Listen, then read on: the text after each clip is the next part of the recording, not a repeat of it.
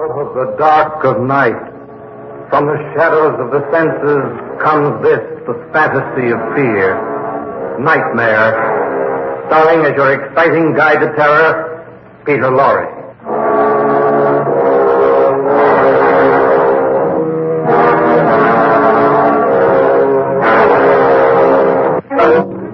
Oh, you don't believe in ghosts?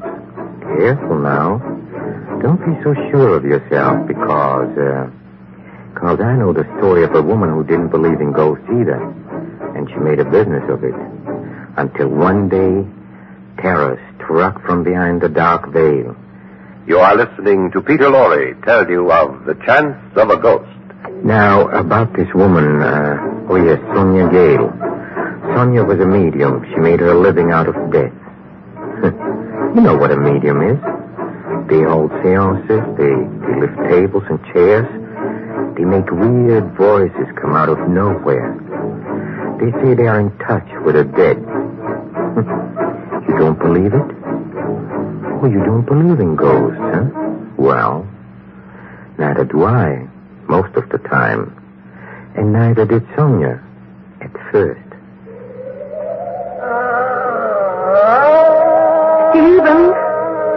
Stephen, can you hear me, Stephen? Stephen, where is it? Stephen, tell me. Oh, come on, Myra, let's get out of here. Ben, please. I say this is ridiculous. Come on, let's go. Oh, yes, little one, yes, little one. Stay seated, Mr. Jones. Don't move. She's contacted her control. Baloney. Ben, please don't move. Keep your hands on the table, Ben, or you'll break the trance. Can't you see she's in the trance? She's been in a trance all her life. Benny, please. Every time we come here, she goes into one of those phony trances. And we still haven't seen her spoken to Stephen. Quiet, Mr. Jones. You'll destroy the seance. You asked me. We're in a trance for coming here, paying good money for this foolishness. Oh, little one, I hear. She hears. I didn't hear a thing myself. Stephen, we want to talk to Stephen Jones. Ask him where the money is. Be quiet, please, Mrs. Jones. One thing at a time. She has to talk to the control first. The money, Stephen. Tell me where it is. Little one, ask him where the money is. The money. Oh, nuts. There. Jones, you destroyed it. I'm going home. Get the lights on, Charlie. Yeah. What happened? He broke the spell. You shouldn't have moved then. You shouldn't have taken your hand off the Oh, table. baloney. Come on, Myra. Let's go. Mr. Jones, I don't know why you come here if you don't intend to cooperate. My wife wants to come, that's why. But I must speak to Stephen. We'll let you know, Mrs. Jones. We'll let you know if Madam Gale will let you have another appointment now. We'll call you. Oh, all right. Come, Ben. I've been ready for an hour and a half. It's all your fault. My fault. You hadn't been so impatient. Taking your hands off the table. Oh, Myra. They gone? Yeah. They're gone. Boy, I need a drink, will you, Charlie? Sure. Hey, you, Lionel? I'm always ready for a drink after one of these sessions. Oh, Lionel, now don't start up again. I haven't said a word. I can see it coming. Bottoms up. Thanks, Charlie. Luck, Lionel. Something I can always use. Oh, well, how'd I do? Ah, you were wonderful, Sonia, as usual. I haven't lost my acting ability here. I only wish you'd put it where it belongs, on the stage. Oh, Lionel, I thought you said you were going to be nice. Never said any such thing. Well, I'm tired. I can't stand another argument. As usual. Charlie? Huh? Charlie, I'm ashamed. Both for myself and Sonia. Now, look, old boy, there's no need to... No, I really am. And I just had to say it. Oh, shut up. One of these days I will. Hey, I seem to be in the way around here, and anyway, I've got a dinner engagement. Don't be silly, Charlie. Fix us another drink.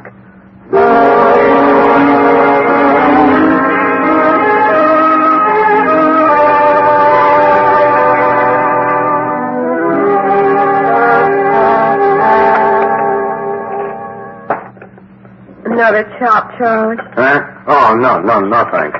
So you're going to give them another apartment? Well, why not? Sonia, those people aren't made of money, you Well, know. they've got more than we've got. Rob the rich to feed the poor, that's what I say. Pass the string beans, Charlie. String beans. Oh, Sonia, where's your conscience? Oh, Lionel, stop. Sonia, I don't have any conscience. You used to have one. When we were married, you had a... When we were married, you had a job. Well, because I haven't had a stroke of bad luck doesn't mean that you have to indulge in a dishonest, unscrupulous racket. Stroke of bad luck. 5 years now. Some stroke. Now what's the matter? Sonia, I'm not going to play the part of your stooge any longer. Now, just a minute. You can get somebody else to help you with your hypocrisy. You can get another assistant to rig the wires that make the hands float and the table rise. I'm getting out. Oh, you're going to look for a job? I didn't say that. Of course you didn't. I'm going out for a walk. I'll see you, Charlie. Oh, yeah. Got a cigarette, Charlie? Sure. Thanks. Well, I guess this evening hasn't been exactly enjoyable for you.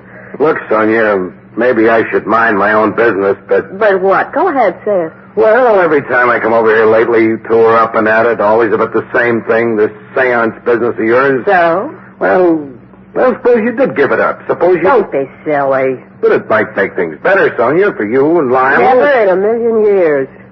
Come on, Charlie, out with it. It's not just your interest in Lionel's and my welfare. You're against it, too. Well, not exactly. Look, my brother was a spiritualist. There's a difference, Sonia. Martin was admired when he was alive because he was sincere. He believed in what he was doing. And I don't. Admittedly. All right, so I'm in it for the money. That's the difference. And a good, sound, sensible difference it is, too. If other people believe in ghosts, why shouldn't I take advantage of it? Why shouldn't I?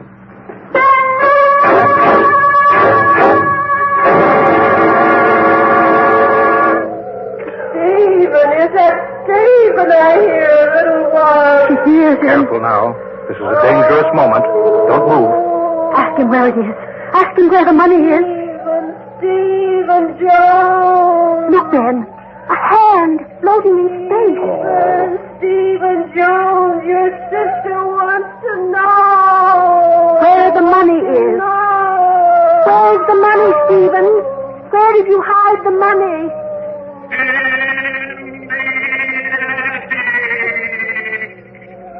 Under the third floorboard.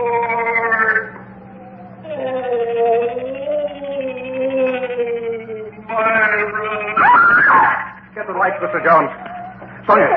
Sonia, you all right? Oh, what happened? Come on, Ben. Let's get out of here. The attic, he said, under the third floorboard.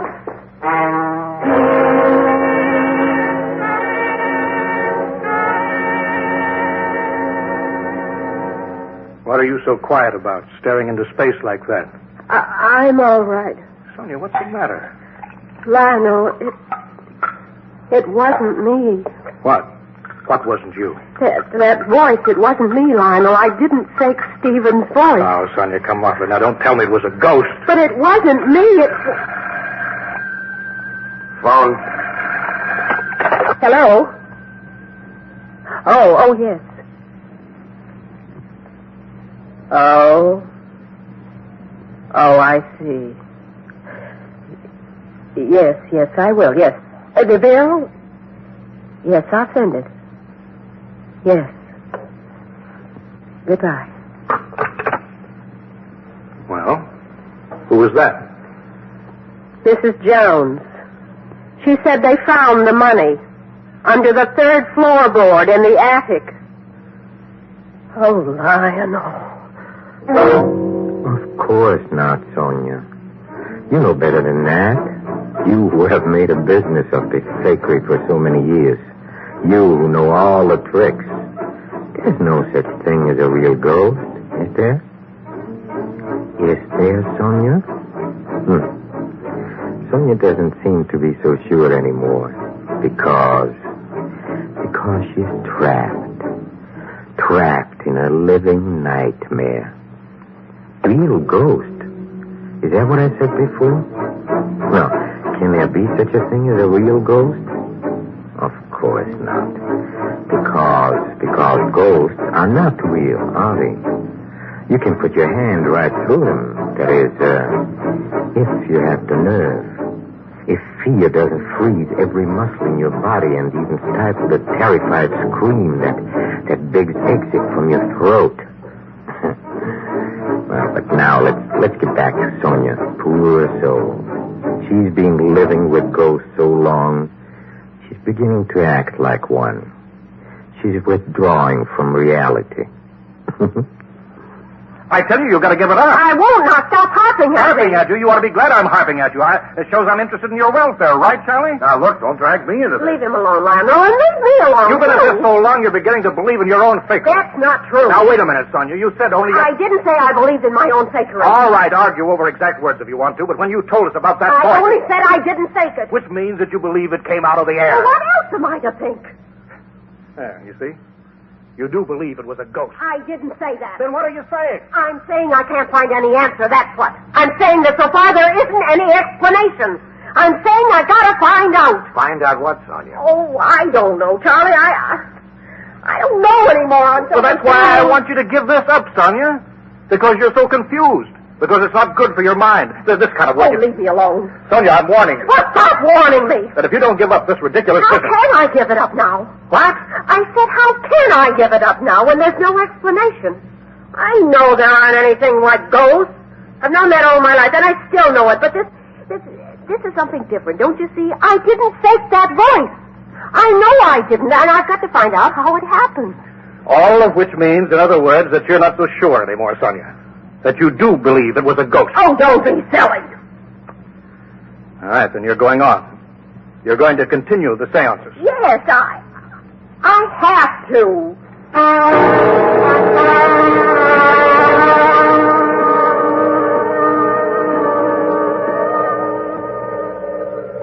Stephen Jones, little one. Can you let us speak with Stephen Jones? Ask him where the rest of the money is. Your sister wants to know. Stephen, there's the rest of the money. Come on, Steve, old boy. Come on, boy. Stephen, we found part of it, but there was more. There was more, Stephen. Come on, Steve. Don't be an old skinflint. Where's the rest of the dough? You can't use it where you are. Jones, please. Hurry up. Stephen. Stephen, it's me, Myra. No. I'll get them. Oh, goodness. I can't. What happened? Sick. Sonia, what happened, my dear? It just won't work. I guess something's wrong today. I don't know. I couldn't hold the little one. I'm sorry, Mrs. Jones, but Madam had some trouble during the trance. We'll have to make it another time. But the rest of the money? Steve must know where it is. I'm afraid we can't continue today. Perhaps next week. Oh, all right. Come on, Ben. Oh, just when it was getting good. You all right? Sure, I'm fine. You got a cigarette? Uh-huh. Thanks. Well, I guess I was wrong. About what? That last seance. I didn't hear a thing today. No voices, thank goodness.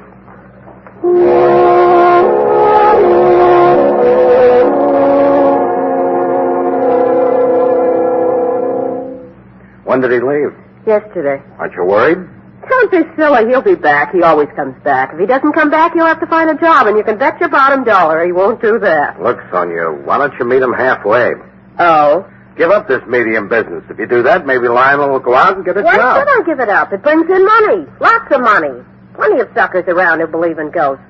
If people are going to spend money anyway, why shouldn't I collect it? A certain amount of truth in that. But, Sonia, speaking of people who believe in ghosts, you did just the other day. Who, me? That voice. My imagination, a trick of the mind. But you weren't so sure the other day. Well, I am now. Nothing happened in yesterday's seance. True, but you still haven't found that explanation you were looking for that voice. I don't need it. I tell you, it was my imagination. I thought I didn't fake that voice, but I must have. Simple. You weren't so sure about it the other day. You keep saying that. You weren't sure, Sonia. But I am now. Are you, Sonia? Of course. What makes you think I'm not?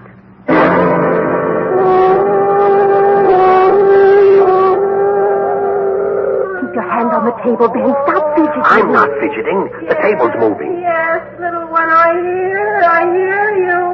Yes, I hear you, little one. She's got little one. Be quiet. Little one. Ben, look. Huh? Look, Ben, a light. A shape in the light. You can see right through it.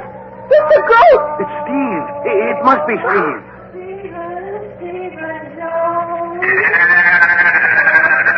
Stephen! him! Where's the dough, Steve, old boy? Where's the rest of the dough? Look, it's coming closer. Is that you, Stephen? Is that you?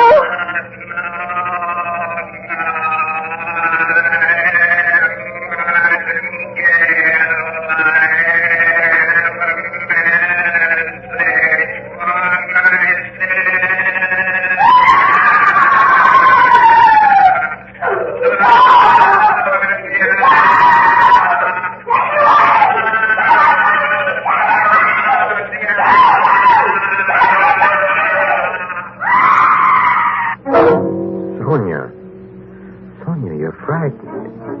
Don't be frightened. It's only a ghost, and ghosts can't hurt you. They're only made of nothing. Poor Sonia. She's been selling nightmares for so long, and now her own life has changed into one. Yes, Sonia's trapped in a living nightmare. Now, let's see, where were we? Oh, yes. Poor Sonia is seeing things, and things she didn't make with paper mache and string. Things she cannot explain. Oh, but Sonia, there must be some explanation. There's an explanation for everything. All you have to do is look for it. Hey, what are these things you're seeing and hearing, Sonia? Why, figments of your imagination, of course. Just a bunch of figments. But you know, if that's true, I think Sonia is worse off. Her mind is going. What's worse? A bunch of figments or a true ghost? Well, me, I'd rather face the ghost any day, wouldn't you?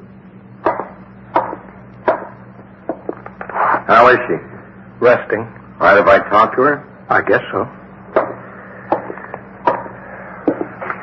Sonia? It's me. It's Charlie, Sonia. Oh, Charlie. I'll see you later, Charlie. Yeah, sure. Feel like talking? Sure, Charlie. Sit down. I hear you had a bad shock. Charlie, I'm frightened. Nah, Sonia. I'm so frightened, Charlie. Sonia, I want to... Martin came back. Oh, now, Sonia. Yes, it was Martin. After 10 years, he came back from the dead. Now, hold on. I'm so frightened, Charlie. What'll I do? What can I do? But this is nonsense, Sonia. You know it, I know it. There's no such thing as ghosts. But I saw him, Charlie. I saw him and I heard him. Now, listen, Sonia. He had a message for me. It was just in your head, your A imagination. message? But what message, Charlie? Oh, I'm so frightened, and I acted so badly. I screamed. I screamed and swore at him. He'll be mad, Charlie. He'll be mad, and then... Now, stop it, Sonia. You know it wasn't Martin. Dead people can't come back. It was your imagination. No, because Mrs. Jones saw and heard him, too. And Ben Jones, he was there, and he saw Martin and heard him. Sonia... It was Martin, Charlie. My dead brother Martin, dead for 10 years, and he came back. Now, why in the world... I don't know. I don't know why he did. But he wanted to tell me something. What, Charlie? Oh, I'm so frightened. I'm so frightened, Charlie. Sonia, you got to pull yourself out of this. He's mad, Charlie. He's mad with me for behaving the way I did, for screaming at him. That's why I'm frightened, because Martin was always so spiteful, because Sonia... He'll kill me. Sonia, stop it. Now, stop it, Sonia. There wasn't any ghost. But I saw him. I saw Martin. Impossible. No, you're wrong, Charlie. Not impossible. You're wrong. It was a ghost. It was Martin. And he's come back. He's come back to tell me something and to haunt me.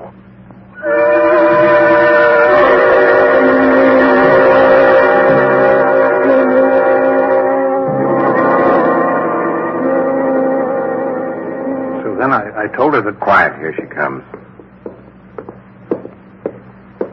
What's the matter, Sonia, dear? Nothing. You've been walking around the house for days, just as though you were in a trance. What is it?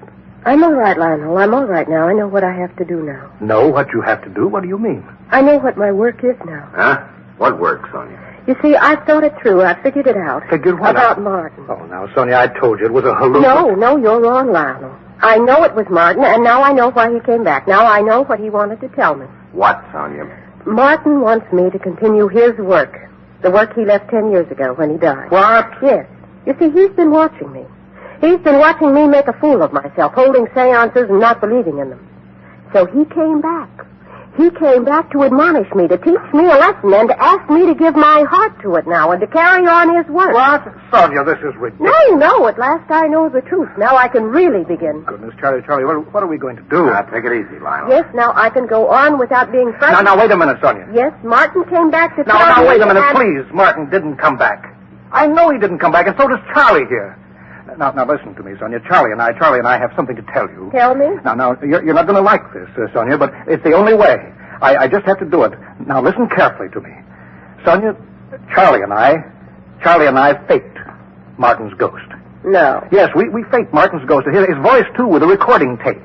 And that other voice, Stephen, we faked that, too. No. We did it, Sonia. We did it because we thought it was the only way to pull you out of this nonsensical... No. We were trying to frighten you, dear. We were trying to frighten you so that you'd give it up. We faked the ghost and the voices without your knowledge. No, that's but not I tell true. you, it is true. It is. Isn't it, Charlie? Isn't it true? Yeah, it's true, Sonia. Lionel's right. We did fake those. No, you're just trying to trick me. But, Sonia... You're trying to make me believe that Martin didn't come back. But he didn't. It was Charlie. Charlie faked his voice. I know. I just won't believe it. Now, I won't because I know that Martin came back. I know what I have to do now. Sonia! I must carry on his work. I know that now. And nothing can stop me. I must put my heart into it, and I must give my life to the realm of the spirit and help others to speak to their loved ones. And I must contemplate and work. I must. Oh, no. Want a drink? Make it a double. Oh, everything turned out wrong. Backwards. Well... This was all your idea, Charlie. Now look what happened. Now look what you've done. Look what I've done. Now, hold on. You went along with it. You thought it'd scare her out of that stuff. All right. But it was your idea. Only one thing I can't understand. What? When I faked the voice of Stephen Jones, that was all nonsense I said about the money being under the third floorboard in the attic. But then they found it there. How come? I need another drink. So do I. So, in the dark of night, if you see a light, don't be scared and don't you faint. Just remember, in your fright, there's nothing there. Because ghosts ain't.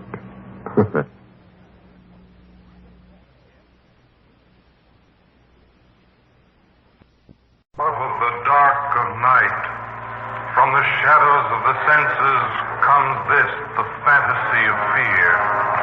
Nightmare, starring as your exciting guide to terror, Peter Lorre.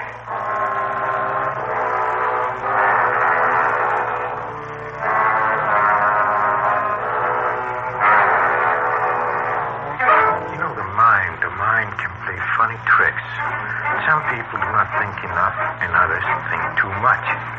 The bars of steel in a prisoner's cell are but weak when compared to the prison of the mind, once its door has clanged shut, locking in fear. Steve was a brave man, and brave men shun fear.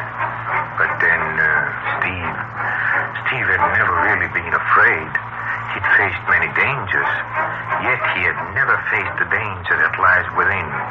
So he found himself trapped in a living nightmare. You are listening to Peter Lorre telling you of The Purple Cloud, another transcribed story of Nightmare. Now about this hard, rugged fellow, Steve Maxwell. A different kind of man from most of us. Muscular and bronzed by the sun. He was an unusual specimen of manhood. And yet, he became so weak and so afraid. In a way, it's rather difficult to understand, you know. He lived with nature, and so he should have understood it. But unfortunately for Steve, he came face to face with the one thing that can't be defeated with fists and brawn. If he had just... Well, but you find out for yourself. Maybe that you'll run into an old enemy of yours, huh? We shall see. More coffee, Steve? What, sweetheart? Coffee. I got time? Well, it's only 5:02. Like another cup. Mike's going to pick me up. You know him, always 10 minutes early. I'll put it on anyway. Maybe he'll be late for a change.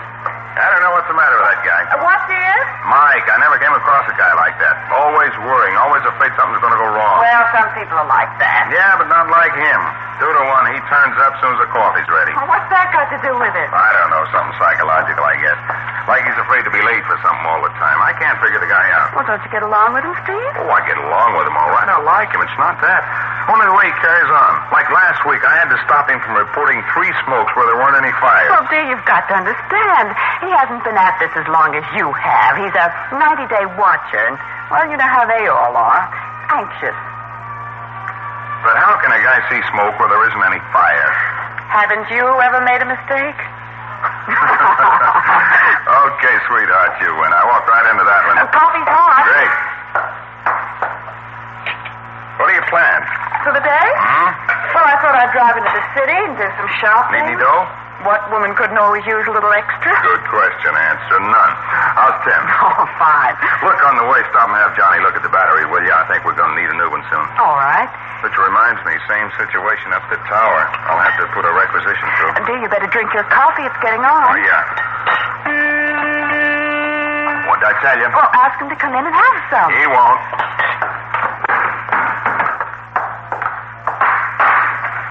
Okay, Mike. Come on, will you? We'll be late. Be right with you.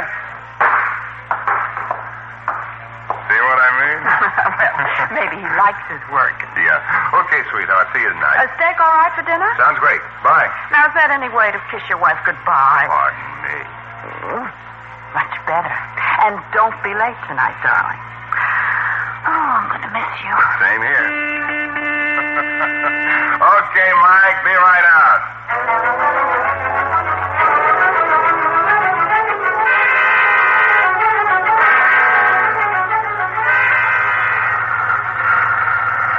Brought an extra thermos of coffee this morning. Good. You interrupted my second. Huh? Nothing. You got a cigarette, Steve? Sure. Thanks. Don't mention it. Only just watch what you do with that butt. You don't want to start a forest fire. Huh? I said, oh, forget it. Hey, watch it. Sorry. Say, what's the matter with you today? Nervous or something? I don't know. You don't know what? Just one of those days, I guess. You ever get that feeling, Steve? What feel? Well, like something's going to go all wrong. Don't know exactly what you mean. Well, it's like a premonition, you know? Premonition, huh? What you got a premonition about? I don't know exactly. It's just a feeling. I know something will go wrong today, that's all. All wrong. You've been listening to too many radio programs up the tower. I'm telling you, Steve, something's going to happen today. I just got the feeling. Okay, you got the feeling. We'll see. Jets? Jets? Yeah, airplanes. You know, they fly up in the sky. Boy, look at them babies go. What's going on? What are they doing up there? What are they doing up there? They're flying, boy, flying. Oh. Sabres, I think. Yeah, sabres. What's this world coming to anyway? Why do people have to go so fast? Look who's talking. Huh? Nothing. Well, there's the tower. I guess Tony will be glad to see us getting here early. Uh-huh. That night watching is nowhere. I had it for a while a few years ago. Poor Tony, he sleeps in the daytime. His wife sleeps at night. Funny how the world is, huh? All mixed up.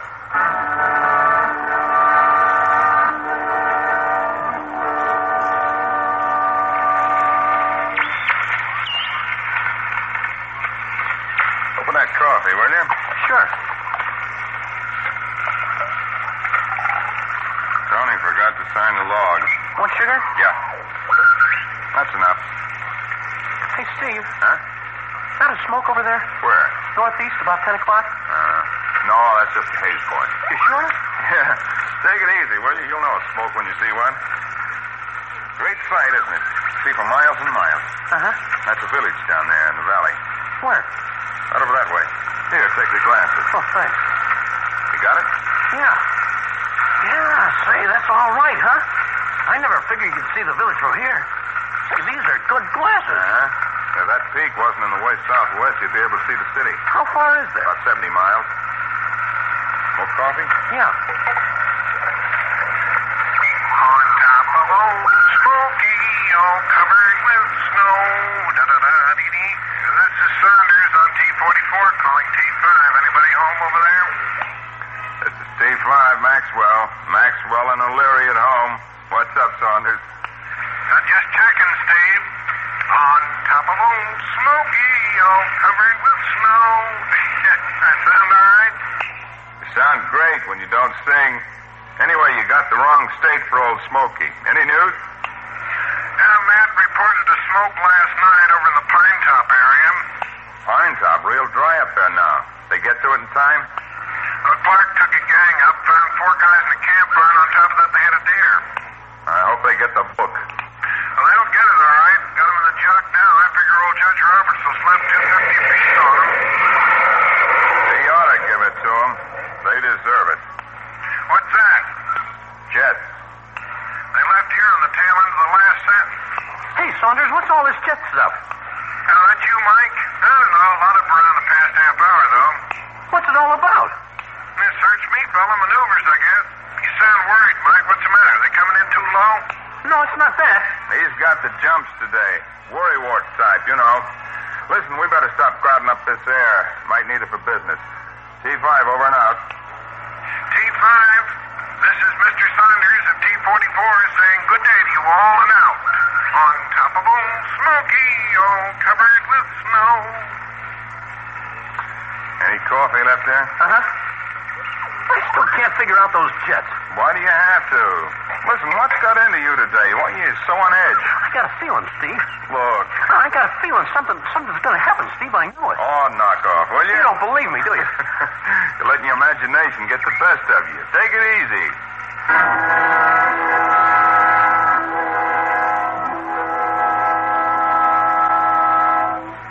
Mike. Yeah? What's the time?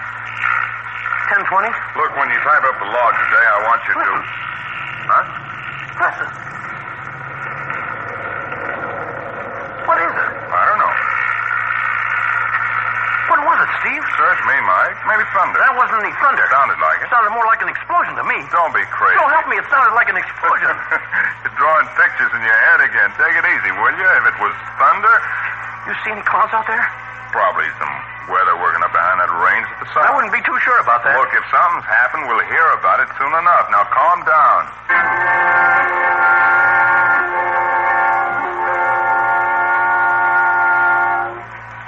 Hey, you notice something? Hmm? The silence. Silence? Or carrier noise. What's wrong with that radio? Looks all right. Switch over. Yeah. Flick it back and forth a few times. What's the matter? I don't know. Hey, look. Huh? Southwest. That's the smoke, Steve. Let me take a look. That smoke, sure as I'm standing here, that's the smoke. Give me those glasses. Here. Yeah, that's smoke, all right. What did I tell you? Huh? That explosion a little while ago. Stop putting 2 and 2 together so fast, will you? You better get on the air. Oh, it's this again. Listen, you better get on the air. Hey, look. What's the matter? That's smoke. It's up from behind that peak. I can see direction that. of the city. Yeah, but the city's 70 miles But away. look at it, Steve. Look at it. What are you talking about? The shape. Shape? It's a mushroom, Steve. Oh, cut it out, will I'm you? telling you, look at it. It's getting bigger. Look at the shape it's taken. Wait. So help me, it's a mushroom. Look at it. Does kind of look like a mushroom. Sort of. Steve, you see? See, there does seem to be something in the air. Perhaps Steve sees it. And you know, he's a man of action. But I have the feeling that Steve doesn't know exactly what he's fighting. Yes, there is a cloud. It is a cloud that has settled over the mind. And so Steve is trapped in a living nightmare. Now, let's see, where were we? Oh, yes. Poor Stevie. He has eyes to see with, and yet his vision seems impaired. Still, there are so many things that cannot be seen with the eye. Insignificant things like thoughts and fears. And when the eye of the mind becomes blurred, man may run great distances and do strange things, like Steve. Well, let's find out about him. Say, have you ever had a really terrifying thought? Look at the color. What? Look at the color. It's turning purple. Just the light. It's For not... Pete's sake, how much evidence do you need? You're trying to tell me the city's been bombed? It's right there for you to see. Stop it, will you? It's a mushroom cloud, purple. It's almost a mushroom, not quite. Just sort of. Steve, I'm telling you. Save it. It's a smoke, all right, and we better stop gabbing and get on the air. T5 to all stations. T5 to all stations. Do you hear me? Nothing. The devil's the matter with this set? It wouldn't work before, Steve. Wait a minute. Take a look at the battery lead, Mike. It's all right. You sure? It's all right. T5 to all stations. T5 to all stations. Come in. Anybody? No carrier. Great. Maybe it's just a receiver circuit. I'll put the message out anyway. You get on the phone to the village. Right. Hello. T5 to all stations. T5 to all stations. Come in, We report please, smoke southwest of us. Operator, please. Azimuth reading Hello. 260 degrees. Repeat, Hello. a big smoke southwest of T5. Azimuth reading 260 degrees. Please, operator. Operator. T5 over. Come in, somebody. Operator. Can't raise anybody. This is great. I don't even know we're going The out. phone's dead. What? It's dead. You kidding? Try it yourself. Hello? Hello? Hello? No dial tone. I tell you, it's dead. Sure is. Now, let's take a look at the lead in. Over this way. Yeah. It's all right up to this point. There's a break-in somewhere. Uh-huh. Steve? Listen. Steve, look at that cloud. Steve, look at the size of it. It still could be just a fire. That size? I've seen them bigger. That shape? That ought to convince you. Listen, nothing convinces me until I've seen It's it. right there for you to see, right in front of your eyes. It's not exactly like a mushroom, Mike. All right. Maybe they have a different type of bomb. Maybe it doesn't look exactly like ours after the explosion. Explosion. Yeah, you remember the We heard it. We heard something. Well, what else could it be, for Pete's sake? All right. Maybe you're right. But let's wait it out a few minutes, huh? Anything I hate is putting two and two together and making five. Well, it all makes four in my book. The explosion, the cloud, those jets. The sky is full of jets. They wouldn't bomb us like this, not in broad daylight like this. You remember Pearl Harbor? I was out there. Come on, let's try that radio again. T5 to all stations. T5 to all stations. Come in. Come in. T5 to all stations. Has there been an A-bomb raid? Has there been an A-bomb raid?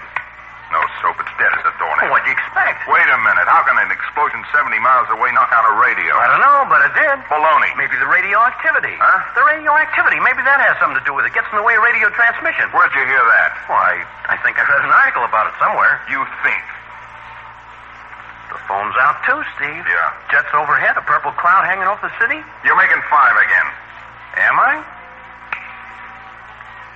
No life left in this. Well, what'll we do, Steve? I don't know. We're not supposed to leave the tower. In a case like this? Yeah, we're not doing anybody much good, are we? No radio, no phone. Oh, no. What's the matter? Jane. She said she's going into town today. Oh, no. You sure she went? I don't know what time she's going to leave. Give me those glasses. Oh, no. See anything? A lot of activity in the village, a lot of it. What do you think, Steve? Huh? What are we going to do? I got to see if she's all right. We're not accomplishing anything up here. Come on, Mike. We're going out. Now is your chance, Stevie. Now is your chance. This is your chance to use brawn and muscle. You can run like the wind, even faster than a cloud. Strength. It takes strength to fight this thing. Some hidden power is driving you on and on. And so you go. You run after this enemy, huh? Perhaps you'll meet him face to face. Oh, yes. The poor fellow. He doesn't realize running does no good. So Steve is trapped. Trapped in a living nightmare. You know, to some people, the only answer to a problem is action. They must do something, anything. With them, even love cannot remain a passive thing. And so even love hurts them. And when they become afraid, they must take action. This sometimes provides a carried field bait for fear. It's strange. Fear knows no boundaries, except the edges of the mind. But then, that's room enough. I wonder if Steve knows that. I don't think so. Shall we find out? Hurry up. Okay. You first. Steve? Huh? Look at that cloud. Look at it. Don't stop and stare. Keep going, will you? Come on. Okay. All right, let's go. Now, that Jeep better start. You driving? Yeah, I'll drive. Oh, no. What's the matter? Quiet. What is it? Won't catch. Turn the key on. Huh? Turn the key. Oh, You nervous or something? aren't you?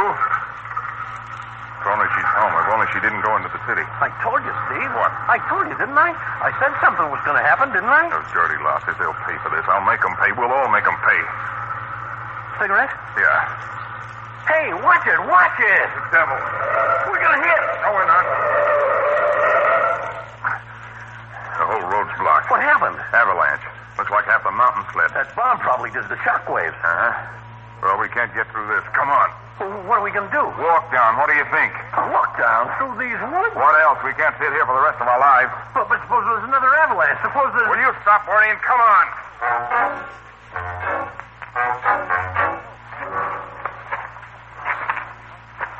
Steve, Huh? take it easy, will you? I can't keep going. We've got to. I'm all in. We can't stop now. Just for a minute, 1 minute. Let me get my breath. Listen. I can't keep this up. All right, just for a minute. You got a cigarette? You'll do better without it. But I'm telling It's better if you don't smoke now. You can wait. All right. You sure you know where we're going? Yeah. We're not lost, are we? We're all right. Look, if you're too tired, I can go on ahead. Meet me in the... No, I'd never find my way. Okay, then you'll have to keep going. I got a wife down there in the village. If she's still there. Okay. Come on.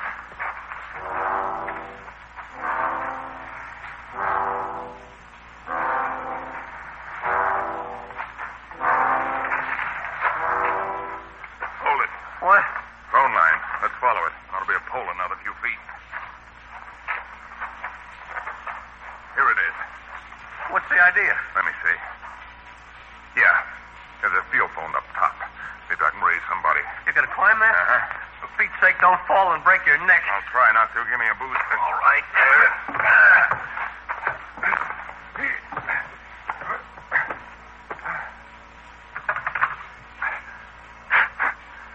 Hello.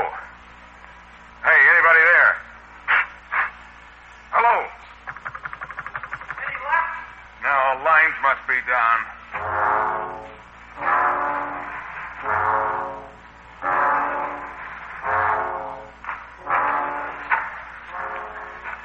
Wait a minute. Wait. Hurry. My ankle twisted. We can't stop now. Just slow down a little.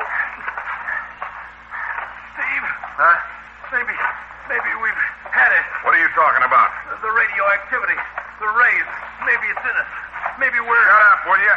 Stop thinking so much.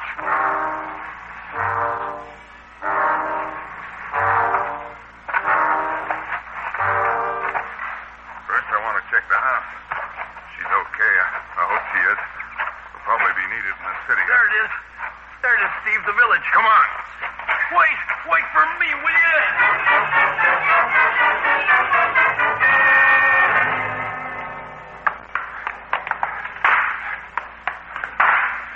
Jane. I gotta Jane. sit down. Jane. Jane. Who's there? Jane, honey, you're all right. Oh, baby, you're all right. Come here, sweetheart. Oh, Steve, what's the matter? You're okay. You didn't go in. Oh, sweetheart. Steve, what are you doing home this time of day? What happened? What happened? The radio went out. The phones, too, after we saw the bomb explode. Bomb? What bomb? Huh? The A-bomb. What's the news, Jane? How much damage? What? What are you two talking about? What bomb? Damage? Oh, you mean the avalanche? Well, it sure caused things to happen down here, but nobody was hurt. Wait a minute. Don't you know we've been attacked? The city atom bombed? Steve, are you pulling my leg? Pulling your leg. The explosion, the radio going out, it all adds up. It must. It's better. Turn on the radio. It's still working, Well, sweetheart? of course it is. I don't understand all this. Wait a minute. The cloud, then there was the cloud. Shut up. While 200 Sabre jets roared overhead, the parade for General Riley was one of the most impressive the city has ever given a returning war hero. It lasted for 3 hours and was only marred by the waterfront fire in the Universal Oil Refinery, which sent a great pall of smoke rising over the city. But the fire was brought quickly under control and no lives were lost. Didn't you know? General Riley All himself the jet was quoted planes as were out saying, and everything. "It We is saw them with a fly sense over. of Wait a minute. Gratitude that I proffer my thanks on this occasion. This parade will be long remembered by the people as one of the biggest parades in the city's history. Outside the city in the mountain village of Carver, an avalanche near Pine Top Range caused momentary panic, but luckily no lives were lost, although damage is heavy and more than 3 roads are blocked off. Oh, no. Oh, Steve, dear, what's this all about? I don't understand. Jane, will you fix some coffee, please? I'll have a few words to say to Mike. Well, I don't understand. Please, dear.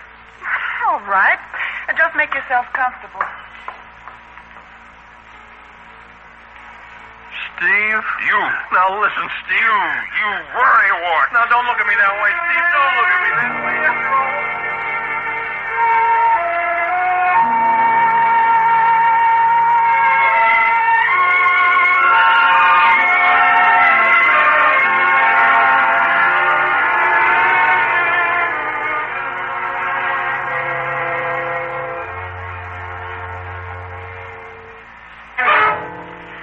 Steve Maxwell saw a purple cloud, heard sounds that seemed so awfully loud. He did the thing we thought he would, did the thing he thought he should, did battle with a foe so mean, an adversary that's not seen. The outcome of this struggle is one that has so oft been told. Man fears naught but fear, you see, except perhaps eternity. So we are calm, you and me, free from all anxiety. Oh, I do hope you'll sleep tonight. I know I will. I may take a short stroll through the woods before I retire. I like to watch the quiet clouds as they cross before the moon. Beautiful to see. Night is always so lovely. Say, by the way, what makes you afraid?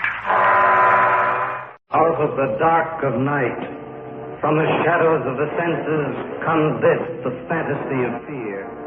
Nightmare, starring as your exciting guide to terror, Peter Lorre.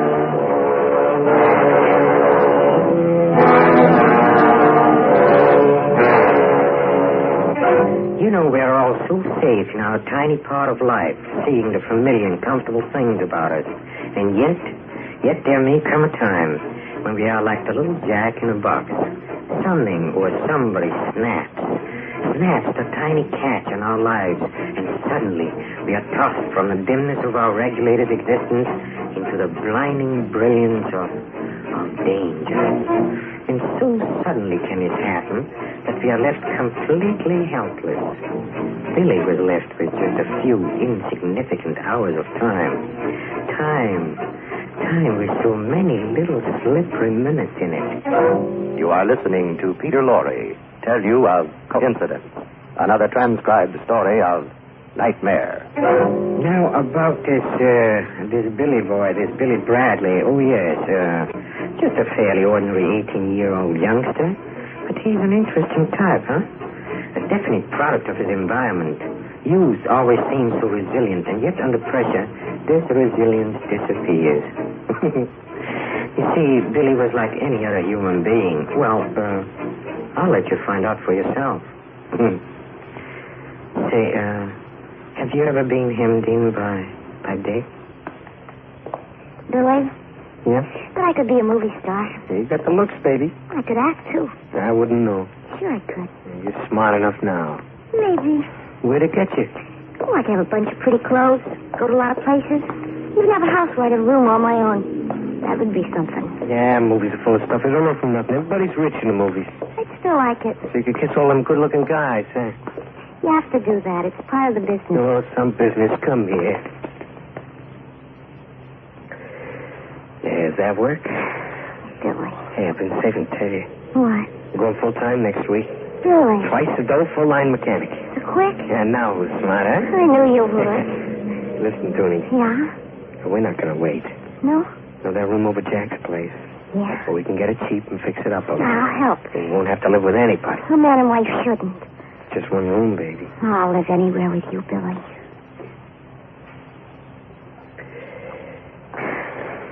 Billy. You could be an actress, huh? I'll be anything you want me to. I guess I've always loved you, Billy. Even when I used to pull your hair? I didn't mind. You cried. No, it hurt.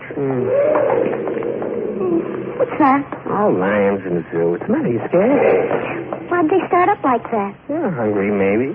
Sound fierce. We got a right to be. How'd you like being shut up in a cage all day? I'm shut up in a department store. I'd yell, too, if I was shut up. You bet I would. You won't be. Well, here's where I cross over.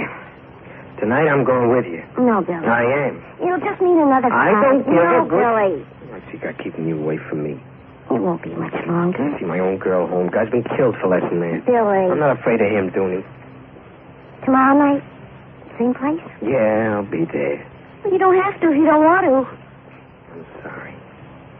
Good night, baby. Night, Billy.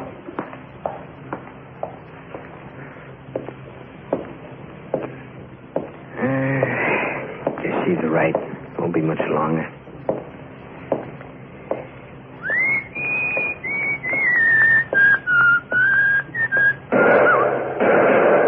Sounded like shots. Maybe somebody's hunting in the zoo. Backfired. Yeah.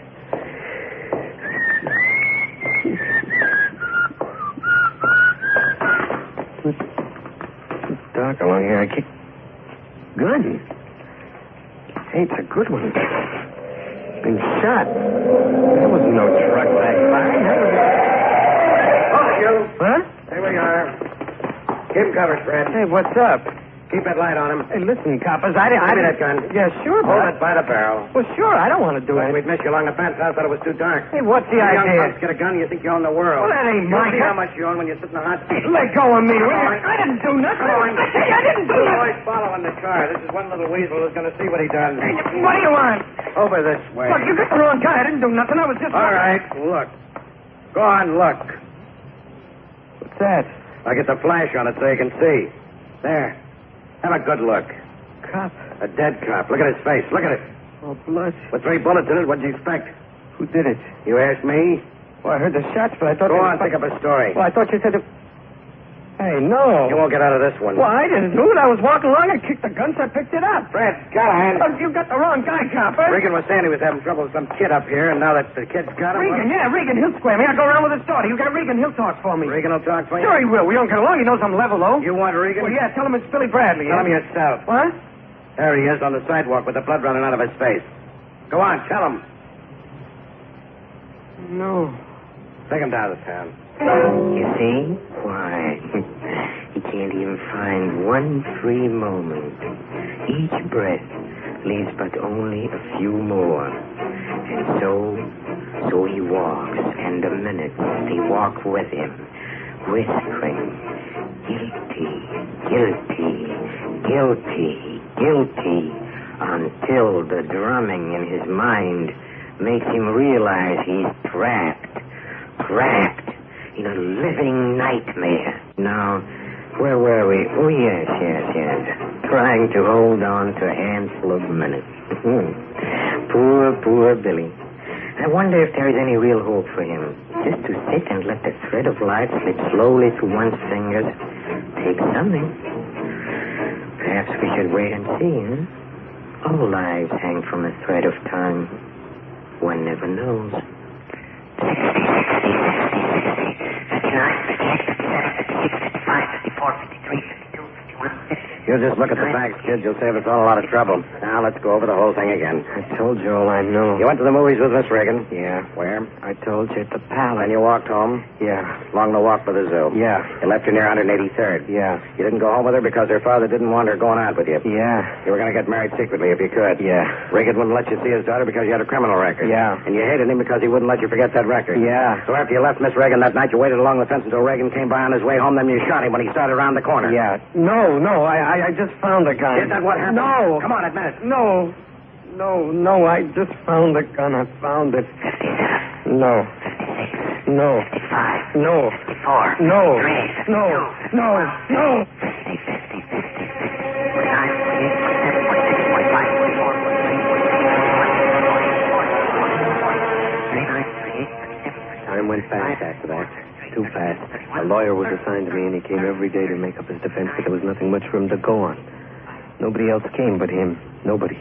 And came to trial, and I was in a courtroom full of people who all seemed to be staring at me. I knew what was happening, and I couldn't stop it.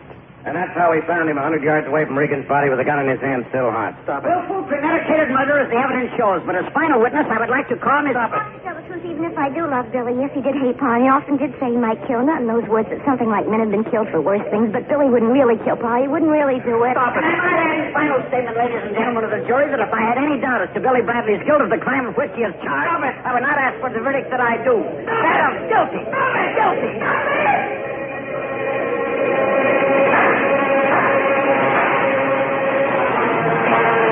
Stop it. 59. Stop it. 58. Stop it. 57. Stop it. 56. Stop it. 55. Stop it. 54. Stop 53.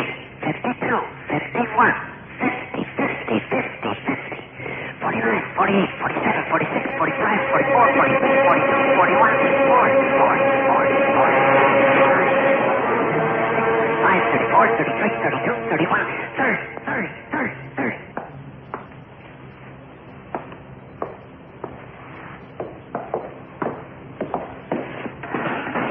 Here's your boat, Bradley. No!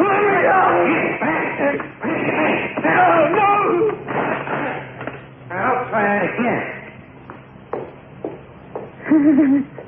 That won't do no good, white boy. No. Walking won't help none either. You can get nowhere that way. What do you expect me to do? Just sit down, rest up. You got time for that. Rest is near the best cure for bad luck I ever found. Oh, sure. I got all the time in the world. You got a lot more time than me. Gonna stick me in the chair. Well, that means you don't live so long as you might expect. I didn't do it. Oh, sure The not. bars all around like a cage. Well, I got 'em around me, too. Go nuts. Maybe that's good, too. Nothing's good. You got it pretty bad, huh, boy? I don't know what to do. Not much you can do except sit and rest. Go on. Try it. Yeah, maybe I better. Sure. Won't hurt. Name's Billy, huh? Yeah, Did I kill him? I think I did. Sure. He's doing all right. Had things set up nice. That's the way it goes. Sure, I was in reform school, but I grew up and I got smart. A lot of the kids stole things.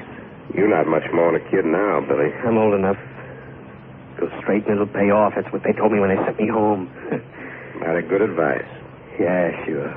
That's where it got me. Could have got here a sight sooner. I hate all of them. Hating's no good either. Well, it's good for me. Yeah, I used to think like you was. I was out to hate anybody and everybody. Yeah. Got so's I didn't need no reason. Used to hate doors, because they wouldn't open for me even. Now, a door can't help it if it got stuck and won't open, can it? No, I guess not. So, after a while, I figured how funny it was a fella hating something, because it is what it is. Yeah, I figured there was no sense to it. So I just don't hate no more. You just relax.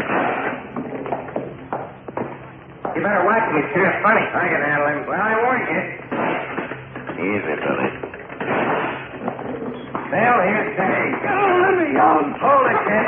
Told you she was nuts. Get in there. Sit down. Get me out of here.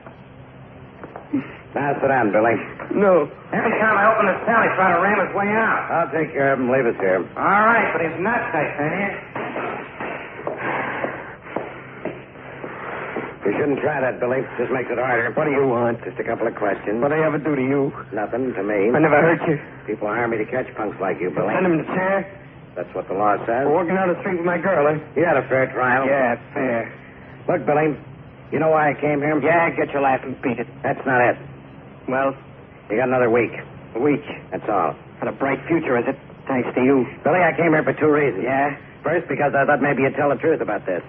I don't like to see a man go to the chair still lying about his innocence. That's it, huh? Most of them break down and admit sooner or later, and I always like to know. You like to know, huh? You like to be sure you're not going to have the wrong guy burn up for his life, but so you can sleep nights. Well, not exactly that. Sure, I'll tell you. Sure. You want me to say, okay, go ahead, put me in a chair and burn me because I said old man Regan, huh? I'm not going to say it, you hear? I'm not saying it because I didn't do it. And I'm going to be sitting somewhere watching you turn into it every night trying to sleep. And I'll laugh. I'll laugh out loud. Now, look, Billy, look. Do not clench your fists. You cannot grasp time. And after all, death is only a moment of time. But you are young, yes. And youth wants all of every moment. Come on, sit down, Billy. It might be that in death you'll find freedom. Poor Billy. Poor Billy. He can think only of his freedom. And so he's a complete captive. Trapped in a living nightmare. Death. Yes, death. The solution to all problems. Death, where the mind is finally at rest. Death, where the body stops its restless twisting and turning. An interesting thought, isn't it? But Billy's not worried about what death may bring. Oh, no, poor boy. He's so busy clinging to the last moment of life. Step toward eternity. Shall we see? I got Miss Regan outside. If you'll keep calm, I'll bring her in. Toonie? I finally wrangled it, and I'll bring her in if you'll keep quiet and not try anything. How about it?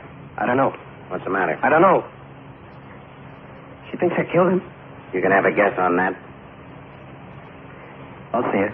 All right. Right. Okay, okay? Yeah, fine. Bring the girl in. If you say so. Want me to close the door, Billy? No, I'm all right. You were looking at it kind of funny. Yes. I'll be outside, Billy.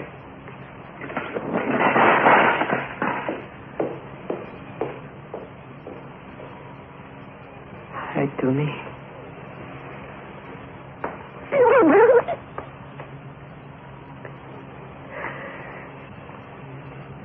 Oh, baby, it's all right.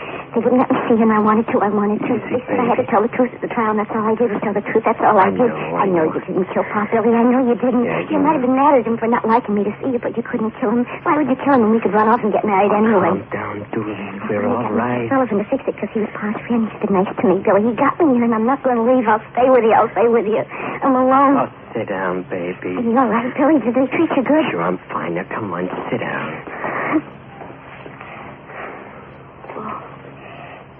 It's good to hold your hand. Billy, I've missed you. Me too, Toonie. You look tired. Yeah, I guess I am.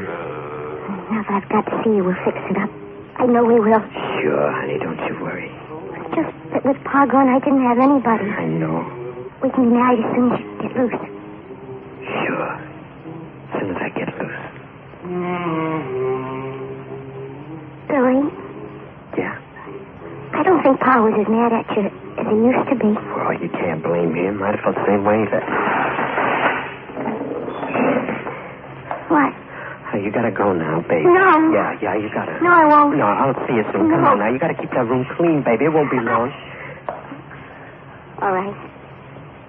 Bye, Toonie. Billy? I'll see you soon. Take her out, guard. I'll be there in a minute. Sure, Lieutenant.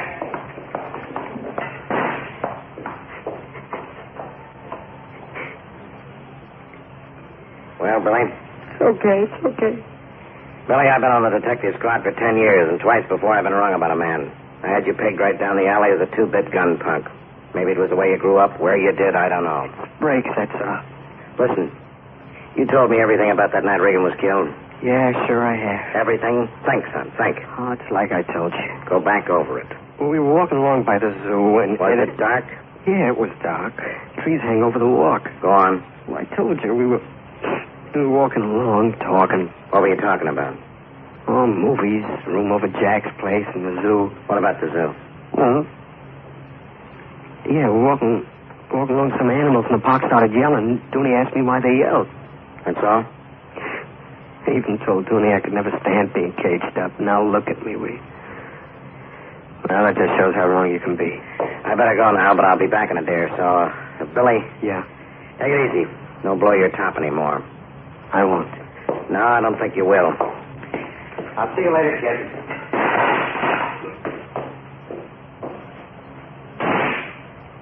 You see why, boy? What? It ain't easy to hate all the time, is it?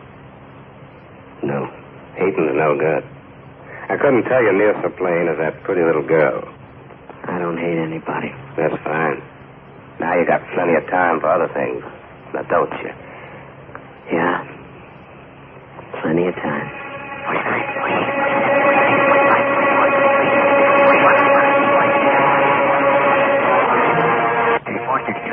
31. Want a cigarette? No, thanks. I got plenty. Was you in the war, Billy? No, too young. Why'd you ask? Well, I was on a piece of the DJ, and I don't know, I guess I kind of felt the way you do now. Right inside, your handshake? Yeah, that's it. I'd like to have been there. You'd have made a good soldier. Maybe. What time has it been? Just about it, kid. Thanks. They better be on time. They will be, Billy. Guards, warden, all the others. Any second now.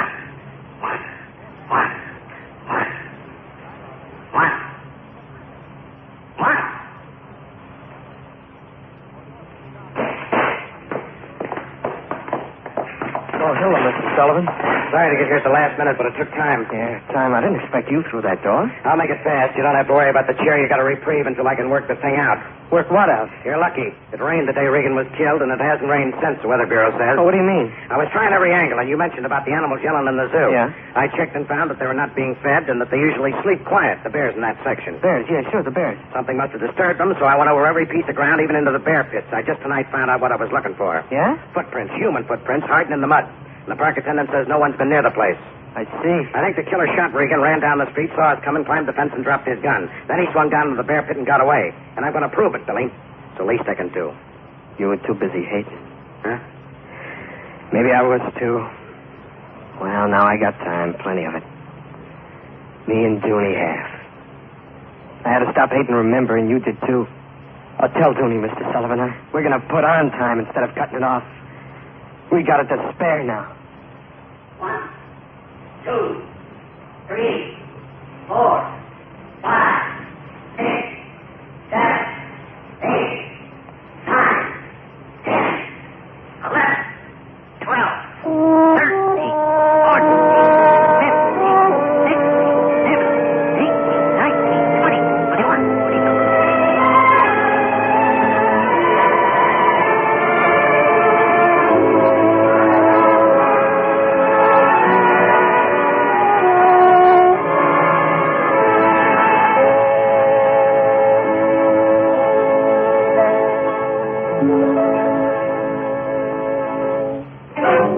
Walked with Billy in a cell, minutes sounding out the knell. Poor Death, most often quite adept, found that she was out of step. So Death must find another one to carry on her ghastly fun. Don't feel sad or even blue. Perhaps she's walking now with you. Oh, I do hope you'll sleep tonight. Oh, I know I will. I feel close and cozy within the four walls of my room. And I can listen to the noises of the night outside. Yes. Say, by the way, what makes you afraid?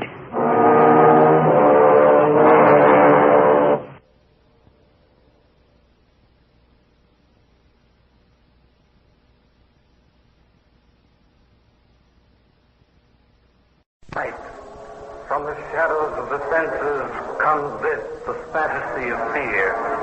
Nightmare. Starring as your exciting guide to terror, Peter Lorre.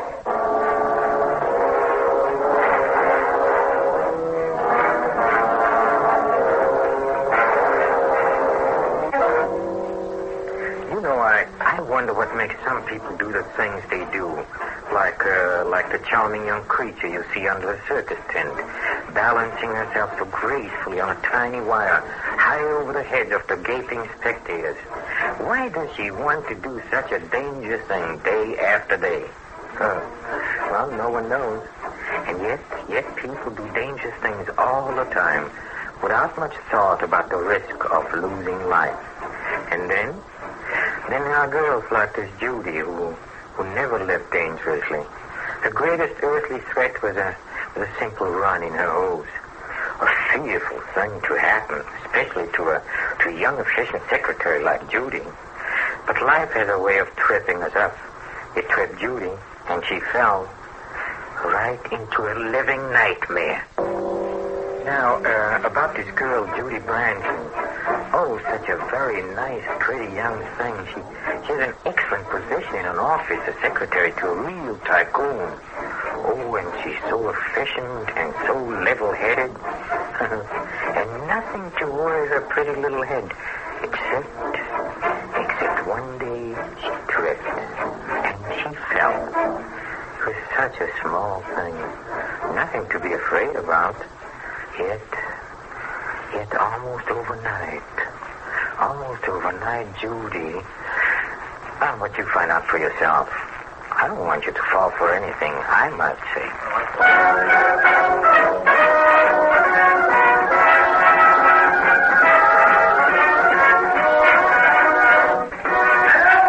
Once again, ladies and gentlemen. I can't look. Once again, for entertainment, we present an exciting young lady behind wires, Miss Georgia Lorre, who will attempt at a height of 100 feet in the air without a net, a double somersault and twist.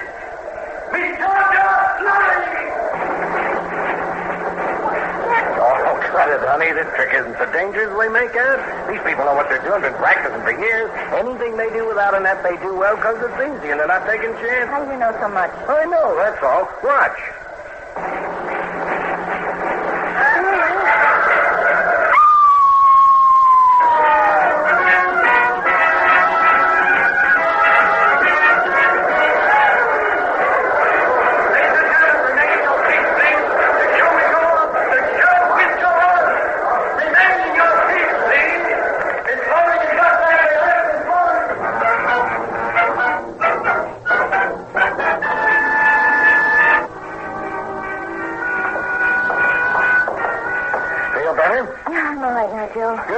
Felt better when I found out she wasn't hurt too badly. Yeah, well, you know those people know what they're doing. Even when they fall right.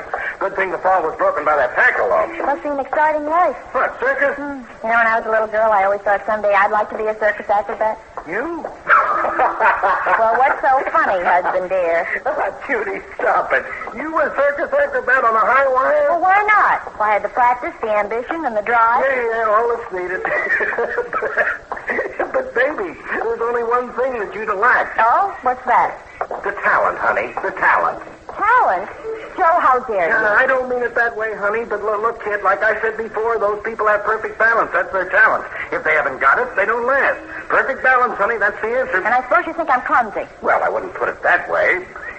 But I wouldn't say you had perfect balance, Beauty. Well, why not? Why wouldn't you say it? Now, don't get insulted. I'm not insulted. I just want to know why, that's all. What makes you think you know so much? Well, look at it. Look at our game of tennis, for instance. Every time we play, you take a spill or two. That has nothing to do with circus work. But it's the same thing, honey. Don't you see that? It's all a matter of balance. And if you fall on the tennis court, it means your coordination is off. That's not why I fall on the court. Oh? Well, and why do you? Because you get me nervous, that's why. Because you're always telling me how you'd like some competition, that I don't give you a good game. Now, look, I don't make you fall. You do, too. Oh, baloney.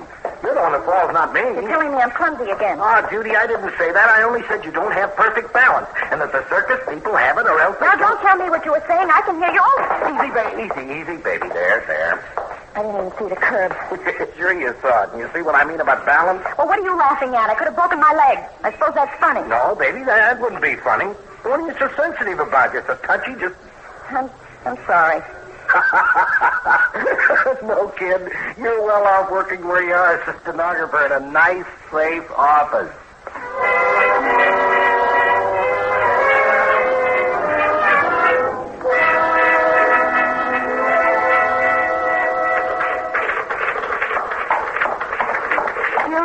Hi, Laura. You ready for lunch? About a minute. I have to finish this paragraph. Sure, I'll wait.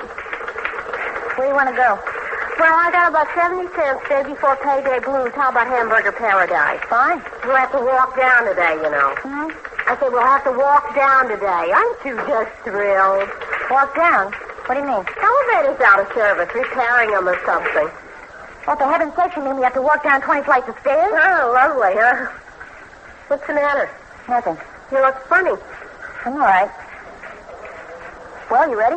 Sure, I guess I can't do anything else with this face. I was born with it. I suppose it'll have to do. Come on. Just let me get my... Oh, careful. Oh, Judy. Are you hurt? no. No, I'm all right. Are you sure? That was quite a fall. I'm all right, Laura. What in heaven's name made you do that? I don't know. Maybe that pencil on the floor. I slipped on it, I guess. Well, didn't you see it? Yes? Well, then why did... Oh, never mind. As long as you're not hurt. Come on, I'm hungry.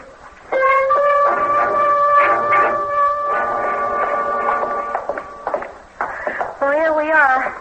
Well, come on, let's descend into the maelstrom. There's nothing we can do about it. Huh. Stairwell's dark, too. Guess they got the electric off while they fixed the elevator. Laura, wait. Huh? Maybe we should... I'll have something sent up. Are you kidding? I told you I only got 70 cents. Well, with a tip and all, it wouldn't be enough, and I'm real hungry today. Come on. I could lend you some money. Oh, come on. The fresh air will do us good. Laura. Judy, what's the matter with you?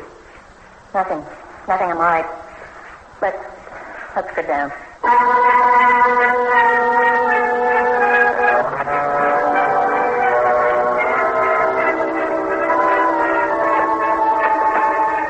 Now, there's 6 steps to the flight. Now, can you feel your way? It's 6 steps down, you turn, and another 6 down, and you turn, and another 6 between each floor. Laura, what floor are we on? Are we almost down? Oh, no, we're only at 15 now, I think. I can't see a thing. There's a man ahead of us with a flashlight. Come on, let's catch up. Wait, don't go so fast. Oh, for heaven's sake, Judy, what are you so slow? Just hold on to the rail and feel your way. Now, come on, I'm hungry. Laura, wait for me. Please, wait. Laura, wait for me. Don't leave me here, Laura, please. Help me, Laura, please. You see? Now you can understand why Judy feels the way she does. Falling can be dangerous. Of course, one can't tumble down 20 flights of stairs. No, that's impossible. We might wish Judy many happy landings, huh? Still, Judy's afraid. One has to take so many steps every day. Steps that have trapped her in a living nightmare. Now, let's see, where were we? Oh, yes. Trying to keep from falling, huh? Oh, poor little Judy. Well, there must be some answer for her. See, I know a place where one doesn't have to worry about falling. She don't mind the damp feeling of cold marble. Oh, but each day fate tries to trip us with small things. Oh, a pencil on the floor, or the runner on a stair, or just a tiny greasy spot. I wonder how Judy can escape. Or for that matter, how many of us can. We're frightened. Well, it's about time you stopped being frightened. It's about time you grew up, Judy. Stop acting like a scared kid. Stop falling all over the place, you hear? Joe, I'm sorry. Yeah, well, how about me? What about me and the laughing stock you're making of me falling on the dance floor, screaming in public, crying in front of all those people, letting yourself be frightened by a flight of stairs? Joe, I couldn't help it. Believe me, I couldn't help it. And then because of a little flight of stairs, because you get frightened on top of everything, you have to go and quit the job. I get panicky, Joe. Sure, you sure did. Quitting a good-paying job because you're afraid of a flight of stairs. It's no fun for me, you know. Gets to be my problem, too, always worrying about when and how you're going to embarrass me. Well, after all, I'm... Embarrass you? Well, if you don't like this marriage, if you don't like me, if you want out anytime, you can. You can. Oh, baby, don't say that. You're making me a nervous wreck. What about me? I'm the nervous wreck, and you're the cause of it. And maybe you're right, Judy. Maybe if all of this ridiculous nonsense about falling down doesn't stop soon, I will want out. Maybe I will. Oh, Joe.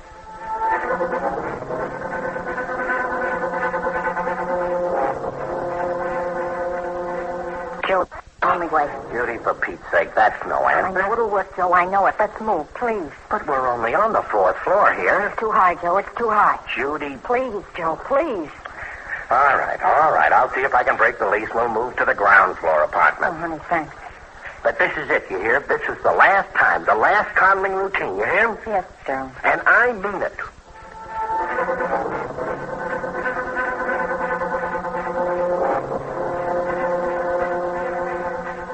You know what I mean, Judy?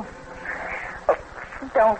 Please don't. We've been living here for 3 months. 3 whole months on the ground floor, and for a while it was fine. I'm trying. But for a month and a half now, you haven't moved out of that chair. You haven't been outside the house more than once a week for shopping. Why, Judy? Why? Joe, please. Why, Judy? Tell me why. The steps. I'm afraid of the steps. Steps? Judy, for heaven's sakes, there's only 3 steps out to the street. 3 stupid steps. I'm afraid I'll fall, Joe. I'm afraid I'll fall.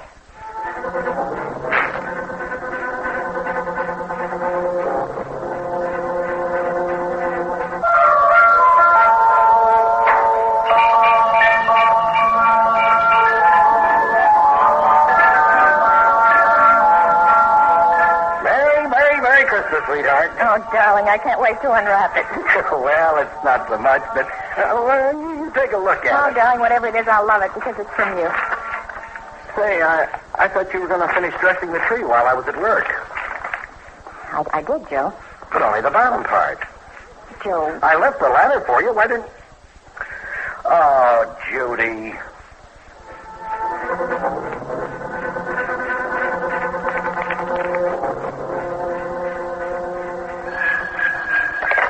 Hello? Well, what happened? I'm sorry, Joe. I've been waiting in this dive with Paul and Laura since 6:15. What's keeping you? I'm not coming, Joe. Not coming? Why not?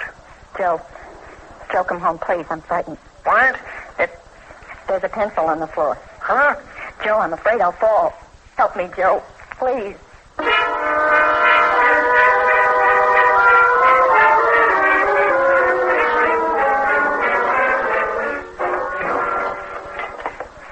More tea, Laura? No, thanks. I gotta watch this figure. Paul says I'm getting as wide as I am high. Man, you never can please them. Of course, I always thought your Joe was different, but I guess I was wrong. When did he leave? 2 days ago. Took a hotel room. Well, if you ask me, it's because you quit your job. These men are all alike. They marry a girl to support her, and then they expect her to bring money into the house. Just like Paul. I tell you, Judy, they're all alike. There's not one that's any different. No, it's my fault, Laura. It's my fault. It's not Joe. It's me. Oh, I'm sorry, Judy. I'm sorry. I'll be all right. Sure. Everything will turn out okay. You just wait and see. You know, I think you ought to start working again. It'd do you good. Give you a feeling of independence. Then you wouldn't feel you need Joe as much as you do, and he'd come back. The minute he saw you going your own way, he'd come running back. You think so, Laura? Oh, I know so. Why don't you drop up to the office this week? I got a feeling old Carter would give you your job back. You know, we miss you around there, Judy.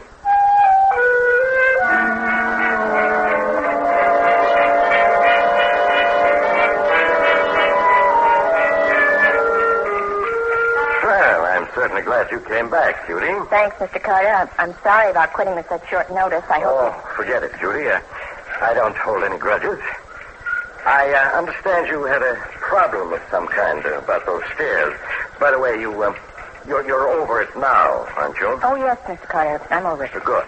Now, you can have your old job back. Same one at the same salary.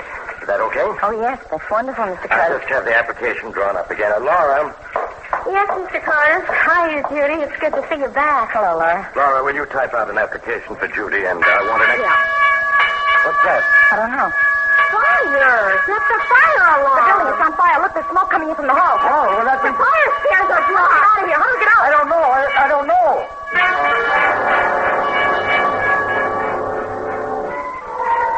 Judy, you got to. I can't, Laura. Judy, for heaven's sake, it's the only way to save No, I couldn't. I'd fall. I know I'd fall. Judy, look at me. Just look at me. Laura. Now, listen. There's only one way out. Through the window and over that ledge to the other side. Now, do you hear? You have to walk over that ledge. Oh, no, I can't. With 20 floors up, it's so narrow. The legs are so narrow. I'd fall. I'd fall, Laura. You want to be burned to death, is that it? Judy, you can't stay here. You have to walk out that ledge. No. Well, I'm going. I'm getting out. Judy, come on. No, I won't. Judy, do you know what you're doing? Yes, you have fallen into fear. You cannot win like this. All life has its high and low places. You're not going to give up so easily, are you? Come on, go on. Take a step and then another one and then another. Poor girlie Judy. She'll never stop falling until she realizes that she's trapped in a living nightmare. Tell me, do you like to climb to high places, a mountaintop, or perhaps you enjoy going to the uppermost story of some great skyscraper, and once there, stretched out below you is the great city in all its magnificence. You lean far out to get a better view, and suddenly, only for a split second, your balance seems gone, but only for a second, and then you catch yourself. After all, you were holding on to a strong iron railing, huh? You weren't afraid. Now, I just wonder about Judy. She has a problem, one that has been left hanging in midair. Shall we see?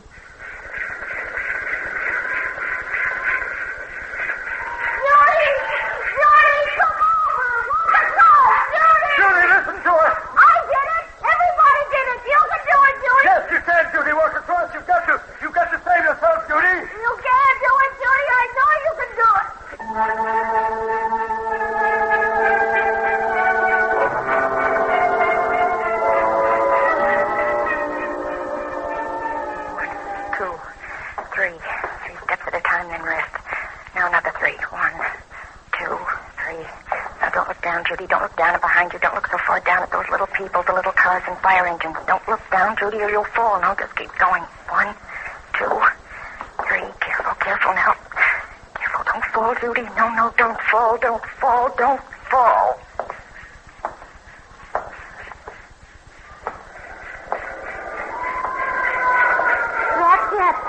That's it, Judy. Closer.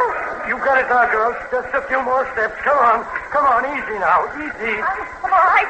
I'm coming. Good girl, Judy. That's it. Now you're here. Laura. Come on, Judy. Wait. What? I forgot my purse. Yeah, but you forgot your purse where? In the office. But you can't go back across that ledge. You can't go back to get it. Why not? Judy, you're out of your mind. No. What's the problem? But where is it? Well, you see, Laura. It's so simple to walk across. You wait here. I'll be right back.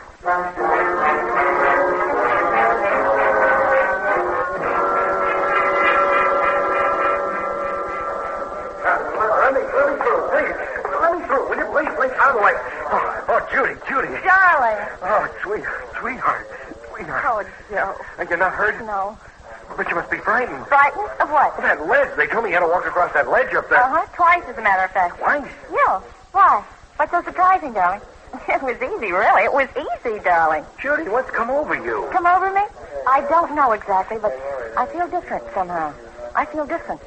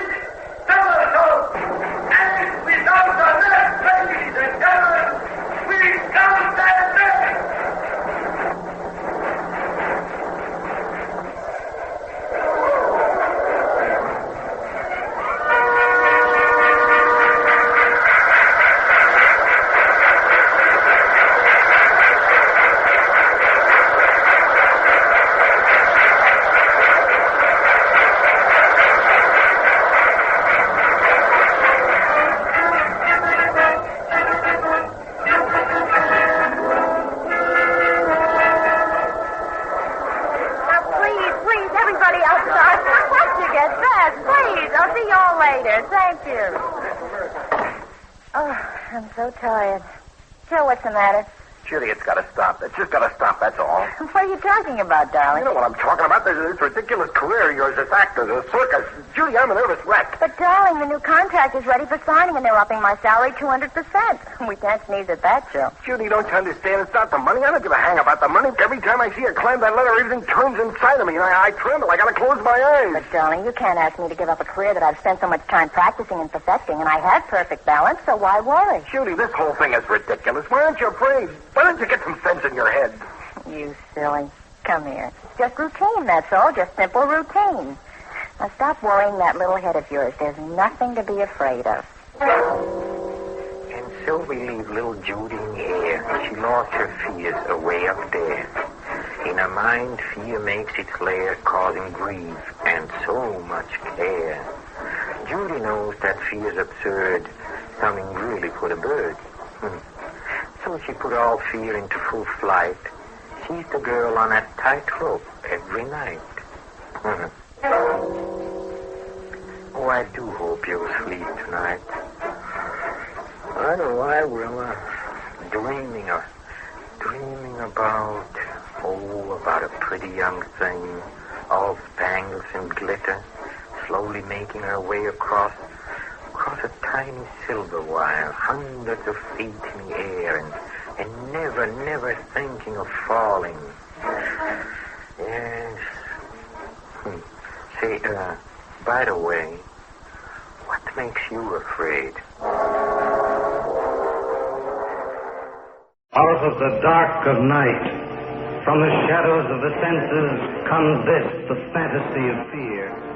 Nightmare, starring as your exciting guide to terror, Peter Lorre.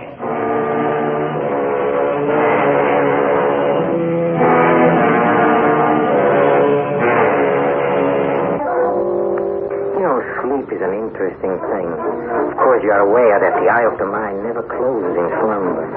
It never tires of seeing things, thoughts, and ideas. Some of these things seen by the mind are in turn caught by the memory. And we awake with a start. Did it really happen, or was I dreaming? And sometimes you're never sure. There is Jeff, who awoke one morning from a somewhat fitful sleep, awoke to find that he was a very unhappy man. And he searched to find a reason for that unhappiness in those first moments of waking. And the weight of worry and suspicion fell upon his shoulders like a well-tailored coat. You are listening to Peter Lorre tell you of The Hollow Footsteps, another transcribed story of Nightmare. Now, about this man, Jeff Martin, really very ordinary fellow, and no but something happened to Jeff Martin. He awoke unhappy. Not the normal unhappiness of a gloomy day, oh no, but a deep, bleak kind of unhappiness that reaches down into the crevices of the soul. I wonder just what could be causing all this sudden distress. Yeah, it's almost like a man who's being followed, huh? Let's find out. Jeff? Huh? That new cinemascope is playing at the Grand. Like to see it this week? Would you, Jeff? What did you say, Ellen? You didn't hear a word I said. I'm sorry, dear. Jeff, what's the matter? I don't know. If you ask me, you're coming down with one of those viruses. Yeah. Why don't you run around to Dr. Parsons? Yes. Tomorrow? Yes. Promise? I promise, Gloria. Good, because I think... What? I said I promise. You said Gloria. Huh? You said, I promise Gloria. No, I She's didn't. in your mind again, isn't she? No. She's in your mind again. Ellen. You can't forget it. You just never forget Ellen, it it. was only a slip, please. Ellen. Slip, you're always making a slip. Always that same slip. It always doesn't happen often anymore. It doesn't happen at all. I'm sorry, Ellen. She's in your mind, isn't she? Yes. Get her out, Jeff. I will, dear. Where are you going? Out for a walk. Maybe drop in, see Sam. Sorry, I've lost my temper, Jeff. It's all right.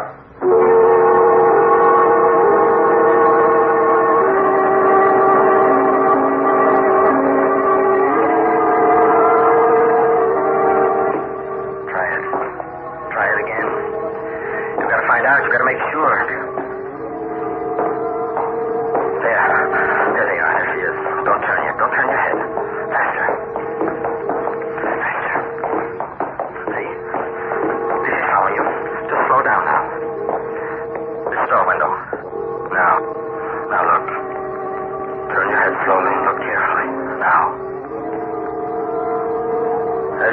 up the street.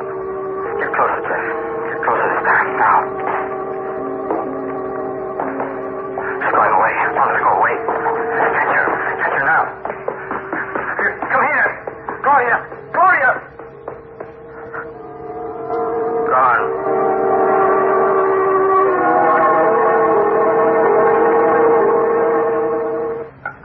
Thanks. Now, what's it all about? Nothing, Sam. I'll be all right. Look, Jeff, I'm your friend. I know, Sam. I don't want to pry, but if there's something the matter, some way I can help. Sam, thanks. Well, I'm listening. Did you ever think you were being followed? Followed? What do you mean? Well, I mean, did you ever have the feeling that somebody was following you? Now, Jeff, after I all. told you you'd think I was I didn't say anything like that. Wait a minute, will I'm you? sorry. Matter of fact, I've experienced that feeling at times. I think everybody has. Think so? Yes, I do. You got another drink? Sure. Something that doesn't amount to anything. You're sure doing a lot of drinking about it. I'll be all right. Well, how's Ellen these days? Ellen? Ellen's fine. Oh, which reminds me, I better get back. I told her I wouldn't be long. Thanks for the drink, Sam. Don't mention it. I left my coat here someplace. Yeah, here it is. Oh, yeah. Look, you want some company on the way home? I could use some air. Huh? Yeah. That's an idea. Walk back with me, Sam. That's a good idea.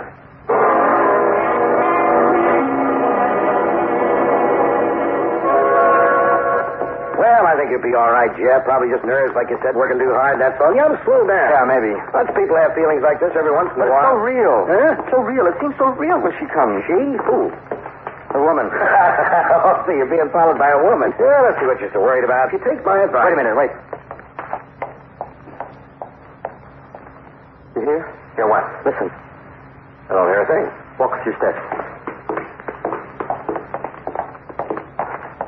You hear her? She's there behind us. Yep, I can't. Turn around, quick. There she is. There she goes around that corner. I'll get her. You wait here.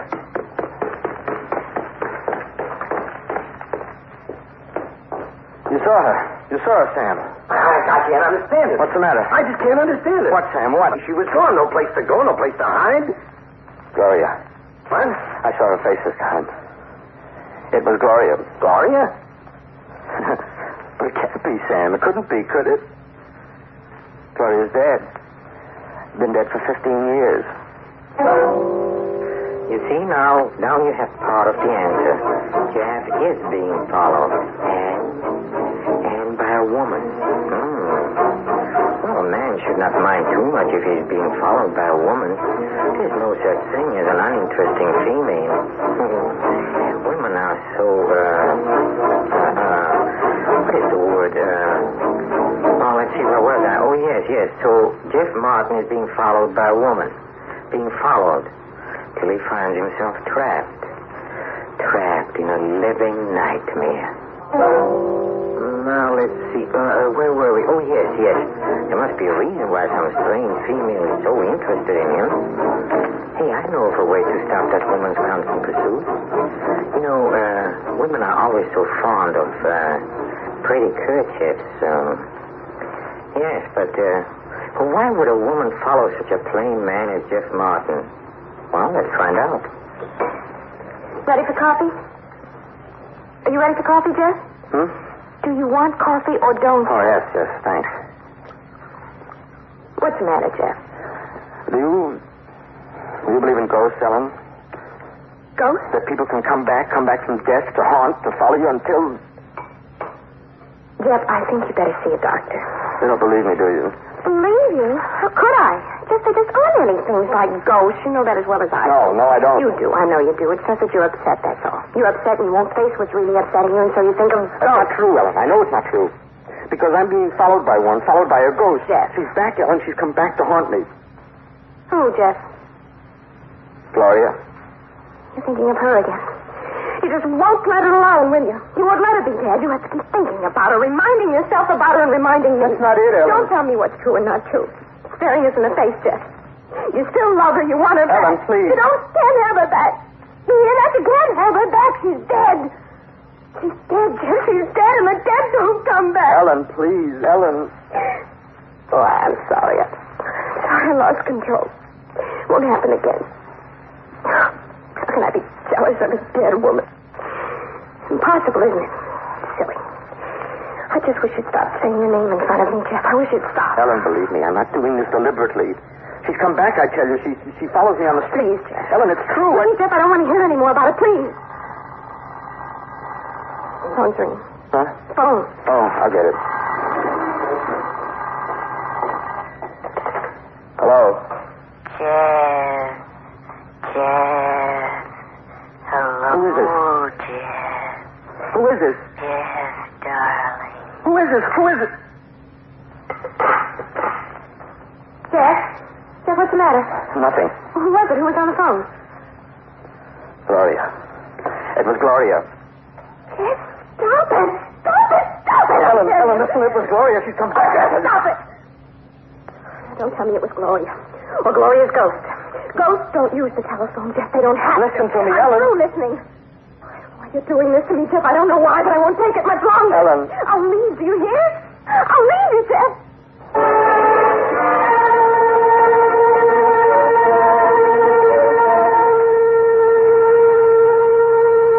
I don't know what to do, Sam. I just don't know what to do. Well, the only suggestion I have is this man Cole, Gerald Cole. I don't know. Why don't you try him? He's a medium, something like that? No, not exactly. I wouldn't call him a medium. He deals with the same problems, but he approaches them from different angles. He's a scientist, Jeff. Very scientific. No phony. I think he'd be able to help. I think so. But there aren't any such things as ghosts, Sam. I know it. I know there can't be ghosts. Then what's the explanation? I don't know. You think there are ghosts, Sam? Do you believe in them? Well, let's put it this way. I don't disbelieve. Remember what Shakespeare said? There's stranger things in heaven and earth? Yeah. You want to see Cole? I can set up an appointment. All right, I'll try anything once. I have to do something. It's expensive. Money doesn't matter, Sam. Nothing matters now but my peace of mind, my marriage. I've got to do something. Tell Cole I'll see him.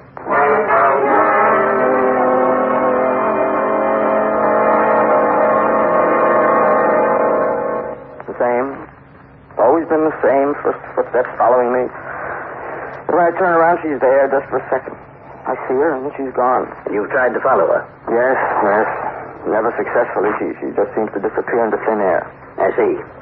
And she's called you on the phone? Yes. You've recognized the voice? No mistake. I see. Obviously, an electrophonic ectoplasmic phenomena. What's that? Well, you needn't understand the terms. Ghost is good enough. What can I do? Cole, what can I do? We mustn't rush it. This requires careful consideration. Will you take the case? Well, I'm not sure yet. But you've got to. You've got to help me. Of course, Mr. Martin. I'll try. But there are a number of things to do first. We'll have to have one or two more consultations. Full history detailed. On the basis of the facts, I'll know better how to approach it, or whether to approach it at all. Sometimes this procedure can be, well, dangerous. If the person had a severely aggressive nature, for example, I'll have to know all about it. What do you want to know? Everything. In cases of electrophonic ectoplasmic phenomena, we need to know everything. And if there are complications of nuclear nature, we must proceed carefully, very carefully. How much will all this cost? That depends on what we find in the preliminary consultations. This interview will be $500. The next, perhaps $700. $1,200? A heavy drain on my powers, Mr. Martin. You must understand that. Cases of electrophonic ectoplasm are difficult. All right. I'll go through with it. Good. I think you've made a wise decision. But you must tell me everything. Yes. Now, let's get started, shall we? The woman's name, Gloria? Gloria Denham. And when did she die? 15 years ago. Now, Mr. Martin, what exactly was your relationship to her? We were engaged to be married. I see. And, of course, you must have had disagreements, fights at times. Will you tell me the exact nature of such arguments?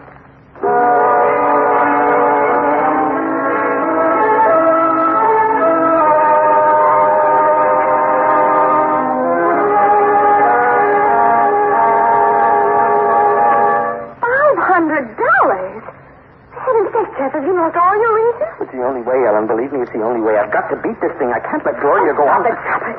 Sick and tired of hearing about Gloria and Gloria's ghost.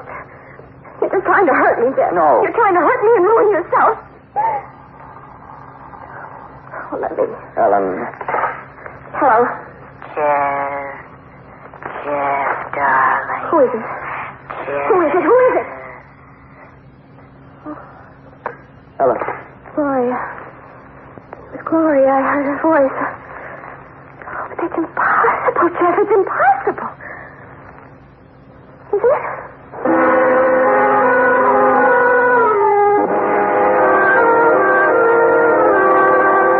And then what happened? I left. Yes? I just left, that's all. I I have a feeling there's more to it, Mr. Martin, and you must tell me. No, there's no more to it. I told you I left. I just left. I never saw her after that. Now, come, Mr. Martin. There must be something you're holding back. Stop it, will you? I'll have to drop this case if you don't tell me. All right. All right, I killed her. Is that what you want to hear? Did you? Yes. I killed her that night. I killed Gloria Denham. Now are you satisfied? I killed her, and that's why she's come back after 15 years. Confession is always good for a soul. Or her, so I'm told. Yes, Martin, the guilt became too much for you, didn't it? Like a stone around your neck. What are you going to do? Huh? Oh, poor Jeff. He's being followed. Followed by guilt. Followed. Until he's found himself trapped in a living nightmare. People, oh, there are so many different kinds of them, and so many of them look like so many of the rest of them, and a few look exactly alike. Yeah, have you ever come face to face with someone in a crowd who looked exactly like you? Perhaps you've met someone who looks like a person you knew, or someone you knew very well. A person very close to you. For a split second, you're gripped with terror. It cannot be true. And you know why. It may be for the same reason Jeff Martin has. That person is not alive. I wonder what poor Jeff will do. And then? Well, she fell hard. At first I thought she was only unconscious, but then when I couldn't bring her to, I knew she was dead. That was when I left. I left the apartment. Nobody ever questioned me. I was in the clear, I thought. I never heard about her again. Have a drink, Mr. Martin. Here you are. Thanks. In a way, it's a relief. Relief to tell somebody. It's been bottled up all these years. I feel better. Of course. Well, I guess you better call the police. Now, Mr. Martin, please don't be so hasty. There may not be any need to call the police. But I killed her. I'm a murderer. Yes, I know. But we must recognize the real role. The police haven't bothered you for 15 years. Why invite trouble now? Gloria's back. That's the trouble. Gloria, we can deal with. We can? A difficult case, but I think I can do it. Yes, we must conduct a seance and put this ghost to bed once and for all. Well, how much will it be? $4,000. $4,000? Oh, no, I can't. Now, you're a man of means, But Mr. that's Martin. all the money I have in the world. It's more than I've got. All right. I won't press you, Mr. Martin. If you feel you can't afford it, you know best. But I feel it my duty to point out the risks you're running, the possible danger. What do you mean? You see, these cases of electrophonic ectoplasm are unique. And there are definitely nuclear photon complications. The woman Gloria has achieved after 15 years of sonic and visual representation. She's obviously a strong positron framework. An exceptional amount of beta gamma omega energy reserve. She will attain a material representation. And then, then what? She has the power to kill. But if you can't afford the seance, Mr. Martin, I understand these things. I'm sorry I can't be of any more help, but my time is... Oh, wait. I'll go through with it. The seance? Yes. When can you do it? Tomorrow, if you like. We'll need a strong life energy frame to resist her power. All right. See you tomorrow, then.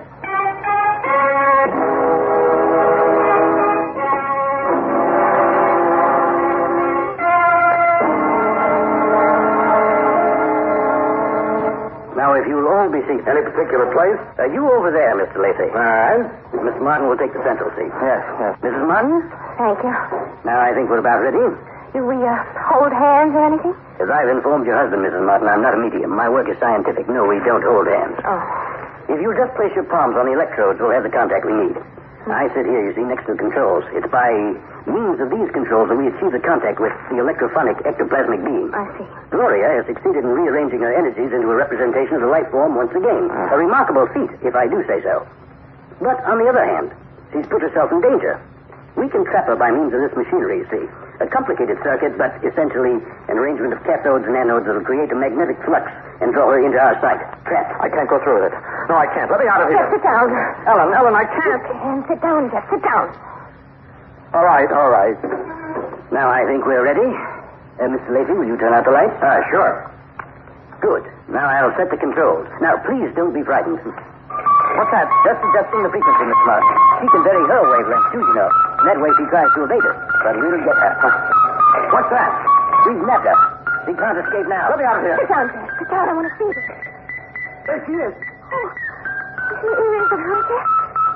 Gloria? Yes. Yes, it's Gloria. She's fluorescent. She glows. Gloria, what do you want? Why don't you leave me alone? Why do you... Jeff.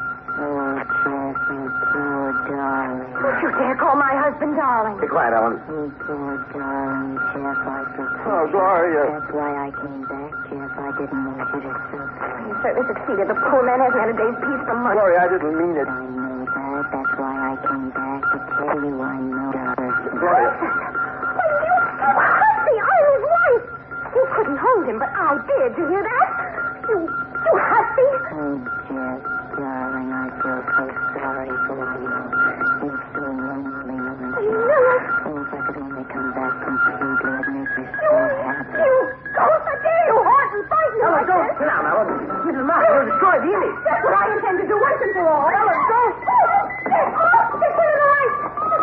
What? Don't do anything in here! Turn the lights! Or darling! Let's do you want! That's the light! No, don't. She'll go away. Hurry!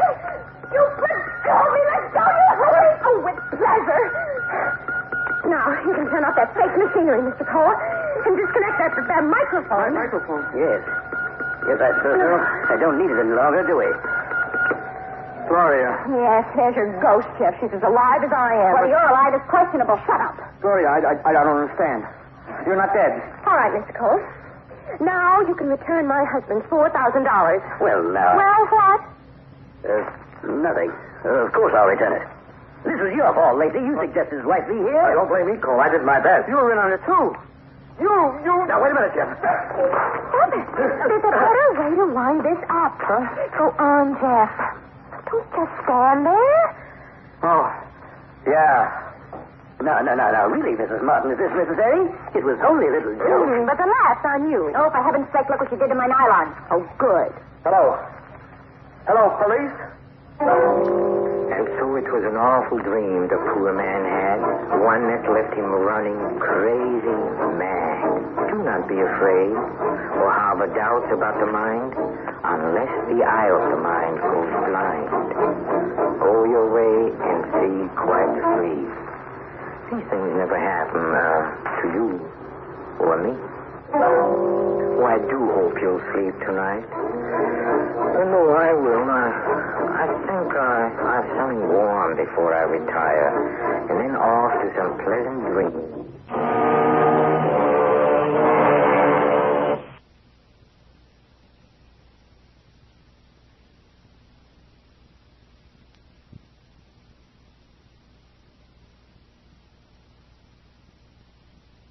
Out of the dark of night, from the shadows of the senses, comes this, the fantasy of fear.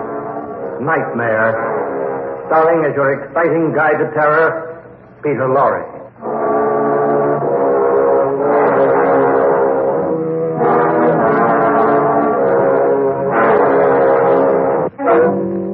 Did you ever have a dream? A dream in which you were running away from something grotesque, horrible things that were after you to kill you. Oh, yes?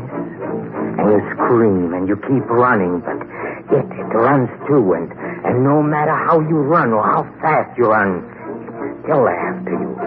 This thing runs faster than you, and you can't get away from it no matter where you turn. You can't get away from it.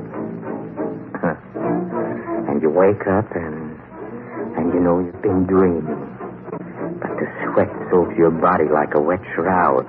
And your heart, it beats wildly. And you find that you're still screaming. Because even though you're awake, that thing is still there.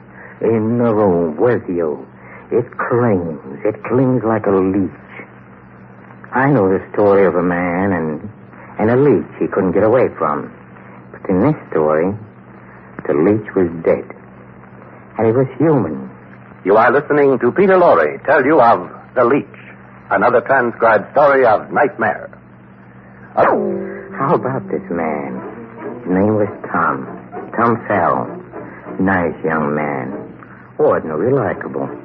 His nightmare started the day he fell in love. Oh, Iris, she was beautiful.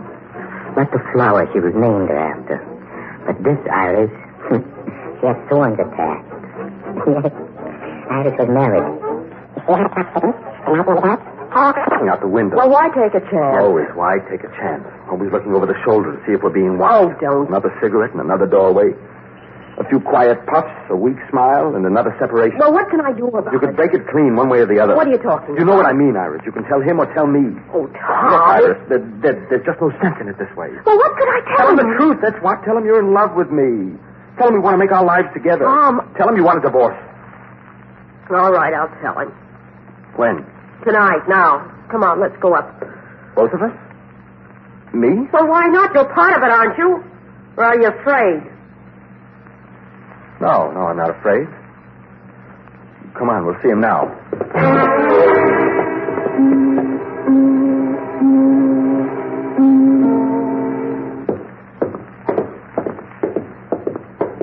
I hate those self-service elevators. I'm always afraid of getting stuck, but they're too cheap around here to have any operators at night. Well, are you sure now? Yes, I'm sure. Go on, open the door. Yeah. No. I think I'd better try to get a postponement. Yeah, I'll let you know. Yeah, bye. Hello, Peter. Well, this is a surprise. Surprise? Didn't expect to see you here, Tom. Well, I happened to meet Iris on the street. Uh-huh. Well, as long as you're here, how about a drink? Yeah, that's a good No, idea. we don't want to drink, Peter. I've got some good scotch. What do you say, Tom? No, Tom doesn't want to drink. Oh? Well, guess this is the first time you've seen my office, Tom. Yes. Nice place. Burning the midnight oil, huh? Well, you know how it is, busy season. I work a lot at night during the busy season. Yeah, sure. Well, sure you won't have a drink? Well, sure, I can... Peter, Tom has something to tell you. Me? You said you... All right, I'll do it. Just keep quiet. Peter, I think it's about time we stopped playing hide and seek. It's about time you knew, Peter. Tom and I... Tom.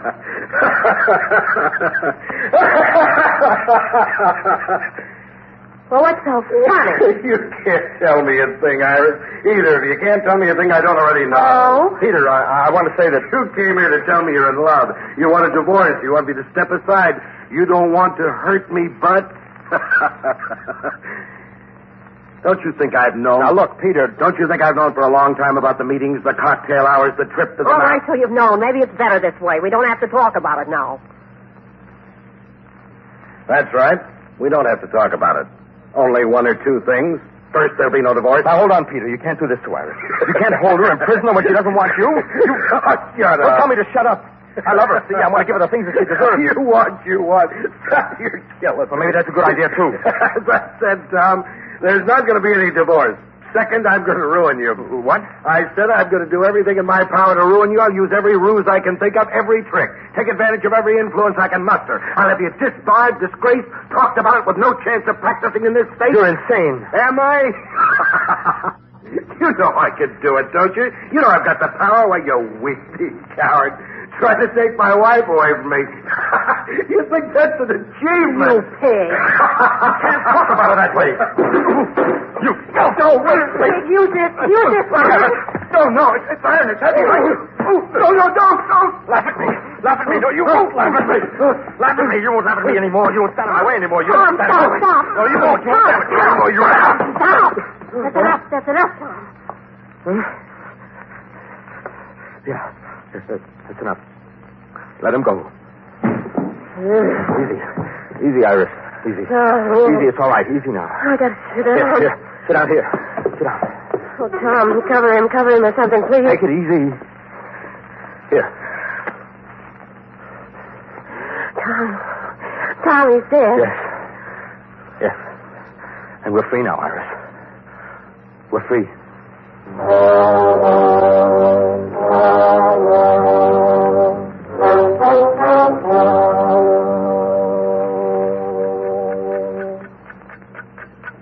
You feeling any better? Yes, I'm all right now. We've been here too long. 15 minutes. Well, let's leave. Let's leave now. Leave it like it is? No. What do you mean? If they can't find the body, there's no murder. It's the only way. Nobody saw us come in. That's in our favor. But if we leave him here, we're in for it. No, we'll have to take him. Do something with him. Something. His eyes are still open. Stop looking at him. Iris, will you pull out of I'm this? sorry, only he seems to be smiling. Look, do you want to call the police now and get it over with? No. All right, we'll do it your way, but for Pete's sake, let's do it. Do something. I've been thinking. If we just take him out between us, as though he was drunk. Wait. Somebody outside. The cleaning woman. It's the cleaning woman. She's coming this way. Well, lock the door. Out that light.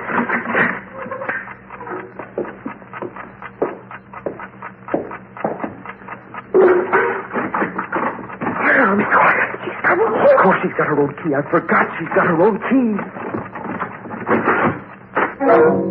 Yes, just a simple little thing like a key. Ordinary, commonplace. But now it takes on a new shape. The shape of a weapon. A weapon turned against Tom and Iris. A key is used to open doors. House doors, office doors. And sometimes the doors of a cell. Poor Tom. Poor Iris. Yes, the door is opening. But the open door is a trap. The trap of a living nightmare. Men kill for many different reasons. For money, for love, for power. But whatever the reason, when murder is done, there is always the corpse. The corpus delicti. The body of the crime. You know, it's not easy to hide a dead body, to get rid of a corpse. Tom knows this. Iris knows. But they took a chance. They ran risk. And the running isn't over yet. No, they have to get rid of the body. They can't leave it there, slumped over the office desk. Cleaning women have eyes, too. Eyes with which to see the shadows cast by a corpse. The shadow that lies over the lives of Tom and Iris. Darkening their ill-gotten freedom. What are we going to do? Turn on the light. Quickly. Who's that? Yes? Somebody in here. We just came in. Huh? Didn't see you in the hall. What are you doing here? Well, You ain't Mr. Howard. I'm Mrs. Howard. Oh, you are you? Well, I'm waiting for my husband. That's all right, dearie. You just sit down. I'll be finished here in a few minutes. I wondered if you might come back later. All the work they throw on us whole around here. 20 offices to clean every night. For what? Wages, they call them. Pittance, says I. There's no need to clean in here. I'm sure Mr. Howard there is a sweet soul. Always tips me when he's working nights. He's coming back here? We expect him. Huh? Look, I wonder if you could come back later. Later? Look at this mess. I'll just pick up around that desk. Stay away from that desk. Here, now, what's the matter with you? Nothing's the matter. Just that Mrs. Howard and I have some business to discuss, and we'd rather be alone. You'll be alone as soon as I finish up here. Now, just a minute. Not that I can work in this light, but I can't see it. Stay away from that light. But I've got... I said stay away, do you hear? Now, see what you've gone and done. Turn my tail Never over. mind that. Never mind, he says. Never mind. The management will be sure of mind if I leave it there. Well, clean it up and be quick about it. Don't understand this. I don't. I told you, my husband would be back. Don't worry about the tip. I'll tell him to leave it if you're not. It ain't the tip I'm worried about. All right. Nothing to be cleaned behind that desk. Now, don't be telling me how to do my job, if you please. Just in case he doesn't arrive here. $10? That's what he usually gives you, isn't it? No, I mean, yes, ma'am. 10's what he usually gives me. Now we got to be left alone. We have something to discuss. All right, ma'am. What are you laughing at? Something to discuss, huh? All right, Mom. I understand, Mom. I won't be coming back later, Mom.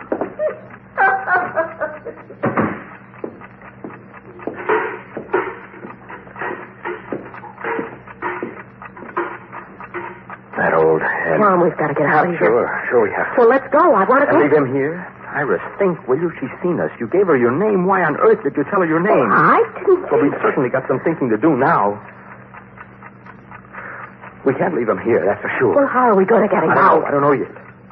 But if we go without him, we're sure to be just as dead as he is, sooner or later.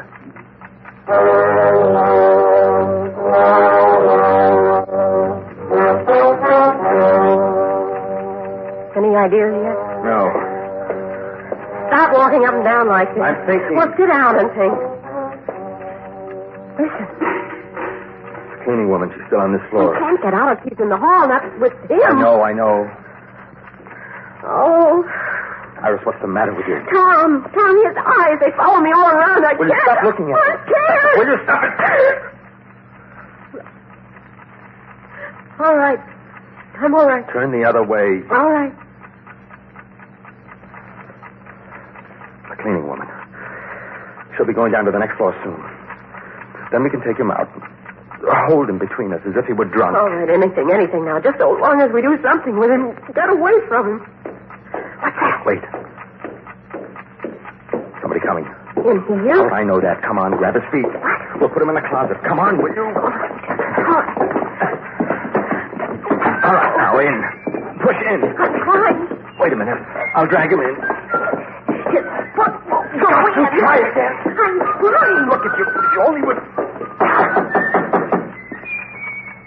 Package, Mr. Howard. All right, close the door. Well, come out. Never mind that. Close the door for Pete's sake.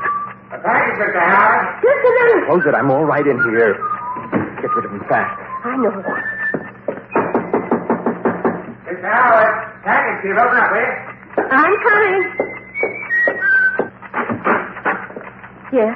Mr. Howard here? No. Well, I got it. Well, I'll take it. Oh, sorry, ma'am. I need a signature. Well, if you come back That's later. all right. I'll wait. But you can't wait in here. Look, lady, this is an important package.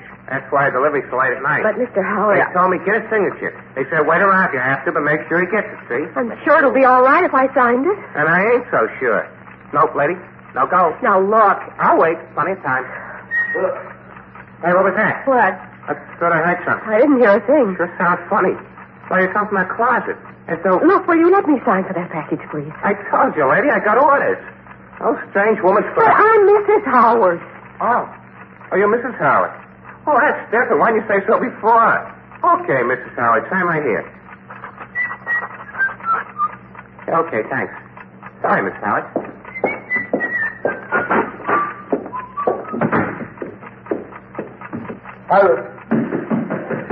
Iris, let me out. For heaven's sake, let me out. All right, I'm coming. Please. I can't. Iris, let me out. I'm trying. No. What's the matter, Tom? I'm all right. Only something grabbed my ankle. Something grabbed my ankle. No. I'm all right. Just let me get my breath. Imagination. Just my imagination. I'm all right. I'm all right. The cleaning woman gone? Yes. All right. We've got to act now. Get him out of here. Come on.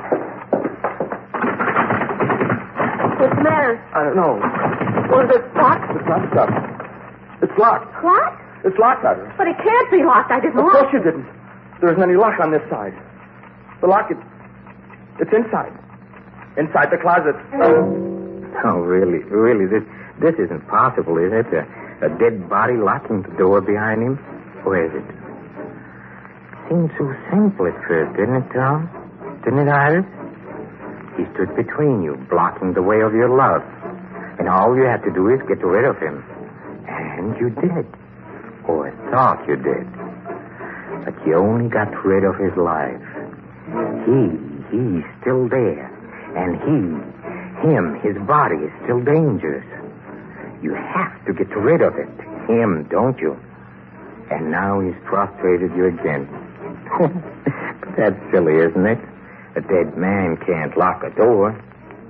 Poor Tom. Poor Iris. They're trapped. Trapped in a living nightmare. Now, where were we? Oh, yes. Tom and Iris have murdered, and now they must get rid of the body. But everything seems to be going wrong, doesn't it? First a cleaning woman, and then a messenger, and now the door is locked. Who locked the door? Certainly not Peter. What did he? Huh? You know, it's like a leech, isn't it? This dead body, this corpse that won't go away, that won't be gotten rid of, that stares and grins and persists in remaining on the scene. Yes, like an indestructible leech, slowly sucking fear and terror from the hearts of the killers. What time is it? After 3. 6 hours. We've been here almost 6 hours. Tom, why don't we leave? We can't leave with him in the closet. Well, get him out. It's locked, I tell you. Well, try again. Try it again. No go. What are we going to do? I don't know. We can't sit here like this. I'm thinking. That's all you do is think. Why don't you do something? For heaven's sake, do Shut up, something. will you? All right. We'll just have to do it that way. What way? Force the closet door. It'll be evidence. It'll point to something wrong, but there's no other way. Well, why didn't you think of this before? I did. But I didn't want to leave a forced door. That's why I didn't say it. Don't you understand? All right, but let's do it. It's the only way now. There'll be something around here I can Well, use. there's a screwdriver in the top desk drawer. Yeah, this will do. Tom. Tom, look. Tom. The door. No, it can't be. Yes, it is, Tom. It's opening. It's opening. He's alive. He can't be alive. No, he can't be. If he is, he won't be much longer. No, you're not alive. Not after I... What is it? Same position. He's dead. He's been dead for hours. Well, what about the door? The door, Tom. I don't know about the door. It got stuck or something. Moisture, I don't know. Just stuck. No, he locked it, Tom. He locked it behind Couldn't him. have locked it. He's dead. He's not dead. He's alive. I tell you, He's he's dead, alive. Iris. I'll show you he's dead. Here, I'll show you. There. Look at him. Look and see. He's dead, Iris. Look at him and tell me he's alive. Go on, tell me he's alive. No. You see? You see, he's dead. He's got to be dead. No heart, no breath. Look. Look! I can't look. Please, please. I'm sorry, Iris. What are you sitting down for? I'm tired. I'm so tired. Tom. Huh? Tom, we've got to do it now. Do it now. We can't sit here till morning. People won't be coming in. I know. Tom, we've got to get out and take him with us. I'm so tired. Tom, please. All right. All right, I know. I know, Iris. But we won't take him. What? There's another way. Maybe a better way. I don't know why I didn't think of it before. What do you mean? The window. Window? That way it looked like suicide. We can say he came in, he looked strange, got panicky. You think it'll work? We have to do something, Iris. We have to take the chance. All right, I'm tired too. Do it and get it over with. Let me rest a minute.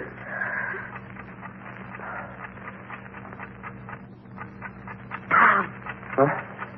Tom, he moved. Don't be crazy. I tell you, he moved his arm. There again. You saw it. Iris. I told you he's alive, Tom. He's not alive. But he moved. Oh, rigor. I tell you it's rigor. That's all. There's an explanation for it. It happened. Tom. I tell you it's rigor. Now shut up. Well, all right. Help me. I can't touch. I didn't ask you to just open the window. All right.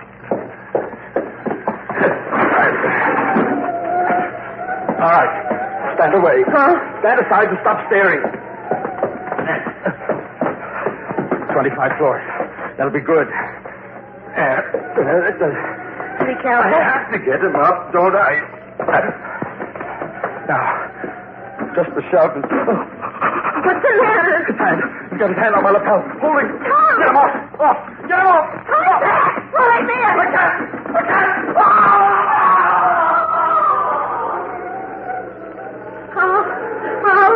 No!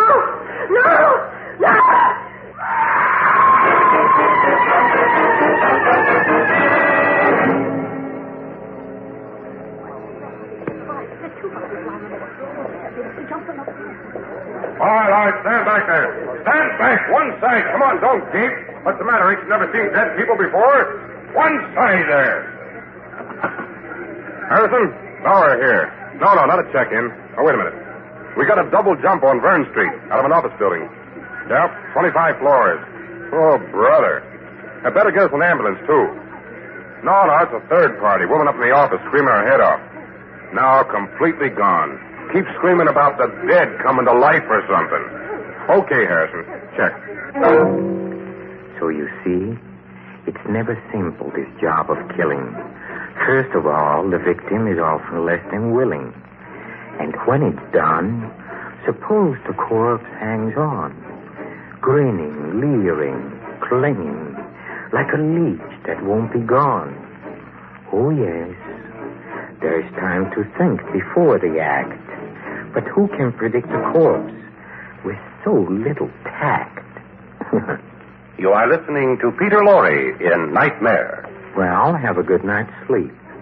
And remember, it was only a story. By tomorrow, you have forgotten all about the whole thing. When you're out in the garden trimming the flowers, the rose bush, the zinnias, the irises. Oh, yes, iris. Oh, yes, watch out for that iris. I mean it. Might be the beginning of a nightmare.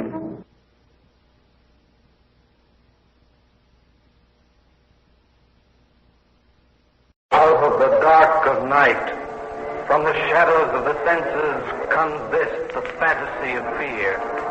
Nightmare, starring as your exciting guide to terror, Peter Lorre.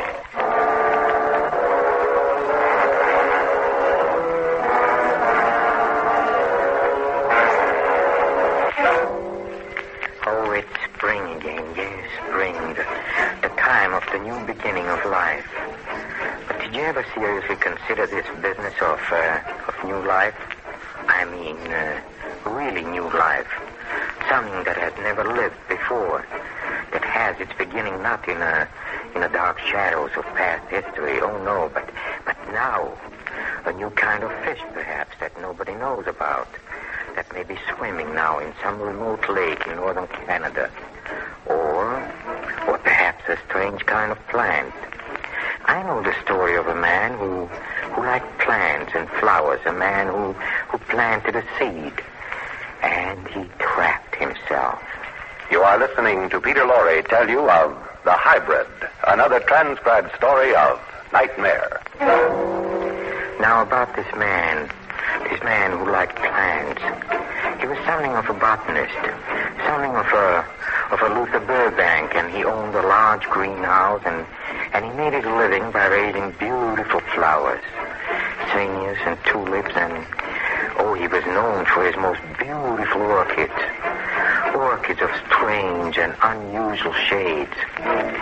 His name was John Fenway, and he had a beautiful wife, and her name was Rose. Come on, boy.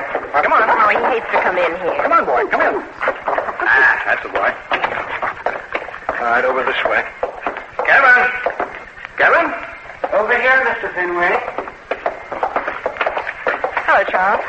Mrs. Fenway? Thought I'd drop in and take a look at the hybrid. And still alive? Well, why shouldn't it be? Excuse me, Lord.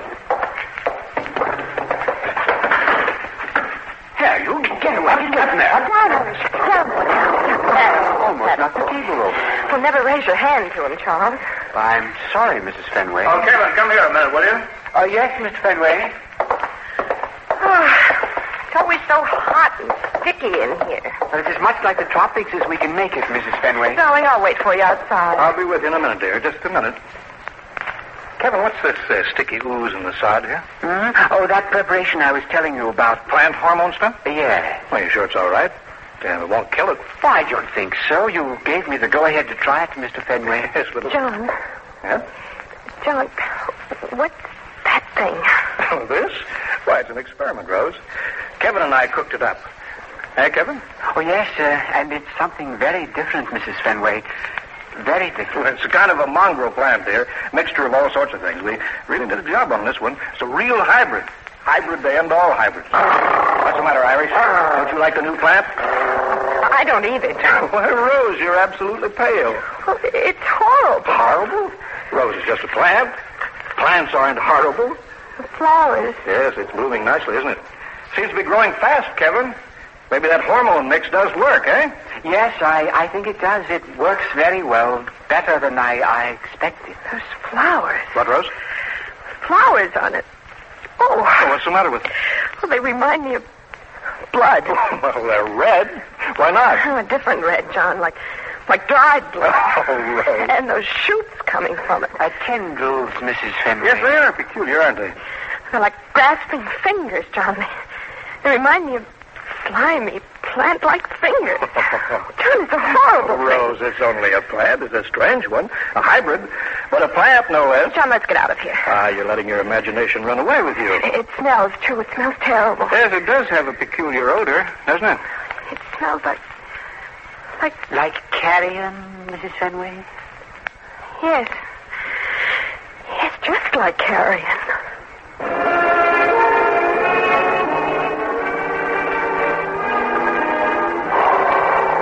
Easy, boy. Easy there. He seems upset tonight. Irish? Well, maybe he caught a cold or something. Taking him into that third greenhouse didn't do him much good. It's always so hot in there. John? Yeah? Charles Kevin. Kevin? What about him? Oh, I don't know, but... Well, hasn't he been acting rather strange lately? Strange? I don't know what you mean, Rose. It's the way he looks, I guess, the way he stares. He's always so preoccupied. Well, Kevin's always been a funny one. I gave up a long time ago trying to figure him out. But whatever he is personally, Rose, he's a good botanist. A darn fine botanist.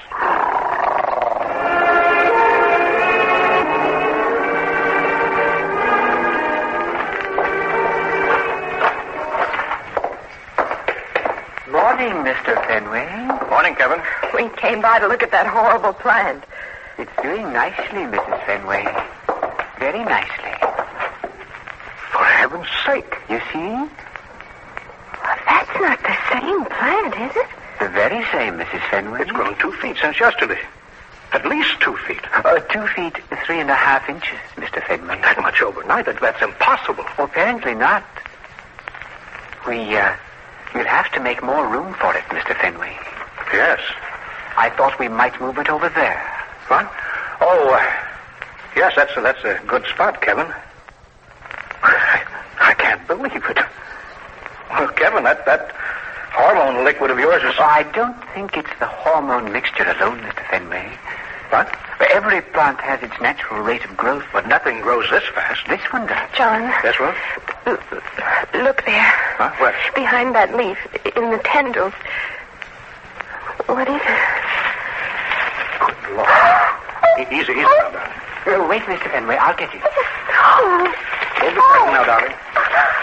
It's only a dead rat. I can't seem to pry it loose. Must have dropped off the overhang into the plant. Get it out, Kevin. Oh, I can't, Mr. Fenway. Huh? I can't get it out. The plant's holding it. What? Why, I don't think it was dead when it fell in. Those tendrils are holding it too tightly, wrapped around its neck. Oh. That rat was strangled to death, Mr. Fenway. Strangled by the plant. Huh? A dead rat. Strangled to death in a coil of a strange plant. Oh, no. The plant couldn't have done it. Not deliberately. The rat just got caught there in a tangle of vines. Couldn't get out. An accident. But John Fenway isn't so sure, is he?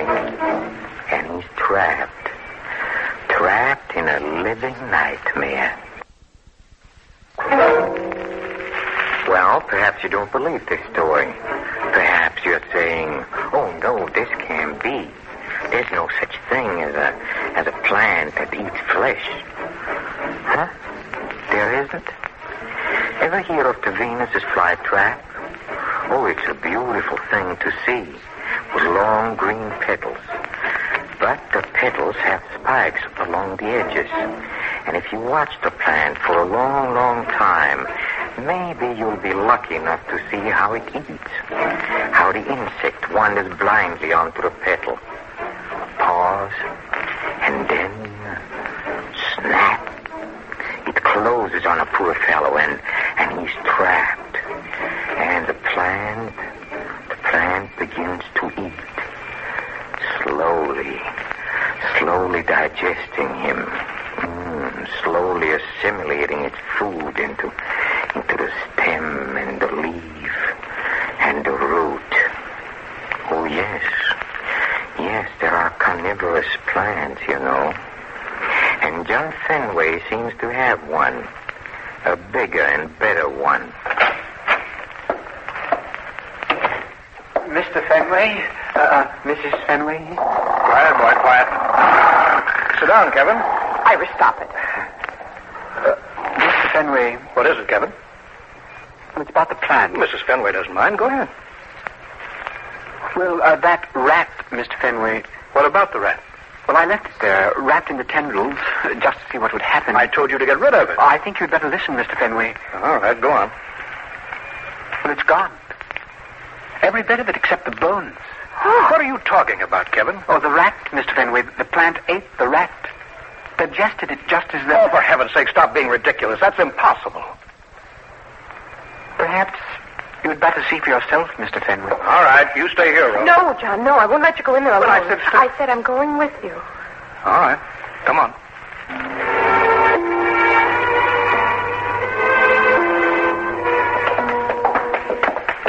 Wait a minute. Well, there's something else I didn't tell you in the house. What? It's growing. I can see that. It's twice as large as it was yesterday. But I mean, you can see it grow. Hear it sometimes. Kevin, you're out of your mind. All right, Mr. Fenway. I told you not to come, Rose. Oh, I'm all right.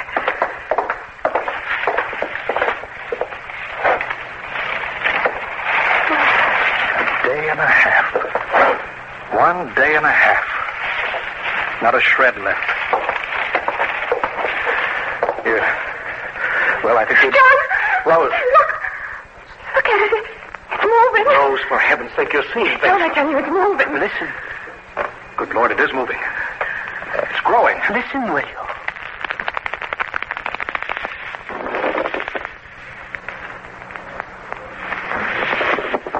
No, I can't move. Easy, boy. Easy. It stopped. For the time being. John. Yes? I'm going back to the house. Yes, you go ahead, Rose.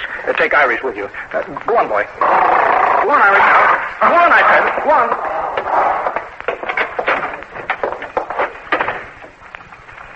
Well, Kevin? It will need food again. Never mind that. We better call the society. Oh, no. What? Well, not yet. Well, why not? It's a freak, Mr. Fenway. We can't tell how long it will live. If we call the society and then it dies before they can get somebody up here, why we'll be alive. Well, who cares about that? I care about it. I've got a reputation to protect. Now, let's wait a few days, see if it thrives. Then we'll call the society. All right, Kevin. Maybe you're right. Listen. Not much this time. Just maybe half an inch. Yes. Oh, it's hungry. I suppose it's hungry. I'm going back to the house. Yes, Mr. Fenway.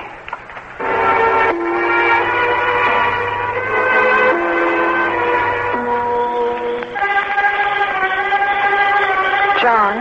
Huh? You asleep? No. John, what are you going to do? About the plant? I don't know.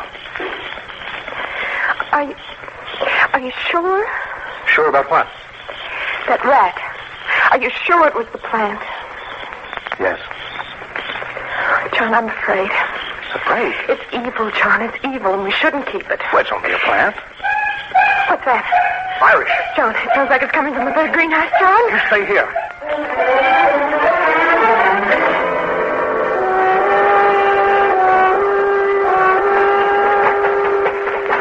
Kevin, where are you? No, you can't go in there. Don't go in. I haven't taken a sleep. Oh, stay here, Mr. Fenway. Stay here. Irish!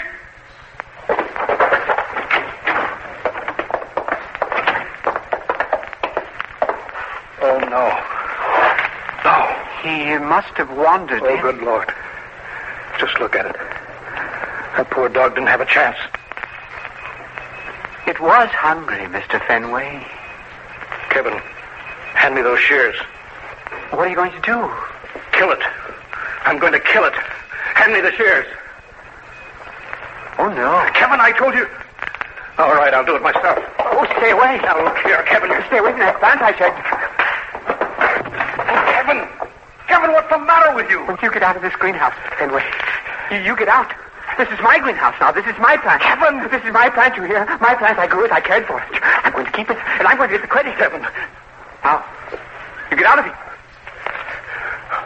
All right, Kevin. It's a great scientific discovery. I won't let you destroy a great scientific discovery like this. All right, Kevin. Now, get out of here. Yes.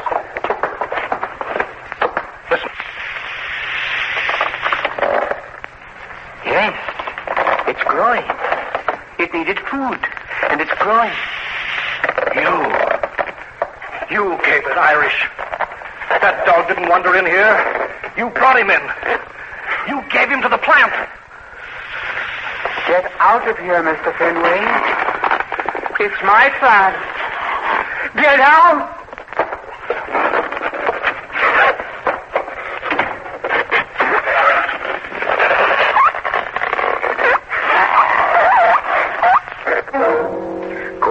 Go on, John. Destroy it. You can't let this thing live.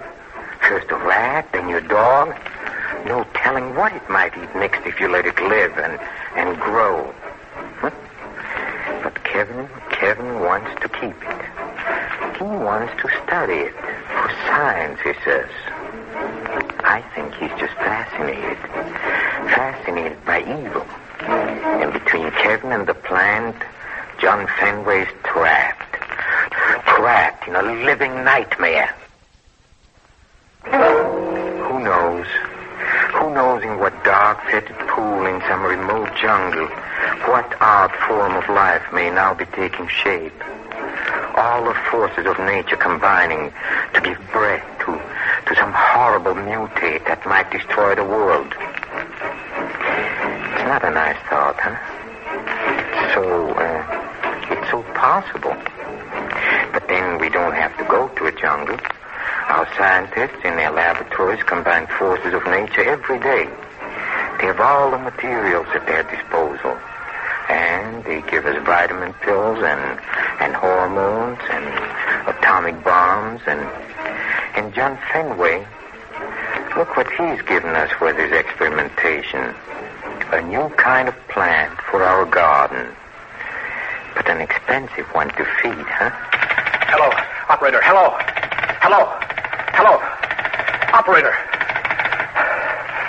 Can't raise a soul. Charles, Kevin. Yeah, he's cut the line, of course. Try the car again. I tried, Rhoda. I tell you. He took something out of it, something vital. It's completely dead. Might as well not have it. What are we going to do, John? I don't know.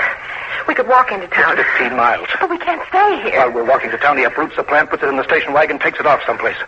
Anyhow, who would believe us? We've got to take the chance, John. Rose, he won't let us off the property. But how can he stop us? He's got a gun.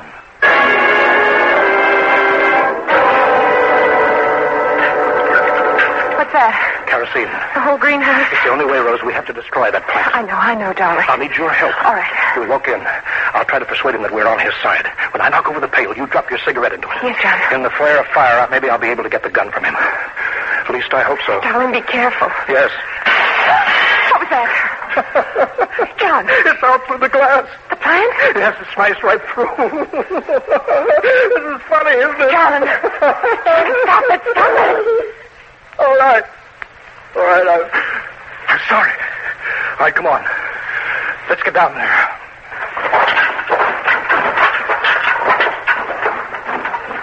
All right, Fenway. Don't come any closer. Kevin? Told you not to come near this greenhouse. I know. Only what? Kevin, we've reconsidered. I guess I was excited, Kevin. I was upset about the dog. Yes. I'm not fooling, Kevin. I've been thinking about it. You're right, you know. It's too great a discovery to destroy. We want to help you, Kevin. We want to help with the hybrid. No, closer, Fenway. Kevin, I mean it. We want to help. Help? Now, may we come in? All right. But don't touch it. Come, Rose.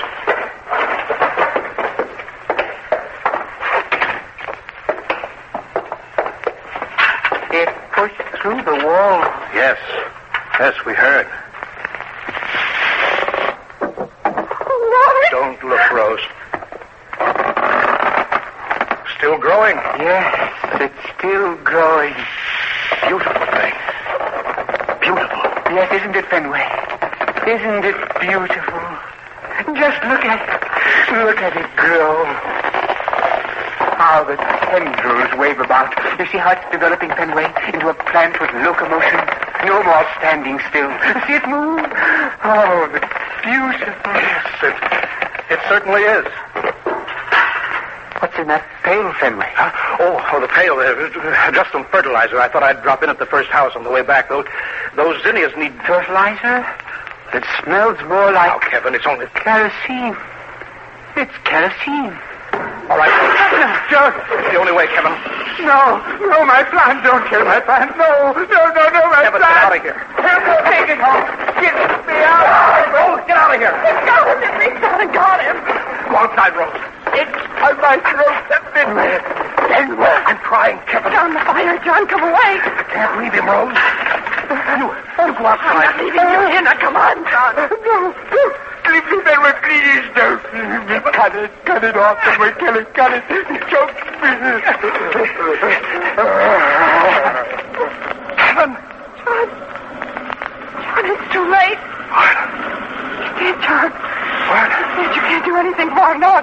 John, you gotta get out of here. That fire's spreading. Yes. We can't help him now. Yes, Rose. Come on.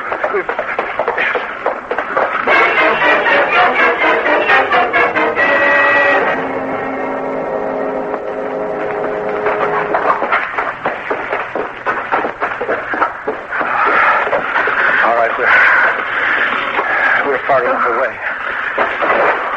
I'm tired. Yes. Straight to the other greenhouses, John. To the house. Everything we had. But the plant is dead, Rose. The plant is dead. And Kevin. Poor Kevin. John. Huh? Look. In the air. In with the smoke. What are those things? Dozens of them. Oh, no. John, what are they? Oh, Lord, no. What is it, John? Tell me. It was a seeds, Rose. The air is full of them. Wind is scattering them.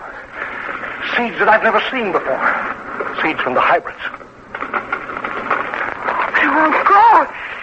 They won't grow, John. It's a tropical plant. It's a hothouse plant. They won't root, will they, John? They won't take root, will they? I don't know. I don't know, Rose. I don't know yet. Come on. Let's start to town.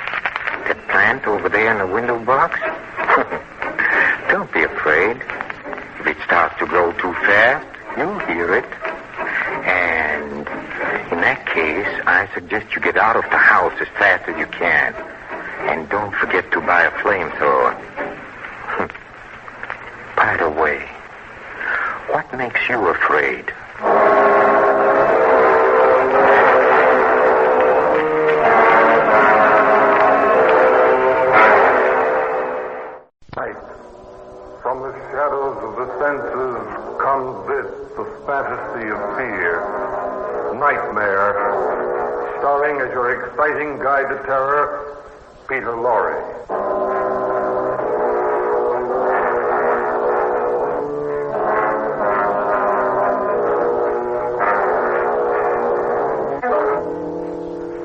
You know, I wonder what makes some people do the things they do. Like the charming young creature you see under the circus tent, balancing herself so gracefully on a tiny wire high over the heads of the gaping spectators. Why does she want to do such a dangerous thing day after day? Well, no one knows. And yet people do dangerous things all the time without much thought about the risk of losing life. And then there are girls like this Judy who never lived dangerously. Her greatest earthly threat was a simple run in her hose. A fearful thing to happen, especially to a young efficient secretary like Judy. But life has a way of tripping us up. It tripped Judy, and she fell right into a living nightmare. Now, about this girl, Judy Branch. Such a very nice, pretty young thing. She has an excellent position in an office, a secretary to a real tycoon. And she's so efficient and so level-headed. And nothing to worry her pretty little head, except one day she tripped and she fell. It was such a small thing. Nothing to be afraid about. Yet almost overnight, Judy. I'll let you find out for yourself. I don't want you to fall for anything I might say.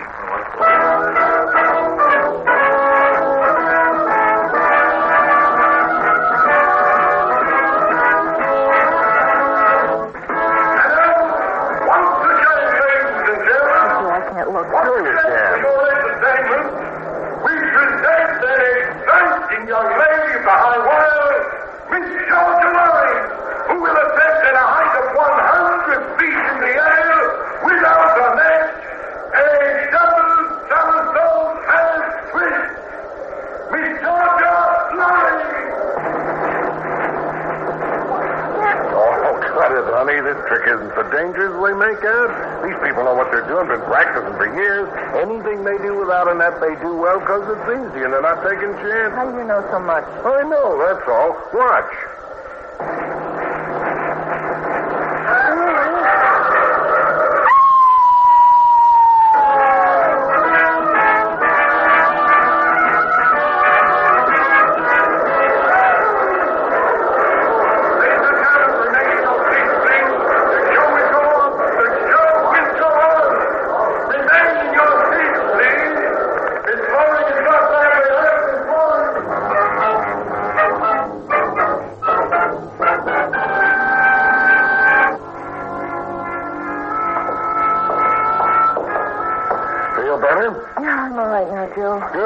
Felt better when I found out she wasn't hurt too badly. Yeah, well, you know those people know what they're doing. Even when they fall right.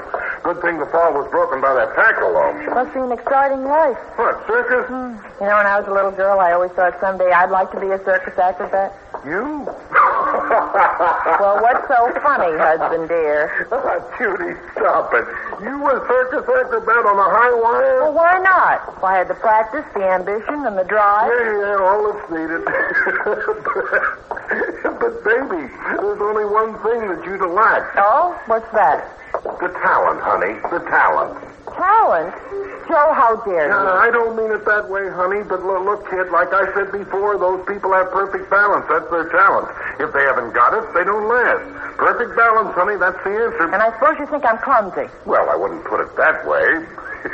But I wouldn't say you had perfect balance, Beauty. Well, why not? Why wouldn't you say it? Now, don't get insulted. I'm not insulted. I just want to know why, that's all. What makes you think you know so much? Well, look at it. Look at our game of tennis, for instance. Every time we play, you take a spill or two. That has nothing to do with circus work. But it's the same thing, honey. Don't you see that? It's all a matter of balance. And if you fall on the tennis court, it means your coordination is off. That's not why I fall on the court. Oh? Well, and why do you? Because you get me nervous, that's why. Because you're always telling me how you'd like some competition, that I don't give you a good game. Now, look, I don't make you fall. You do, too. Oh, baloney. You're the one that falls, not me. You're telling me I'm clumsy again. Oh, Judy, I didn't say that. I only said you don't have perfect balance, and that the circus people have it, or else they Now, don't tell me what you were saying. I can hear you. Oh! Easy, baby. There. I didn't even see the curb. Sure you saw it. And you see what I mean about balance? Well, what are you laughing at? I could have broken my leg. I suppose that's funny. No, baby, that wouldn't be funny. What are you so sensitive about? You're so touchy. Just I'm sorry. No, kid. You're well off working where you are as a stenographer in a nice, safe office.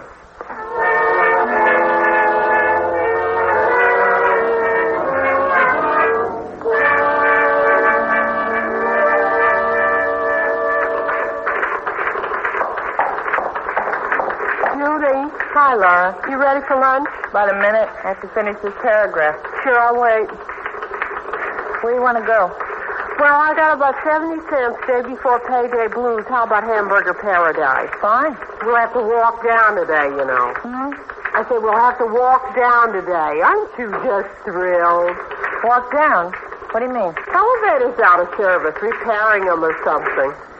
Well, for heaven's sake, you mean we have to walk down 20 flights of stairs? Oh, lovely, huh? What's the matter? Nothing. You look funny. I'm all right. Well, you ready? Sure. I guess I can't do anything else with this face. I was born with it. I suppose it'll have to do. Come on. Just let me get my... Oh, careful. Oh, Judy. Are you hurt? No. No, I'm all right. Are you sure? That was quite a fall. I'm all right, Laura. What in heaven's name made you do that? I don't know.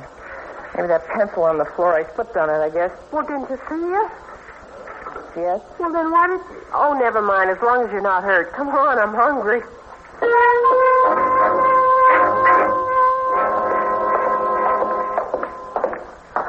Well, here we are.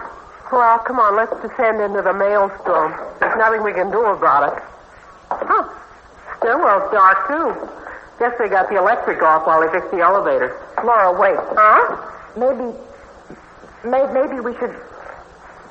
Or have something sent up. Are you kidding? I told you I only got 70 cents. Well, with a tip and all, it wouldn't be enough, and I'm real hungry today. Come on. I could lend you some money. Oh, come on. The fresh air will do us good. Laura.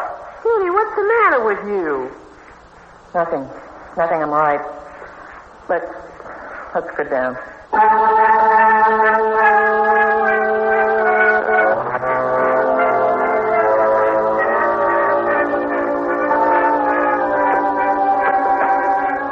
Now, there's 6 steps to the flight. Now, can you feel your way?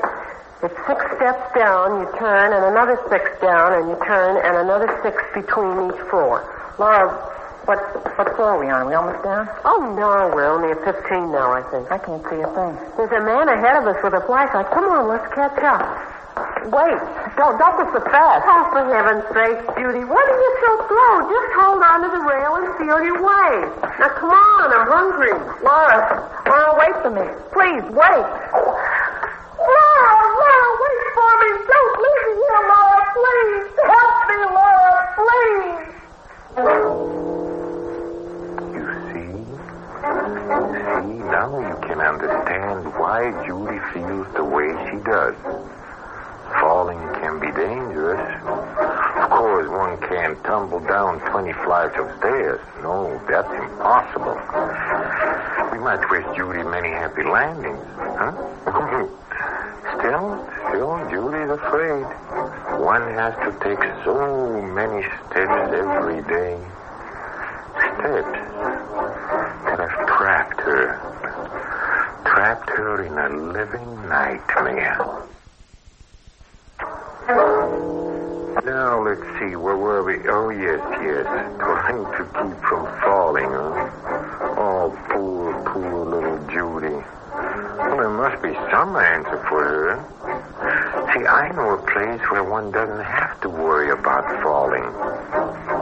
She don't mind the damn feeling of cold marble.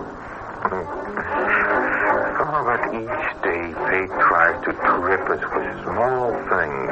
Oh, pencil on the floor, or the runner on a stair, or just a tiny greasy spot. I wonder how Judy can escape, or for that matter, how many of us can. We're frightened. Well, it's about time you stopped being frightened. It's about time you grew up, Judy. Stop acting like a scared kid. Stop falling all over the place, you hear? Joe, I'm sorry. Yeah, well, how about me? What about me and the laughing stock you're making of me falling on the dance floor, screaming in public, crying in front of all those people, letting yourself be frightened by a flight of stairs? Joe, I couldn't help it. Believe me, I couldn't help it. And then because of a little flight of stairs, because you get frightened on top of everything, you have to go and quit the job. I get panicky, Joe. Sure, you sure did. Quitting a good-paying job because you're afraid of a flight of stairs. It's no fun for me, you know. Gets to be my problem, too, always worrying about when and how you're going to embarrass me. Well, after all, I'm... Embarrass you? Well, if you don't like this marriage, if you don't like me, if you want out any time, you can. You can. Oh, baby, don't say that. You're making me a nervous wreck. What about me? I'm a nervous wreck, and you're the cause of it. And maybe you're right, Judy. Maybe if all of this ridiculous nonsense about falling down doesn't stop soon, I will want out. Maybe I will. Oh, Joe.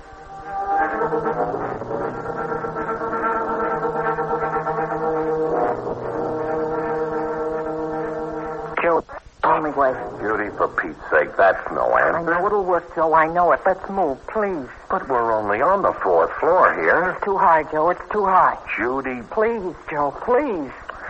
All right. I'll see if I can break the lease. We'll move to the ground floor apartment. Oh, honey, thanks. But this is it, you hear? This is the last time, the last coddling routine, you hear? Yes, Joe. And I mean it.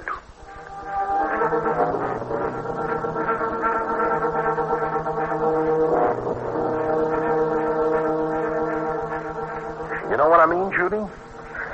Oh, don't.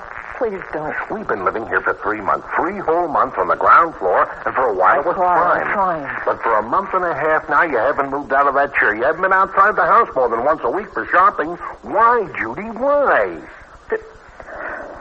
Joe, please. Why, Judy? Tell me why. The steps. I'm afraid of the steps. Steps? Judy, for heaven's sakes, there's only 3 steps out to the street. 3 stupid steps. I'm afraid I'll fall, Joe. I'm afraid I'll fall.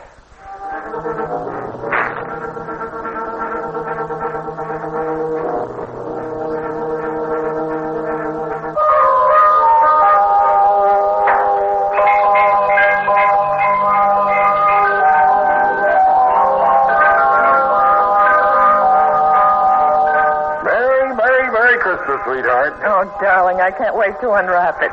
Well, it's not so much, but you take a look at it. Oh, darling, whatever it is, I'll love it because it's from you.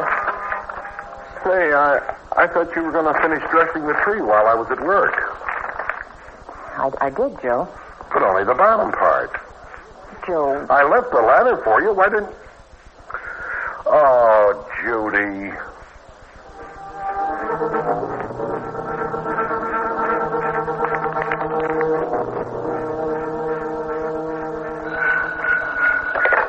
Hello? Well, what happened? I'm sorry, Joe. I've been waiting in this dive with Paul and Laura since 6:15. What's keeping you? I'm not coming, Joe. Not coming? Why not? Joe, come home, please. I'm frightened. What? There's a pencil on the floor. Huh? Joe, I'm afraid I'll fall. Help me, Joe. Please.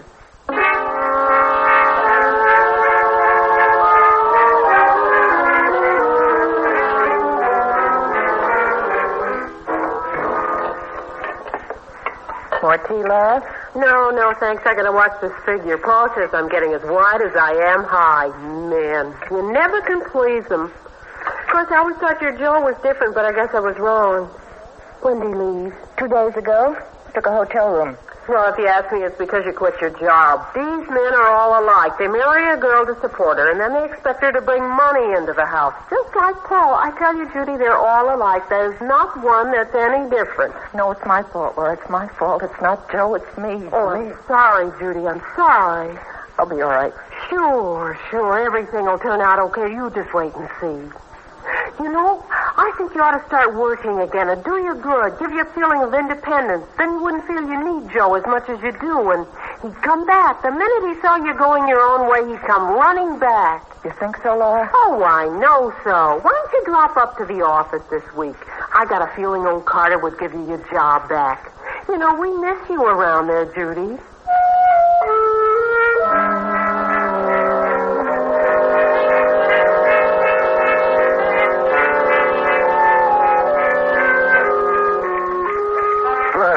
Certainly glad you came back, Judy. Thanks, Mr. Carter. I'm sorry about quitting with such short notice. I hope... Oh, forget it, Judy. I don't hold any grudges. I understand you had a problem of some kind about those stairs. By the way, you're over it now, aren't you? Oh, yes, Mr. Carter. I'm over it. Good. Now, you can have your old job back. Same one at the same salary. Is that okay? Oh, yes. That's wonderful, Mr. Carter. I'll just have the application drawn up again. Laura. Yes, Mr. Carter. Hi, Judy. It's good to see you back. Hello, Laura. Laura, will you type out an application for Judy and I want an... Yeah. What's that? I don't know. Fire! That's a fire alarm. The building is on fire. Look, there's smoke coming in from the hall. Oh, well, that means... The fire stairs are blocked. Get out of here. How do we get out? I don't know. I don't know.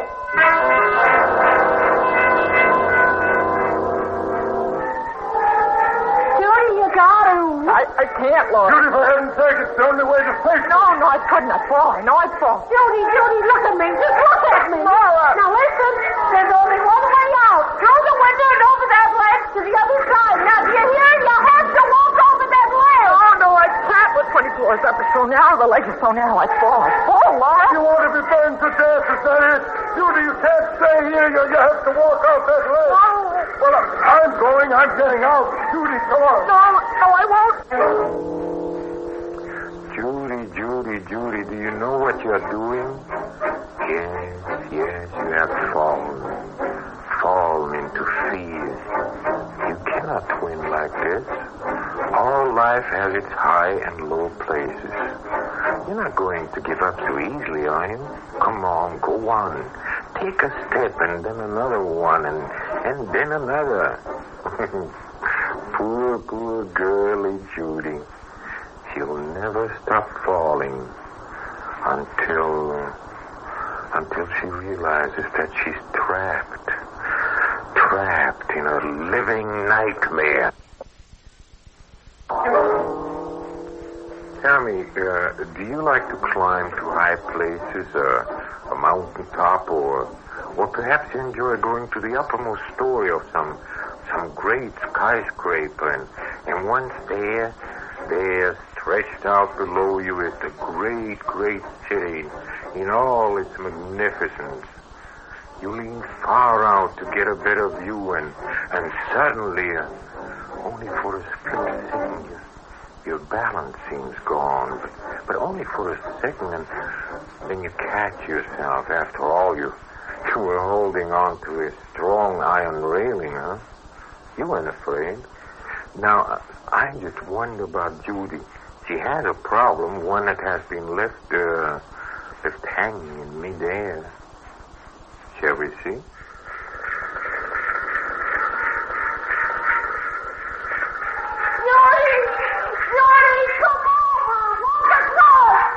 Judy, listen to us. I did it. Everybody did it. You can do it, Judy. Yes, you can, Judy. Walk across. You've got to save yourself, Judy. You can do it, Judy. I know you can do it.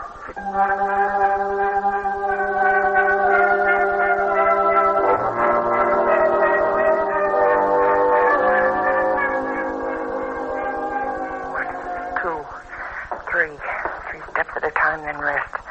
Now another 3. 1, 2, 3. Now don't look down, Judy. Don't look down and behind you. Don't look so far down at those little people, the little cars and fire engines. Don't look down, Judy, or you'll fall. Now just keep going. 1, 2, 3. Careful now. Careful, don't fall, Judy. No, don't fall.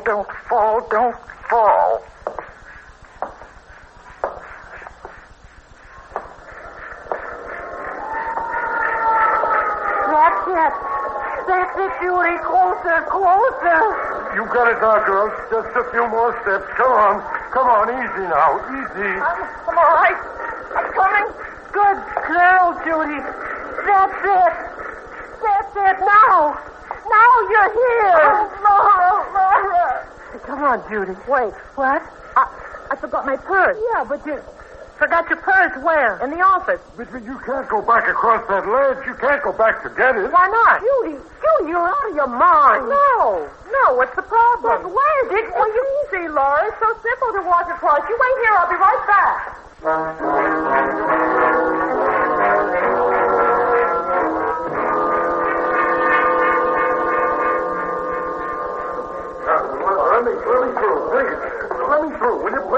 Out of the way. Oh, Judy. Darling. Oh, sweetheart. Oh, Joe. And you're not hurt? No. But you must be frightened. Frightened? Of what? That ledge. They told me you had to walk across that ledge up there. Uh-huh. Twice, as a matter of fact. Twice? Yeah. Why? What's so surprising, darling? It was easy, really. It was easy, darling. Judy, what's come over you? Come over me? I don't know exactly, but I feel different somehow. I feel different.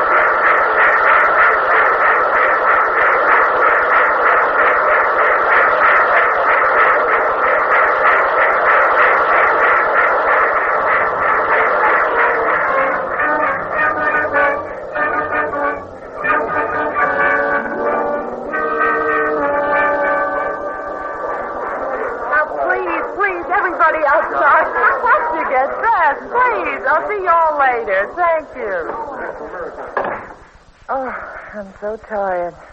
Joe, what's the matter? Judy, it's got to stop. It's just got to stop, that's all. What are you talking about, darling? You know what I'm talking about? There's this ridiculous career of yours, this actor, this circus. Judy, I'm a nervous wreck. But, darling, the new contract is ready for signing, and they're upping my salary 200%.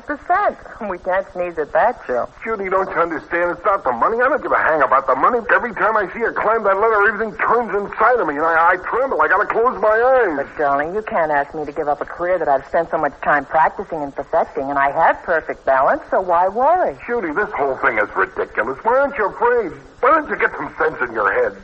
You silly. Come here. It's just routine, that's all. Just simple routine. Now stop worrying that little head of yours. There's nothing to be afraid of. And so we leave little Judy in the air. She lost her fears away up there.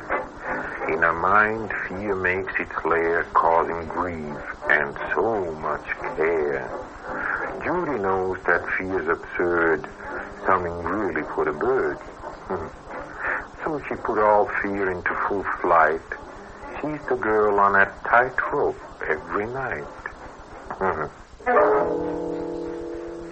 Oh, I do hope you'll sleep tonight. I know I will. Dreaming about a pretty young thing, all spangles and glitter, slowly making her way across a tiny silver wire, hundreds of feet in the air, and never thinking of falling. Yes. Say, by the way, what makes you afraid?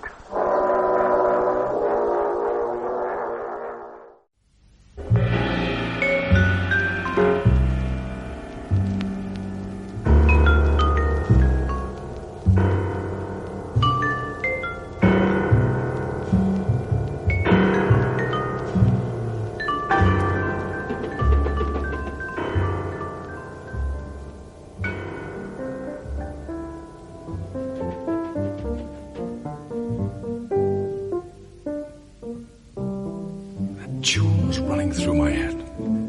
Can't get it out. Yes. Yes, I keep hearing it too. We shall have to give evidence, of course. Drink? No, thank you, sir. I've written it down exactly as it happened. Will anybody believe that? In a court of law? I can hardly believe it myself. I know. I'm going to publish it afterwards as an article. Well, it will certainly cause a sensation. I think I'll call it Trespass by Emlyn Williams, with Glyn Owen, Patricia Mort, and Ray Smith. Trespass. Crossing into forbidden territory. That's what it was. You see, I'm a scientist before I'm a human being. And to me, the challenge of the few remaining secrets of the universe has always been irresistible. At Cambridge, I devoted to chasing the atom the single-mindedness most of my friends were applying to waitresses. The atom was a mystery. Now, no longer. And what is the greatest mystery of all? The most perfect secret kept by God and nature? The secret of the other world. The mystery of what happens after death. It's always irritated me to look at my psychic library, millions of words, jungles of syntax, and to consider that any half-witted servant girl fished out of the Thames knows more about life after death than all my books together. When Philip Henting died and his widow rang me up to tell me she was determined to get into touch with him, here I felt was the perfect chance for experiment. The atmosphere of an ancient castle in the middle of a lake, probably haunted. Oh, it didn't look haunted the day I arrived to take up my job. I was rather pleasantly excited. It was a much better job than I'd ever dreamed of. Librarian at a castle. It seemed too good to be true. And the daughter of the house to show you round. As pretty as they make them. Oh, that helped, I must confess. No, it didn't look haunted that day. A fine summer's afternoon. Sunshine everywhere. You could see the reflection of the water on the walls. It was impossible to believe that anything frightening could happen in such a place.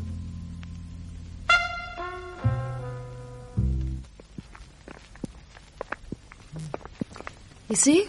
It's not quite as grand as all that. So this is Crithin Castle. Yes. My father was the Earl of Crithin. Oh. Which makes your mother the Countess. She was till she married again. We're not awfully rich. It's mostly shut except for the gatehouse. Mother's just opening up the library. Uh-huh. You haven't got a title as well. Only lady. Well, how did your mother come to marry a band leader? He wasn't a band leader. He conducted his own orchestra. There's a great social difference. Well, he wrote some nice music. He died suddenly, didn't he? He wasn't murdered. So if you build that up as a great mystery, you'll be disappointed. Too bad. He had a weak heart. It's very dull. Then, you didn't think much of him? Lots of teeth, big smile. You know the sort, half mother's boy, half lady's man. Oh, mind your head, it's a turret. Oh, yes. Except that he'd learned to speak the King's English and wrote good music. He wasn't very different from any band leader who ogles every woman on the floor. Wonderful dancer, of course. A week after she met him, she started lessons. Was he in love with her? She's always had a certain glamour. And she was a countess. He was no end of a snob. Mind your head. Right. This is the hall. Why don't you and your mother get on? We've just never had anything in common. We're completely different. Oh, good afternoon. Good afternoon. I'm Lady Gwanwyn, Mr. Folliard. My name is Grice. How do you do? You're waiting for my mother, are you? My lady, your ladyship, may I tender my sincere condolences on the Countess's, on Mrs. your mother's shocking bereavement. Thank you. Is it to do with restoring the main gate? No. Well, it's 4 months, of course, and time is a healer, but it takes time, doesn't it? Time certainly does take time. What are you, then? A mortician. Come again? My firm was in charge of the funeral arrangements. Oh. Bill, I'll see about your room. Yes, right.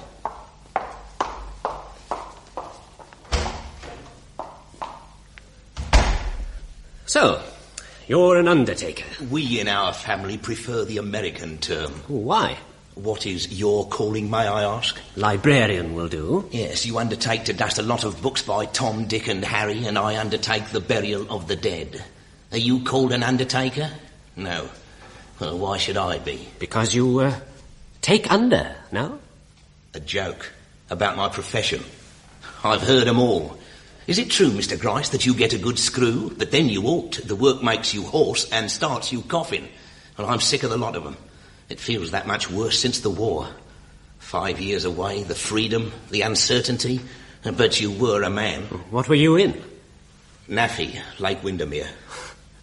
You're drunk, aren't you? Yes. I don't know what you mean. You won't put the Countess wise, will you? I'll be a pal. What have you been drinking for? Oh, I always feel the need when I've got something ticklish on. What's on your mind? Well, a wire from the Countess. I just can't make head nor tail of it. You see, a monument was ordered for the deceased. We deal also in memorial masonry. On top of everything else. I follow you. Oh, I'm sorry. I didn't realise there were visitors. I'm here about the library, and this is Mr. Grice. Countess, your ladyship. Oh, good gracious. I'm not the Countess. I'm Mrs. Henting. I've just arrived on a visit. Oh, excuse me. Not quite awake yet. I was on the Belvedere and I nodded off. Mrs. Henting? Are you, excuse me, the mother of... Mr. Henting's mother who died, yes. Which makes the Countess Mrs. Henting too, of course.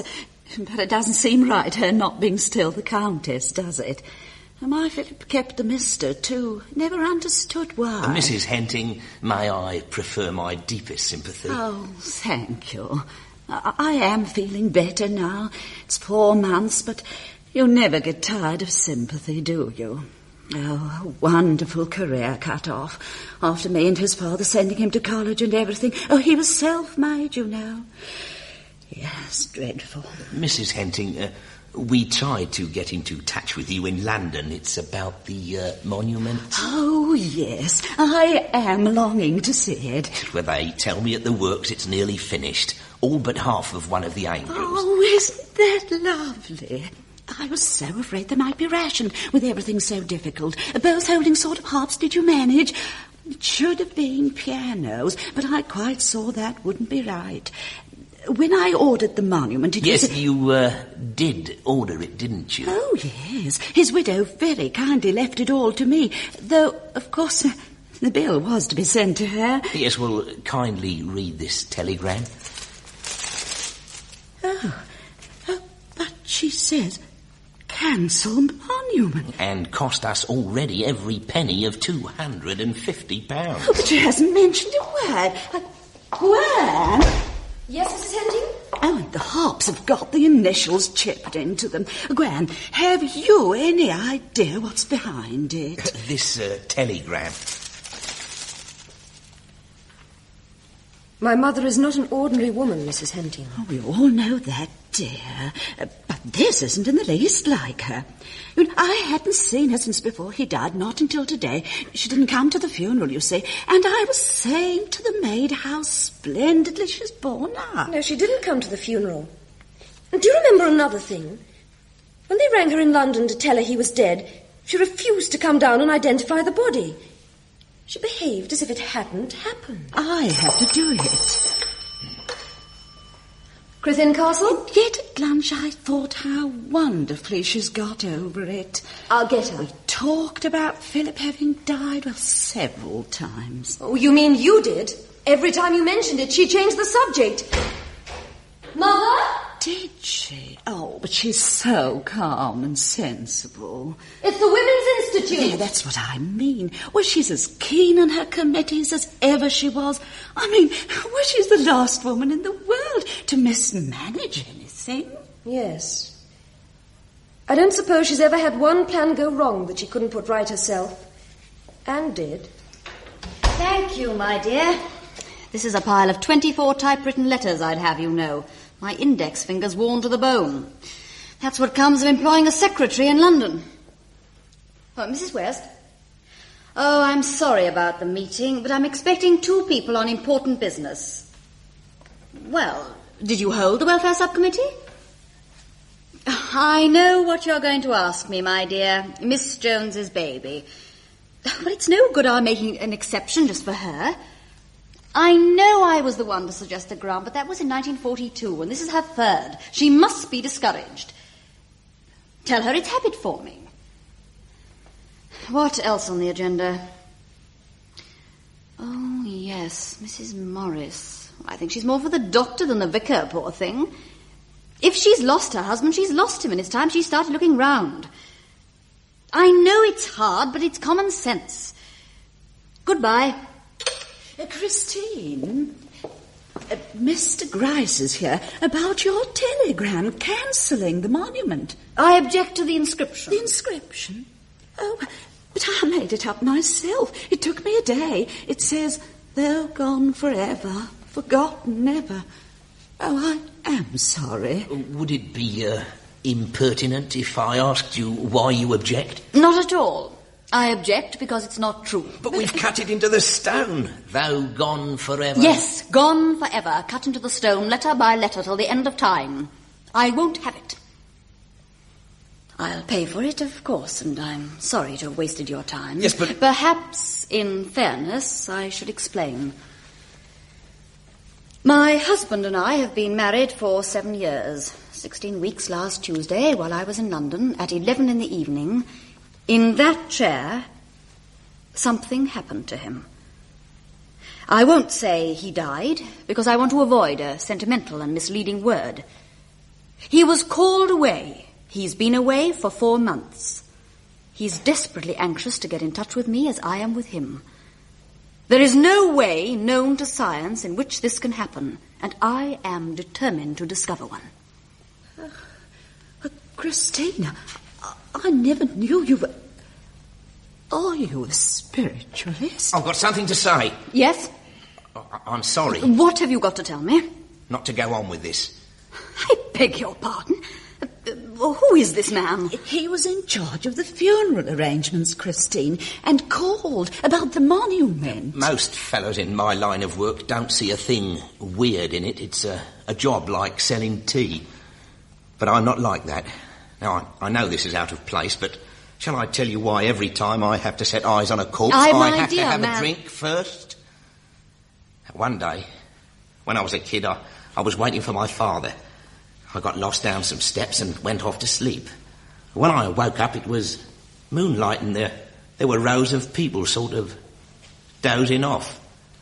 I got on a chair and looked down on one. I thought... Funny he doesn't sleep on his side. Then I saw he was looking straight up at me. I was only 8, but I knew he was dead. It was a mortuary. Who are you, they were all saying, as plain as plain. Get out, this is private, get out. But nothing in their eyes. They're more empty than beads. As empty as that chair.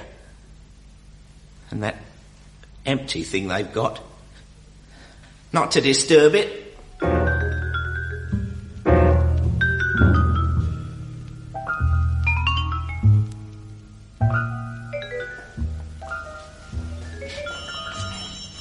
The boat's in. The visitor. Lionel? I just finished my dinner. Oh, my eyes. Both eyeballs feel as if they've been lightly sprinkled with pepper and salt. You haven't been studying those papers all these hours? I wanted to sort out my data before our gentleman arrived so as to get some kind of picture of him. Do you realize he's the 12th in 2 months, not counting the letters we didn't answer? I never knew there were so many in Europe. So many what? Mediums. Large and small, manifestations of speciality, manifestations barred, with or without astral smells. I wonder what we're in for this time. Can you see anything of him from the window? Yes. Yes, his lady friend is trying to pilot him through the main door, but he's shaking his head and getting her to go first. Does he look promising? Well, sort of ordinary. Tyrolean touch to the jacket, black hat, hobnailed boots. Lionel, what's your verdict on him? On paper, the most promising up to now. Oh, you don't mean it. Geneva seance, a tested visual phenomena for which no explanation, even by autosuggestion, hits a corner of the front page all over Europe. I remember. Wasn't it the ghost of a drowned woman he's supposed to have brought out of the lake? Near enough and surprisingly well corroborated. Seance marked by prostration amounting to catalepsy, mouth clenched as in lockjaw. On being partially revived by his manager, Mrs. Amos... Mrs. Amos. Oh, Countess. Oh, what a nice house you've got. A castle, rather. Oh, I'm very fond of anything artistic. Oh, excuse me. Una momenti. Keep him amused on the stairs for a tick, will you, love? Just make a few signs. He's very quick. I always have to prepare people. You see, he's psychic and foreign, and the two together is some handful. In what way? Well, he won't talk. Oh, on his home ground, I've known him say yes and no in his own lingo, but, well, now he's playing away, he just won't utter. And when he wants to get out, he just yawns in your face. But nice about the house, but I thought I'd better warn you. All right, Countess. Mrs. Amos, this is... Oh, good evening, everybody.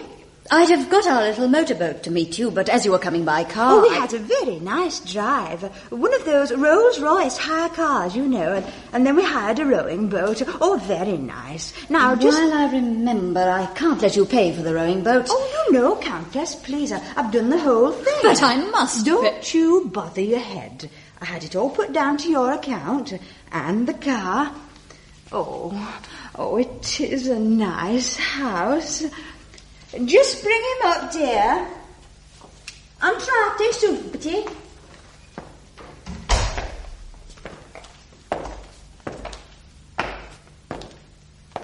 Now, you sit down there, dear. Introductions are just a waste of time, everybody, so just carry on as if he wasn't here, poor chap. Sherry? No, tar. Now, I do like to be what I call cut and dried. Any questions? Oh, and don't take any notice of anything he does. You see, he'd never been inside a nice house till I took him up. How did you take him up? Oh, in the street. In Italy. He's an Italian peasant, you see. Oh, very Italiano. Saviello, his name is. He's a riot. Mind you, I did have to have his feet brought round electrically once. Catalepsy, you know. What happened to Lazarus. You have asked Mr. Henting's mother, haven't you? Yes, she's here. Oh, good. The blood tie and another mind straining to get through it. It all helps. Yes. Well, you would like to see your rooms and relax before dinner. I'll take you up. Oh, thank you. I'm sure it'll be a nice room, too. In fairness to you, Mrs. Amos, I must tell you who this gentleman is. Oh, yes. He's Lionel Dewar, the scientific investigator. Well, isn't that nice? As I say, science is great. Now, come along, dear. You must be very... What's the matter? What's he staring at? The armchair. I can feel it myself. There's something odd about that armchair. He feels it too. Do you see? Now, you come along, dear. This way, Countess. Oh, thank you.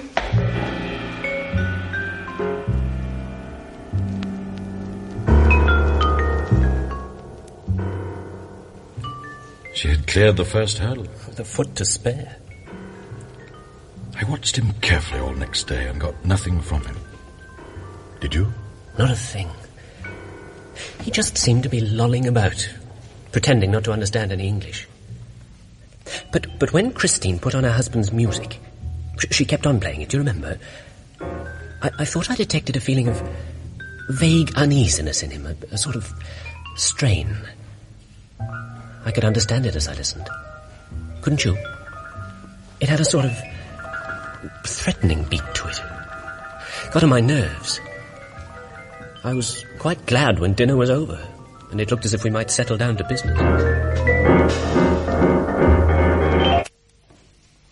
Bill, you've done the manuscript up beautifully. Thank you. I'm afraid I can't get any further with the Crithin papers without reference to the British Museum. Oh, then perhaps you'll go up for a day or two next week. I take it he hasn't rung his bell yet. Oh, yes. He has. He's ready. Oh, dear. Good. So are we. Look, are you sure you wouldn't like me to... No, if you've got an open mind, you'll be useful. Eh, Lionel? Certainly. Now, come on down, dear. Take his other arm. Would you mind, Mr. Dewar? Why is he wearing a bandage? It's a matter of concentration, you see. No, not in that chair, dear. First of all, Countess, nobody must telephone in the next hour. Oh, of course. Once a chap like him gets off, the phone might put paid to him. Alwyn, I'm not accepting any calls for the next hour. That's quite clear, isn't it? No calls of any sort. Good night. Now, I'll dish out the quick pep talk first, just to break the ice. Now, this is a ticklish business, and it's up to you people. Forget all about screams and ghosts and all that medieval stuff. That's superstitious nonsense, that is. The other side is waiting. Waiting for you here to hold out your arms, as it were, far enough over the gulf to touch the fingertips of them reaching over. Only don't overbalance or you'll come a cropper. I like to bring in a little joke. I can't stand the weird stuff. I mean, why not be homely with our loved ones, eh? Next slide, please.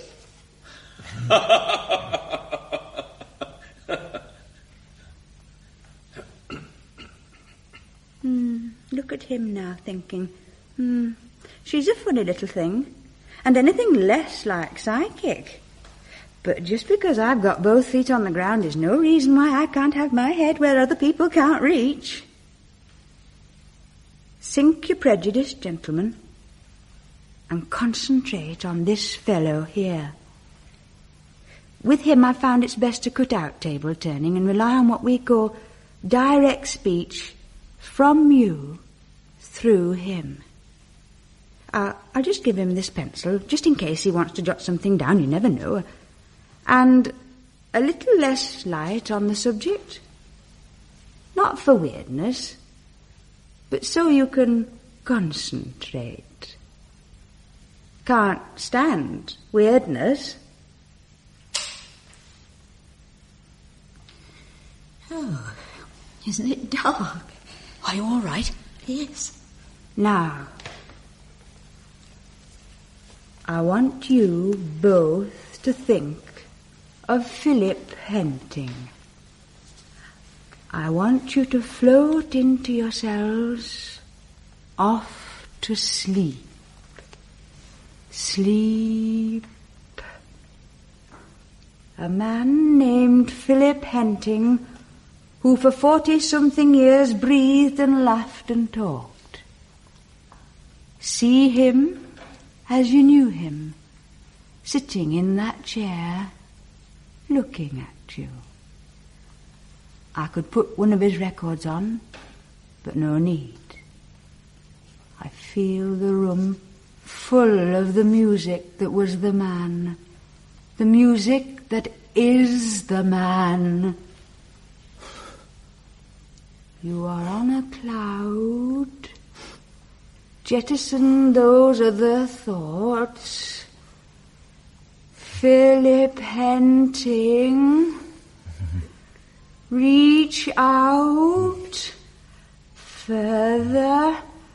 Further. Phil. It's Mum. Phil, this is wrong. Silence, please. Phil, it's Mum. Phil?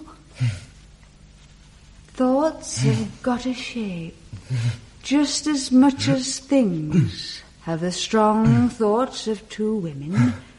The thoughts hit the air, and the air carries the thoughts to a place we know nothing of. Just thoughts. Phil, you just ran in from the farm with your knees dirty, bread and butter halfway to your mouth, and me playing the piano and you beating time on the arm. He'll go in for music. Nice straight nose, but you'll have to have a brace for those teeth, my boy. Phil. He's reaching over. Phil. It's Mum. This is wrong.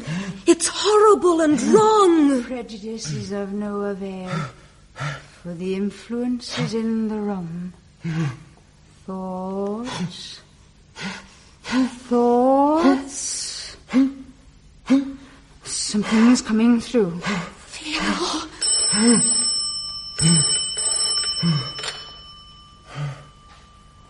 There's nothing. Hello. But you were told not to ring through. Oh, there must be some mistake. Sorry. She hadn't rung. Thoughts. The King of England.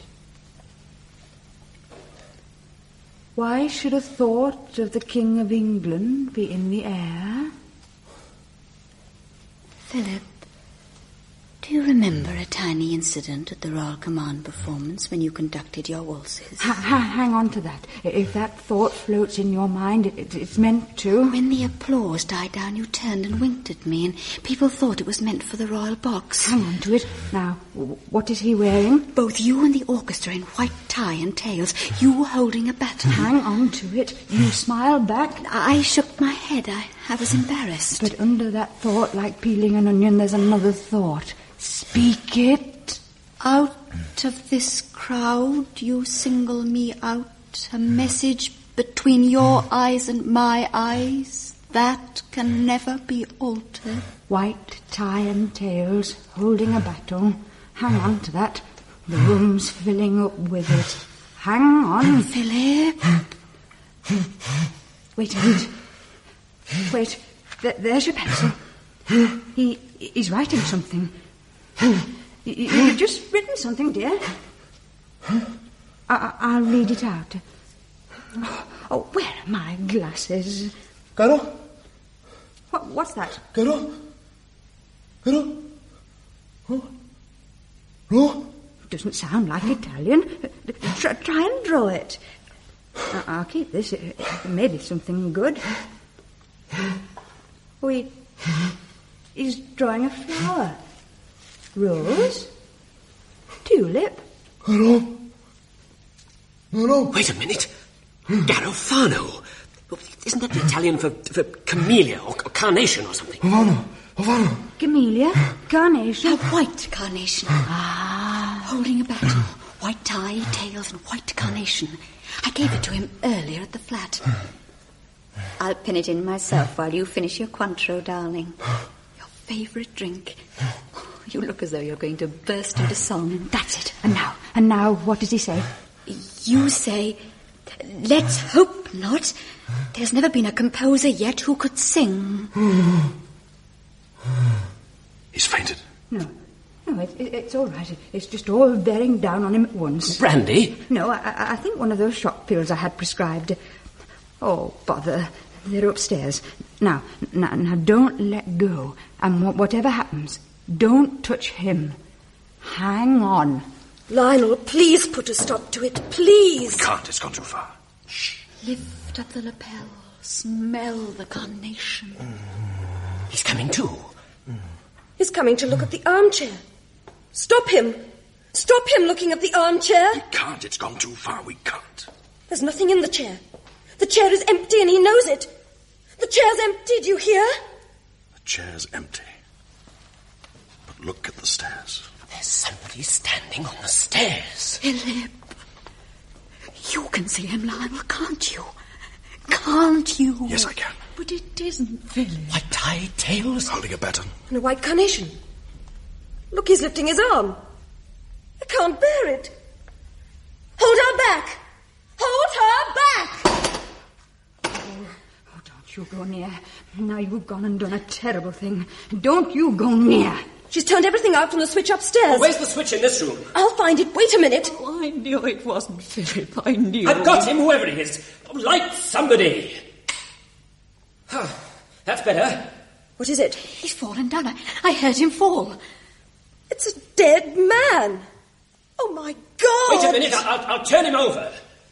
Here goes. Oh, but what is it? Well, he's not dead.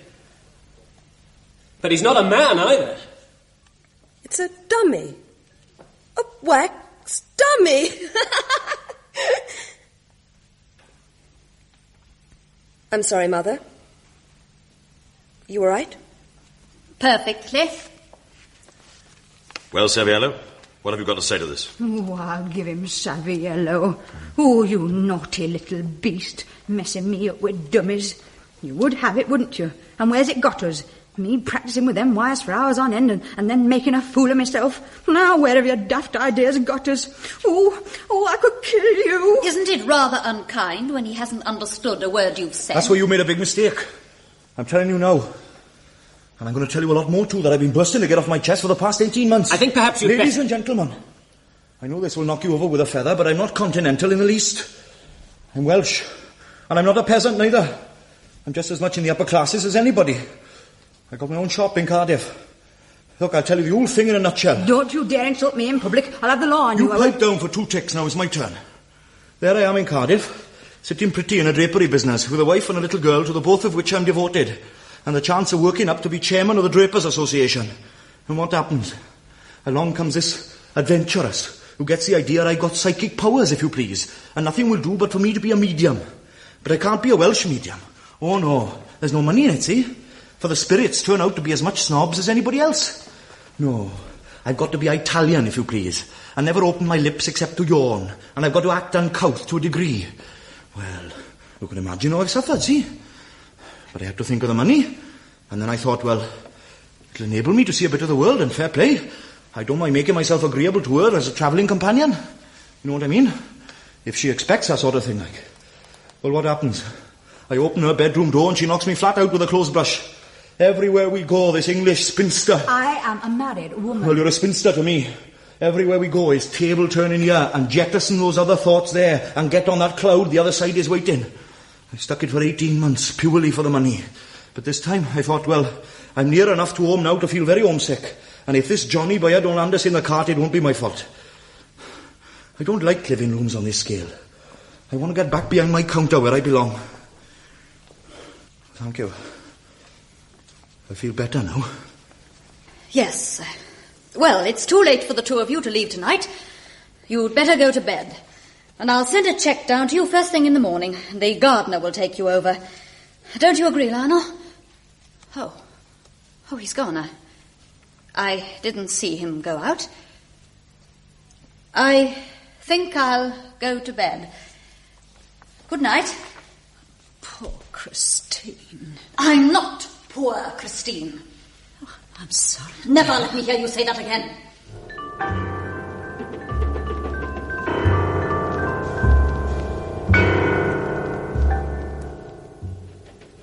No, she hadn't seen me go.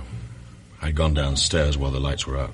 And you came back up into the room after you saw what you saw? Yes. You'd all gone to bed. All except the little Welsh medium. He was lying on the sofa in a shaft of moonlight. He looked innocently asleep. But I knew it was something deeper than sleep. A sort of trance. I drew up a chair and sat carefully opposite him. He opened his eyes and looked at me.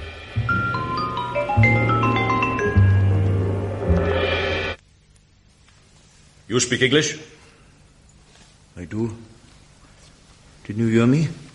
I was called away. Oh. Well, I'm Welsh.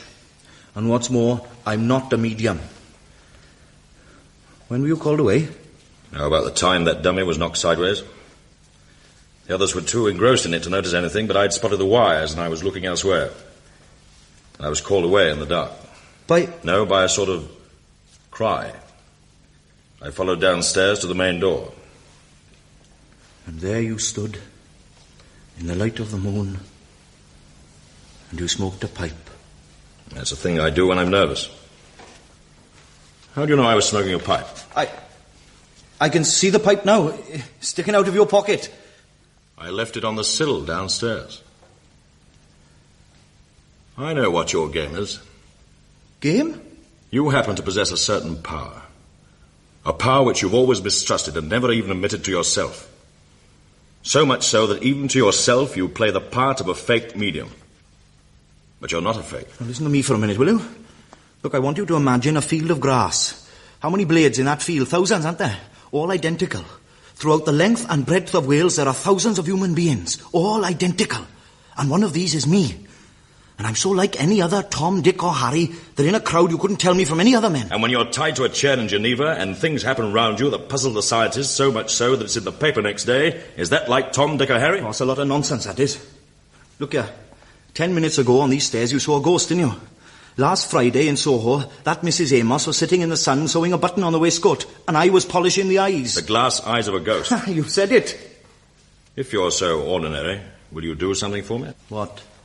Go to the window behind me and look out of it. It's moonlight, and you can see down the walk beside the lake as far as the herb garden. It's a man who died in that chair, isn't it? He does not move. Absolutely still. As still as the statues casting their shadows over the garden. He's looking up at this window. He has no shadow. Will you go to the window and look out of it? It's in my head. It's got to come out. It's got to. Oh, God, help me to get it out. Please, God, please.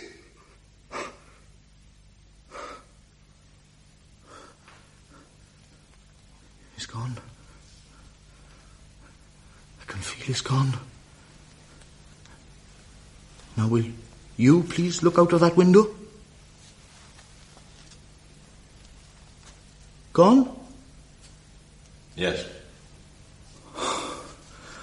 And I'm off to bed. And in the morning? I'm off back to my shop.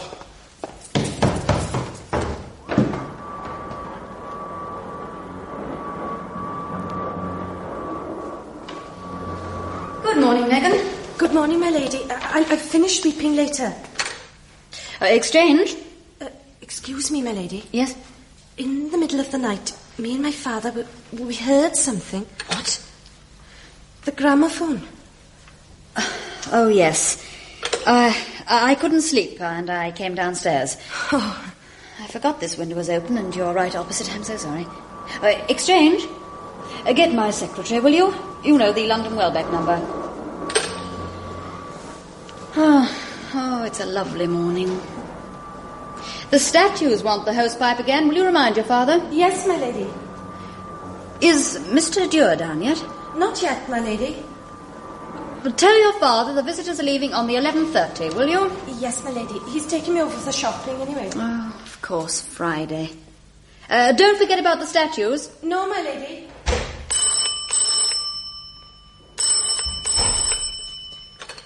Hello? Oh, Francis. No good, I'm afraid. Rather amusing in the end. On the contrary, I'm more determined than ever. Will you interview all the three by when I come up on Thursday? The older woman sounded promising. What? No, I'm all right. Yes, determined. Goodbye.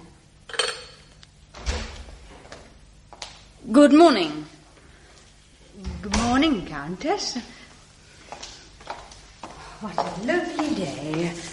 You slept well, I hope? Perfectly, thank you. Oh, I am glad.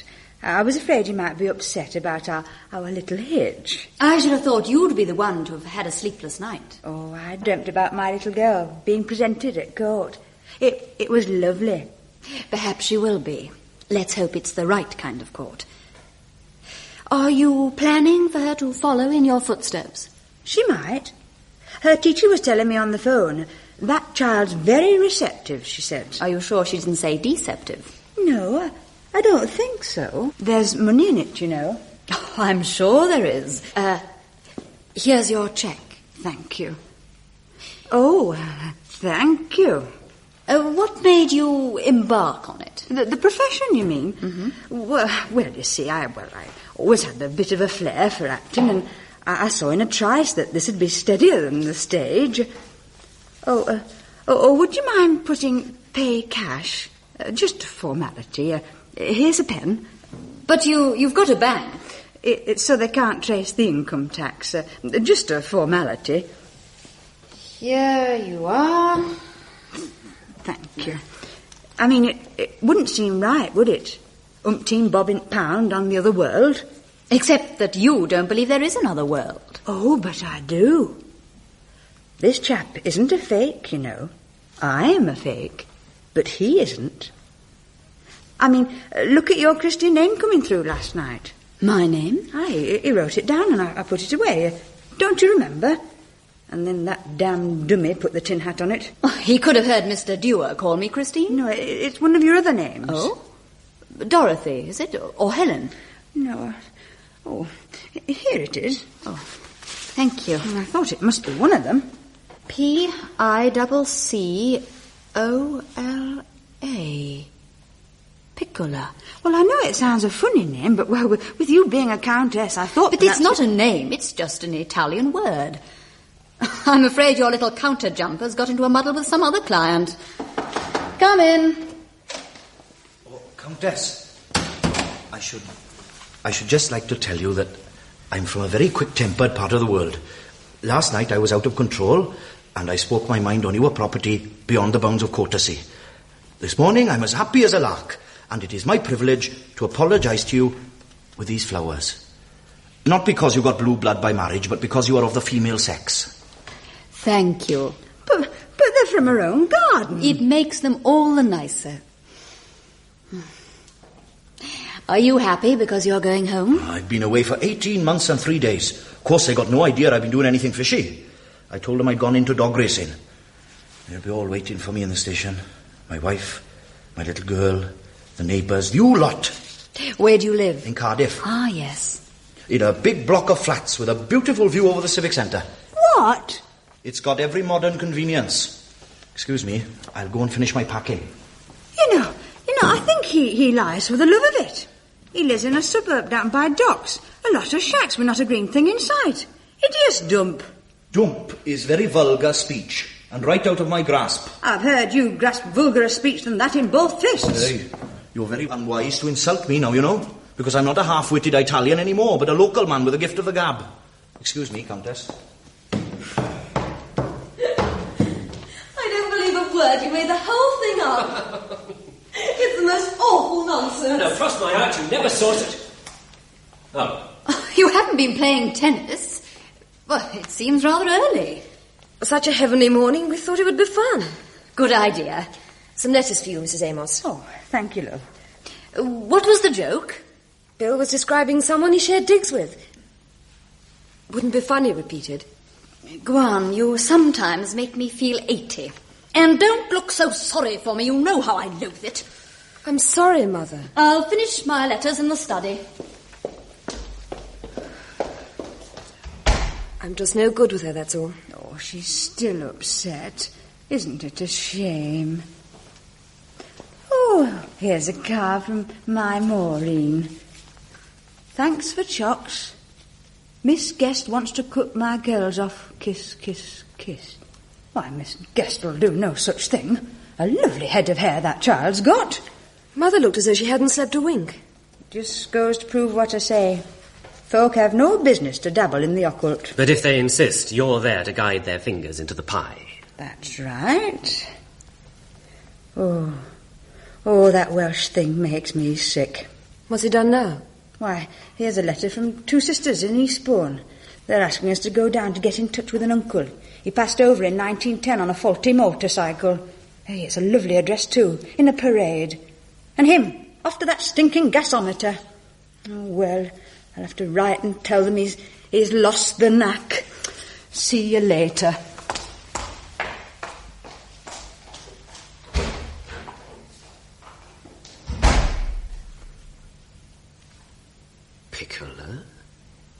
Piccola?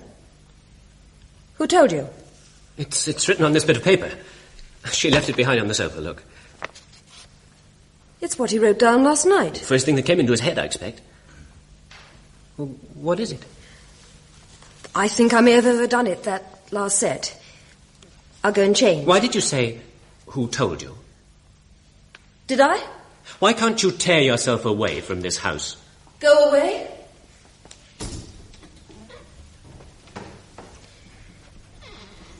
The sun's gone, hasn't it?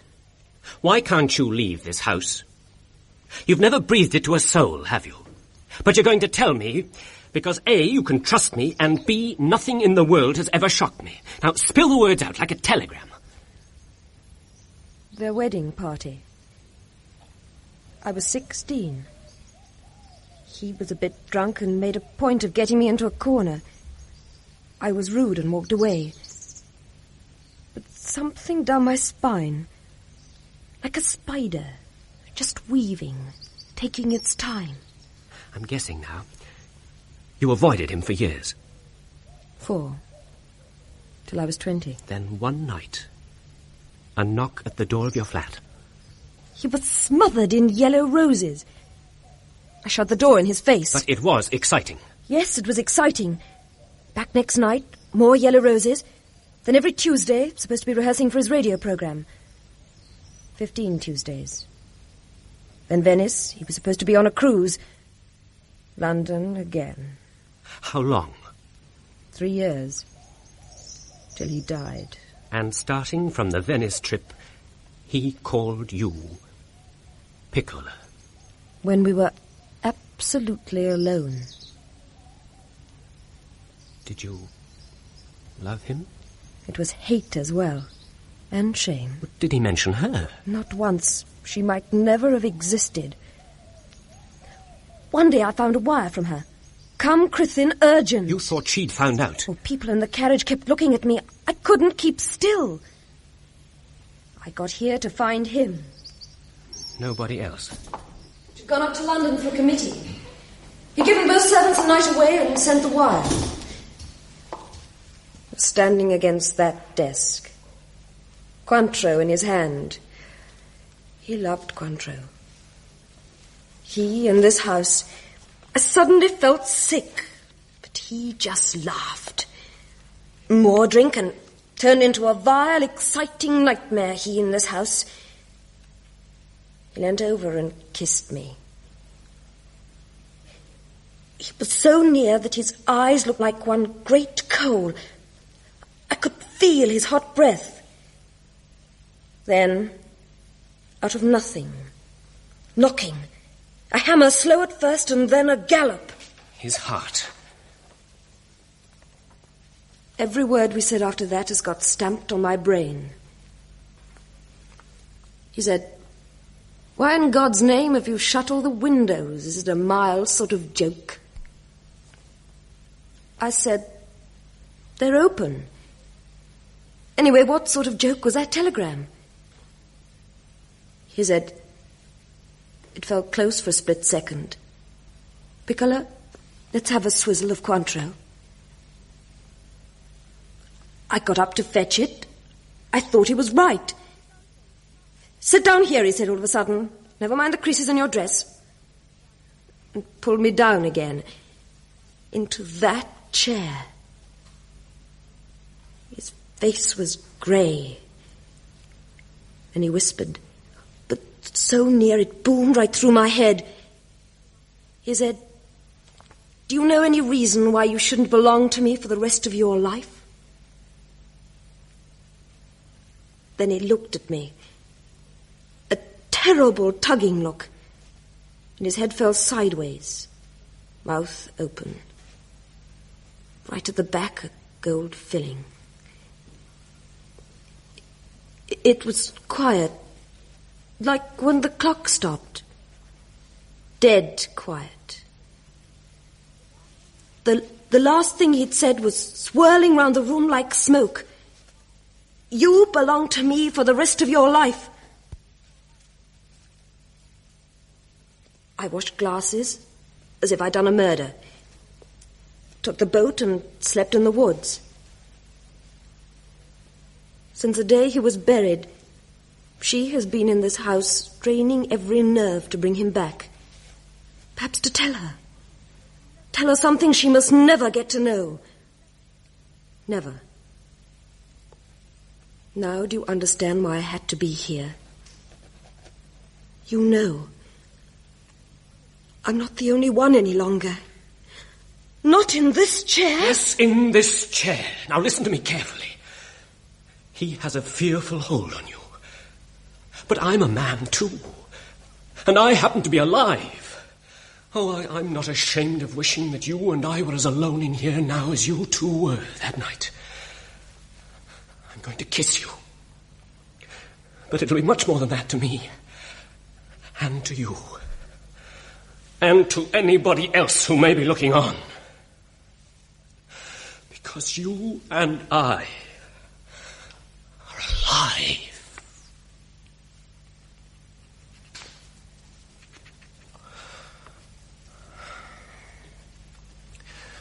What time is the train? There's 11:20, but they'll be on that. In 10 minutes, he'll be gone. Thank God. Come on. Come on into the garden, out of this place. We'll take the picnic lunch and be back in time for the late train. Then the midnight to London. We? You and me. Well, I ought to stay with her. She'll have Dewar. He's better for her than anybody else.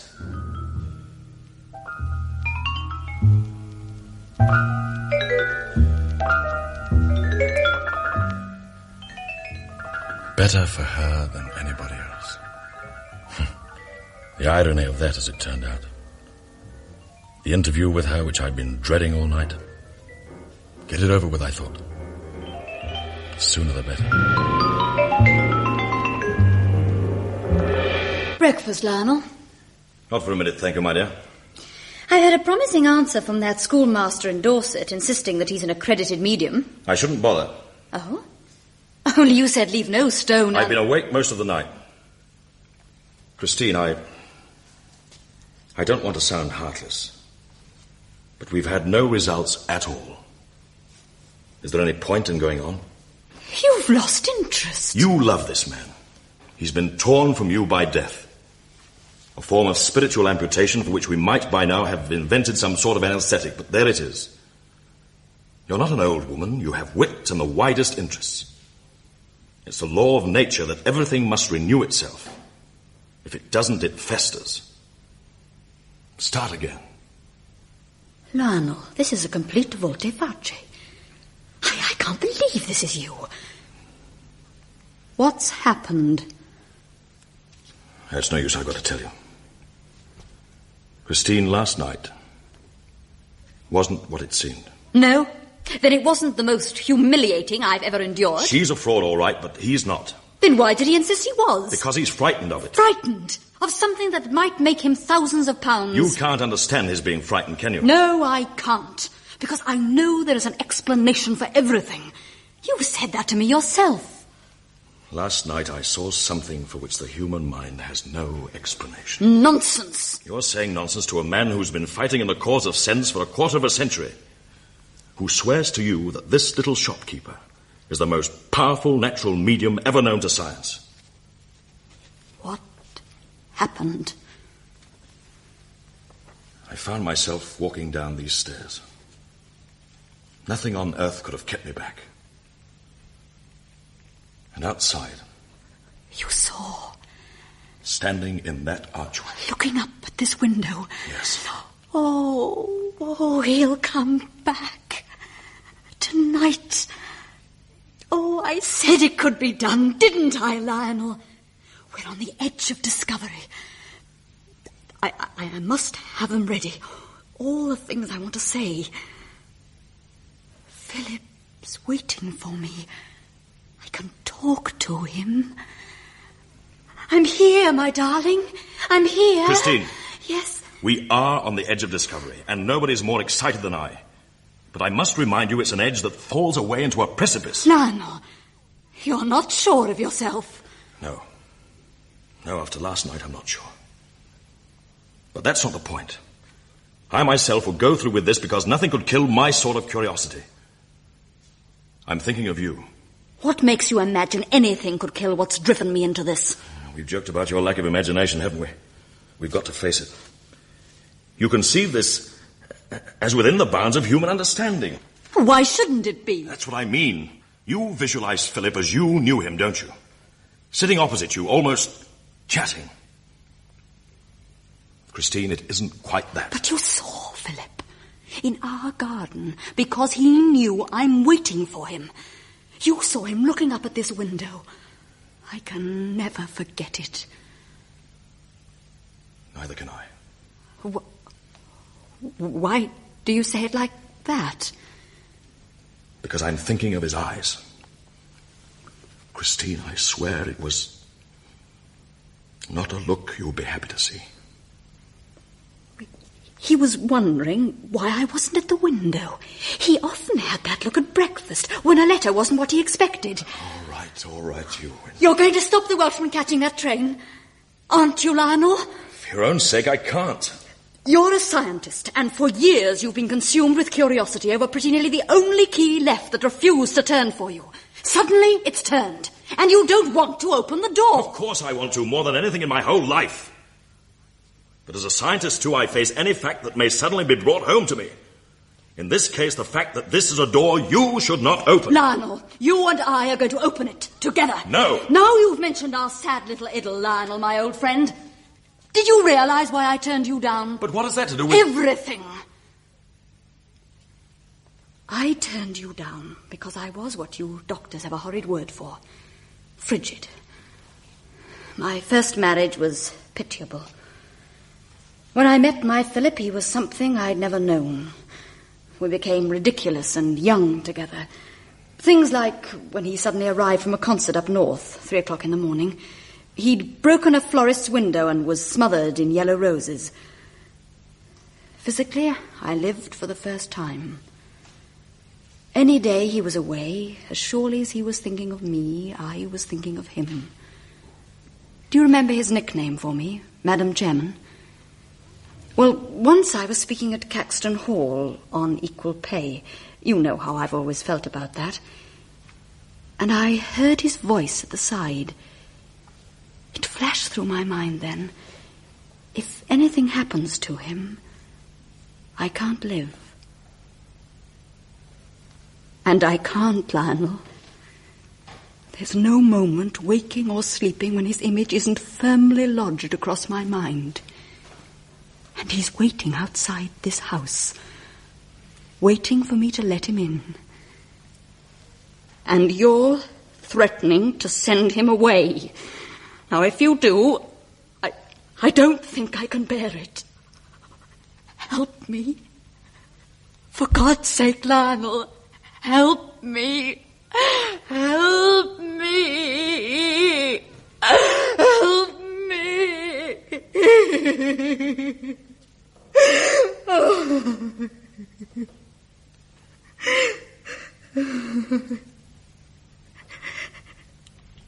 All right.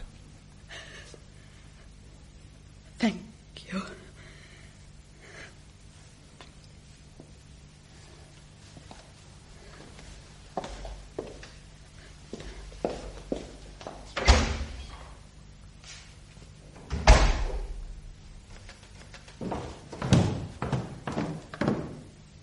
Good morning, sir. Oh, good morning. Excuse me asking, but the boat won't take more than 20 minutes to get back to the other side, will it? 15, I should say. It's a motorboat. Oh, that's good. Excuse me. Can I ask you 2 questions? Do. Something in this garden puzzles me. Oh, yes? A plant, very long, covered in long leaves. Corn on the cob. It comes from America. I had the idea to take a few cuttings back for my wife. She's a very keen gardener. Oh. What's your other question? The name of your tailor. Gray and Maundy. Why? I thought I'd copy the cut and show the model in a big window I'm planning to buy for my shop. Have you enough money to buy a big window? Well, since I've been in this racket, I've saved up £174, 4 shillings. Gray. Maundy. Huh. Hey, she's going to be late. The spinster Amos. I'll call her. Will you excuse me? Will you stay till tomorrow? No. I'll be here. No. You're planning a bigger window, aren't you?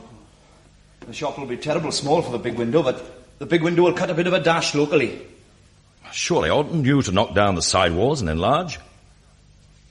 What have you got on each side? On each side? Sort of derelict huts. Wouldn't they be rather useful? Hey, you've said it. On one side I could show the stuff, and on the other side I'd store it. And a van? And a dress for my wife, and a doll's house for my little girl, and 2 assistants that would kill the local competition stone dead.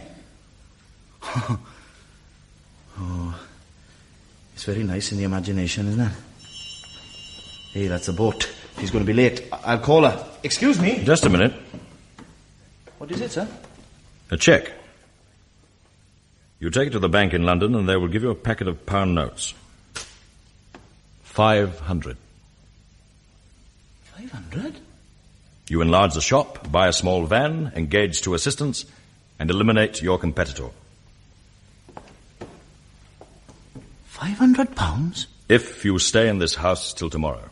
Oh, I'm so sorry to keep everybody, but I thought whilst I had the chance I'd wash me brush and comb. Oh, and I've been up hill and down dale after my knitting and I can't find it anywhere. Well, there's my case. You ready? £500. A van. 2 assistants. I'm staying till tomorrow. Oh. I want to pick his brains. He's a very clever man. Oh. Well, I'll just have to carry it myself. Come to the hotel the day after tomorrow and I'll settle up what I owe you.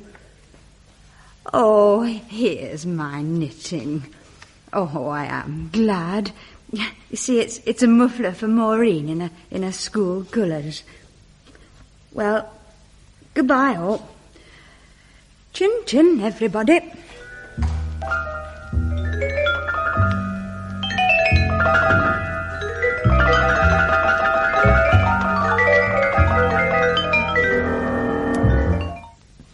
I've won. What again? Out for 3. Well, I've never known anybody pick up Kunkan so quickly. 7, 18, carry the 1. Oh, dear. Yeah. Shall I add it up for you? 17, 28, 43, 3 and 2 are 5. Oh, you enjoy figures, don't you? 3 and 2 are 5. That was true when everybody on earth was living in the top of trees. And it'll be true when the sea will be dry. 3 and 2 are 5. Wouldn't it be funny if one day you found it came to 6? Don't go back today. But what's the matter? Stay with me, will you? But what is it? Are you ill? Stay with me. Oh, I can't. I've got a Scotty to feed, and the charwoman's going to a wedding tomorrow. But why don't you come to London with me? Oh, he's paid me a lot of money, and I've got to stay. But you're a fake medium. You said so yourself. I'm going to tell you something. Yes? Just to you. When you were by yourself, are you happy? Oh, I get lonely sometimes. When my wireless goes wrong. No, I mean, when the door of your house shuts and you hear the echo of people's feet dying away down the road, are you happy? I must say, I often think, isn't it nice to put my feet up? Oh. What about you? When I'm alone, it's different. Because One thing makes me not like any other man or woman. The secret I'm going to tell you now is a secret that I've never told even to my wife, because it's a shameful thing. It's like a birthmark on your face. When I was a little boy, and I was ever alone, I wasn't alone. What do you mean? In the corner of the room, there was something watching me. And that's been going on ever since. It hasn't got the shape of a man, this thing. And it doesn't move. He's waiting. Waiting for? I don't know what he's waiting for. But I got to fight. If I don't fight, this thing will... You mean it tries to get inside your head? That's why I've got to fight, see? Sometimes, when I don't feel very well, I look in the corner, and he's moved. He's climbing. He's nearer. Climbing? Tell me more about the bus people when you wave to them. He's climbing? Into my head, see? But I give a shout and I lash out with my fist. And he goes back in the corner. But it doesn't speak. Oh, yes. He says things, very quiet. But I hear them, and I repeat them. Things I couldn't possibly know off my own bat. Then people start talking about me I'm in second sight, and that's how that Mrs. Amos got word of it and carted me off to make a bit of dough. But I've always got to fight. That shadows move nearer still. See? I think you'd better get out of this place and come to London with me. Oh, there's nothing to worry about. I'm going to go home with my pocket full of pound notes. And then I'm going to show them round in the local. And one of these days I'm going to be chairman of the Drapers Association. Everything's okay. I'm telling you. Everything's okay. Oh, stay with me, will you stay, please? Stay with me. Phil. Oh, my darling boy. Oh, Phil, don't cry. Phil. What did you call me then? Are you better, dear? Won't you lie down? What did you call me? Phil, dear. But I'm not Phil. No, of course you're not. Phil's dead.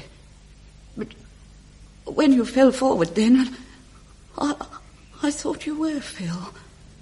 I mean, you just were. No! And you're not in the least like him. Oh, dear. And yet, I feel perfectly well. Time's getting on. Isn't the boat back? Oh, I hadn't heard it. I'll catch my train, won't I? If the boat leaves within 10 minutes. I'm going with her. With me? Oh, I'm so glad. I know you'll be doing the right thing. You've changed your mind? I can't stay. The boat's late. You realise that, don't you? I don't mind missing the train, so long as that boat gets me away from here before it's dark. That's all I want now.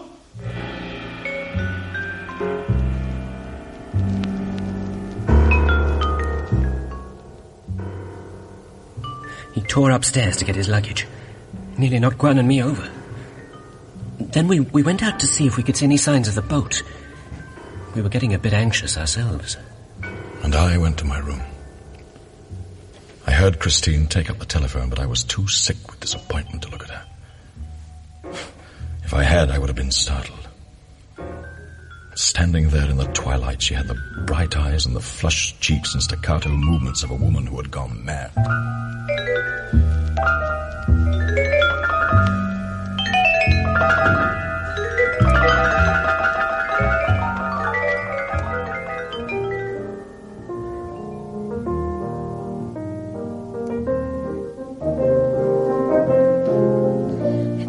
Exchange? Oh, hello, Alwyn.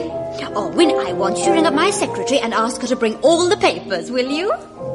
Yes, wonderful news. Can you tell, Alwyn? I've been waiting and working for months and, well, here we are. Well, my husband. He arrives back tonight. Oh, it's exciting for me, of course, but it's pretty exciting for you, Orwin. And for everybody. Because he's the first back. The first of millions and millions, all the knots you can find. You'll do that, Orwin, won't you? Goodbye. Goodbye.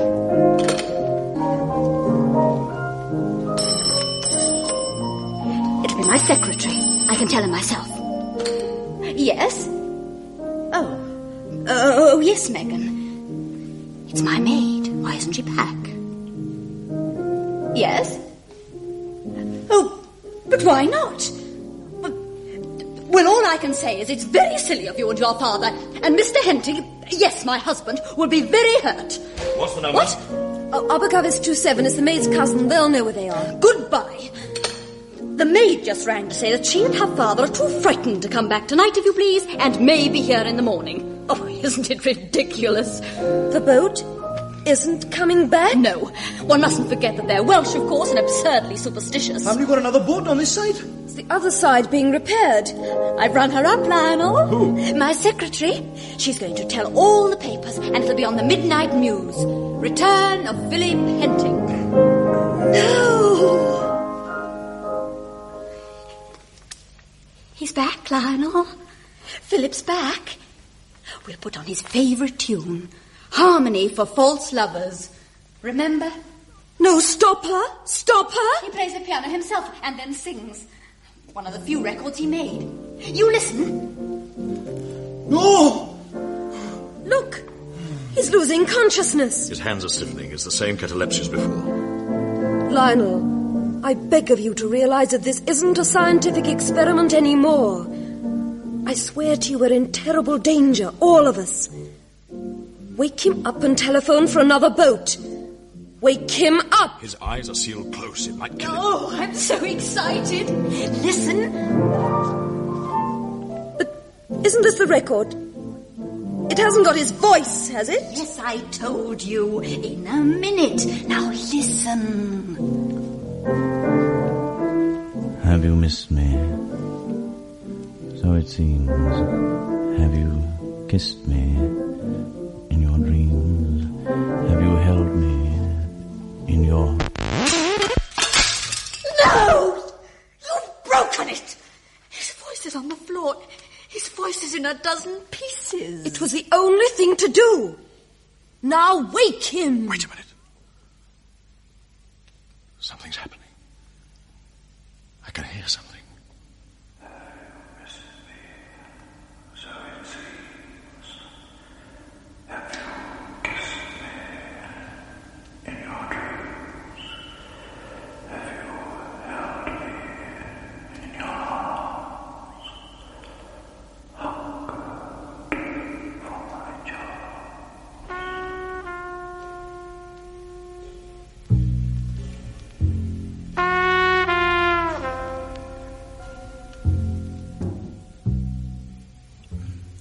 The voice of a dead man echoing and re-echoing through the room.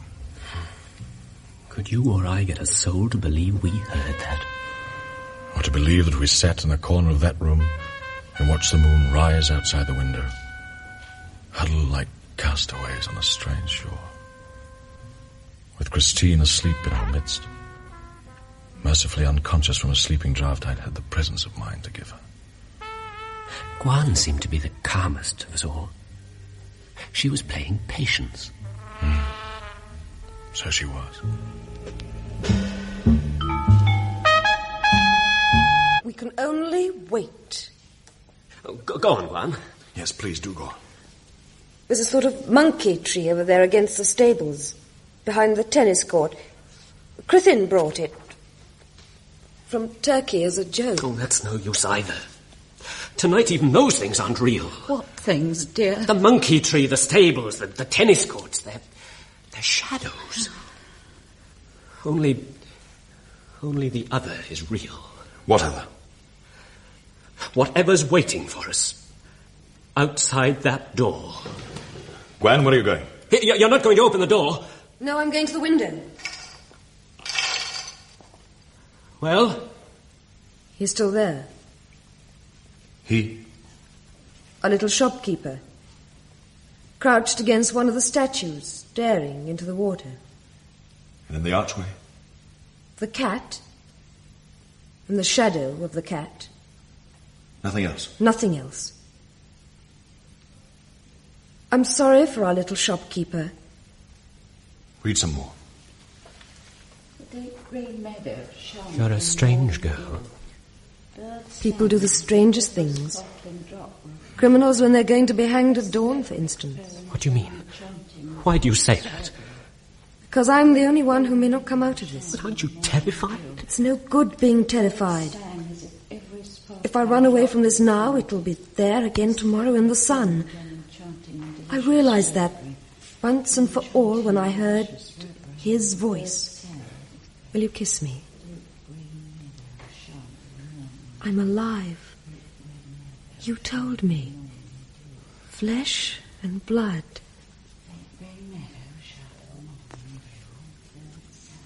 My mouth's frozen. I'm sorry. So's mine. It was a poor lover's kiss. Shh. What was that? Did you hear something? I thought I did. So did I.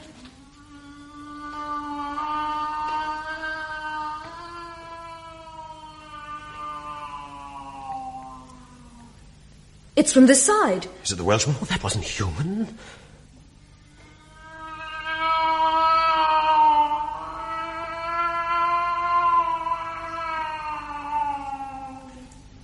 You were right. It's only the cat. I thought I recognized it. I'm all right with something I can recognize. But I heard it before. When? Last night. That was the cry I heard, which made me leave you all and go downstairs. I didn't realize. Was that just before you saw what you saw? Yes. Don't open the door. Stop her. Where are you going? I've always been afraid of the dark, but not now. Because I can't stay in this room. I don't fit into it either. We can only pray for God to forgive us and deliver us. I'm all right, Bill. I'll call if I need you. The cat? Pressed against one of the statues. Feet together. Its back arched right up. I can see the spiky fur against the water.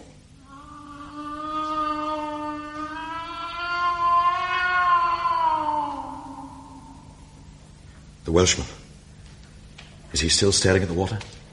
He's turned his head. And looking at the archway, isn't he? Yes. He's heard the cat crying. Do you want me? No.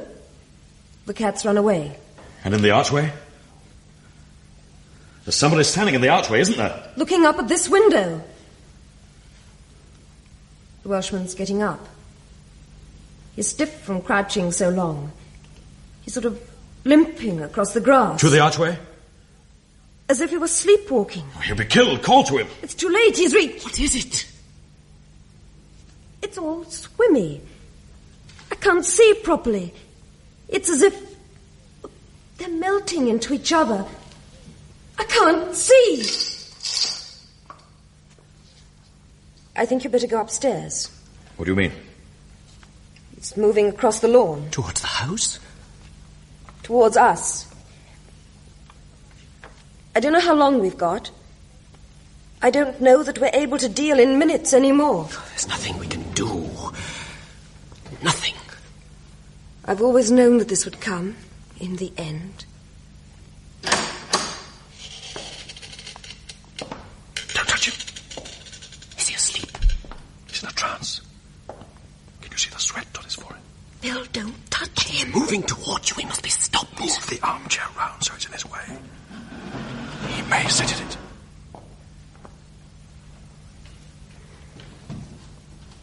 I thought so.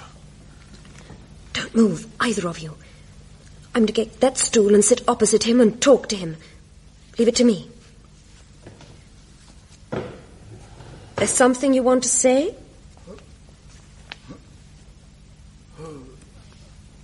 Try again. Up.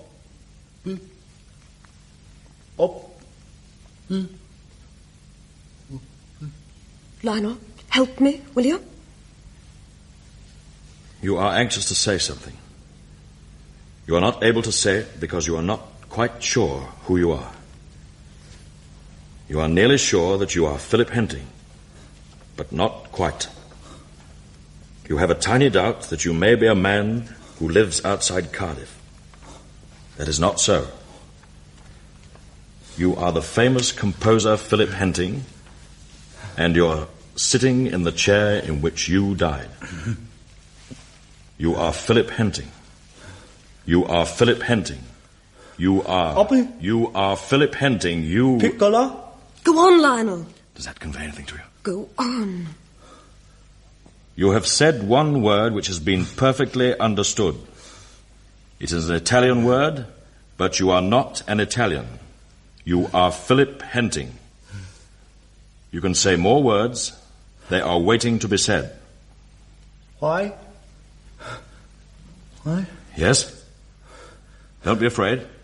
Why, in God's name, have you shut all the windows? Is it a mild sort of joke? They're open. Anyway, what sort of joke was that telegram? It felt... Go on. It felt close for a split second, Piccola. Let's have a split second, Piccola. Let's have a swizzle of Cointreau. All right. Swizzle of Cointreau. Sit down here. Never mind the creases in your dress. Do you know any reason why you shouldn't belong to me for the rest of your life? Yes, I do. I couldn't answer you then, because before I could, you were dead. You're dead now. There is no reason why I should belong to you for the rest of my life. No reason. Either in this world or in yours. Because now that I've looked you in the eyes without fear, there is nothing you can do to me. I'm going to turn my back on you. And I'm never going to look round. Never. You belong to me for the rest of your life. You belong... Lionel! Be quiet, you must be quiet. To me for the rest of your life? I know without your telling me. I woke up suddenly and I knew... Don't turn your head. He's here. Don't look. Philip, my darling, we've waited so long. Don't touch him. But he's going to speak. He's going to turn to me and say something. Oh, we've waited so long. No, don't let him speak that. Philip. Don't touch him. Speak to me, my darling. Speak to me. Piccola. I've heard that before, haven't I? In a dream. Why, in God's name, have you shut all the windows? Is it a mild sort of joke? What is he saying? Why doesn't he know me? Speak to me, my darling. Tell him who it is. In God's name, have you shut all the windows? Is it a mild sort of joke? No. No, joke? Mild sort of windows? God's name. Sort of creases. Piccola, don't look. Don't look so guilty, Piccola. No. Guilty, Piccola? Why should anybody find out about us, Piccola?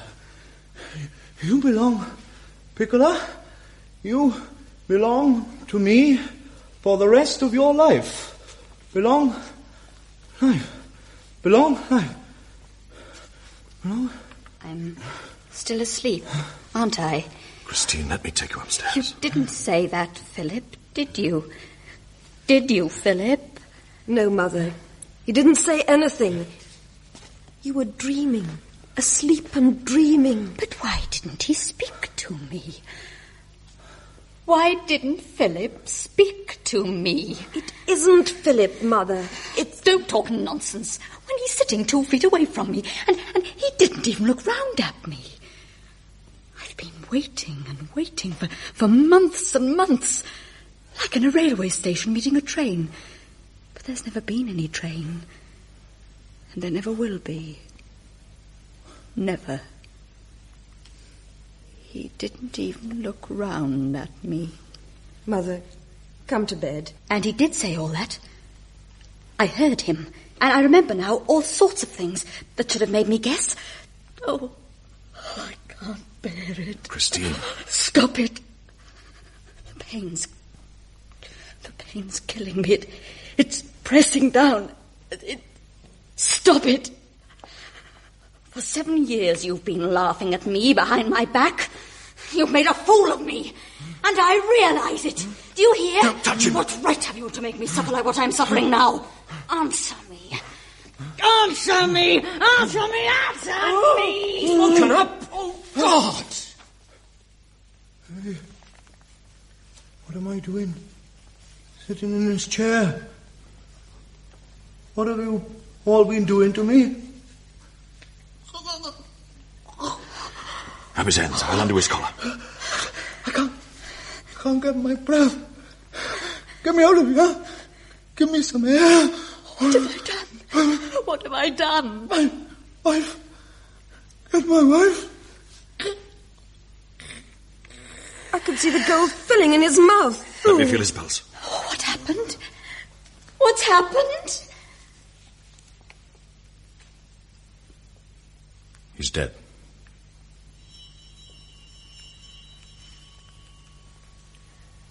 Did you hear it? It's the boat. It's morning. What happened? I don't know what happened. You were asleep, Mother. Yes, I was, wasn't I? On that sofa. And then I dreamt he was Philip. Oh, it was horrible. And I've killed him. If you want to keep your sanity, you must forget it. Do you hear? You warned me not to go on with it, didn't you? Everybody warned me. But I wouldn't listen. I've always had my own way. I'm ill, Lionel. You've been ill for 4 months. I blame myself bitterly for not having faced that fact. But you realize you're ill. That means you'll get better. Yes. I'll get better. But nothing can ever put that right. I wouldn't listen.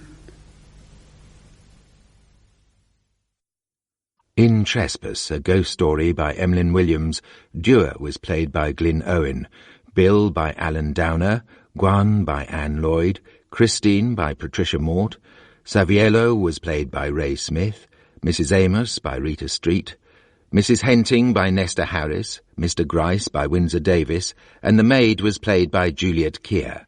Trespass was produced by Herbert Davis and featured music by the Don Ellis Quintet.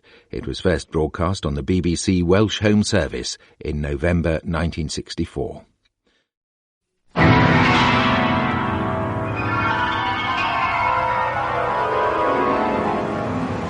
In the dream, you are falling, lost in the listening distance, as dark locks in.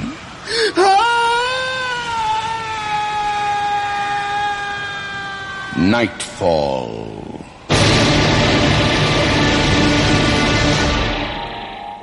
Good evening.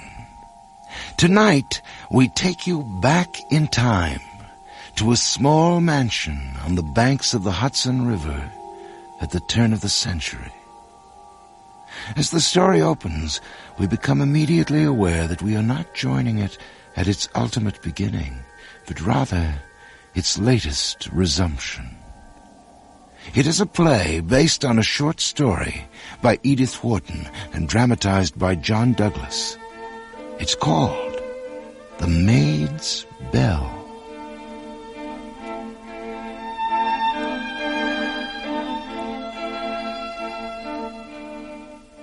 This way. Through here. Let's see, it's Hartley, isn't it? Yes, it's Hartley.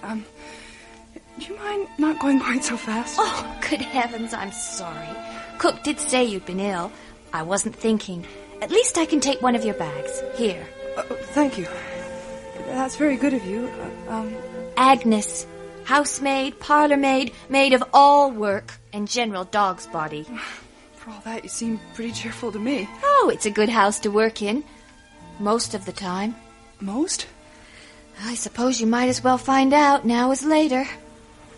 The last 3 or 4 ladies' maids before you, well, they just picked up and left pretty quick.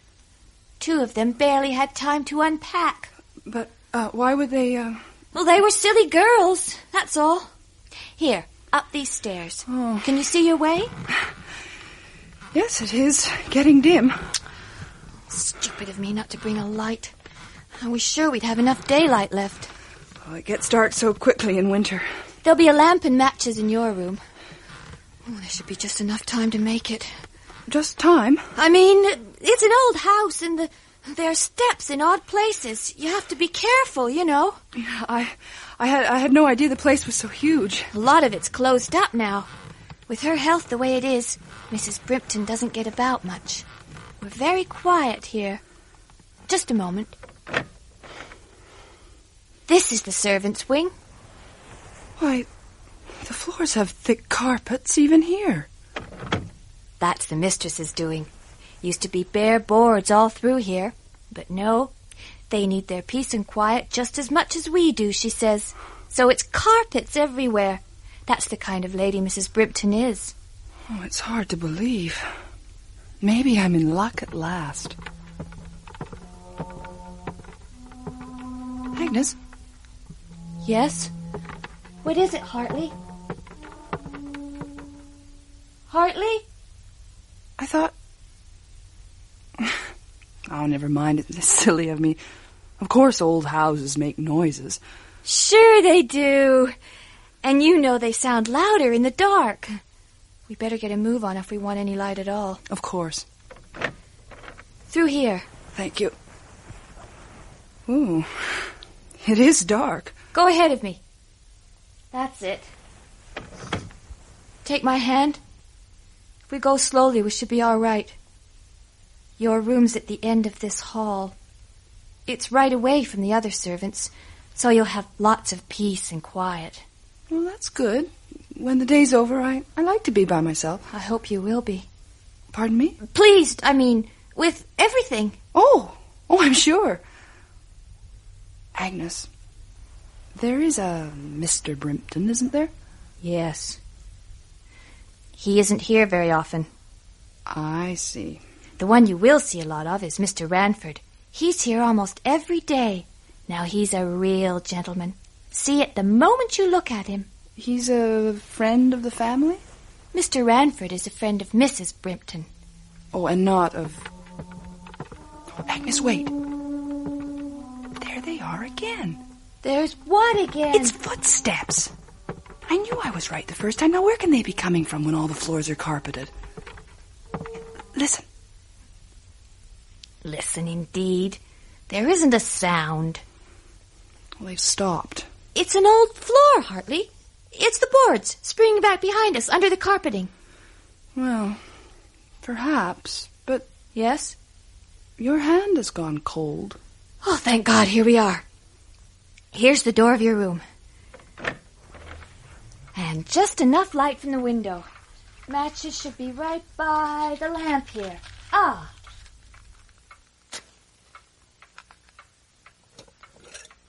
There. That's better. That's a little more cheery now, wouldn't you say? Yes. Just leave your bags by the bed. Oh, what a prettily furnished room. Told you you'd like it here. It's just... Oh, blast it. What's the matter? That door. The one across the hall there, right opposite this one. It's open again. Does it really matter? We have strict orders to keep it shut. Always. I suppose I ought to... Hartley. Yes, Agnes? Would you mind a whole lot if I asked you to To what? To go across the hall and close that door for me? Why, certainly, Agnes. If you wish. I know I've no business asking. I'm only a housemaid and you're a lady's maid. But if you could, just this once. It's hardly a matter of who's who in the social register, Agnes. If all I have to do is close... Oh, I beg your pardon. I didn't realize... Go away. Oh, make her go away. It must be the lamp dazzling my eyes after all that dimness. Agnes, I could have sworn for a moment I saw someone standing inside that room. You saw yourself in the mirror is what you did. If I had $1 for every time I've done that... No, it wasn't a mirror. I thought I saw a black dress and an 8... Hartley, we must be going back down now. They're waiting supper in the servants' hall. Of course. Oh, by the way, that bell on the wall there, Mrs. Brimpton rings it to call me? No! Never. I don't understand. That bell is never used. Ever. Well, they don't use bells in this house? Well, yes, but not that one. There are no bells for you. We really have to go now, Hartley. Oh, I better take the lamp, hadn't I? Oh, yes, Hartley. Yes, please.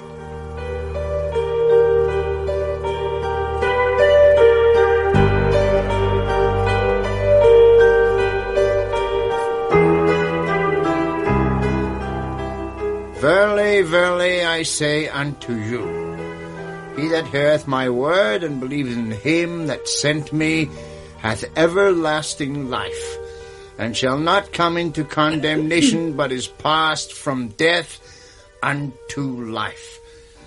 The Gospel according to St. John 5:24.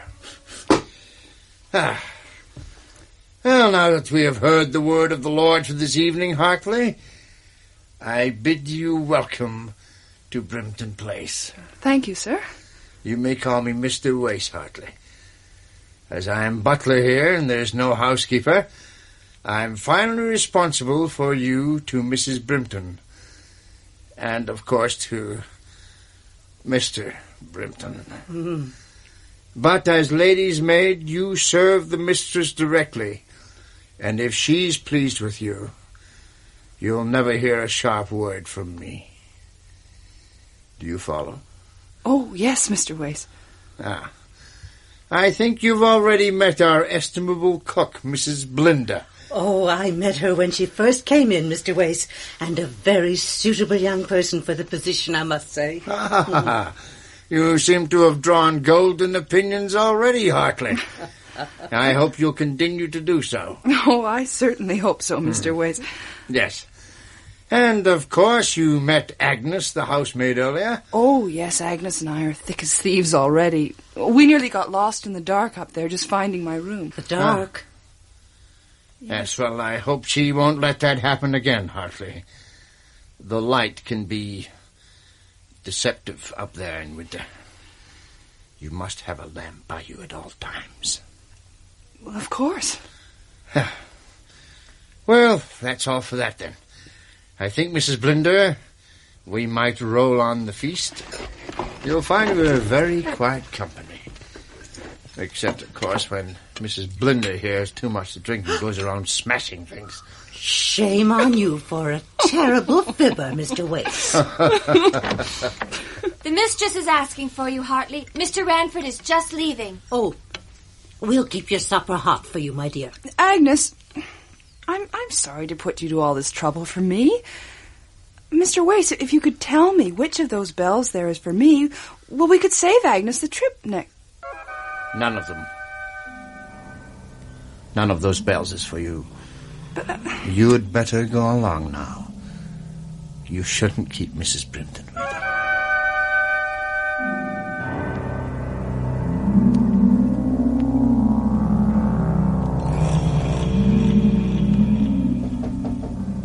Please come in. It's Hartley, ma'am. I believe you sent for me? Yes, of course. Do come in. Thank you, ma'am. Come along now. You mustn't be shy, you know. Oh, I'm sorry. I didn't realize your guest was still here. But I wanted you to meet him. You'll be seeing a good deal of him in the future, I hope. Hartley, this is my particular friend, Mr. Ranford. Very honored to meet you, sir. Stephen, this is my new maid, Hartley. Delighted to meet you, Hartley. You're very lucky, you know, to be coming to serve this lady. Oh, I know, sir. Well, so everyone tells me.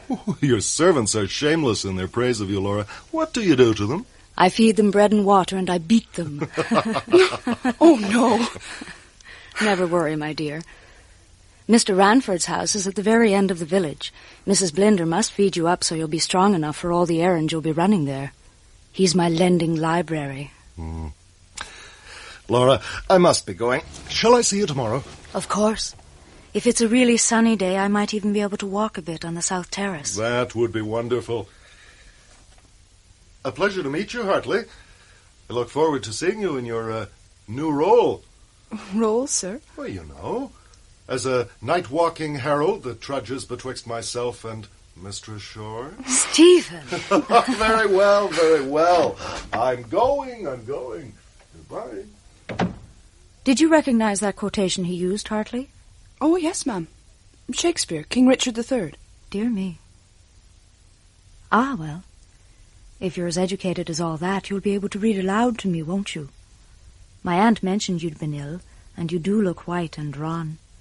May I ask what it was? Typhoid, ma'am. Oh, Hartley.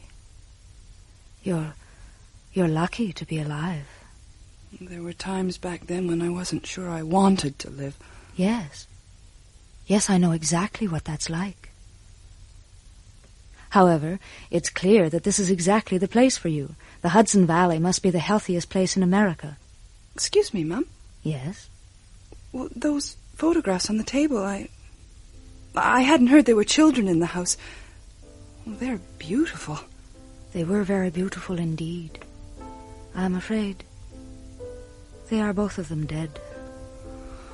Oh, Mrs. Brimpton, I'm so terribly sorry. I didn't think. I'm afraid they took after me. Their father is more robust. But I think we were talking about your health, were we not? Yes. Yes, of course, ma'am. Yes, I'm sure the country air will do me a world of good. Oh, I hope so. I couldn't bear it again. I don't understand, ma'am. I lost your predecessor, Hartley. The best friend. Servant is not the word at all. The best friend a woman could ever have. No better human being walked this earth. She was with me since I was a girl, long before my marriage. Her name was Emma Saxon, and she died. I'm dreadfully sorry. May I ask, ma'am, the room I'm in now, was it hers? I beg your pardon? Oh, no. No. I told them to put you in her old sewing room. Her room is across the hall. It is kept exactly as she left it. It will never be touched while I live. If I may ask, ma'am. Go ahead. Well, I had to close the door of her room tonight, ma'am, and I noticed the door of her room was open? Yes. Was it? Was it indeed? Yes, and I noticed there was an old sewing machine just inside the door, and, well, it would help me such a lot with my mending if maybe... Oh, nonsense, Hartley. That old one must be rusted and useless by now. We'll get you a new one. The old machine must stay right where it is. Oh, very, very well, ma'am. Do you have everything you want? You're sure you don't feel lonely in the country? Oh, not with you, I wouldn't be, ma'am. You sound just like Emma herself. Hartley. Dear Hartley, you mustn't be afraid of her memory. Where there has been much love, surely something is bound to remain behind, thin and frail like a shadow on the water. When it comes from love, can it be bad? I don't know. Very well, Hartley. I'm tired tonight and shall dine upstairs. Agnes will bring me my tray, and later you may come and undress me. Very well, ma'am. You'll ring, I suppose? No, Agnes will fetch you. Whenever I want you, I'll send Agnes. But With respect, ma'am, that seems to That be... is the way I wish it done. Yes, of course, Mrs. Brimpton. I didn't mean to be short with you, Hartley. You must just promise me one thing.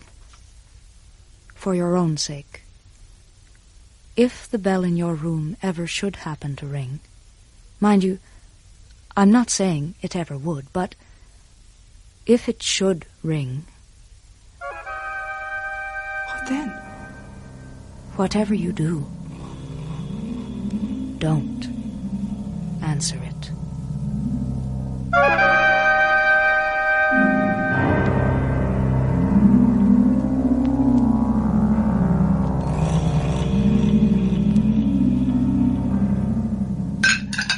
Mrs. Blinder? What on earth's the matter? I just get back from shopping in town and I find everything topsy-turvy in an atmosphere like a burial vault. Well, is somebody dead? Worse. He's back. Who's back? The master, Mr. Brimpton. Would you stop gossiping for once, Mrs. Blinder, and set the table properly? I'm sorry, Mr. Wace. Just wait till you hear what Bible text he reads tonight. Whenever the master's here, it's all fire and brimstone. You never heard such language. Our text tonight is taken from the general epistle of James. A double-minded man is unstable in all his ways. For the sun is no sooner risen with a burning heat, but it withereth the grass, and the flower thereof falleth, and the grace of the fashion of it perisheth. So also shall the rich man fade away in his ways. James 1, 8 and 11. Amen. Agnes. Mind your tongue, girl. It's Hartley had better mind hers. I'm sent to tell her to go upstairs right away. Oh, Lord. He wants to give her a look over. Agnes, I won't tell you again. Hartley. Yes. When you're in a room with the master, you'd best keep your eyes lowered and your attention strictly on your duties. Yes, Mr. Wace. Well, excuse me, please. I better go.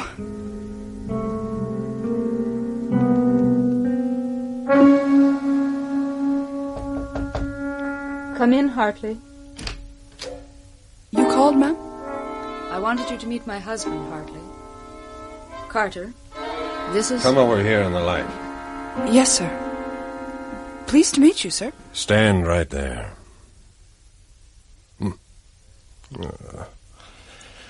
All right. You may see to your mistress. Thank you, sir. Never consider me when you're hiring your maid to do you, Laura. Ah, well. We all have our friends, don't we?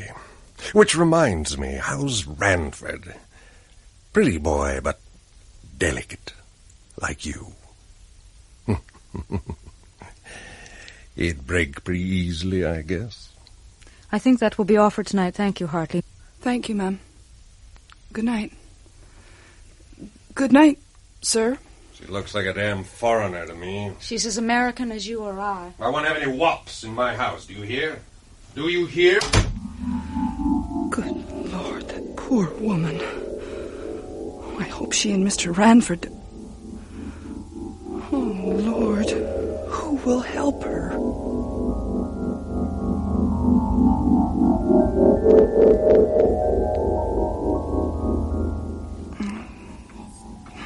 Mr. Maid, please. I can't. Oh. It's no use. What time must be the middle of the night when... I'll never get to sleep.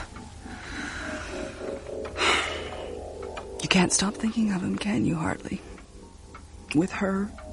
Oh, he was so drunk he almost crawled up the stairs to her room. It turns me sick to think what some ladies have to endure and hold their tongues about. What? What's that? It's the sewing machine. The one across the hall in her room. But Mrs. Brinton said it was all rusted and broken.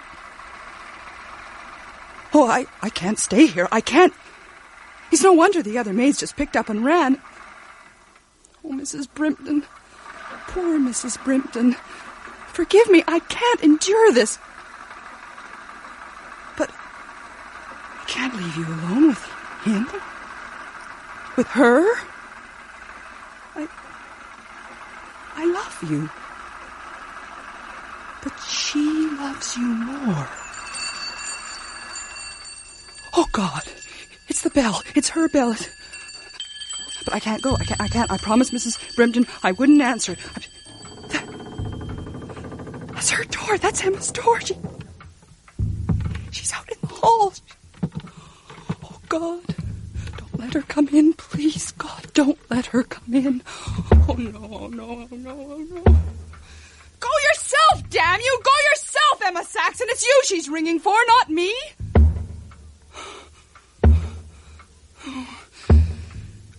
Hartley, you have never been a coward in your life, and you are not going to start now. If Mrs. Brinton's in trouble, you are going to follow that thing to hell and back if it will help her. Go on, Emma. And I'm coming too. It's all right, Laura. Dear Laura, I'm coming. We're both coming.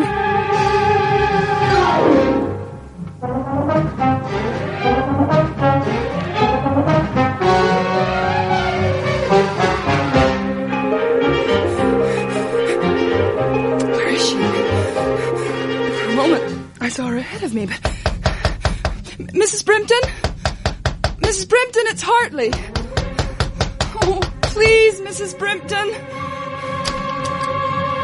What the... Sir. You?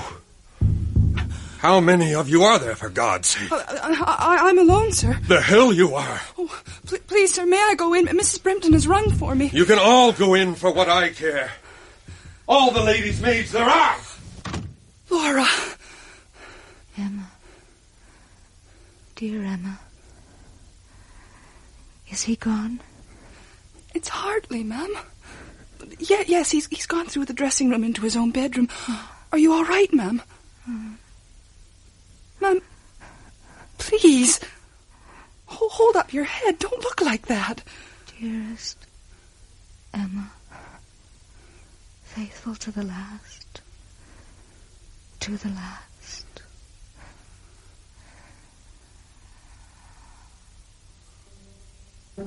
Oh, God. I think she's gone. Oh, God. Mr. Wace! Mrs. Blinder! I think Mrs. Brinton is dead!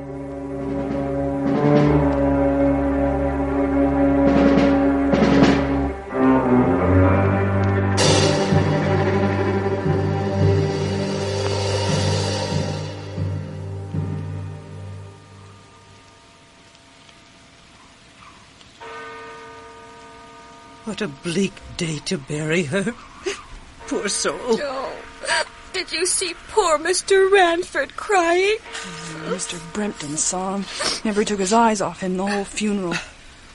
And her coffin right in front of him. And where is he now? The master. No. Jumped in his carriage the instant the funeral was over. To the station, he yells, and never says another word. He's destroyed her. And he's gotten away with it. Do you really think he has? Well, what could they prove with her poor heart the way it was? He may never even have touched her. Don't you believe it? You know, it's a terrible thing to say, but I saw him go, and I got the impression he wasn't alone in that carriage. Oh, so you saw her too? Black dress, white apron, an unusual travel costume. She's got him then. I think so. She's taken him with her into the dark. Excuse me. It must be the cold. I'm going home to pack. So are we all, Hartley. So are we all. The faster, the better.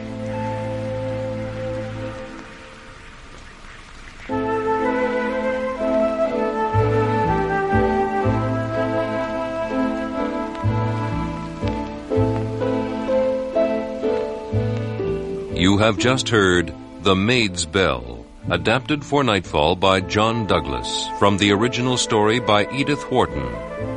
Featured in tonight's cast were Dixie Seatle as the maid, Hartley, and Chappelle Jaffe as Mrs. Laura Brimpton. Hugh Webster was heard as Mr. Wace, Wendy Thatcher as Agnes, and Marion Waldman as Mrs. Blinder.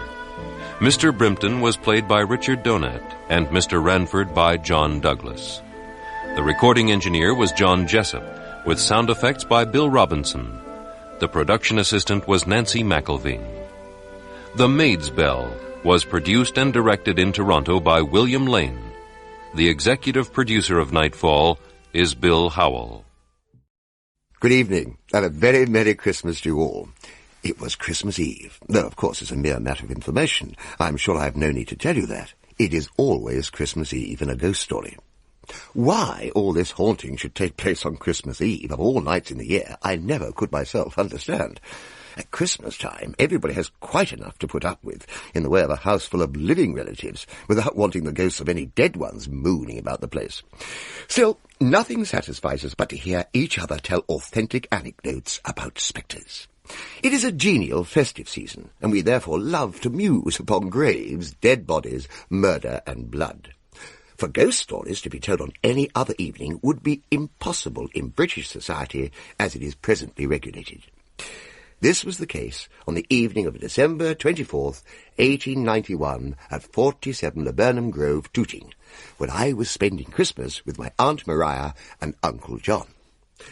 To set the scene, we had had a very good supper. A very good supper indeed. Unpleasantness has occurred since.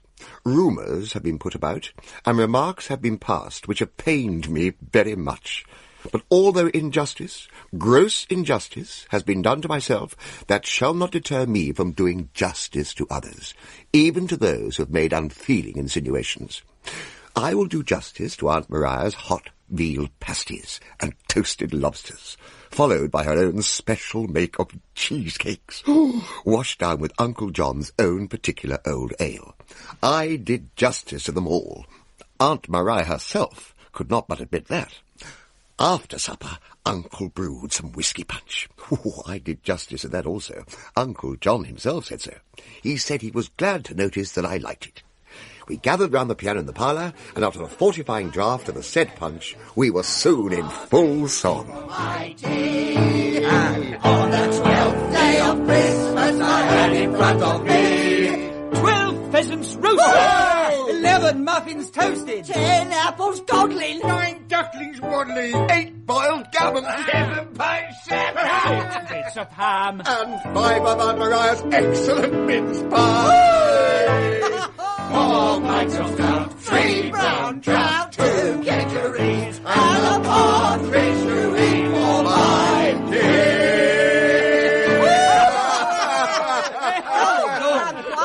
I say, I'm sure it should be teas to rhyme with kedgerese, you know. Don't be so pedantic, young man. I'm sure really.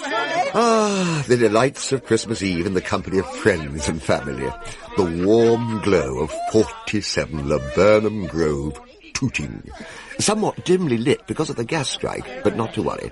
Probably just as well, given the state of some of the party.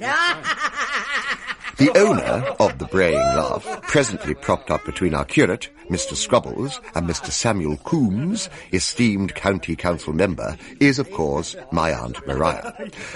I do not know when I shall care to talk to her again after her comments on my modest appetite. Oh, I must say say. Oh, she's starting again. I must say. How about another song? There he goes again, always after more. Aunt Maria. More hot veal pasties, more toasted lobster, more warm cheesecake.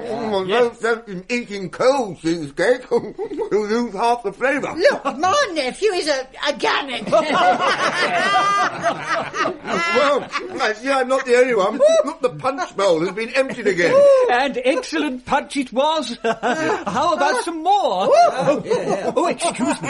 How rude of me to suggest that you had... Vicar. Curate, I mean. I have a commendable recipe which requires the addition of a little brandy. That is, if our host... Excellent, yes. Come with me and prepare it, Mr. Coombs. I say, jolly good Christmas party your family throws, old chap. What about another song? Oh, shut up, Teddy. I say. The silly young man is my friend, Teddy Biffles. Quiet, everybody. Mr. Scrubbles is going to entertain us. Yes. Don't be shy, Vicar. Done it again. Mark my words, Teddy. Aunt Maria will be comatose before long. Dear lady. As I thought, out like a light. Don't worry, Mr. Scrubbles. Always happens on Christmas Eve. Teddy, give the curate some support, or you'll strain something. Put her in the corner armchair. Yes, that's it. Yes, now, lower her gently. Good. And put the tea towel over her face. Are you sure? Perhaps we should take our leave. No, not a bit of it. And the tea towel is quite the custom for my aunt and uncle. I say. Mr. Coombs, brandy punch. Your aunt's done the usual, has she? And a tea towel. Good. All more punch for us. Careful. The curate was about to show us some card tricks, sir. Excellent. Better fortify ourselves first. Absolutely. Oh, and I do believe, yes, Christmas cake and nuts on the table there. Now, Mr. Scrubble. Yes. Now, I wonder if you have ever heard of Find the Lady, or the 3-card trick. Now, it's a very simple trick. What a jolly time the curate gave us. He warned that this card trick was an artifice which men of few scruples used to swindle fellows out of their money. He said it was a simple trick to do, and that he would show us the imposture that we might be warned against it. Now, I place the card so, and ask you to find the lady. It's the middle one. You fancy you saw it? I don't fancy anything at all about it. I tell you, it is the middle card. I bet you £5 it's the middle card. There you are. That's just what I was explaining to you. That's the way foolish young fellows are lured on to lose their money. They don't grasp the idea that it is the quickness of the hand that deceives the eye. Turn the cards over. I shall take your £5, sir, to teach you a useful lesson. I shall give it to the church blanket fund. Oh, don't you worry about that. But don't you take it out of the blanket fund, that's all. Very well. Now. Aha! Oh, dear. Well done, Mr. Coombs. Well spotted, sir. Jolly good. You can, of course, see the outcome of this demonstration. I might only comment that an excess of whiskey punch on Christmas Eve might dull the dexterity of the most accomplished card sharper. The next time, Mr. Coombs put 2 half-crowns on the card nearest the coal scuttle. Sure enough, it was the Queen again. After that, Uncle John had a florin on, and he won. Then we all played it, and we all won. All except the curate, that is. He had a very bad quarter of an hour.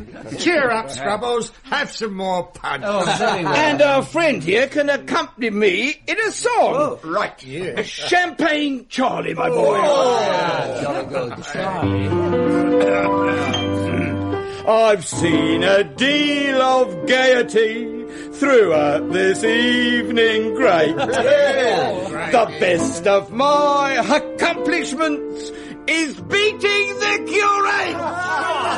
The thing I'm most excelling is the Find the Lady game. It's fun to play, and with the pay, I'll buy you all Champagne Charlie is my name. Champagne drinking is my game. Good for any game at night, my boys. Good for any game at night, my boys. Champagne Charlie is my name. Champagne drinking is my game. Good for any game at night, my boys. Will come and join me in a spree.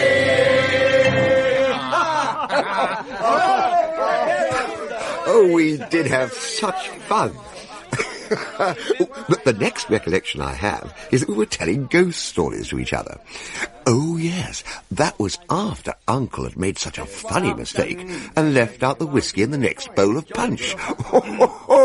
We did laugh at him, and we made him put in double quantity afterwards as a forfeit.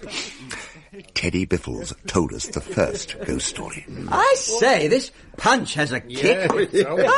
Punch, kick. Or we're telling a story about fighting. Very funny. A bit of atmosphere, if you please, Professor.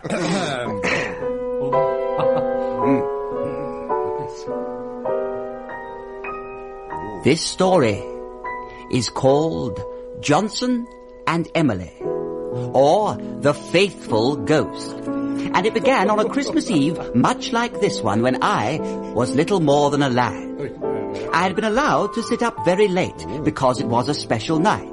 But at last I was tired and made my way up the dark stairs to my room. As I opened the door to go in, I found myself face to face with Johnson, who was coming out. He passed right through me and uttered a long, low wail of misery as he floated out of the staircase window. I was startled for a moment. I was only a schoolboy at the time and had never seen a ghost before, and a little nervous about going to bed. Then I remembered that it was only sinful people that spirits could do any harm to, and so tucked myself up and went to sleep. In the morning, I told the pater what I had seen. "Oh, yes, that was old Johnson," he answered. "Don't be frightened of that. He lives here." And then he told me the poor thing's history. It seems that Johnson had, in early life, loved the daughter of a former lessee of our house, a very beautiful girl whose name was Emily. Father did not know her other name. Johnson was too poor to marry the girl, so he kissed her goodbye, told her he would soon be back, and went off to Australia to make his fortune. Australia was not then what it is now. Travellers through the bush were few and far between, and even when Johnson caught one, the portable property found upon the body was often hardly of sufficient negotiable value to pay the funeral expenses necessary.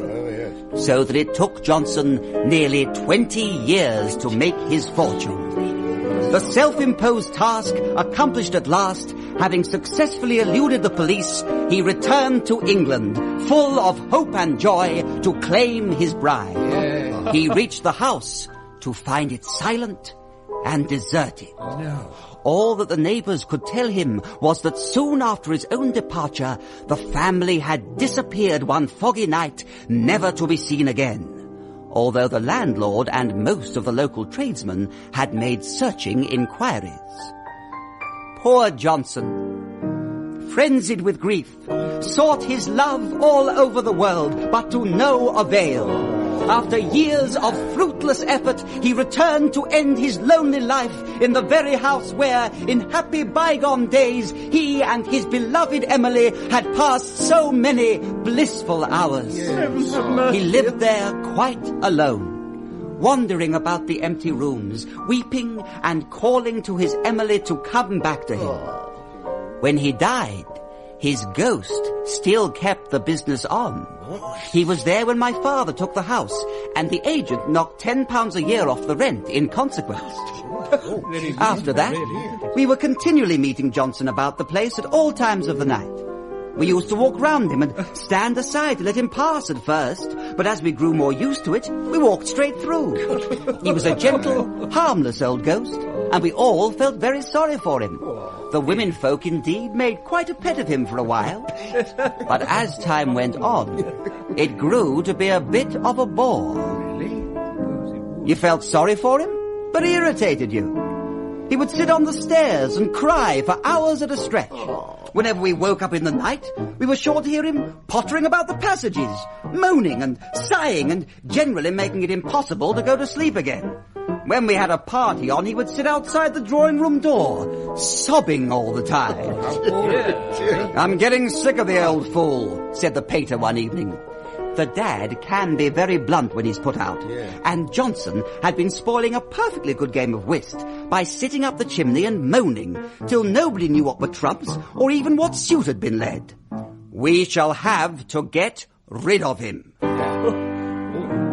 Well, said the mater, that was the mater, you'll never see the last of him until he's found Emily's grave. That's what he's after. You find Emily's grave and put him onto that, and he'll stop there. That's the only thing to do, you mark my words. Well, the idea seemed reasonable, but none of us knew where the grave might be. The governor suggested palming off some other Emily's grave on the poor old thing. But there didn't seem to have been an Emily of any sort buried anywhere for miles around.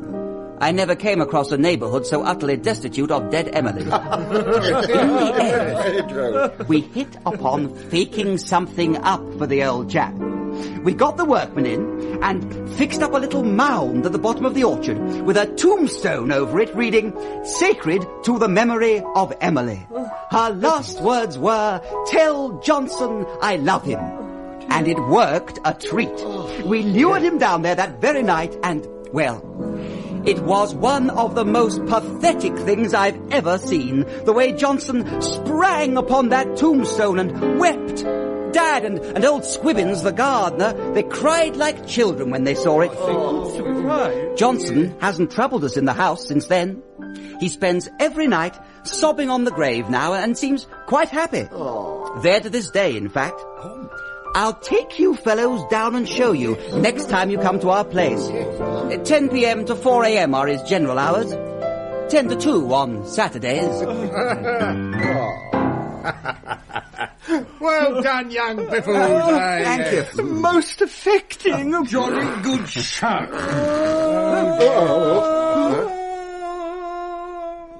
No punch. Sensible suggestion. I'll brew another bowl. Excellent. The jolly dogs look splendid. There is a school of jolly dogs I've lately come across. They're a game for any mortal thing from cards to pitch and toss.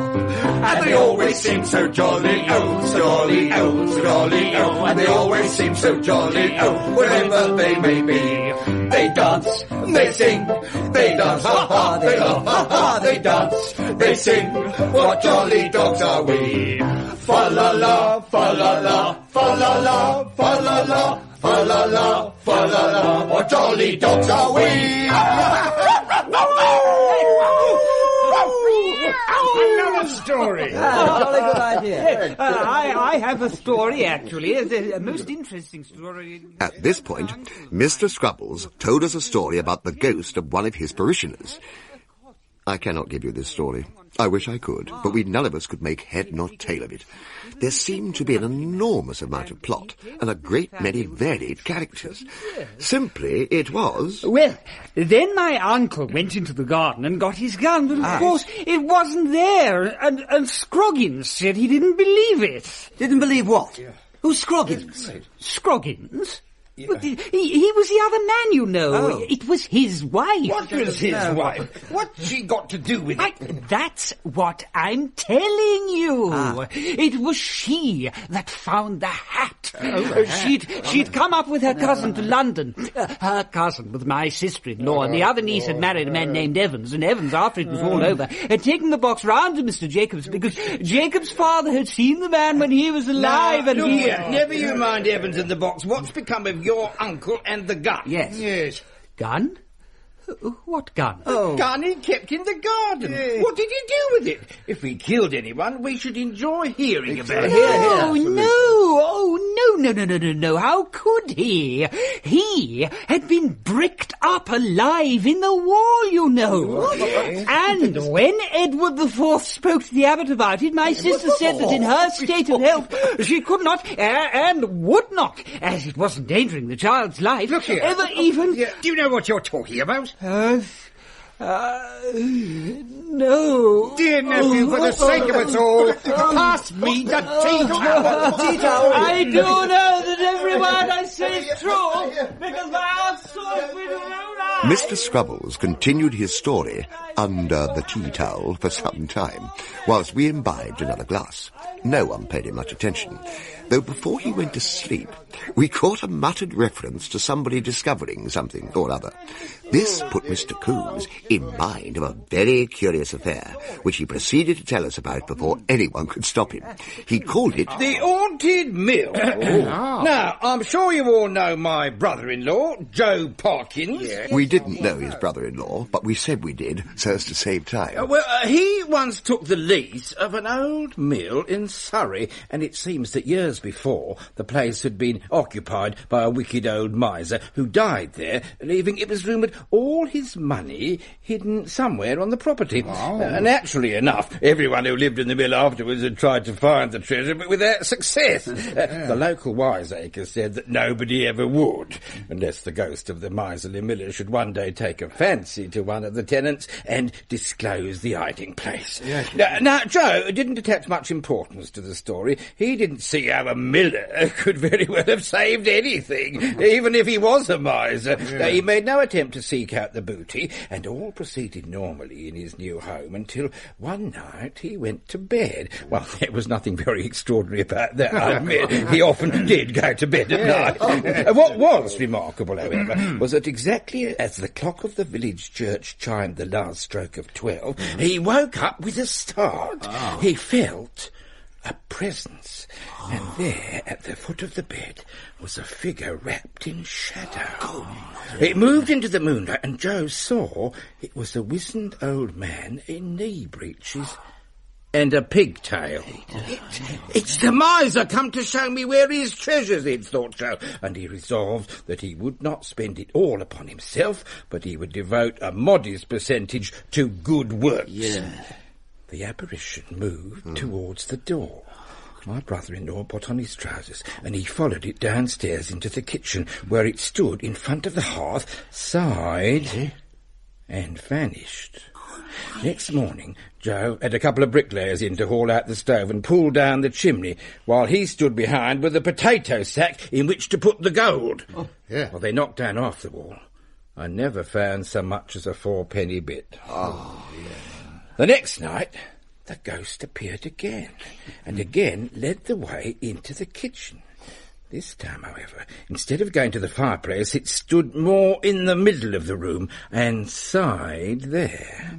Oh, I see what he means now, said Joe. It's under the floor. Why did the old idiot go and stand against the stove so as to make me think it was up the chimney?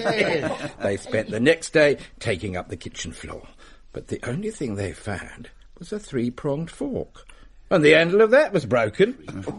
On the third night, the ghost reappeared, quite unabashed, and this time made for the kitchen ceiling. Well, Joe was the one to sigh this time, but next morning, down came the ceiling and the boards in the room above. No treasure to be found. Night after night, he followed the spectral old fraud about the house. Each night, a different place would be indicated, and the next day, Joe would break up another bit of mill. After 3 weeks, there wasn't a room left fit to live in. Every wall had been pulled down, every floor taken up, every ceiling had a hole in it. Then, as suddenly as they'd begun, the ghost's visits ceased, and Joe was left in peace to rebuild the place at his leisure. What could have induced the old image to play such a silly trick upon a family man and a ratepayer? See if you can guess. for there is an answer. A trick got up by local residents, not a ghost at all. Close, but it was a ghost. Yeah? The horrible truth was not apparent to Joe until he came to engage contractors to rebuild his devastated property. On meeting the proprietor of the principal local building firm, he detected a certain familiar wizened look about him. Further investigation revealed that this man would be saved from bankruptcy by my brother-in-law's substantial building contract, and furthermore, he was the grandson of the wretched old miser. The ghost had been ensuring the prosperity of his descendants at Joe's expense. Oh, God. Yeah. That's how Joe came to get bound over to keep the peace, after using a chunk of masonry as an offensive weapon. You're not surprised, eh? Joe Parkins is a party you don't meet with every day. Yeah. He's always hale and hearty, free and easy in his way. Quite so. You wouldn't call him handsome, but that isn't his disgrace.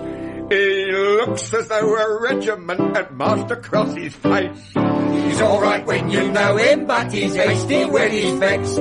He'll black your eye 1 minute, and he'll stand you a pint the next. He wouldn't hurt a baby, he's a pal as you can trust.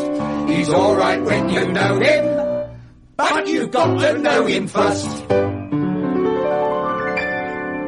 He's seen a deal of life, has Joe, although he's in his prime. He's had his bit of trouble, and he's done his bit of time. Yeah. He'd never round upon a pal unless it filled his kick.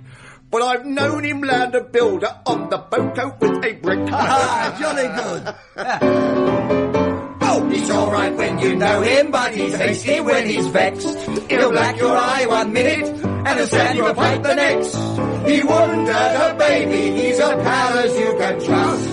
He's all right when you know him, but you've got to know him first. Hey! I'm not sure I entirely approve of my brother-in-law being lampooned in song. Then you obviously have not imbibed sufficiently, sir. Drink up all. Cheers. Now, your attention, please. Thank you. Thank you very much. I have decided as your host that it is incumbent on me to reciprocate the excellent storytelling of my guests with a tale of my own. Scrubbles? I say Scrubbles, old man. Our host is to tell the next tale. Now wake up. Go back to sleep, my dear. Thank you, Mr. Coombs. I'm not sure that shaking the good curate will achieve any desirable effect. Better to leave him tea-towelled. Sit down and listen.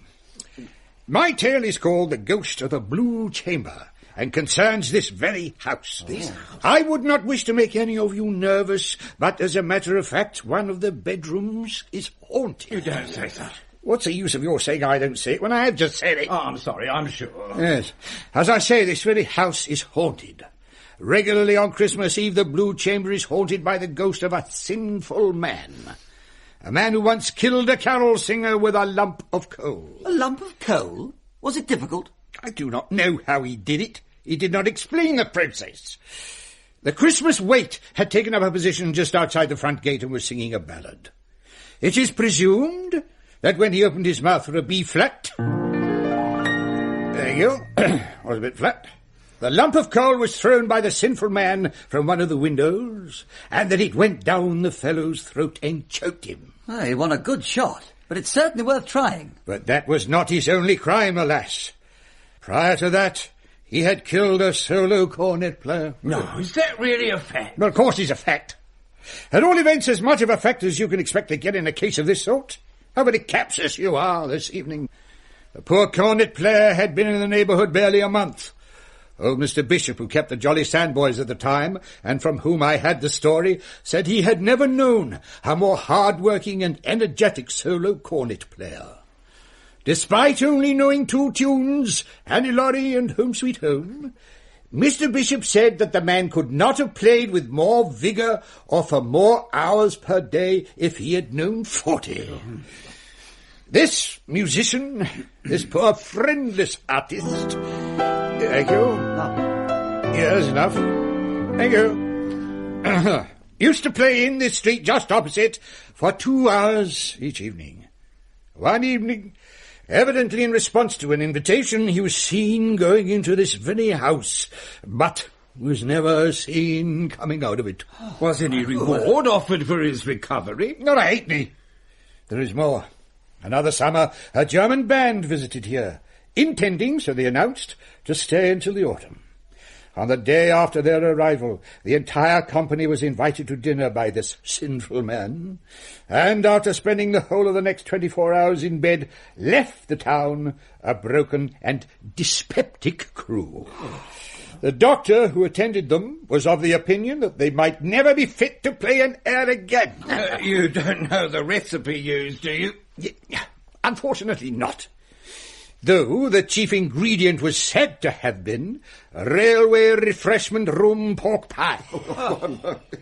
This sinful man was not entirely unconnected with the death and subsequent burial of a man who played the harp with his toes. Nor was he altogether unresponsible for the lonely grave of an Italian barrel organist who strayed unwisely into this vicinity. Every Christmas Eve the ghost of this wicked man haunts the Blue Chamber. From midnight until cockcrow, amid wild, muffled shrieks and groans, mocking laughter, and the sound of horrid blows, it does fierce phantom fight with the spirits of the solo cornet player and the wait, assisted at intervals by the shades of the German band, while the strangled harpist plays mad melodies with ghostly toes on the shadow of a broken harp. Hark! Hark! I believe they're at it now, in the Blue Chamber.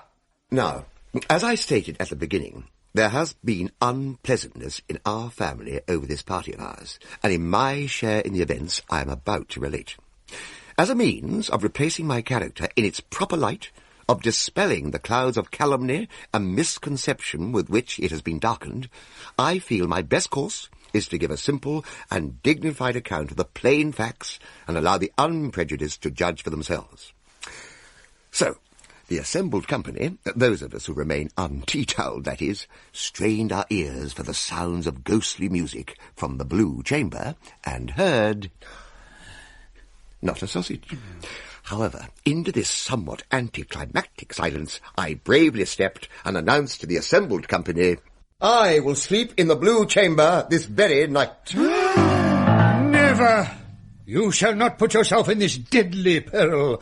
Besides, the bed's not made. Never mind the bed. I have lived in furnished apartments for gentlemen, and have been accustomed to sleep on beds that have not been made from one year's end to the other. Do not thwart me in my resolve. I am young, and have had a clear conscience now for over a month. The spirits will not harm me. I may even do them some little good, and induce them to be quiet. Besides, I should like to see the show, and it is a guest privilege to sleep in the haunted bedroom. Well, my boy, if you put it like that, I can hardly dissuade you. Take this candle to light your way, and jolly good luck. Here. Oh, I see. Very well. A brave fellow. I will pray for you. Oh, you're with us again, Scrubbles, old man. Oh, they all pasties. Make haste, nephew, before your aunt removes the tea towel. Oh, yes, of course. Good luck. Good luck, sir. And good night. One last thing, Uncle. Yes. Why is it called the Blue Chamber? After the predominant colour of its toilet service, which you will find in the usual place under the bed should you need it. Good night, dear boy. Good luck. Have a good night, sir. Teddy, my exit music. At once, old chap. Oh, yes.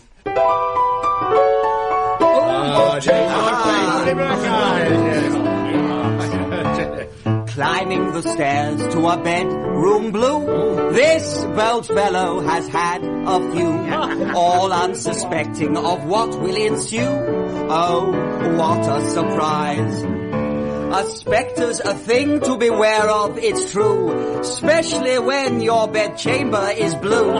Just watch out or he'll give to you two lovely black eyes. Two lovely black eyes. Oh, what a surprise. Only only for hunting for ghosts in the night. Two lovely black eyes. Next time ghosts are mentioned, it may be best to think very hard about where you'll rest. If a haunted room's mentioned, don't be pressed, for you'll have a surprise. It may be bunk or it may be true, but if you impress with your daring do, such ghostly encounters may give to you to a lovely black eyes. Two lovely black eyes. Oh, what a surprise! Only for hunting for ghosts in the night. Two lovely black eyes. Certainly need this candle out the gaslights. Oh, it's black as pitch here. Now, left at the head of the stairs. We'll laugh about this in the morning. Ah, here we are.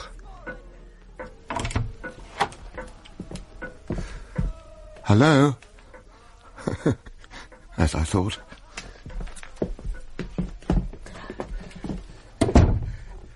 Well, Uncle John, it was a fine story and well told, but...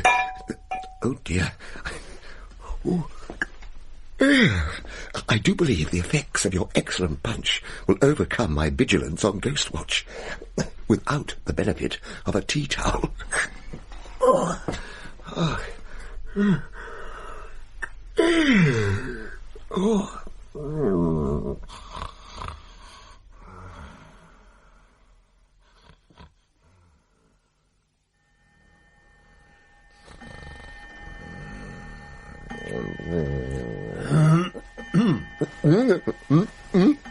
Good evening. Good Lord. My uncle's story had been true after all. There, sitting patiently at the end of my bed, was the spectral shape of an elderly male party smoking a pipe. Oh, good evening. I believe I have the honour of addressing the ghost of the gentleman who had the unfortunate accident with the Christmas wait. The incident is remembered, then. Oh, well, yes. In fact, that is several guests of my aunt and uncle who now own this house, which you probably know, so there's no need to tell you of it. We were given your story this evening. Ah. I wonder... Yes? Just check a few of the facts of the case with you, if that's all right. Is that all right? Get to the point. Oh, yes, right. Is it true that you had a hand in the death of an Italian barrel organist? Had a hand in it? Sorry. Who dare to pretend that he assisted me? I murdered the youth myself. Nobody helped me. Alone I did it. Show me the man that said I didn't. No, you misunderstand. Just a turn of phrase. No slur intended. Anything else? Well, yes. As a matter of fact, the solo cornet player... Which one? There was more than one. Not wishing to boast, there were 7, if one includes trombones. Oh, dear me. You must have had quite a busy time of it, one way or another. There are few who could look back on a life so full of sustained usefulness. You know, I never imagined a ghost smoking before. Oh, a little indulgence. I use the ghost of best-cut Cavendish as a rule, that being what I had in life. The ghost of all the tobacco that a man smoked in life belongs to him when he is dead. I am fortunate that I smoke so good a blend. Useful thing to know that. Must remember to smoke as much as possible before I die. Mind if I join you in a pipe? Do. And I will recount for you the nature of my crimes. He had been an energetic old fellow in life. There were 18 muffin men that he had lured into passageways and stuffed with their own wares until they died. Young men and women who recited dreary poetry he used to poison in batches of 10. Park orators and temperance lecturers he used to shut up 6 in a room with a glass of water and a collection box apiece and let them talk each other to death. Oh, it did one good just to listen to him. Isn't it true, old fellow, that the ghosts of all your victims meet you here every Christmas Eve for a row? It was true. For 25 years we had the most wonderful get-togethers here. Ah, me. But no more. One by one I laid them out, spoilt and utterly useless for all haunting purposes. I finished off the last German bandsman just before you came upstairs. But I suppose you'll still come yourself, as usual. Oh, I don't know. Nothing much to come for now. Unless, of course, you are going to be here. Oh, well, I've taken a liking to you. You don't fly off screeching when you see a party, and your hair doesn't stand on end. I say, you look quite ill. That was only an owl or some such. I was afraid it was the cock. It's too early for that. It doesn't make any difference to those cursed chickens. They'd just as soon crow in the middle of the night if they thought it would spoil a chap's evening out. Friend of mine, ghost of a fellow who killed a water rate collector, used to haunt a house in Longacre where they kept fowls in the cellar. Every time a policeman went by and flashed his bullseye lantern down the grating, the old cock would crow like mad and my friend would have to dissolve. Damn bird. It does seem jolly unfair. It's an absurd arrangement altogether. I can't imagine what our old man was thinking of when he made it. As I've said to him over and over again, have a fixed time and let everyone stick to it, then we'd all know where we were. There you are. That is the sort of thing we have to put up with. What is the time? It's 3:30. Thought as much. Ah, well... if you can wait a minute, I'll go a bit of the way with you. Oh, it's very good of you, but it seems unkind to drag you out. Oh, no, not at all. We'll just step quietly down the stairs so as not to wake the rest of the house. Oh, sorry to pass through you. Oh, no, not at all. Well, I'll step quietly at least. You can float. I'll just see you to the corner. Oh, it's getting chilly. Good evening, Constable Jones.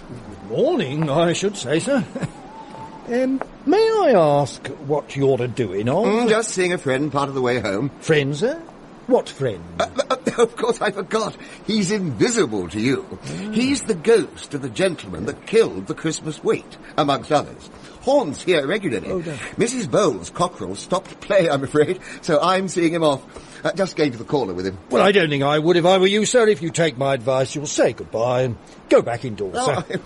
Perhaps you're not aware, sir, that you're walking about with nothing on but a nightshirt, pair of boots and an opera hat.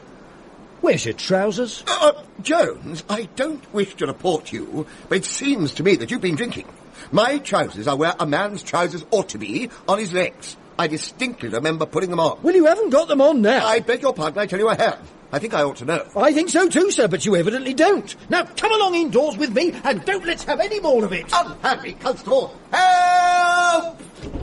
Good heavens, what is going on? He's not wearing any trousers. My friend here can confirm. Oh, he's gone. No, get off me, constable. Come along, sir. Help! Come along, sir, now. Help! Perhaps I will be back in the Blue Chamber next year, after all. I wish you a Merry Christmas. I wish you a Merry Christmas. I wish you a Merry Christmas. And good haunting next year.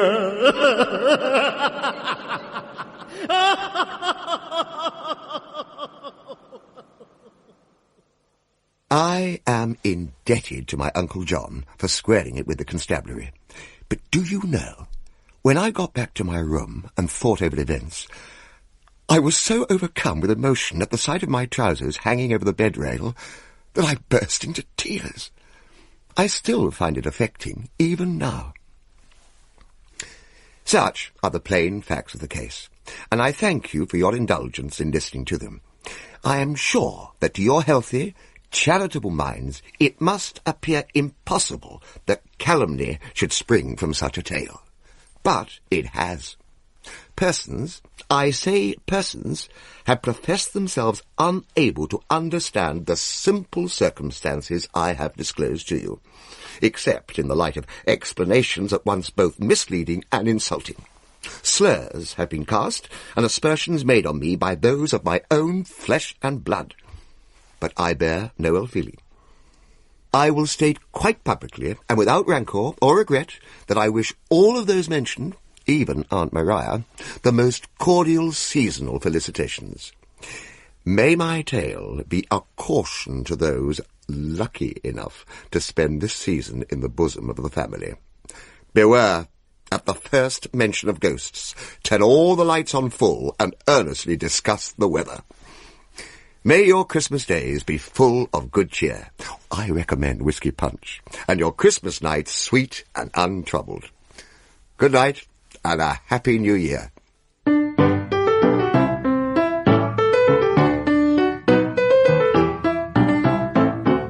In After Supper Ghost Stories by Jerome K. Jerome, Dinsdale Landon overindulged and lost his trousers. Geoffrey Matthews was Uncle John, Linda Poland, Aunt Maria, Roger Hammond, Mr. Coombs, Jonathan Taffler, Teddy Biffles, David Holt, Mr. Scrubbles, the ghost of a sinful man, John Baddeley, and the police constable, Philip Anthony. Musical accompaniment was provided on the pianoforte by Neil Brand. Jerome K. Jerome's After Supper Ghost Stories were adapted for radio by Paul Weatherby and directed by David Blount.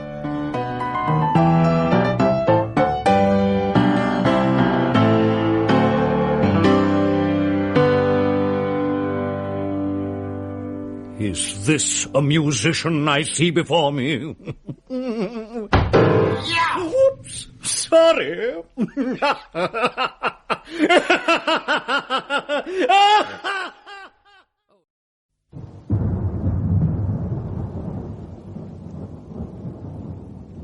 Oh, please. I'm very sorry, but I can't. You must see. You'll have to wait till morning, till she's awake. But she isn't asleep. We've just seen her. Seen her? What do you mean? Of course she's asleep at 2 o'clock in the morning. She isn't. We saw her when we were parking the car through the window of that conservatory. She was up a ladder. Up a ladder? I'll murder her, honestly. She'll get me the sack. You just wait here. We'll see about this. Wait here now. Come on, you swine. You little... Oh, sod it. I'll get you, though. There. Hey, up. Trouble coming. Mrs. Wilberforce. Yes? Oh, hello, Maisie, love. You're not in bed. So it seems. It's 11 minutes past 2 in the morning. Fancy? I thought it was a long time getting light. Look at you, up a ladder. What if you fell? I shan't. That's what you always say. But you might well in your condition, and nobody would know you were here. At your age, your bones are very brittle, you know. You could break your hip just like that. Then you'd be lying here in agony for hours. Nobody'd know. You'd probably die of shock. That's right, love. Look on the bright side. What do you think you're doing, anyway? Oh, honestly, Maisie, you know what I'm doing. I've been at it for weeks. Trying to get this poor old vine back in working order. Been unloved too long. It'll not recover in my time, but give it a year or two. Matron will go mad. I shall get the sack for a start. No, you'll not. You're the best they've got. And I'd hardly describe you as a poor old soul. You know I am. Poor old widow woman, crippled with arthritis. Now, calm down. I tell you, Matron will go spare if she finds out you're out here in your housecoat and your wellies in the early hours and up a ladder. Oh, Matron won't mind. I'm coming down now any road. No. She knows I'm crackers. Ah, oh, sod it. She humours me. Oh. Bastard. I've got to do something. Adam! Swining bloody thing. Your language. It deserves it. Pain it causes me. All I can do is curse it. There now. Thank God for that. You'll never believe it at this time of the morning, but there's 2 people to see you. To see me? I'll just sit down a minute. There. Who'd want to see me? I told them they'd have to wait till after breakfast. Though it doesn't look as if they take any more notice of me than you do. Mrs. Wilberforce? Well, I don't want to see them 2 for a start. I've nothing to say to you. Please let us talk to you. I've nothing to say to you. Though I've thought of plenty I'd like to say to your mother and father in the past 2 days. I'll say I have. It's best left unsaid, though, so you'd best not bother me. Please, Mrs. Wilberforce. We know how you must feel, and honestly, we're sorry for what happened. It's just that we're at our wits' end. We don't know what to do. We've been driving round the lanes for the past 2 hours. Before that, we were driving round most of the day. We just don't know what to do or where to go. Please, help us. How can I help you? I barely know you. It's the house. It must be the house. There's nothing wrong in the house. It's a perfect house. If you're trying to trick me into saying something you can use against me, getting lawyers onto me like your mother threatened... We're not. Honestly, we're not. It's much worse than that. and we don't know who to turn to. Why turn to me, then? What can I do? Just listen to us. It'll help us if we could just talk to somebody. Oh, please. Look, we'll be no trouble. We'll wait outside in the car till proper visiting hours if need be. But please, let us talk to you. You know what we should do. I'm sure you would. I'm nothing to do with you. You don't know me. We feel as if we do. And it's to do with the house. There is nothing wrong with... We're not saying that there is. It's a beautiful house. We know how you feel about it. And we felt the same. We built it, my husband and me, with our own hands. It was a ruin when we bought it. We know you did. And the kids when they were old enough. That's what started our Jack in that way. He's a civil engineer now, you know, in America. I really must ask you to leave now. If you just let us talk to you. Let us tell you what's been happening. Perhaps you could explain it. Advise us, anyway. Please. Please. Oh, I've no else to do. What's the harm? And I think you'd better come through into the lounge. Oh, let us stop in here. Go on. It's warm enough. And I hate that lounge. Stinks of old people. Dear love, make us a cup of tea. You are an old devil. They'd be strapping you in a straitjacket in some places where you carry on. Not making you cups of tea. She's a love. Well then, what's it all about? What complaints have you got about the house? If we can just tell you things, as they happened, starting at the beginning. I promise we'll be telling you the truth. It started the day we moved in. It was going to be such a happy time. Dad and Mum back together again. First time we'd all been together for years. I thought we could make a fresh start.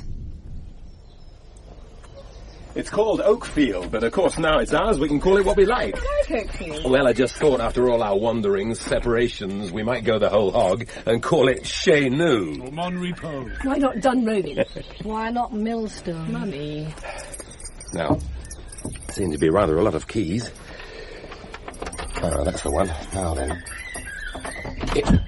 Here we are. Look at that. Now then, that's the threshold you'll be carrying Lucy over, Tom, as long as you don't mind living with your in-laws, that is. Talk about your baronial hall. Talk about delusions of grandeur. That staircase. This is one of the Victorian bits. Once you're upstairs, though, you're into real Elizabethan. And through here, the lounge and dining room and what the agent calls the character country kitchen. 14th century and older bits of it. That's lovely. Putting it mildly, it takes your breath away. Isn't it, Mum? You all go round. I think I'll sit in the car for a bit. You will not. No, you will do no such thing. Just give him a chance. Through here, the conservatory. The previous owner, old Mrs. Wilberforce, had very green fingers. Look. Wow. It's wonderful, isn't it? Fantastic. Like a corner of the Crystal Palace. Yeah, it dates from about the same year, I think. It's amazing it fits in so well. The whole house blends together so well. Yeah. All bits and pieces, all different periods. I expect all that lovely ivy helps to cover the joins.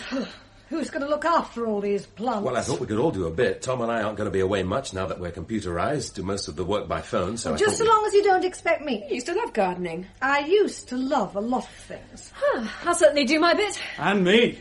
A house like this is an occupation. And worth every bit of effort. Green fingers, did you say? I think that old lady must have been a witch to make stuff grow like this. I expect the glass will need attention from time to time. And we'll need to keep the ironwork scaled and painted.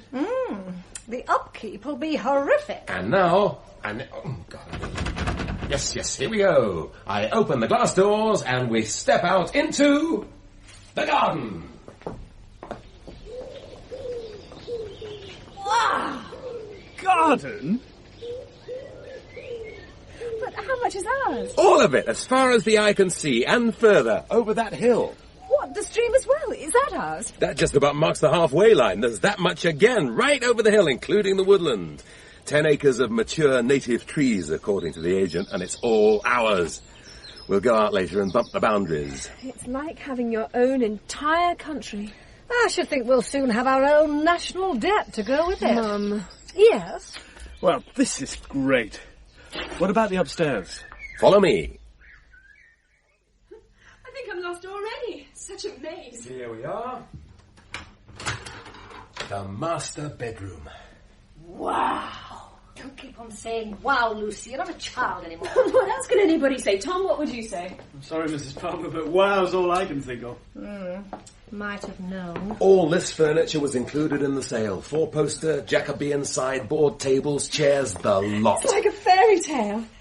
Or a film set. Carved beams, linenfold panelling. Oh, even a window seat.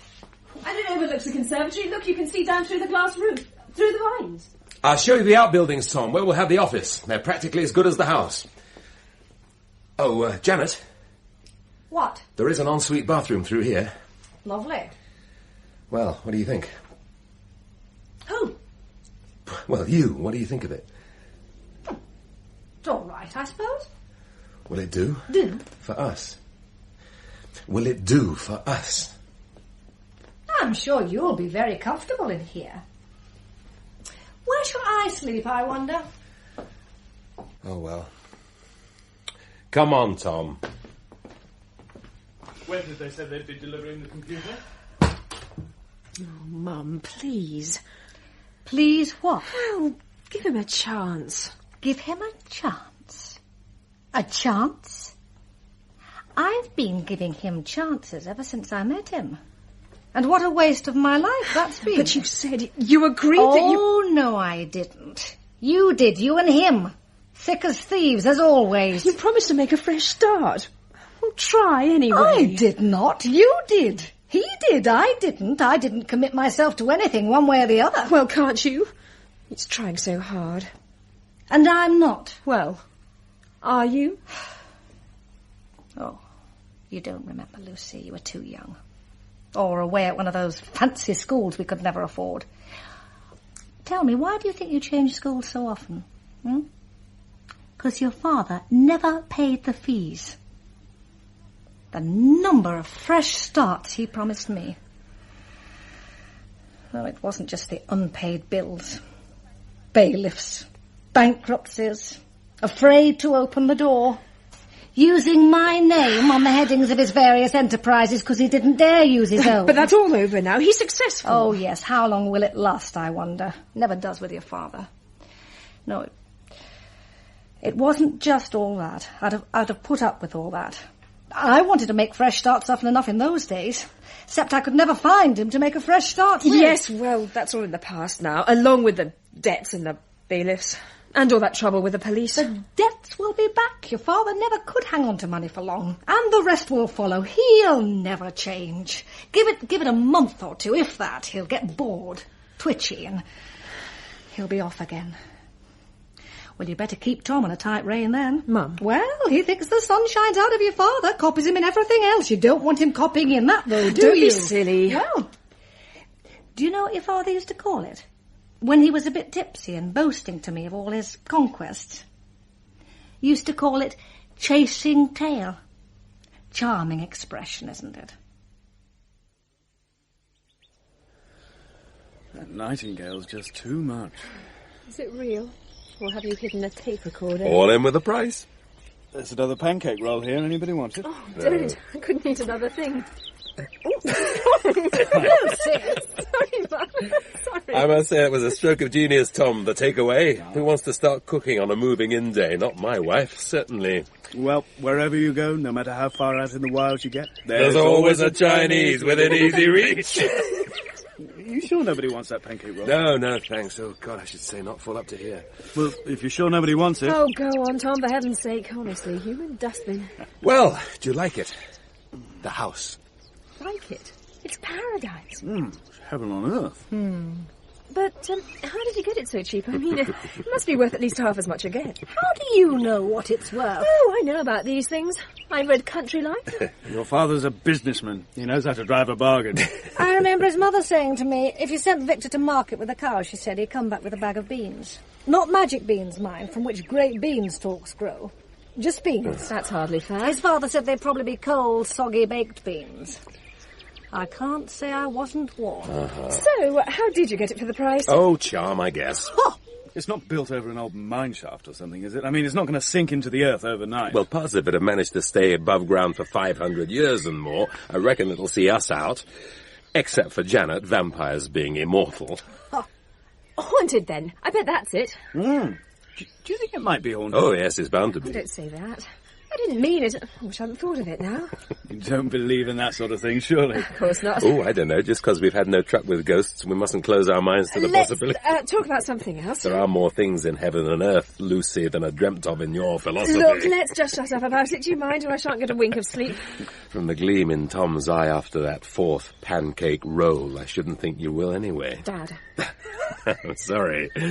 Anyway, if ever a house had a right to be haunted, surely this one has. Think of all the countless generations of folk who've lived and died in it. That's what I'm trying not to think I should of. think there'd be the whole repertoire. Grey ladies, headless roamers, moaners, groaners, spine-chilling screamers, Don't! chain rattlers, disembodied voices, echoing footsteps. Stop it! Great globs of ectoplasm slurping about, staining the carpets. I went to follow Lucy. I just happened to look back at Victor and Janet. They were just looking at each other. I say looking. I never saw two people look at each other with such loathing. I heard something drop and break in the kitchen. I thought it must be where Lucy had gone. But when I got there, the kitchen was empty, just broken glass all over the floor. I heard it too. I'd gone to the car to get my radio.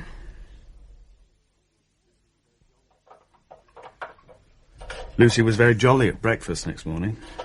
After all, it'll be 8 or 10 weeks before Tom and Dad need to get bogged down with any work. We can all just enjoy being together.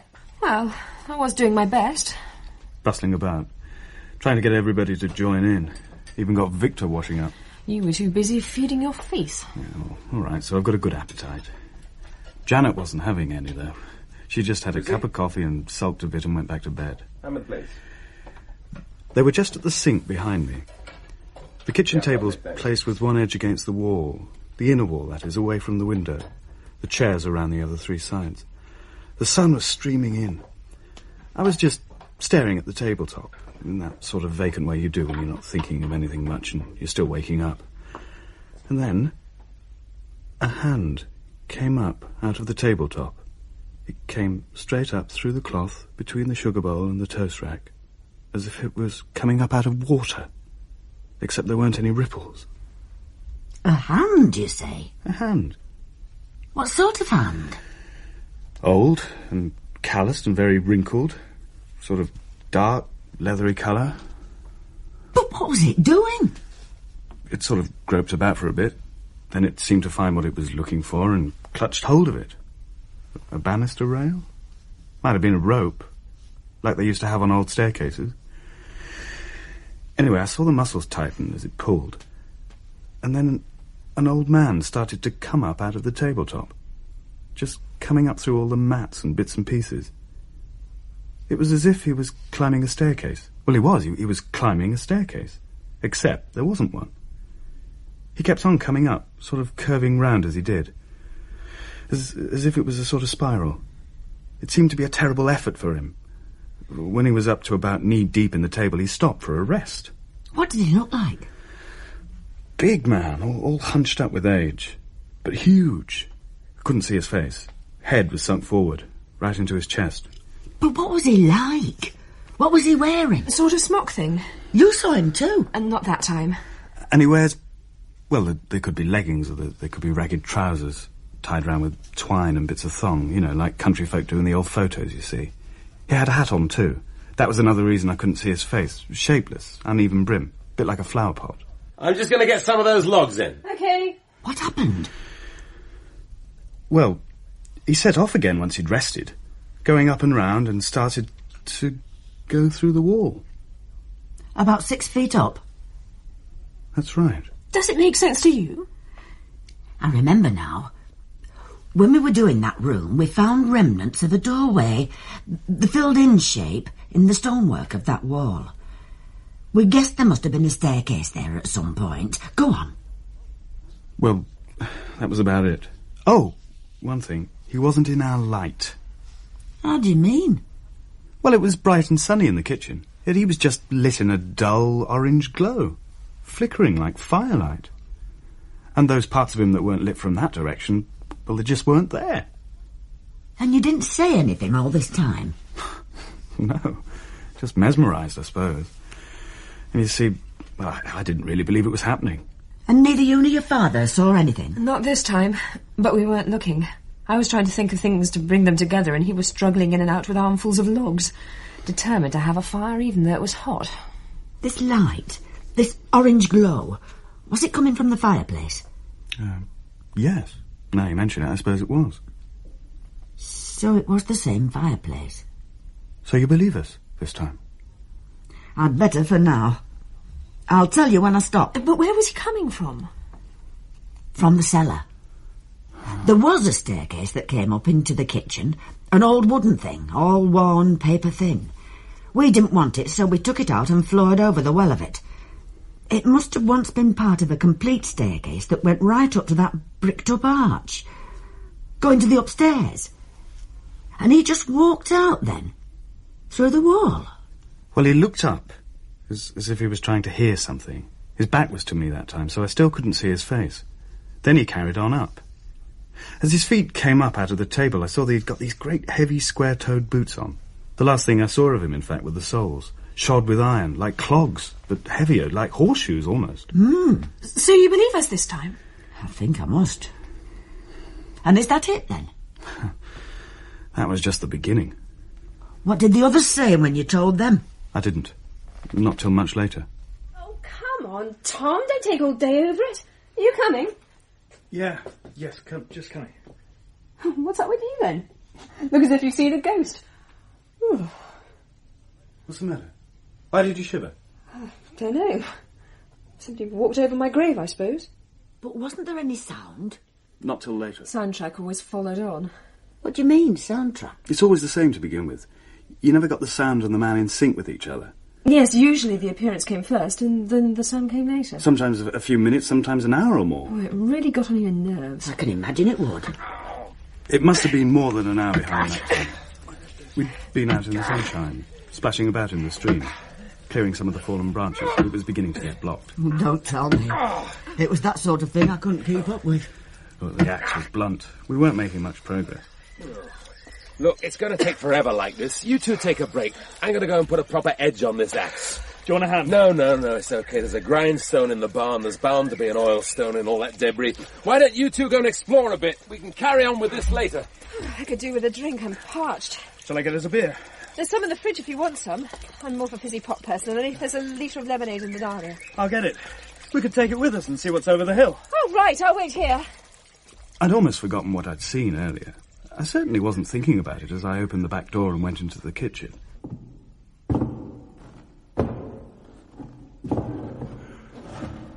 Please, don't. There's no need. This is wrong what they're doing to me. There's no need. I cannot see thee yet, but I know thou'rt here. If I've burnt thee down, I'll make thee rue. And if thou wilt not leave me be, then best beware of me. I was out again like a rocket. Tom? Tom, where are you going? Nowhere. Just coming. Oh, where's the lemonade? Oh, sorry, I forgot. Oh, honestly, I'll go. No. Come on, let's go and explore. But I'm thirsty. Come on. Oh, gosh, but you're masterful. Sorry, I didn't mean to... Don't stop it, I like it. We went over the stepping stones and started up the hill. We were about halfway up the hill, and looking back we saw Victor standing just inside the conservatory. He was looking down at Janet, sort of weighing the axe in his hands. Dad! He didn't see us, but he must have got the general direction. He came out of the house and over the stepping stones. We ducked down and hid in the bracken. We were just being daft, really. He was coming up the hill towards us. He still had the axe.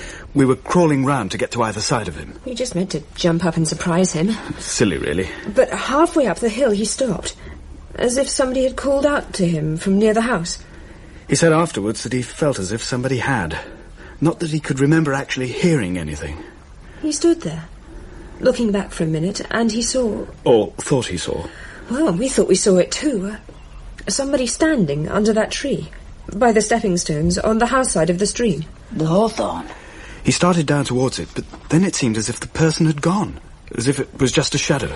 Anyway, he started across the stepping stones. And what do you think you're going as? Oh, it's you. didn't look like you. You look like a gnome in a fairy story, one of the 7 dwarfs or something. Hey ho, hey ho. Take more than a man-sized axe to make you look like a man. Whoops! Careful! Careful, Victor. Some of those stepping stones need resetting. Oh, Douglas Fairbanks, no less. Wait, oh! Then he overbalanced and teetered for a Look minute. out! Going! Then he fell, right into a deep bit. He went right under and came up again. Mum was just about bursting.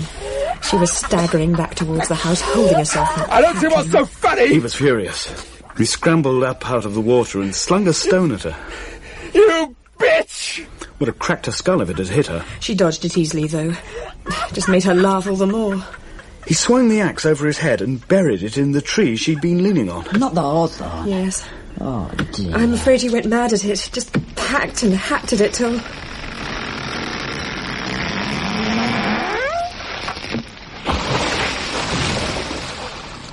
It took us the rest of the day to unblock it from the stream. It was that night, though, that it all really started. Our second night in the house. It clouded over in the afternoon and it got dark quite early. There wasn't any moon. We were all shattered after coping with the tree. Dad was ever so embarrassed, and well, of course, Mum just kept rubbing it in about his temper. Oh, once she'd gone up, we all followed suit. Must have been about 1 o'clock in the morning. 10 past. We looked at the clock. But Tom was in my room, you see, and we heard this noise. According to Victor, he was fast asleep as far as he knew, and then, suddenly, he was awake. And there was this voice in the darkness. Please, please, stop wronging me. I must make thee see that. I don't harm thee lest thou persists. Thou mun heed me, though, else it'll be worse for thee. Don't use me thus. What right hast thou now to thine? He couldn't move at first. He was that scared. I'll find thee, if thou carries on thus. Then it'll be worse for thee, please. While they're gone, let me go. When he did get up, he couldn't see anything. Oh, God! Couldn't remember where the light switch was. Kept banging into things. He found the light by accident in the end. But there wasn't anything to see. Just the voice going on and on. Please show the same. Let me reason with thee. Doesn't he know what they're doing? He kept moving away from it, but it seemed to be following. I don't harm thee. If they'll give over now, give over and let things be. Let me be. Let me go. Let me be. By the time he got to the door and opened it, we were outside on the landing. There wasn't anything to see, just this awful voice going on. Please, please, don't be blood, I tell thee. Please let me go. Do you use me like this? I'm now to thine, now to do with thee. Nay, but if thou doesna, and if I can find thee, then I cause to regret it, I tell thee. The voice, the footsteps, suddenly charged towards us and ran through us, across the landing and straight out through the wall of the house. What's happened? Has it gone? I'll find thee. I'll find thee. Please, please, thou mun let me go. It's through the wall, outside the house. Please, please, show the sin, come and face me, don't escape from me. For I mun beg thee face to face. It was moving away, sort of downwards. As we went down the stairs to the hall, it seemed to be moving with us, but on the other side of the wall. There used to be an outside staircase. Oh, that would explain it exactly. Until we came to the hall, then it carried on down. Suddenly it was underneath us, under our feet, under the floorboards. The cellar. Come on. We had to go out of the kitchen door and round the side of the house to get to the cellar door. Then, of course, we hadn't got the key, so we had to go back to the kitchen again. We all went. It was like the Keystone Cops. None of us wanted to be on our own. We were tapping the walls, trying to find a hollow bit. Please, don't use me like this. Please let me go. It sounded exactly as if somebody was behind the brickwork. Very close. Just here. It's hollow. Looks like what's left of an old oven, chimney breast or whatever. He's trapped! Pickaxe, anything. Sledgehammer, in the corner. Oh, quick! He's trapped! I've got it. Look out! Oh, quick, knock it down! Right. I only hit it once. Far too hard.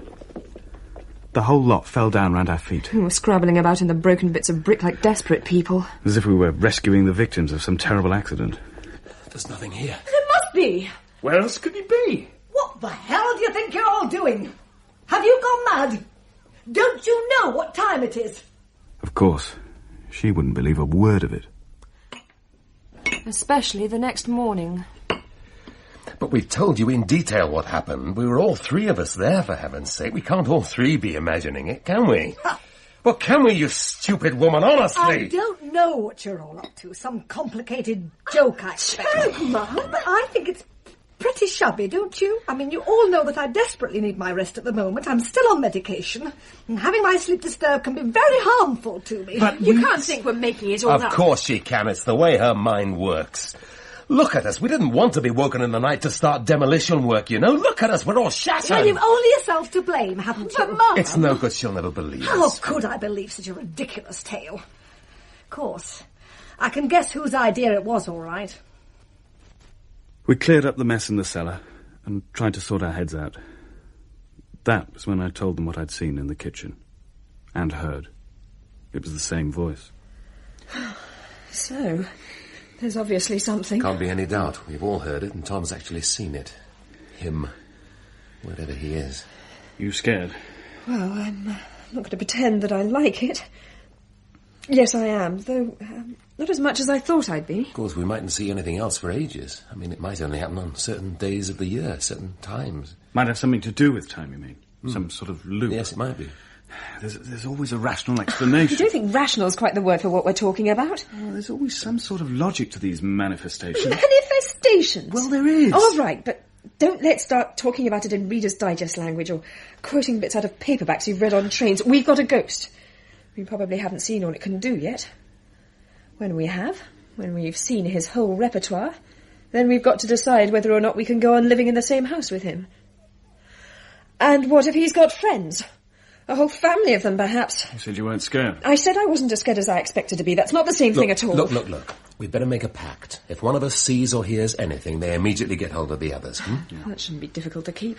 If I'm on my own and I see anything, I shall scream the place down. Right, I'm going to have a bath. I'm covered in brick dust.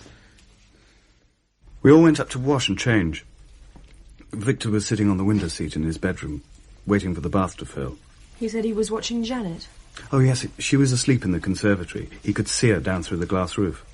He just happened to look round for no good reason, and there was this man, halfway across the room from the bathroom to the landing door. What the hell's... He was going to call out to him. Then he realised he wasn't all there. Not complete. Like when I first saw him. He wasn't in the same light, our daylight. This time it was coming from a stub of candle carried in his bare hand. Whatever wasn't lit by that, or was in shadow, just wasn't there at all. Okay. Tom, Lucy! As we got to the door, he stopped. He'd been shuffling slowly forward. Then he stopped and just stood there. Oh, sod it! Victor knocked a chair over, but the man just stood there, didn't seem to notice. His head was down. The hot wax was running down the back of his hand. He didn't seem to notice that either. He's got these mottled sort of hands. Discoloured, like old people get. Like mine? Oh, I didn't mean... He lifted up his head then, though. Oh, no. Just look at him. Shh. That's him. That's the man I saw.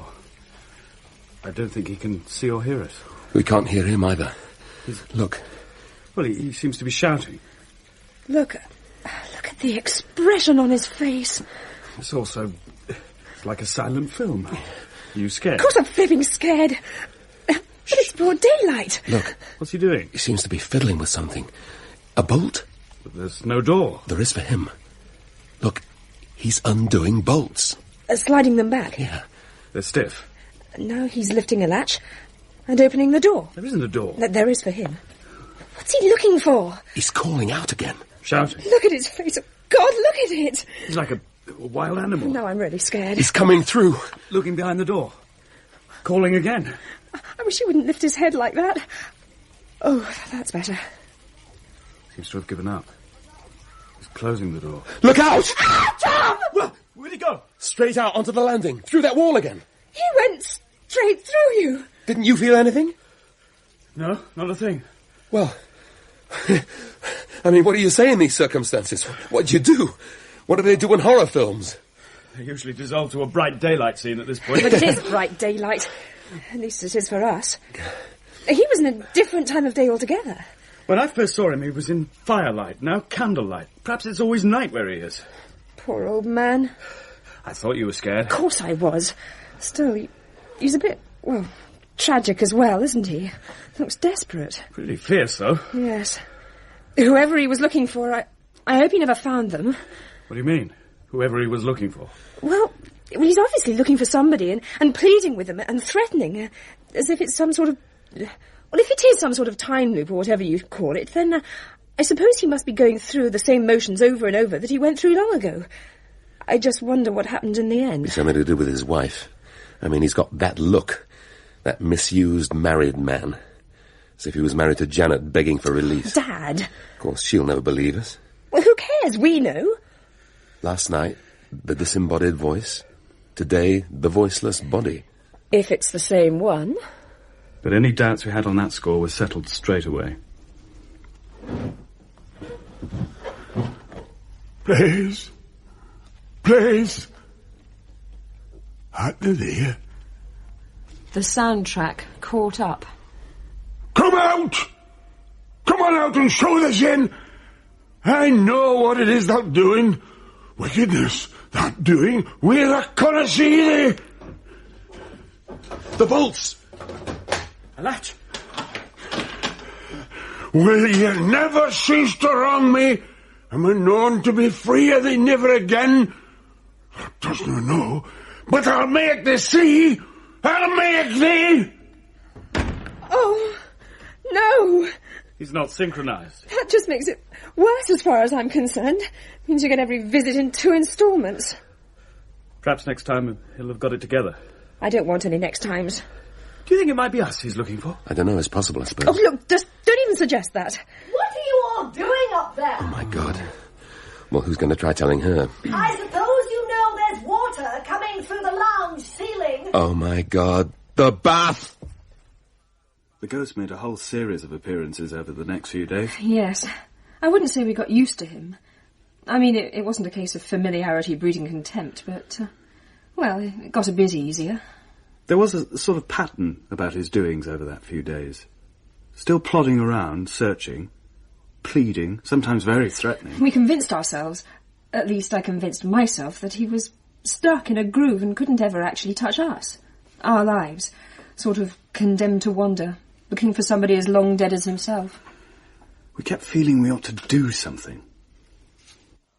I think we ought to tell somebody. I don't see why, really. I mean, it's our house now, so I suppose it's our ghost. I said that might be the reason it was so cheap. There'd have to be a catch for your father to get a bargain. I thought you didn't believe in it. Even so. Anyway, who could we tell? You better complain to the old woman who sold it to you. I feel pretty foolish. But then you are. Oh, for heaven's sake, Janice, shut your stupid mouth. Just stop it, both of you, like a pair of fatty kids. Now, that'll do, Lucy. Well, you are. Might be worth talking to the old woman. What's her name? Mrs. Wilberforce. Well, she seemed genuine enough. She could see I was smitten with the place. She could see I was offering as much as I could afford, and a bit more, even. I didn't think she was having me on. She knew a sucker when she saw one. Where is she now? Not far off. Some classy old folks' home a few miles off towards Buxton. But honestly, I don't think I could go to her and say, now look, about this ghost. Well, I still think we should tell somebody. The local vicar, perhaps. It's a bit traditional, isn't it? Anyway, I'd still feel an absolute prat. I mean, there doesn't seem to be any local fear of the place. Folk I've spoken to in shops, villages around, they all seem quite envious. Postman calls here, the milkman. It's not as if they give us funny looks or cross themselves and scuttle off. The vicar it might wouldn't be at all suitable for you to involve a clergyman in your ridiculous game. I suppose modern vicars don't believe in this sort of thing any more than most other folk anyway. But there are experts, psychics or whatever, spiritualists. Oh. People are always writing articles in the supplements or doing teleprograms about ghosts and the paranormal and things. No, I'm not having a crowd of nutters with tape recorders and thermometers crawling about the place getting vibrations. Anyway, he's not doing us any harm. Yes, at any rate. I'd rather have him here than the nutters any day of the week. Well, honestly. What's the matter with you? Just listen to to you, calling other people nutters. Why don't you believe us? I know just what you're doing. It's come on. another way of getting at me. You know I have difficulty sleeping. I have to take pills every night of my life. This is just your way of trying to worry me. Well, it's typical. Oh, God. For somebody who has difficulty sleeping, Janet seems to be able to get her head down at any time of the night or day. Straight after that, she was back in her recliner in the conservatory. Like one of those characters in a comic, with a balloon over its head and a log being sawn. It was only by chance that we saw the door open. It didn't make any sound, but it was our door. Usually he still came and went through invisible doors that belonged to his time. Now it was our door, our latch too. And he was complete this time. No missing bits. Yes, he was in the same place, and very nearly in the same time. He was certainly in our daylight. He lifted his head up, and there was that same terrifying expression of hatred. Oh, no. Tom, Dad. But then he looked puzzled and a bit scared. But sort of triumphant, too.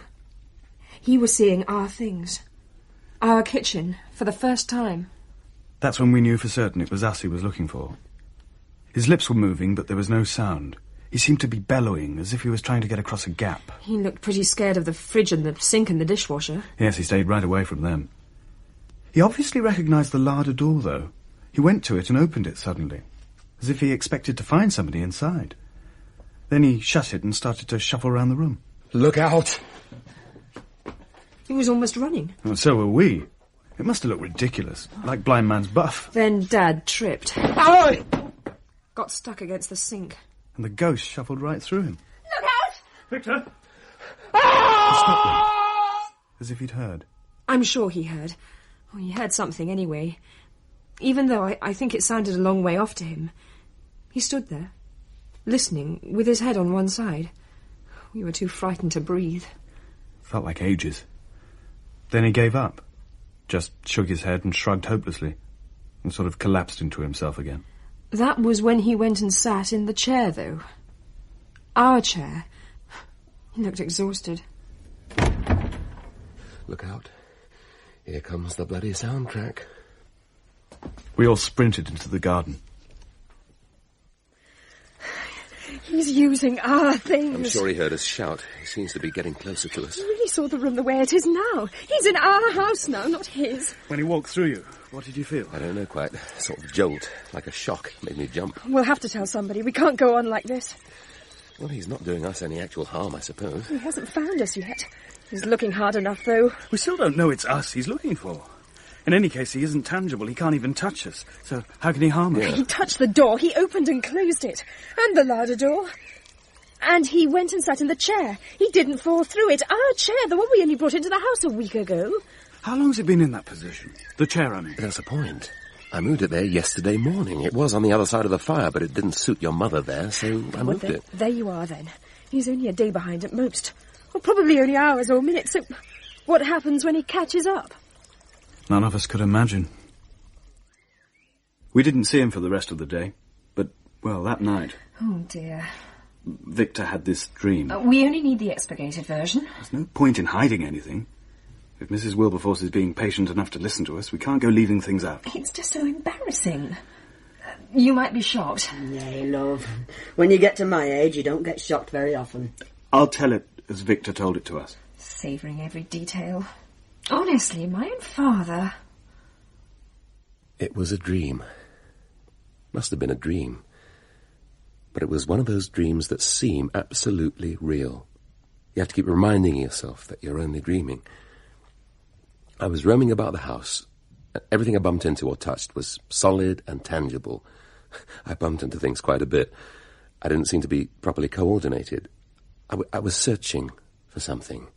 I didn't know what, but I'd got this desperate feeling, this urgency, and I was looking for something. I was opening doors, looking into rooms, all the downstairs rooms.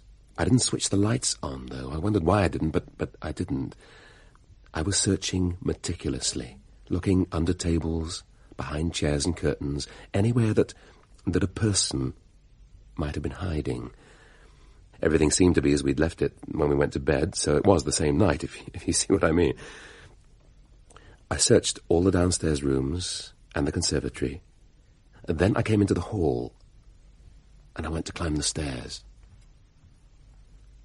I climbed the stairs, looking all around me, as if I expected to find hidden doors or something. I walked the full length of the landing, so it was definitely this house. I mean, the way it is now, not the house of the past. I went right down to the far end until I came to Janet's door. I lifted the latch and went in. The light was on. She was in bed. She'd fallen asleep, half propped up on the pillows with a book in her hand. Her mouth was open. She was snoring. Curlers in her hair. Not a pretty sight. And I suddenly hated her guts. I mean, really. I loathed her. I hated her. All the rows, the vindictiveness that'd been between us over the years, it just took me over. I was stumbling towards her with my fists in the air. I just wanted to beat her and beat her. Beat her flat. Out of existence. I was blind with rage. Things just blurred over. I couldn't quite see. It's like when you've had drops in your eyes at the optician's, yeah?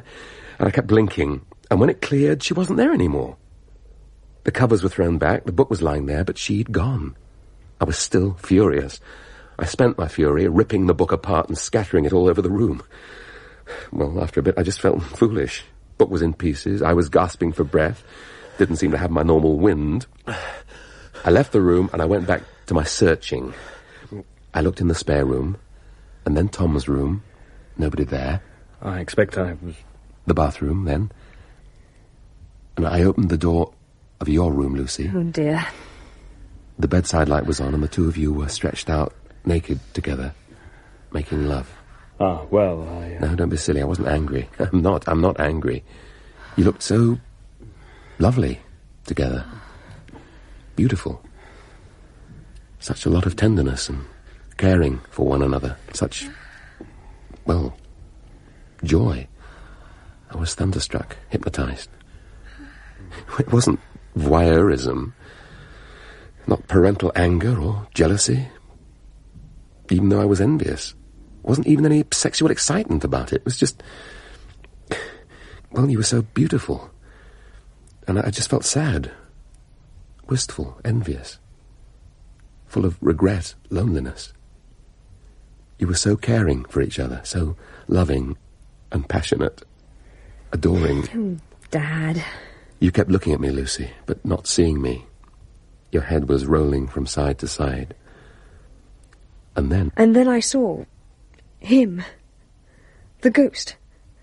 The old man. He was there by the bed, looking down at us, just looking sad, tragic. He was crying. Your scream woke me. I was in my bed. I got up, ran to the door. You were still screaming.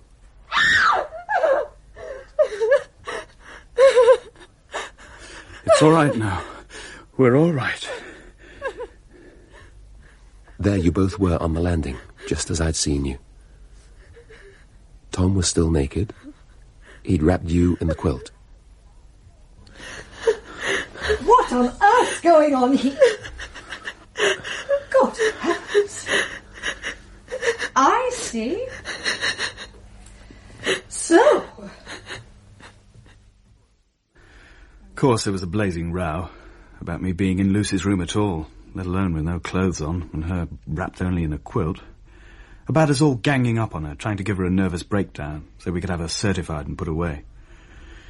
Well, at last she stamped off back to her room saying she was going to take an extra dose of sleeping tablets, and we better be careful, because it could be dangerous to disturb her again. We went downstairs and made some coffee.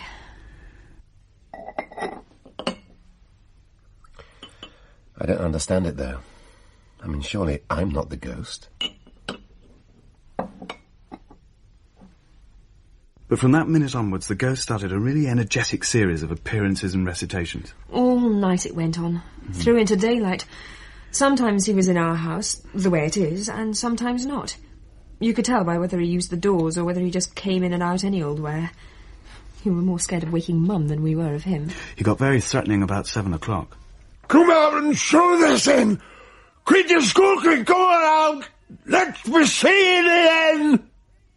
It was time for breakfast when he finally ran out of steam. Not long after, Janet was up and about and bollocking the... Oh, sorry. Don't mind me. One really odd thing, though. She brought a book down with her. It was all in pieces. She made great play out of sticky taping it together, looking daggers at Victor all the time. We were like zombies that morning. I should just think you were. We were pottering about, trying to look busy, but not really achieving anything.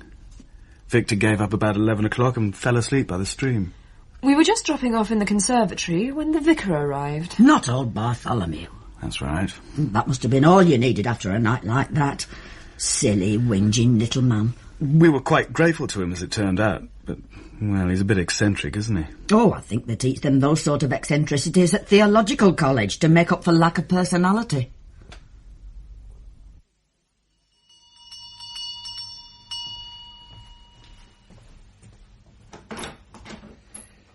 Mrs. Palmer, my name's Bartholomew. I'm the vicar of the parish, St. Matthew's, you know. Why, how delightful. Please come in, Mr. Bartholomew. How kind of you to call on us. I had been intending to call on you, but I've been that busy. Come through to the sitting room, won't you? Janet's father, my grandfather, was a vicar. She always treats them like they were the nobility or something. Really pukey. Not at all, not at all. I really must apologise, being so long, you know, welcoming you. Busy time of the year. Busy time. Lucy. Tom. But then, aren't they all? Aren't they all? I lost my curate, you know. Really? How tiresome. My daughter, Lucy. Hello. And her fiancé, Tom. Young people. Need young people. Oh, good. You lost your curate, you were saying? Yes, gone to spread his wings. A parish of his own? Oh, no, he died. Lucy. Never was very strong, but then neither am I. Neither am I. But we, the living, must soldier on, eh? I don't think this vicar's going to be much help. Not a lot. Made an awful lot of extra work for me, you know. Oh, it must have. Please, sit down. Can I get you anything? No, please. Cup of tea? No, really. Sherry? Whiskey? Well, I might just have a tiny scotch, if it's no trouble. It's here on the sideboard. Tom. Oh, yes, sure. Yes, a bit of pick-me-up. Haven't been at all well, you know. Oh, dear. Please, sit down. Oh, yes. Weight off my feet, eh? Weight off my feet. Oh. That's when the ghost came in. Yes. Just as Mr. Bartholomew was heading for the best chair, the ghost came in through the door. I should think the old whinger had a seizure, didn't he? Didn't see him, though they were both heading for the same chair. Luckily, the vicar was walking backwards and sort of nodding and bowing to Janet, so he didn't see that the ghost had got there before him. What did your mother do? That's what was so odd. Annoying, really. We thought she'd be flabbergasted, scared even. She just looked furious. The ghost had got there first, as I said, and just sat there sulking with its lips muttering, but no sound yet. Mr. Bartholomew sat right on it. More like in it. Yes, it made this really awful double image. Thank you. Thank you. I mustn't stay, mind. Rushed off my feet. Right off my feet. Not right, is it? Not good for a man of my age.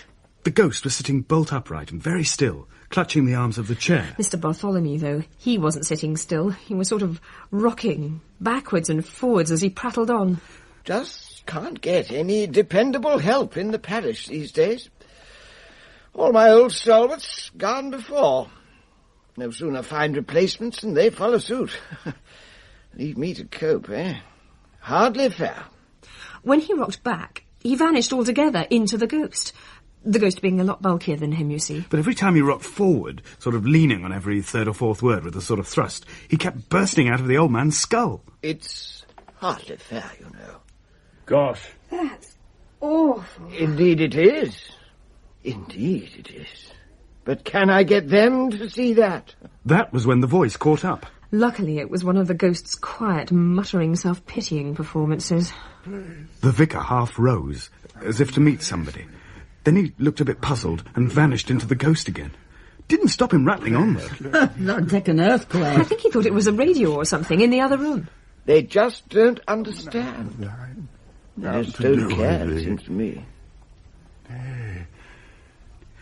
It was very hard to concentrate on what either of them was saying, though. What with the vicar's toothy face forever bursting out of the cranium of this mumbling old man. And so I can depend on you, can't I? Can't I, Mrs. Palmer? What? Sorry? Even Janet was hypnotised. I say I can depend on you, can't I? Oh, yes. Of course you can, Mr. Bartholomew. Mr. Bartholomew, yes. You young people especially, eh? Time you took a bit of the burden off your elders, eh? So unreliable, you young people these days.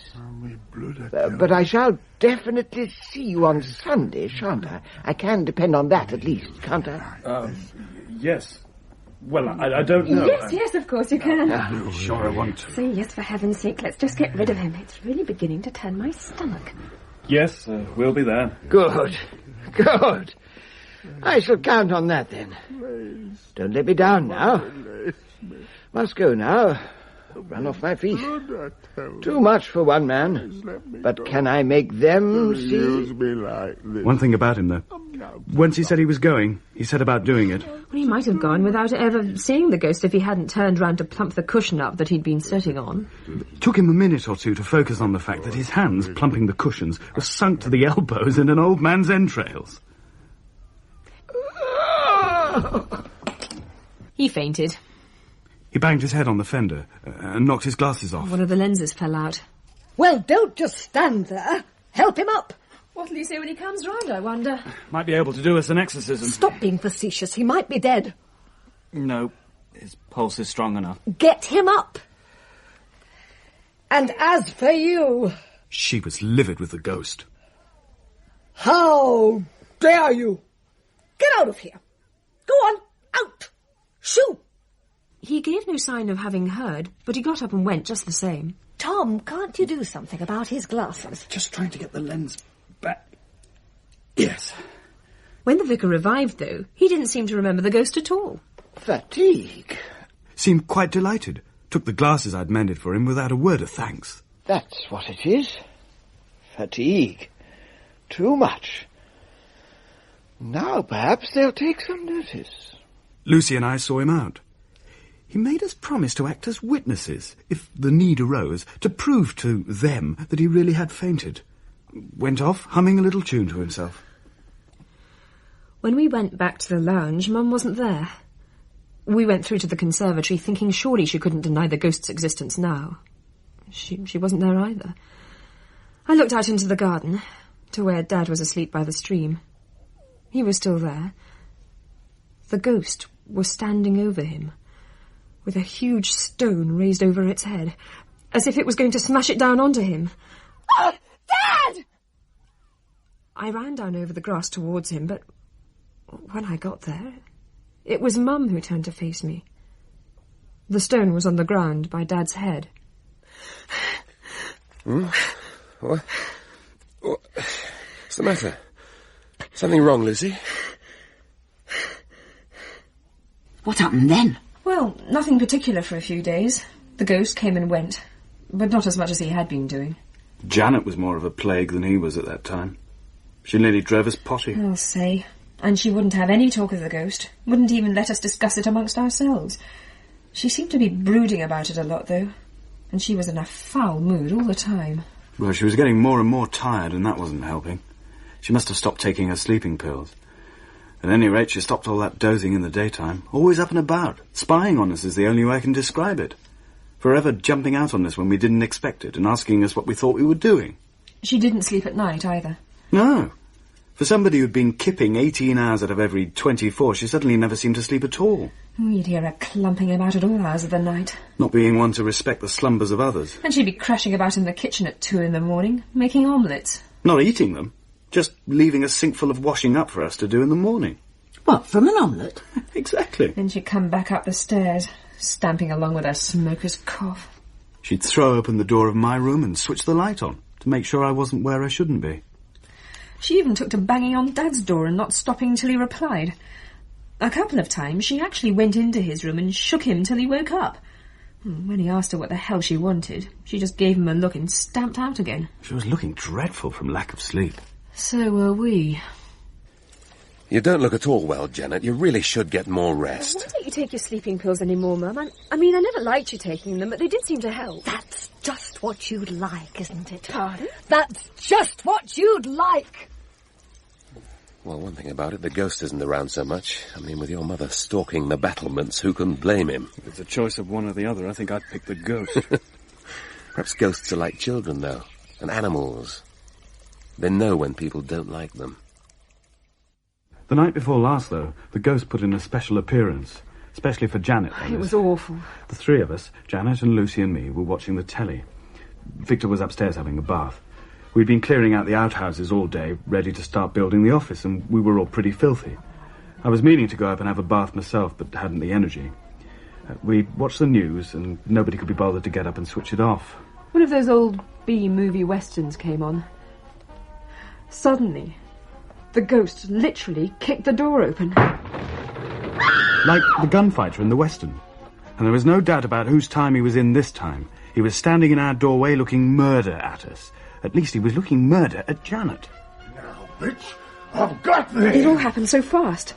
Janet actually started towards him at first, as if she was going to hit him. He smashed his fist straight into her face and knocked her backwards over the armchair. I swear that if he could have got at her, she'd fallen sort of behind it. He'd have kicked her to death there and then. She got up, but he'd got her trapped against the wall in the corner. I was no help. All I could do was scream. There wasn't anything we could do. I made a grab to hold him back, but my hands just went straight through him. I mean, he was solid enough to smash the door off its hinges and knock Janet across the room, but I couldn't touch him. He went to hit her again. I would have smashed her head against the wall, but she'd swung herself away. You see, the wall was solid enough for him. His knuckles were pouring blood when he pulled his arm back and went after her again. They were sort of circling the settee. Must have gone round it a couple of times. Mum keeping just out of his way. He just walked straight through us when we tried to get between him. He suddenly grabbed the settee and rammed it forward to try and trap her against the wall, but she managed to get out. He fell forward, and that gave her a chance to get to the door. He was after her, but she slammed the broken door back into his face. His face and nose were streaming blood.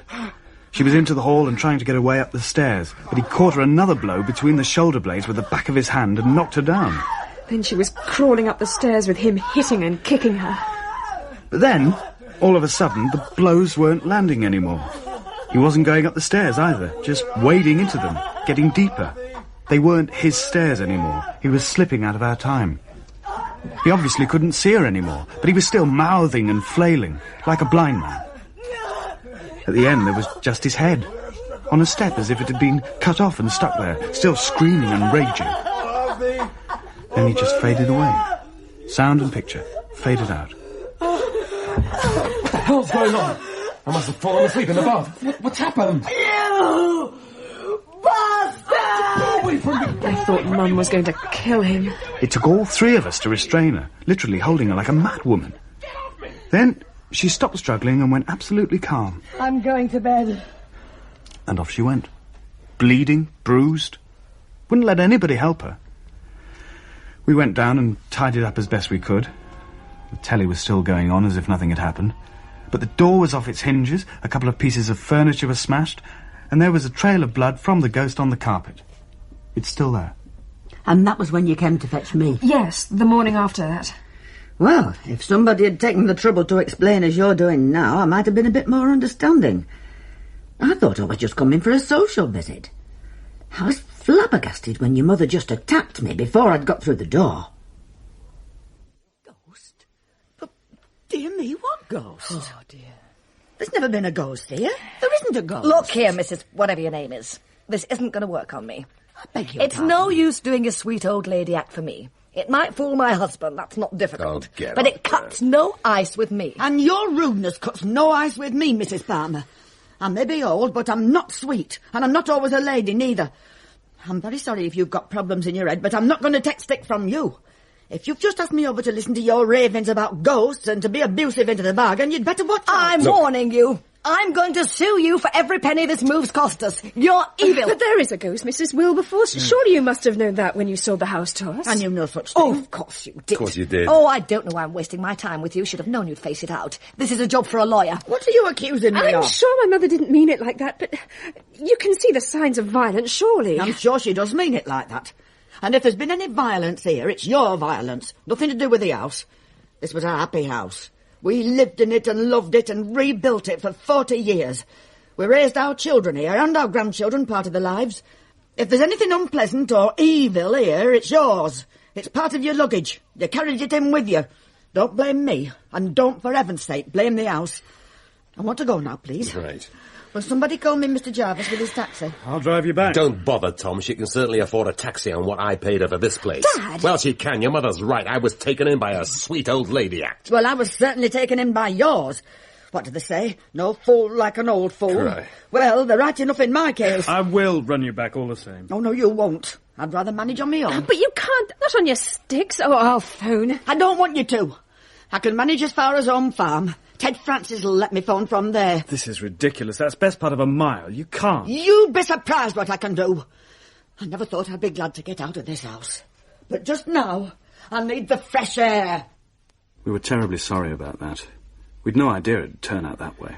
I've never seen, well, that side of my father before. Since then, we felt like outsiders. I mean, Victor and Janet still go for each other at the drop of a hat, but from then on it was as if they were together somehow. And against everybody else. Against us, anyway. We couldn't do a thing right all of a sudden. They both seemed to drop their masks. Come out into the open. As if they couldn't be bothered to pretend. I mean, they'd never done other than get at each other, but there'd always been some sort of a veneer of a family living together. All of a sudden, it was just two people confronting each other. If they wanted us at all, it was only as weapons. Of course, she's always said I've never cared, about anybody but myself. But I have. Oh, yes, I have. They'll give tuppence for her, I'll grant you that, but then who could? I do care for Lucy, though. I always have. Oh, yeah.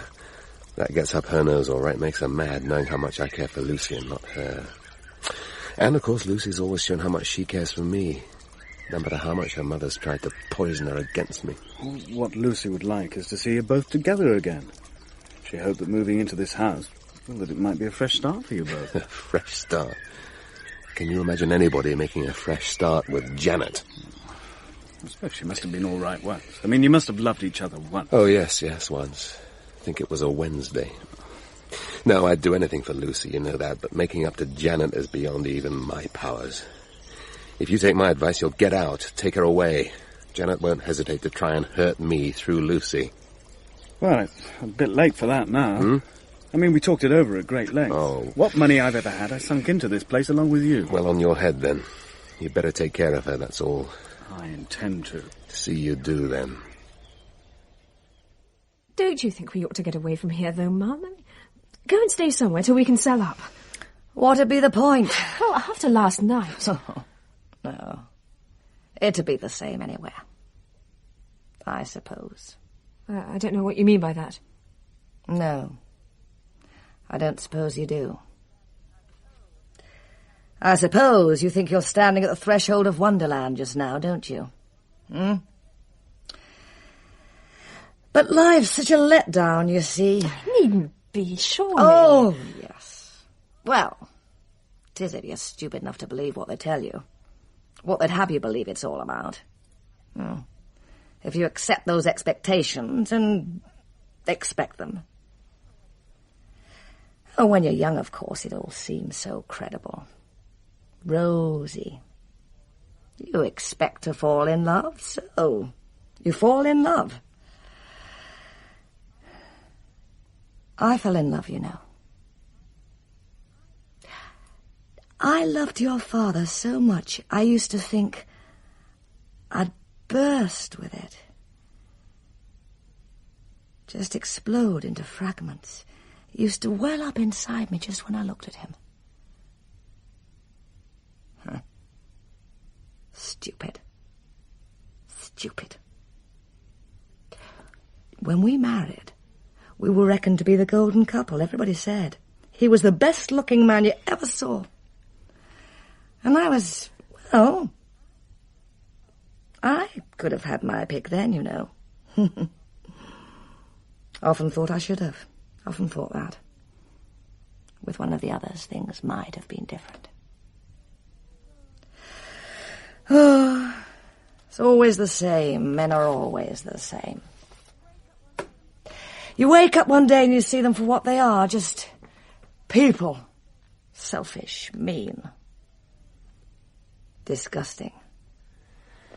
Shut up in their own skin when you can't ever really get to them. It doesn't have to be like that. Oh, yes, you'll see.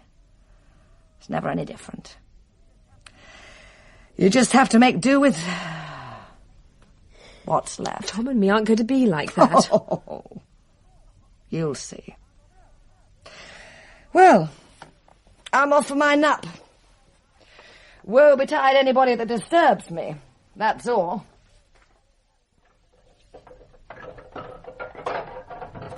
Lucy, sorry. I didn't mean to startle you. Look, I think we should get out of here. I've just got a bad feeling about the whole place. I can't help thinking that if we stay, we're going to get caught up in things we can't control.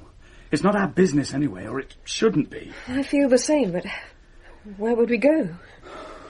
Don't know. At the minute, I think anywhere would be an improvement. I can't just run out on them. I thought I could help. I ought to stay. I'll understand. If you go, I mean. I'm not going without you. I can't. Not yet. Not until... Until something worse happens. It might be too late then. I don't know. Oh, listen, we'll stay. For now. But let's be ready for off. Pack your things so that... Well, so that... Look, you know what I'm trying to say. I don't know. Please. I don't understand any of it, but I know it's not our problem. We've our own life to live. Let's just be ready. Please. All right. Now. Well, all right. What about you? I'm packed already. I'll go and do it now. Right. Where would you be? Around the garden or in the conservatory. Tom? Yeah. Kiss me. Hold me for a minute. Oh, yeah. Aha, the lovebird. Oh, no, please don't break it up on my account. You're perfectly safe at the moment. Janet's out to the wide and doing her sleeping sow impersonation. I'd take the chance and get down to it while you can, if I were you. I won't be long. It's all so good for you still, isn't it? All so easy, leisurely, filled with sunshine. You and Lucy, I mean. Expect you think it'll be like that forever. Well, I hope so. Don't see why it shouldn't. Of course, I guessed, you know, how it would turn out when I brought you into the family. How do you mean? Sorry, I don't understand. Brought me into the family. Well, I did, didn't I? I mean, you were just another of my employees after all. I mean, why do you think I picked you? Well, it wasn't just out of a hat, I can tell you. Once the export side was big enough to stand on its own, I could just as easily have sold you off to Bennett Brothers with the Maid Company, just like I did with the rest of them. Now, why would I keep you, do you suppose? Well, I've been in it with you from day one. I think I'm good at the work. Oh, no, that wasn't it at all. It was Lucy. I picked you for Lucy. And that's why I got her in to help us out at the beginning when it was just the two of us. She came to us straight from college, and all I had to do was to sit back and watch. I'm sorry, Victor, I just don't know what you're talking about. Have you ever looked at Lucy and then looked at Janet? It doesn't need a lot of imagination to see what Lucy will be like in a few years, does it? And all that sweetness and innocence and fun in life will get tired and go sour, and she'll be just as bitchy and cantankerous as her mother. Expect it's happening already. I mean, surely you've noticed the signs. No, I haven't. Well, you will. It's always like this to begin with, you know, always wonderful and exciting, breathless and beautiful. That's why some of us spend so much of our lives trying to get back to it, start again, with different people. It always goes sour again, though, faster too. The process seems to accelerate. That's how women are, I've found. Mightn't it be something to do with you? Oh, she's got you indoctrinated already, That's what they want you to think, of course. That's what they'd have you believe. That's the main drift of their conversation. In fact, I could have done this or that if I hadn't got stuck with you and so forth. Well, they were quick enough to grab you at the time, though. From the minute they decide they want you in their toy box, they make it bloody difficult for you to get in amongst anybody else. I'm sorry, Victor. I really don't want this conversation. I've always had immense respect for you, but, well, when I met Lucy, I still think it was the best thing that happened to me. Oh, yes, of course you did. Well, do. That's what I mean. You are like me. I spotted that ages ago. I thought, I wonder how long it'll take for history to repeat itself. I think I'd better go now. I've got things to do. I watched you last night, you know. No, I really this time. Not dreaming. Expect Lucy needed a lot of soothing, After all that business with the ghost attacking Janet like that. What do you mean? You know what I mean. Down by the stream in the moonlight, naked as two stranded fish on the bank, and as lively.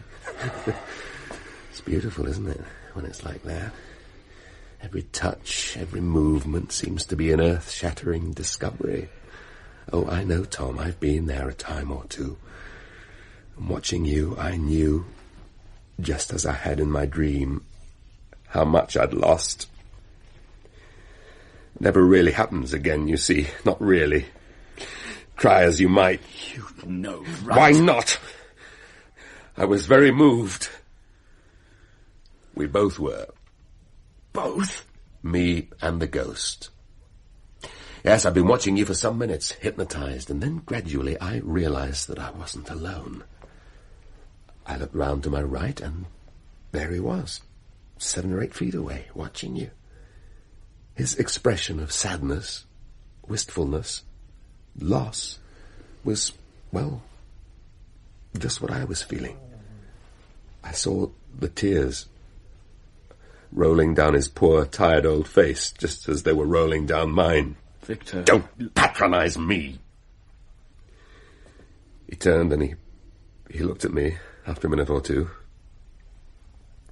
That brought him back to reality.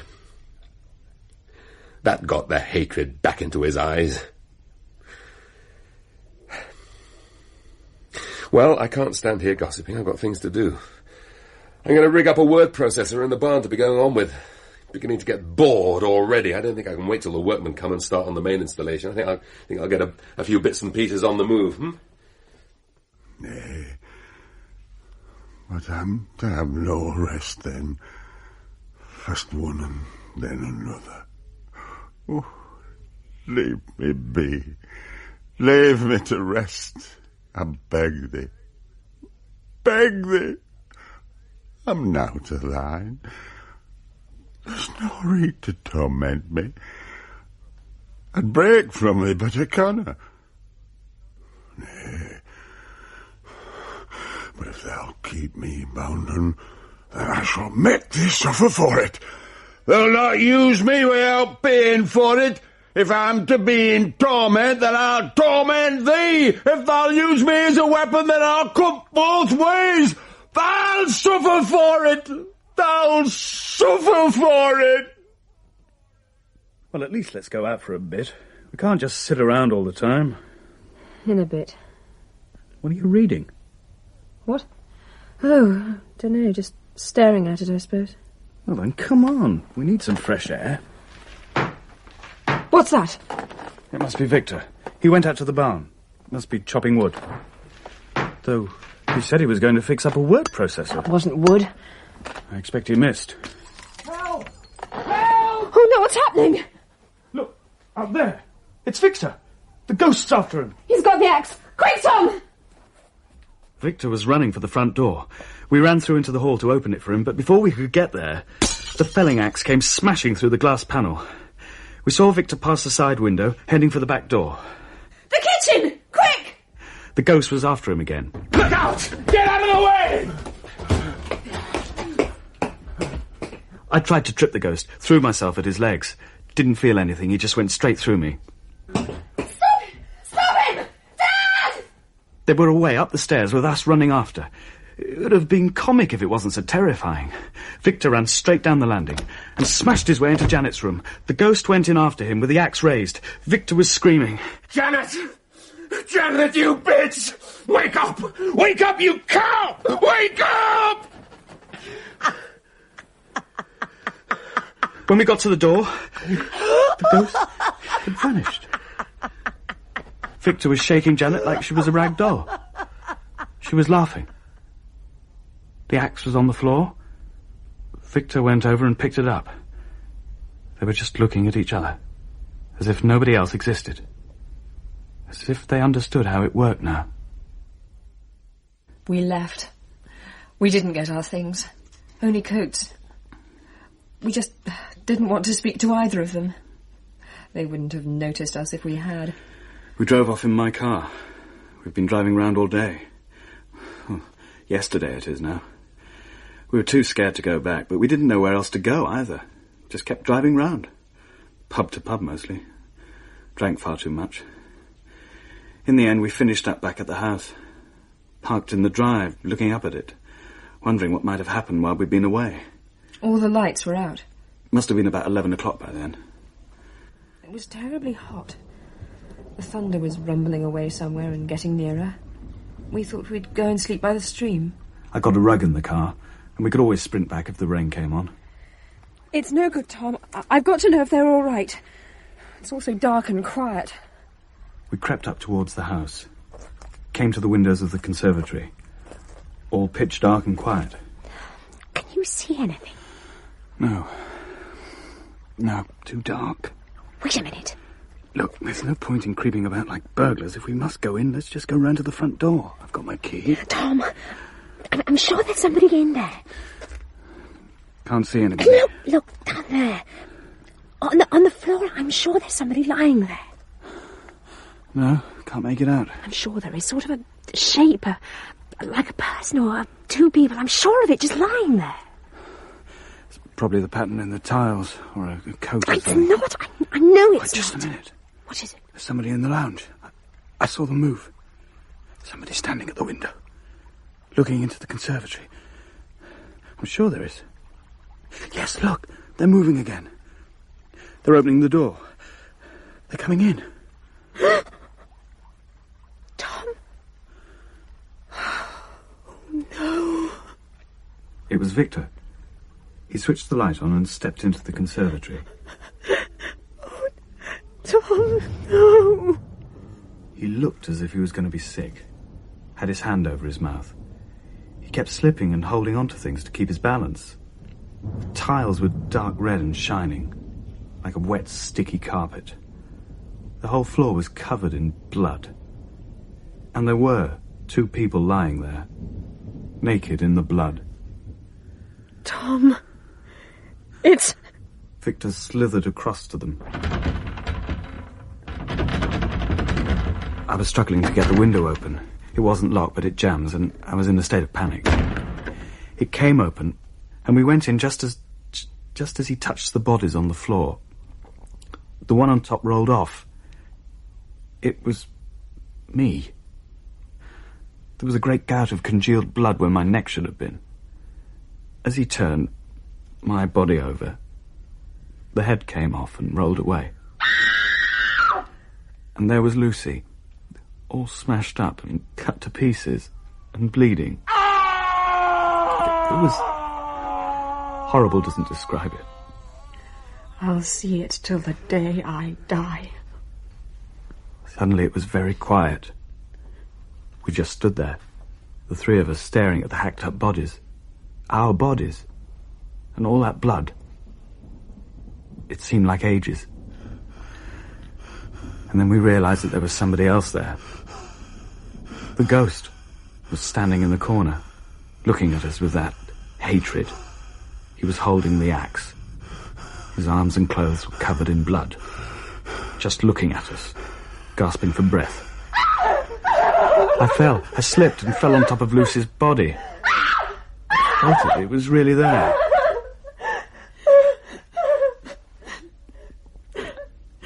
And then none of it was there. It all just faded.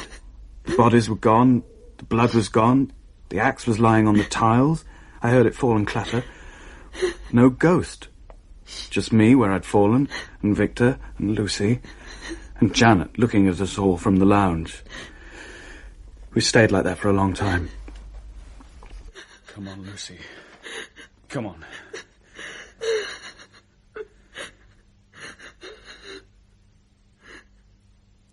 We went upstairs and got our things. I carried them down to the car. When everything was loaded, we thought we ought to... Well, we didn't know what to do. They were in the kitchen. We wanted to say goodbye. There was nothing to say. Victor and Janet were facing each other across the table like poker players. Not a flicker or pause in their hatred. They didn't even see us. The ghost sat between them. Poor old man. He looked drained and broken. Please. Please. I beg thee. They won't let me go. Release me. I beg of thee. Let me go. We sat in the car for a bit. Then we came here. As we parked the car in the drive, we could see you through the window there. We just wanted to tell somebody. Thought perhaps you'd understand. Tell us what we should do. We'll kill each other. We can't just leave them. Nay, but you must. They left you a long time ago. There's nothing you can do. I doubt they'll kill each other, but if that's what they want... What they want? Seems they've nothing else in life but hating each other. It keeps them going, but it'll ruin you. You must get away. Leave them to it.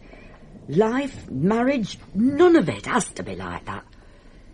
It's up to you. You've got the choice. Go away. Be good to each other and be happy. But don't let their bitterness spoil you. It happens too often, and folk like that'll use other people if you'll let them. They were using you tonight, or your ghosts, to hurt one another. I'll not pretend to understand it, but I suppose it's got a logic, like you said, Tom.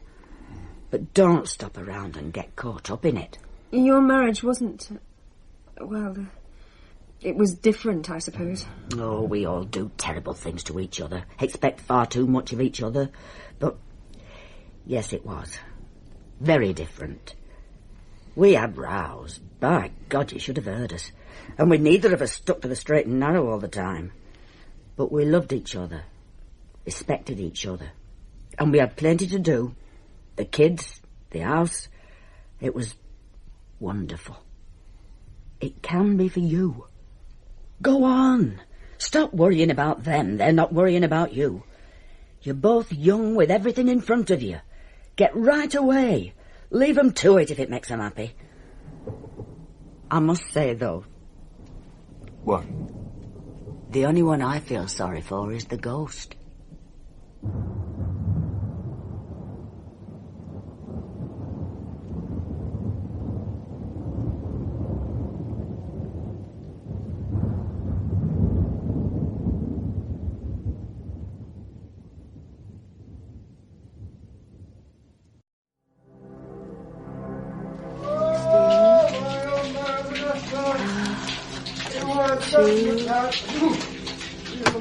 Time, 17th of December, 1897.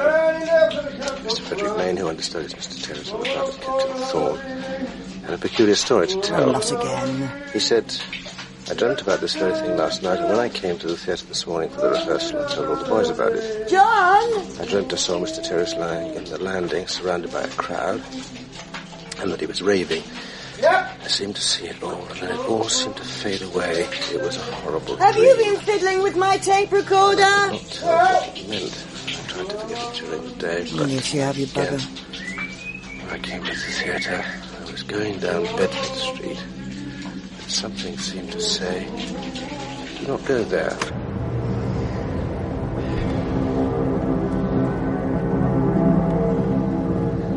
As I was walking on the stair, I met a man who wasn't there. He wasn't there again today. Should have got it go away. John, got a casting for you, 5-hander. Tour, bit of a ball breaker, but it's got a goodish chance of coming in. Ring me soonest, I'll give you all the gory details. We present The Understudy by Joe Anderson, with Nigel Anthony as John, Francis Jeter as Jen, and Michael N. Harbour as Paul. The Understudy. Understudy? Jesus, Morris! You said you fancied getting away from London for a bit, earning some decent lolly. Well, yeah, but I didn't mean... I mean, I thought you were sounding out a rep for me. Rep and decent lolly sounds ridiculous whichever way you say it. Yes. Look, meet me for lunch. I'll pay. Oh, I don't believe I'm hearing this. Come to Covent Garden, say 1 p.m. tomorrow, the Nelgwyn pub, Maiden Lane. Never heard of it. John, it's not a bad play, you know. Not Don't Chase Me Up Your Jedi, I'm British, you mean? Okay, we can hang out for a telly a bit longer. I can't, Morris. Not that I fancy getting away from London for a bit, I just have to.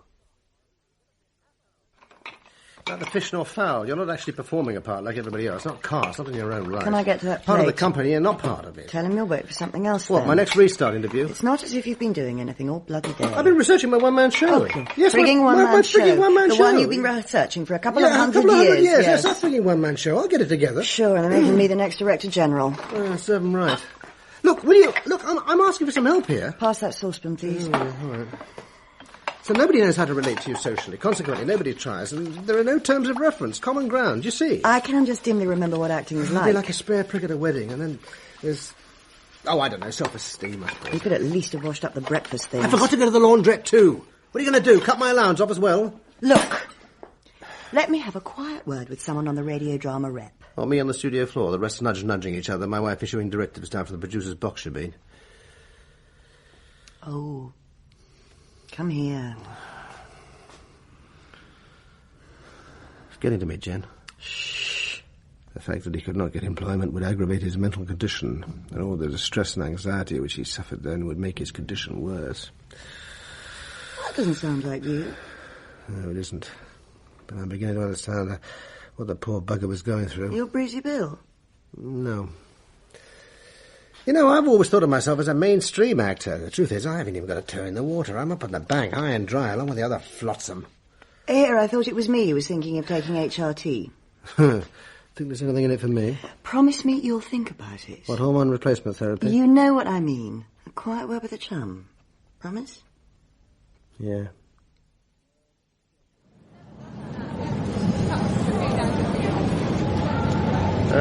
Turn Covent Garden, please.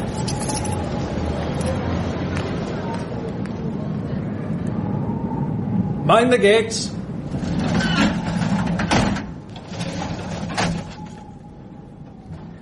Mr. St. John Denton, theatrical agent of Maiden Lane, said he first became acquainted with him during a run of Black-Eyed Susan, a melodrama. Stated he possessed great histrionic ambition. Called nearly every day for employment. Thought himself a great actor, simply because once or twice he got a couple of lines to speak. My lord, the carriage waits. Vanity, disappointed vanity and ambition, that's what I calls it. He offered him an engagement in Newcastle. But... Oh. Mind the gates.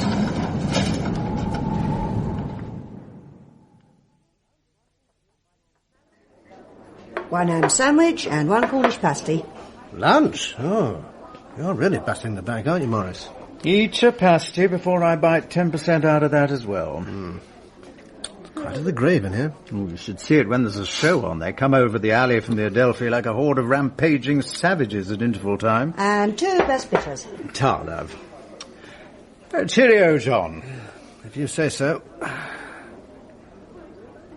Oh, Christ. It's 17 years since I did a tour. The Vine, Wolverhampton, Prompt Copies, Southsea. Val and Harry's professional apartment. The Turkish Delights in Newcastle. Ratholes all. Jem was an ASM then. We hadn't been hitched long. There you are, then. Trip down memory lane. Ah, but then I was in the RSC, old love. Oh, I shouldn't be doing this. Oh, half won't hurt you. My good daughter, she of the hauteur and scholarly mien, not to mention Jen, would say, "You are not right." Well, my daughter would say it by fax machine. How is Jen? Just walking understudy.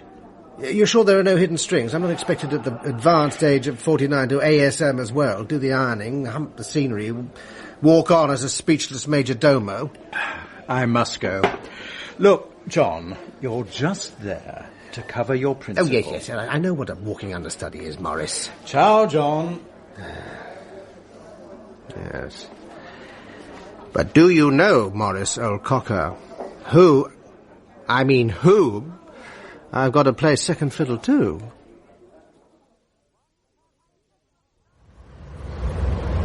What? I can't hear you. I said you're drunk. Look, I've decided it's a good idea. I'm in the middle of editing. Oh, look, just get out of your hair for a bit. Can't it wait? I said I'm thinking of taking it.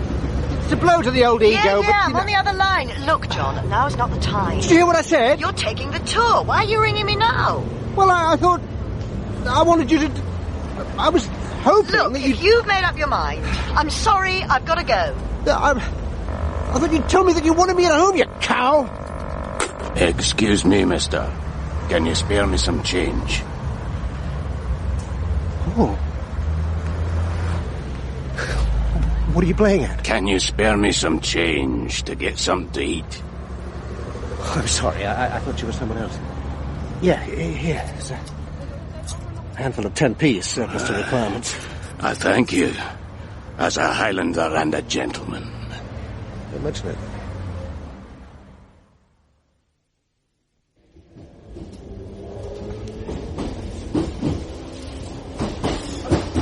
Oh, what the hell was in that bitter?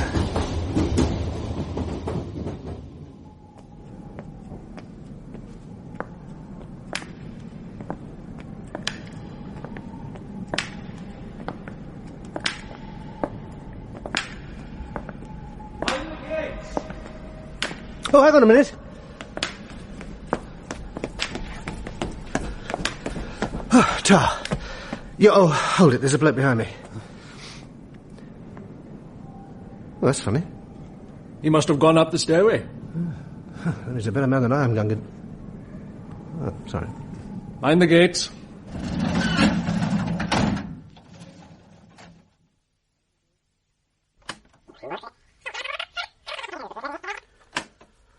Cross-examined Mr. St. John Denton, said he noted nothing strange about the prisoner then. Belsize Laundry Services. Do I have Mr. John Stanger's number, please? Oh, I'm sorry, I'm a bit pissed at the moment. Yes, John Stanger speaking. Oh, Mr. Stanger, this is Lindy Giles. I'm deputy stage manager on Dinner Party. Just to let you know that a motorbike courier's on his way with the script, and I have your call for tomorrow. We're in a rehearsal room in Covent Garden. Where do you want me to sit? There won't be much sitting, I'm afraid. A bit of a tall order, but you'll have to read in for Paul all week. Read in? I thought I'd just be sitting on the sidelines and marking his moves. Where's he? Doing a telly. Oh, don't worry, he'll be there on the first performance in Newcastle next Monday. I should bloody well hope so. It'll give you a chance to go through your paces, won't it? Yeah. I look forward to meeting you at 10 a.m. tomorrow morning. Yep. Thanks. Till then. Oh, Jesus. Cross-examined. Is it correct to say that he was very calm? Answer, yes. Did his calmness surprise you at all? Yes, in fact, may I say, he was extraordinarily calm. Answer. Well, was he extraordinarily calm under the circumstances? Answer, he just asked for some change to get something to eat. Oh, so what? There are a number of poor buggers begging in the street today. What the hell other words would they use after a few quid? Yep. Express package for Mr. J. Stanger. I thank you as a Highlander and a gentleman. Well, you going to pick this up, then? Well, just leave it on the step, will you? You got a sign for it. Oh, yes. Look, hang on a minute, will you? Now, where's the bloody... Prisoner had written my boxes at the dock for passage to Newcastle, but I have not a shilling to call my own. I thought I might get something in town, but for the last 6 or 7 years I've not been able to get... Oh, Christ. If you will only help me... I will thank you as a Highlander and a gentleman. What Paul does is to break down stage a little here. Can you do that? Yes, okay. Yes, sir. There was no blinding light, no heavenly voices. You have my dossier. We've both worked as salesmen before the war, both know the value of competitor assessment. Fulfillment? Quite so. It's not difficult, Colonel, to see that I wanted to do something useful, worthwhile, dangerous even. Isn't it true? One has to experience the fear of death to know what it is to feel truly alive. The means by which things fell suddenly, so irrevocably into place, would not meet with your approval. Interesting, isn't it? Who knows We might even have passed each other in the street in Palestine. We were there at the same time. Am I lying, old chap? What? Oh, sorry. We were there at the same time. Hang on. You want out? Where are you? Around the corner. We broke it for lunch. Look, I haven't signed a contract You're yet. a day into rehearsal. You've accepted by starting work. What the hell's the matter, John? Oh, it's torture, Morris, standing there uttering lines that it's like working up a feast I'm never going to bloody well eat. You're too good for understudy. No, it's not that. It's not that I have delusions of grandeur. It's just that there's something not quite right about all this. It's true. It's unusual for your principal to be away, but he's the great god, Telestar. Yeah, and that's another thing. I keep feeling I'm the one being shadowed, like there's somebody having a bloody good laugh behind some kind of screen, and I'm the only one who can't see round it. Oh, I'm sorry, Morris. That sounds utterly off the wall. Of course you can't get me out of it, and I'll do my best. Forget we had this conversation. Whinge over. Cheers! Roll on Saturday. Why is it that the first things to disappear at rehearsal breaks are all the spoons I keep carrying? Oh, Peter, dear, have you got the spoon? No, lovey. No. That's enough for you. No. 5 minutes, ladies and gentlemen, then Act 2, Scene 1, please. Peter, have you set the props yet? I'm just finishing my coffee. Please. God, the things we have to do on the way up. Well, no peace for the wicked, old boy. Okay, John? Yeah, sure. When you're ready. Sure. Oh, Lindy. Down there across the street, the tall bloke standing by the letterbox. What, in the long Mac? Yeah, that's the one. He's been hanging around here every day. It's just a down and out on the prod. Yeah. He touched me for a few bob. It's a free country. Yeah, I suppose it is. Rehearsal over for the day? Kind of half and half, isn't it? Yeah, tough. You're becoming quite a regular at the Nell, Gwyn. Can't tear yourself away, eh? No, I can't. Me and my shadow walking down the avenue.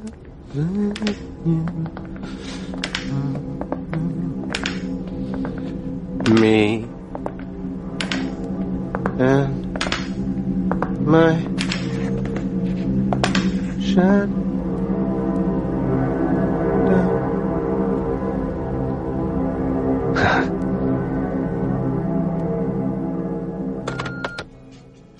Sorry, don't wait up. This damn feature's proving a marathon. Just put the oven on at 200, choose something from the freezer for yourself and heat it up. That's all right. I'll just shove a stick in it and suck it as it comes. Message number 2. John. That's me. Not yet. Oh, you're so right, chum. Long live you and your wife, say I. Witness Charlotte Darby, wife of omnibus driver Charles Darby of 1B Eaton Court, Buckingham Palace Road. Said prisoner asked for some hot food. Witness replied she had none. Said prisoner appeared to live on bread and milk. Was cheerful while in her lodging house and conducted himself like a gentleman. I'm thinking of what it would be like if she loved.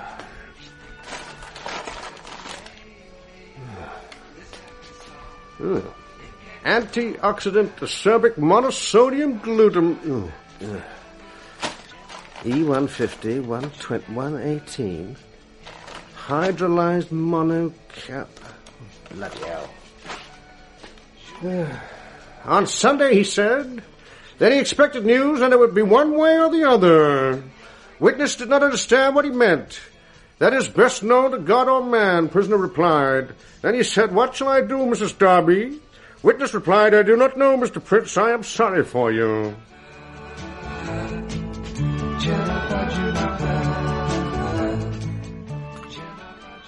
But you, Stanger, do you just wait? The inevitable dear John? Or do you pick up that phone, dial her direct line, and check that she really is working late, or not? Not! You really don't want to know, do you, my boy? Whether Jen is in now? No, you do not wish to know that. Just act. You're good at that. Saturday night and we just got paid. Time, gents. Let's have the glasses, please. Time, gentlemen, please. You two, love. Drink up. Well, last night, isn't it? Yeah.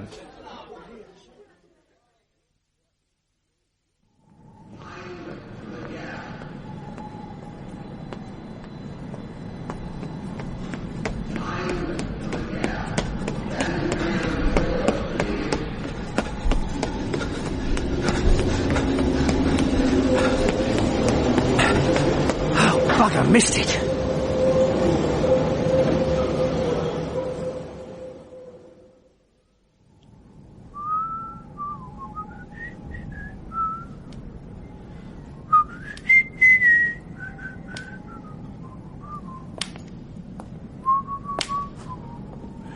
We've just missed one, chum.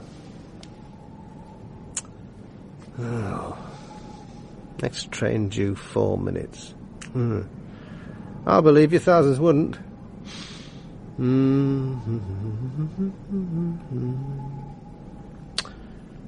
Your Honours, I have been 3 years at sea, and have never looked upon or heard from my wife. As sweet a little craft as we has ever launched, Your Honours. I had come ashore, and I was as lively as a petrel in a storm.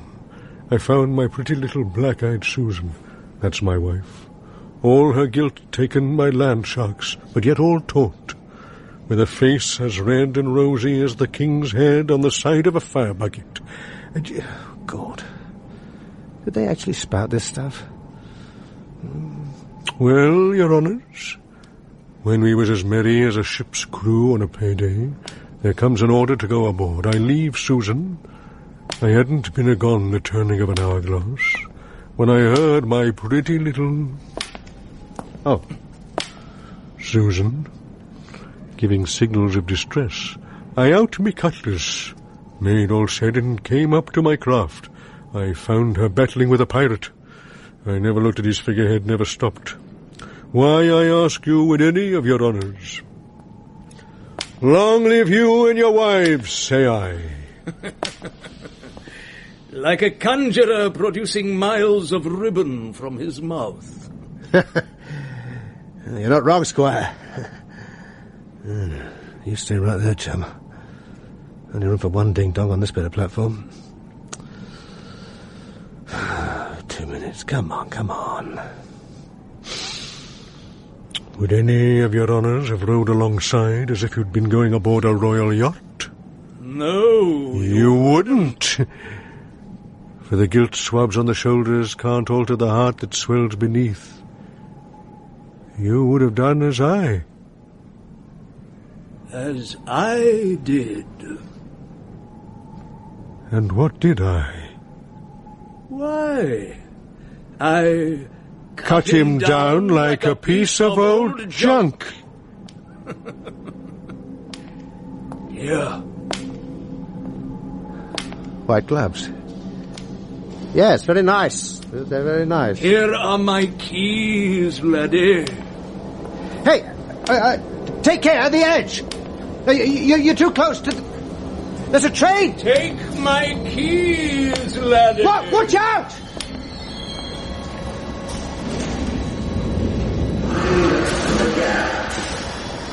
A man! Did you see that? A man! Are you getting on this train or not, mate? But you must have seen... Getting on.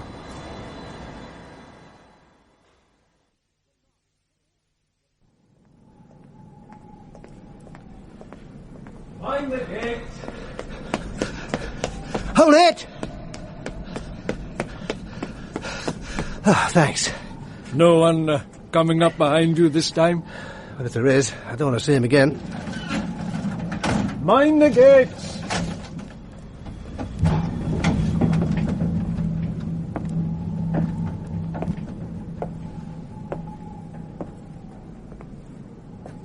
Not yet.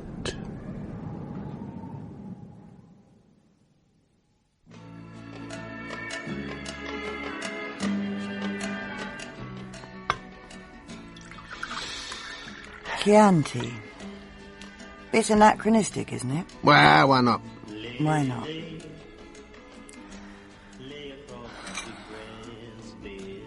Yes, it's your last night and I'm late, I'm sorry. Why? You weren't to know that I'd stir stumps and cook you dinner?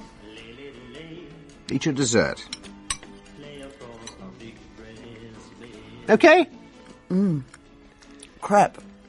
Lovely. Oh, is that what it looks like? It's supposed to be currant pie. Oh. I'm afraid it's gone a bit limp. Why does everything sound like a double entendre? Because we don't talk anymore. Yes, we do. No, we don't, John. You do. What?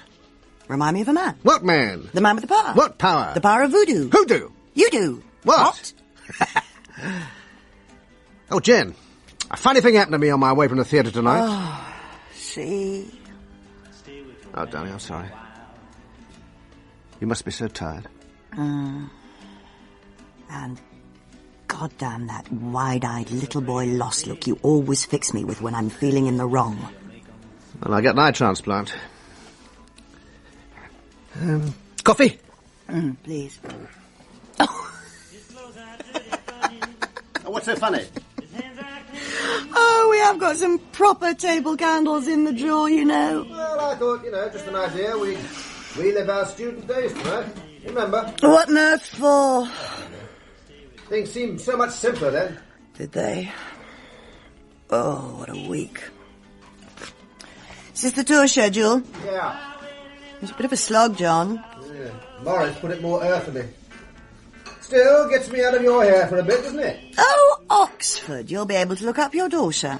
Yeah, she'll love that. Play any good? Not bad. The dinner party. Those who do not remember the past are condemned to relive it. Sounds worthy. Anyone we know in it? One or two. Some youngsters fresh out of drama school. Oh, Henrietta Fox is playing the Countess. Hold hot bands, Henry. You watch yourself, young man. Edward Belling is the Colonel. Yeah, he'll bore for England.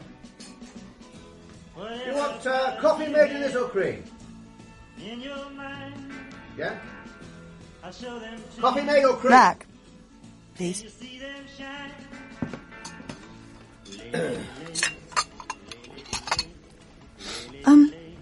You didn't say it was Paul Anstruther you were understudying? Didn't I? Oh, shit.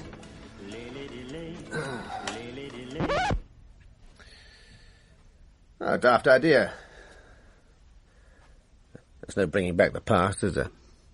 Isn't there?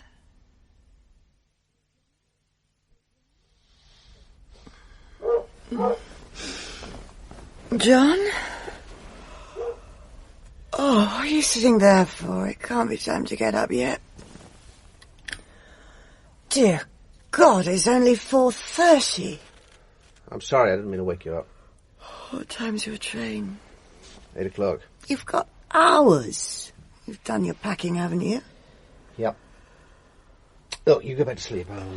Right.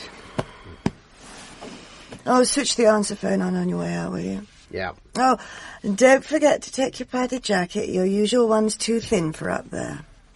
Leave that out where I can find it. Right. I'll get it cleaned whilst you're away. Right. Well, good night. Good morning, you mean?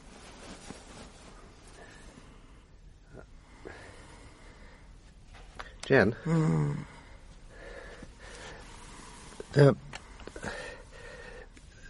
There was a bloke on the platform at Covent Garden Tube, and he had white gloves on. Terrific. And he could read my mind. Read mine. He walked towards me, and there was a train coming in, and he just kept walking. He walked straight through the wall. Jen, I think I know who he was.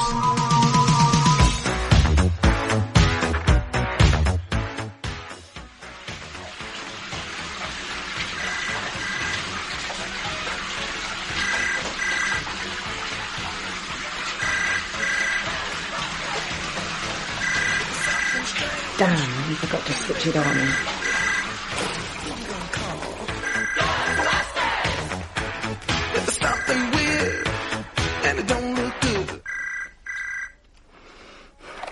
Hello?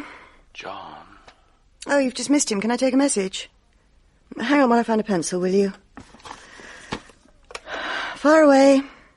Not yet. Not yet, is that it? You still there?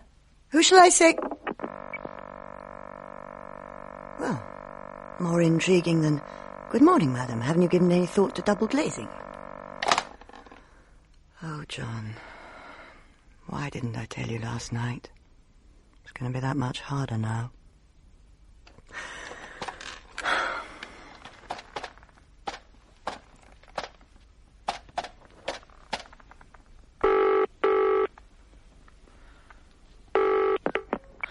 Balliol College, Porter's Lodge.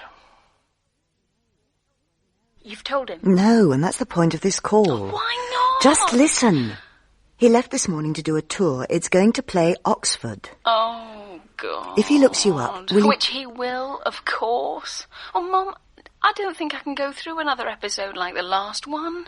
Why the hell didn't you tell him? I couldn't. And neither must you. Oh, what do you expect me to do, Mum? Try to be kind, Molly, that's all. Bye. Leave the cruelty to me.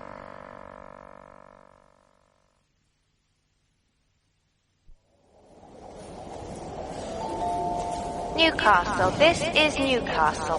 The train now standing at platform 5 is the delayed intercity to Edinburgh. We apologise to passengers for the delay due to signal failure in the York area.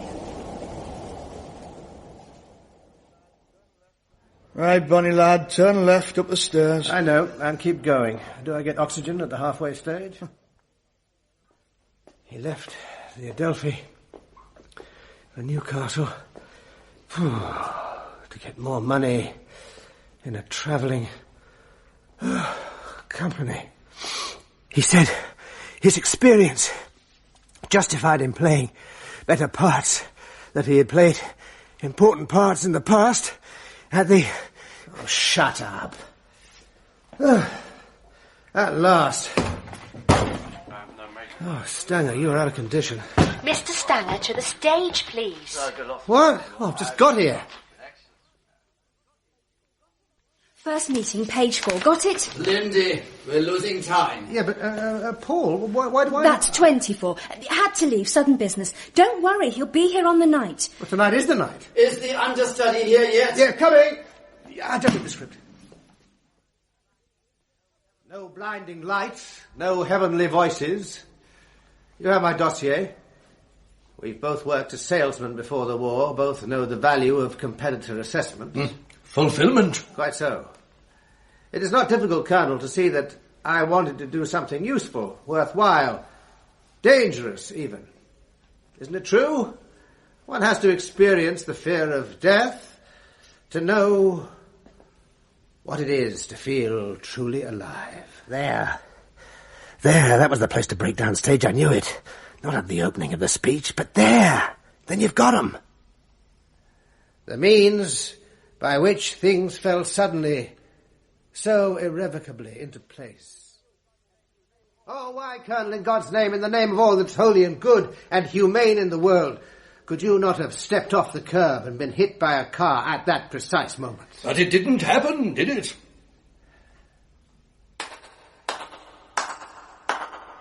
Very nice. Very nice. You bastard. You've been testing me. You set me up. Right, ladies and gentlemen, if we may rehearse the curtain call. John, old man, get all these stairs down from the circle. You don't mind standing in for me, do you? No, of course not.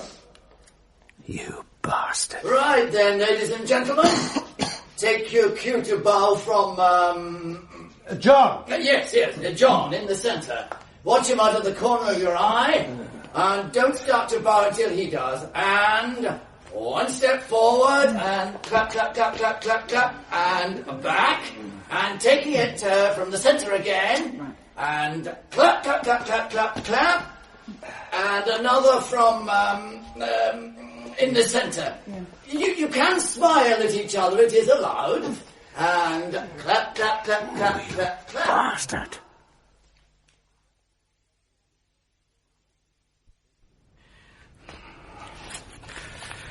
Said that in October last he was with a company in Newcastle, did not know the words, was ridiculously... Oh, Paul. Caught in the act. Looking for something?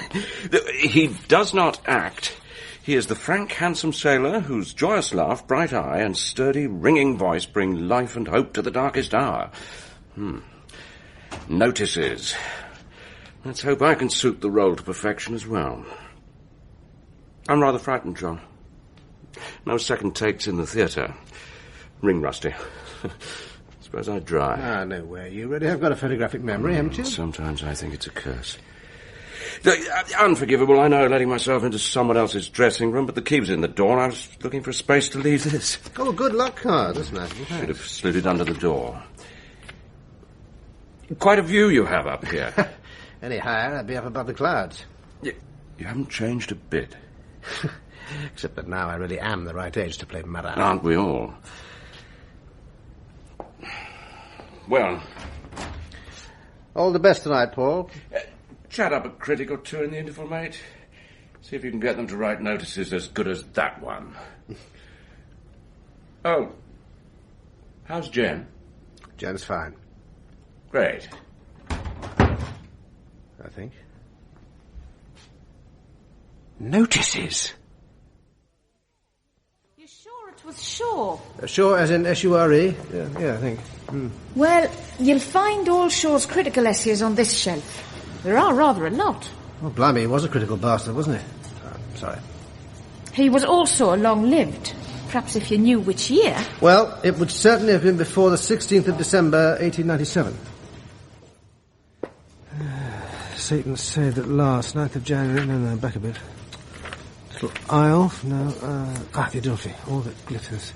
Most fearful specimen of obsolete pinchback. Oh, Christ, what price, Clive Barnes? Black-eyed Susan. Real original. San Domingo Billy Blah. My sweet William. Hornpipe nautical lingo. Mr. Terrace makes brilliant play with his diamond shoe buckles. And delivers his jargon of the first two scenes like a conjurer producing miles of ribbon from his mouth. Dear God! It was William Terrace I saw. Why? You're late. It's gone the half. Yeah, I know. Is Harris doing the rounds? You better get up those stairs. I'll stall him. Don't forget, circle bar, drinks after. I'm going to get legless.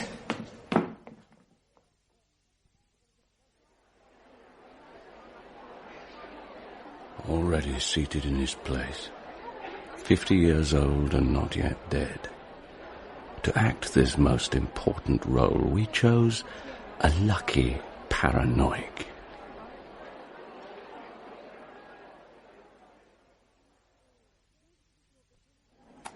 Right then, we're off. This is your beginner's call, ladies and gentlemen. I'm going to sit out front. Where will you be? Front row, centre, the circle.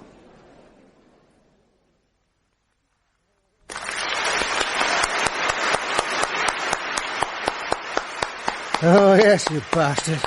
You can see me here, bow and clap, clap, clap. Got me? Yeah, you've spotted me. Where you sat this morning, eh? Letting me get my juices going, then cut me off at the knees. Oh, didn't we all laugh? Special bow, just for me, looking up at me. Gloating. Oh, no, I didn't Gloating. Say it, gloating. Bravo! Gloating. Bravo! Gloating.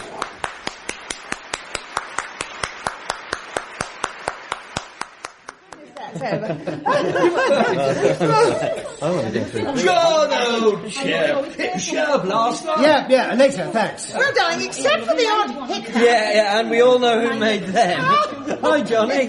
John, actually. Excuse me. And do you think he'll be coming out of his dressing room? I'm sorry, I really don't... I was here before. Yeah, no, look, I won't be a minute. Thanks. Sweetie, you're too good to me. Paul, are you decent? 2 ticks. Hello. Hello, darling. What's in there? This must be costing you a bomb, sweet. What? What man? What power? Hoodoo? What? come in. You have been summoned, old boy. No. It's... No. Excuse me.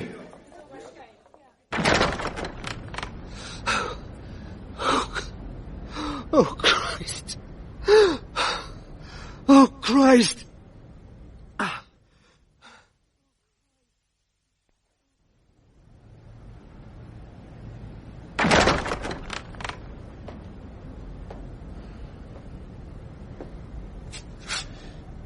John.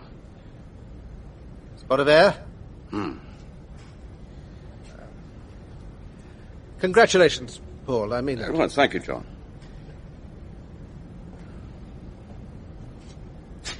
Well, you're not joining us upstairs? I'll be along in a minute. Oh, you haven't seen Peter around, have you? No, I haven't. Ah.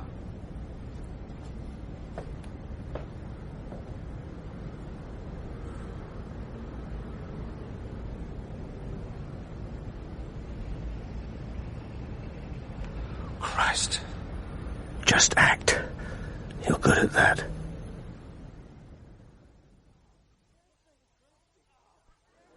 Oh, where'd they press this stuff? Out of a cat? Honest to God, he asked Henrietta if she'd had a loose job. Yeah, it was funny the first time. Honestly, John, you were there, didn't you? Yeah. Pillock.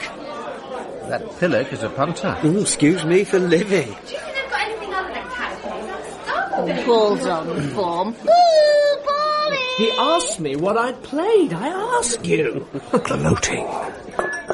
Oh, no, all over John. I'm so That's all right, it's all right. sorry. I spilled it all Yes, over. it's all right. Don't worry about it. Oh, Lizzie's pissed. Oh. Don't you hate all this lovey bullshit? What did you join it for, then? Well, not for this, I can tell you. My equity card, that's all. Knock up the 20 weeks, then I'm off into telly, mate. Tell you something else. I watched you. You're better than Paulie, boy. What did you say? Oops. Chill out, man. No. You should be playing that part. Run that past me again, will you? Well, I said I think you're better than... Hey! And from what depths of your lengthy experience as a professional actor do you draw this brilliant observation, Right, chum? I was only being... In what? Well, in my professional... John. You know what professional is, you wet little tyke? Professional is loyalty, especially when punters are around. Professional is that bloke over there who was treading the boards when you were missing your nappies. But you're hurting Professional me. courtesy may have gone out the window in drama schools these days, but the day I need you to patronise me, hell freezes over. You got that? Yeah, got it. Whatever you say, I'm sorry. No, I'm...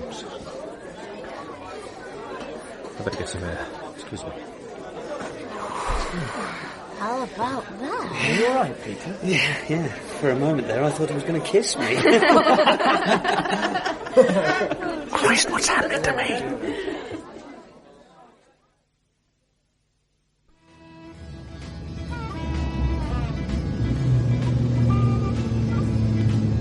Said he'd known the prisoner for over 20 years. He was very strange in his ways and very jealous.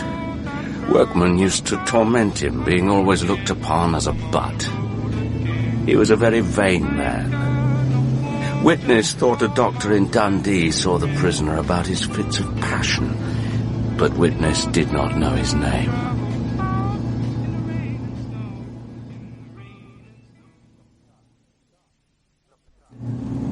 Stop the car. What? We're in the middle of nowhere. Stop. John, I've got sound tapes to get in and we're late. Please.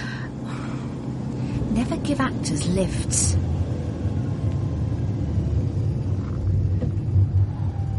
Great. A lonely road somewhere between Dundee and Aberdeen. Back up a bit, can you? If you want to take No. a I saw something. Just back about 100 yards, will you?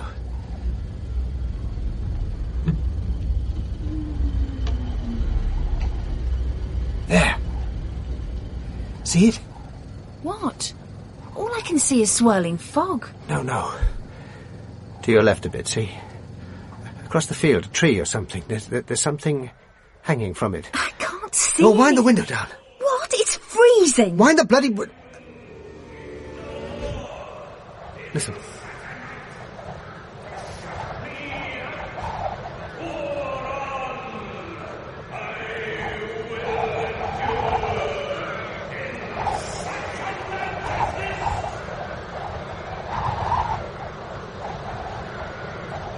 All I can hear is the wind.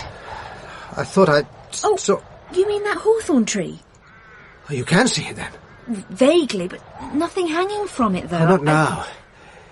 It was just fleeting out of the corner of my eye as we passed. I thought... Told you. You've been hitting the Newcastle Browns too hard all week. Yeah. Here's my key, laddie. Key.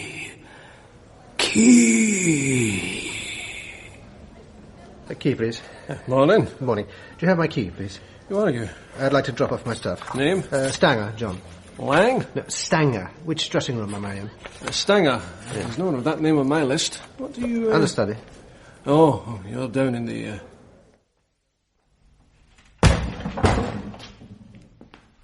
Oh. Hitler's bunker.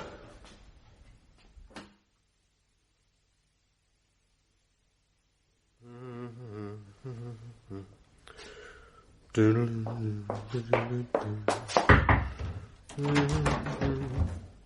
you are. All alone. No, you're never alone with 24 mirrors. See? There's him and him and him and him. They all bear a startling resemblance to you. Oh, I don't know.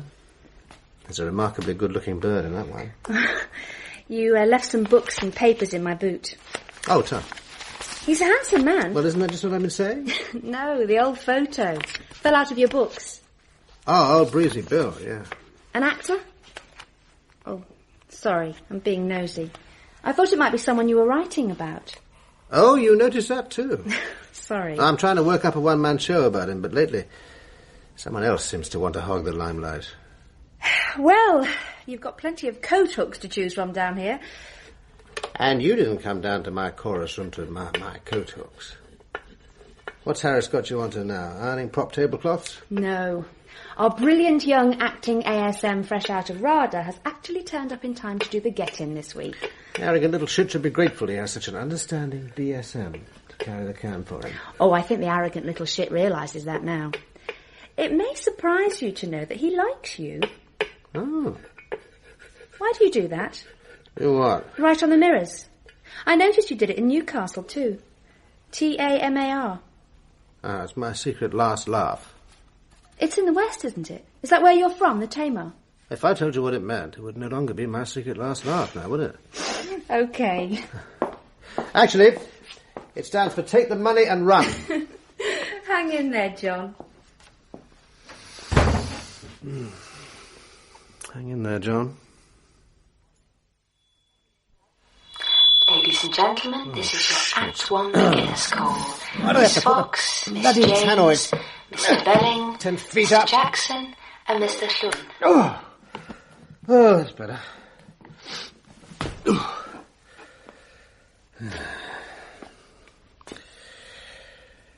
As I sat there in the Bastille for 13 long years, I learned my lines for tomorrow's understudy rehearsal. No, I didn't. In that loneliness, marooned in a stone sea.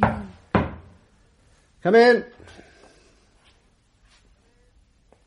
Come in. Oh, don't know. Who's at the door? The girl from Cole. What the hell made me think of that after all these years? A little light music on the tranny to calm the fevered brow of Wade. Oh, blast, I'm below ground level.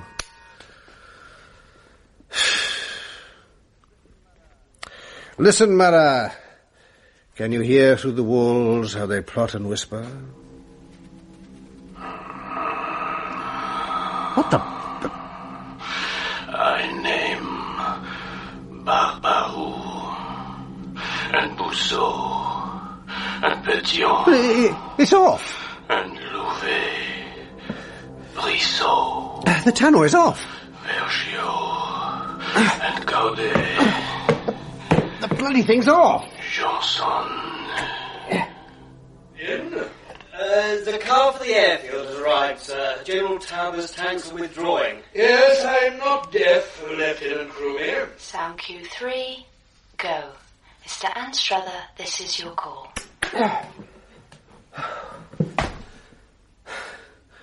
It was off. I definitely switched it off. Oh, dear God, I'm going round the bend.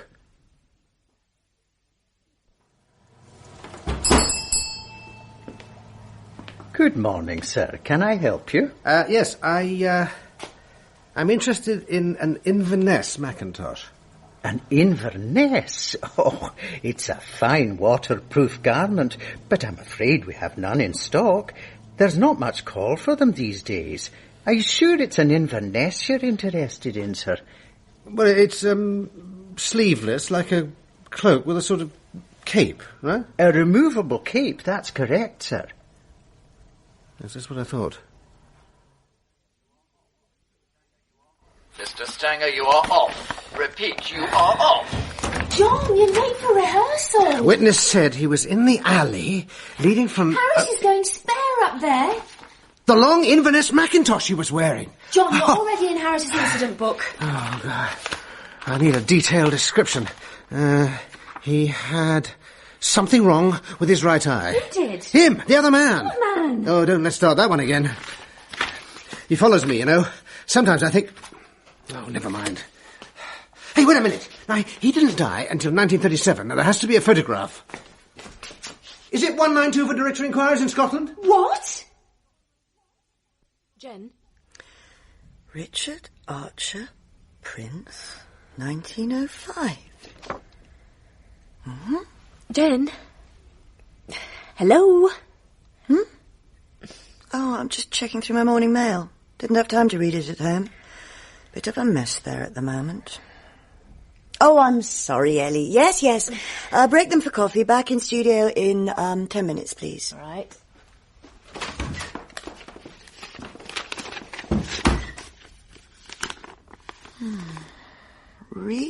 Richard Archer, Prince.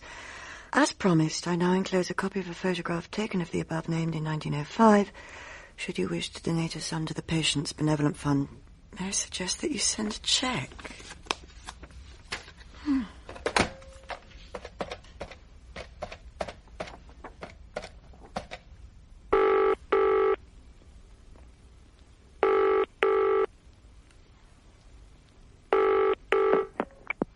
Broadmoor Hospital?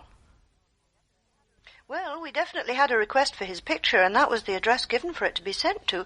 J. Stanger, that was right, wasn't it? Oh, yes, I see now. It must have been my husband. We have the same initial. That would explain it then. He didn't happen to mention why he wanted it. No, just that he was most anxious to know what Richard Prince looked like. He seemed most excited when I told him we actually had a photograph in archives. It's quite rare. Well, thank you. I'm sorry to bother you on a weekend. Oh, we never close. Neither do we. Bye. Dear God, John. What would you want with this? Gives me the shivers. Who's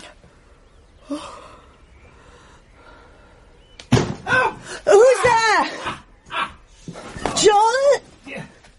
What the bloody hell's this doing in the middle of the floor? God. You're in Scotland. Two down. Private jet, Mr. Rockefeller? BA Flight 82, Aberdeen Heathrow, and took an hour. Why? You're up in Darlington tomorrow. So? I fly back from Heathrow to Teesside. Only costs a few quid more than BR. Well, you could say, hello, darling, what a lovely surprise. Hello, darling, what a lovely surprise. I didn't expect to see you for several weeks. Oh? And are all these bits and pieces lying around the floor intended for packing in the tea chest, against which I have just dislocated my right patella? Or have you taken up wholesale tea importing as a sideline? I'll make some coffee. Instant all right? Yeah. Sugar? No, thanks. A letter came for you. In the fruit bowl there. Thanks. I'm sorry, I opened it by mistake. Yep.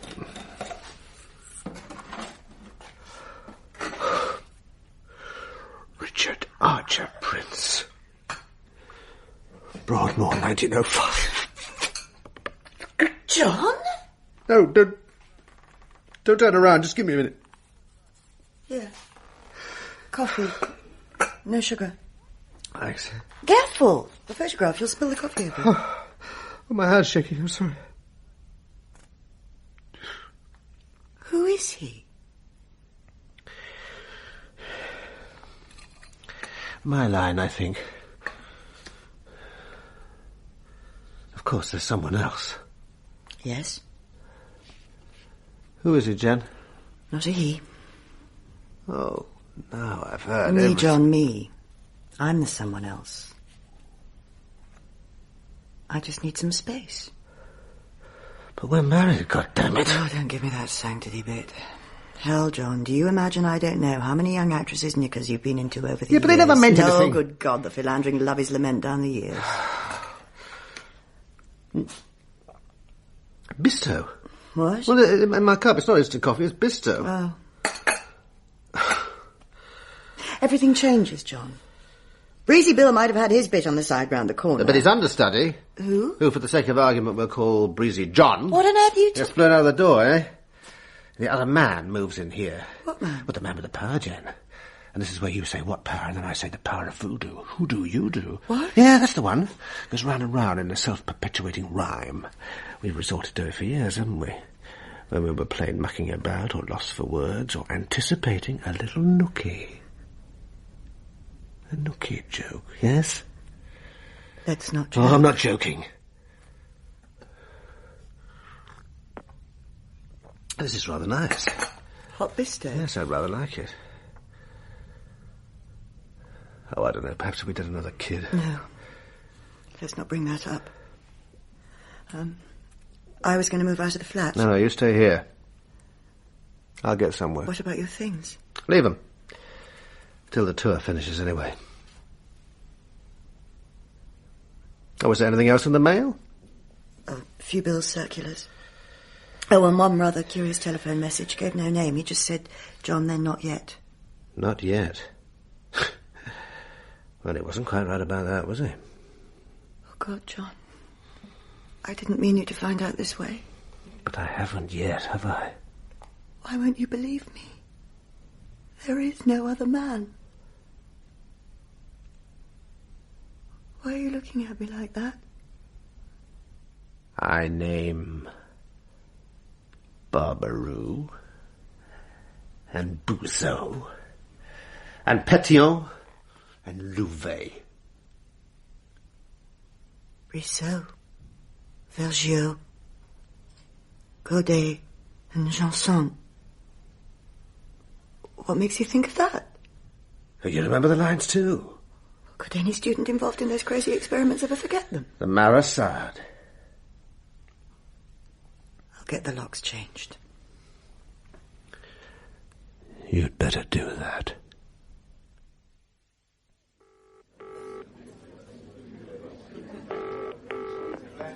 Grant and Paget. Oh, hi. This is Jake C. Stranger, Jr. I understand that you represent Mr. Paul Anstruther. Mr. Anstruther is our client, yes? We don't usually bother to list a client's radio drama credits, Mr. Stranger. Junior, ma'am. We'd have to comb through all our We at records. Disney have such a high regard for the voice. Disney, yes. While you're at it, why don't you list the names of the radio producers who directed him right alongside those credits? We'd sure like to know who they were. Oh, thanks for the use of the phone. No, Gwyn is happy to serve, usual. Yeah, make it a Scotch, will you? A double. You look done in. Yeah, it's up. I spent the night in a flea pit by Victoria Coach Station. Turned out to be a knocking shop. Plumbing turned on every 20 minutes. Wife kick you out, did she? Yes, as a matter of fact. Oh, could have found a better place than that for a bed. It's all that there's left of Eton Court. What do you mean, love? I need to work something out about myself. And have you? Nope, not yet. Come in for a spot of Dutch courage, eh? Oh, yes. As much as I can muster. What's going on across the alley? No, builders. Bloody dust. Mind your backs! What are they doing? Gutting it? Yep, the old Adelphi's being completely refurbished. I don't suppose the stage doorkeeper's around. That's me. Well, temporarily anyway. Oh. This bricked-up doorway, that's the old entrance for artists, isn't it? That's right, I've been bricked up for years. So, I'd be standing right about the spot William Terrace was stabbed in the 1890s. Yeah, that's where Breezy Bill bought it, yeah.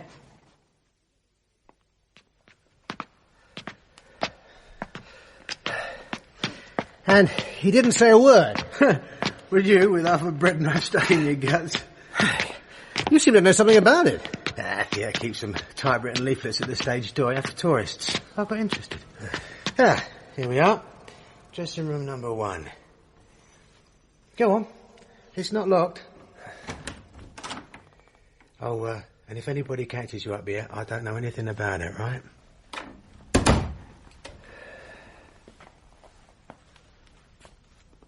Are there men living such fools as to think there is no hereafter? Fred Latham was stage doorman in your day, and if he's to be believed, that's what you said to him just before you died in here.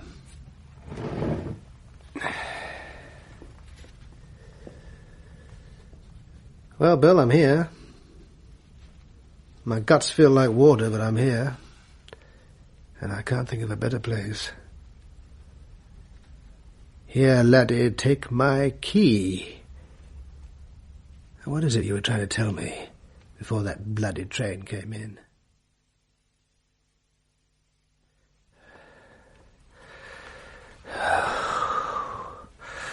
Oh, come on, Bill, before my nerve gives out.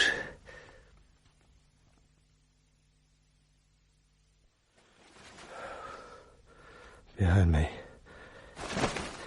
Hang in there, Stanger. Something. Well, turn around, that's what you came for. Don't go about now. Turn around. It's a pigeon, a bleeding pigeon!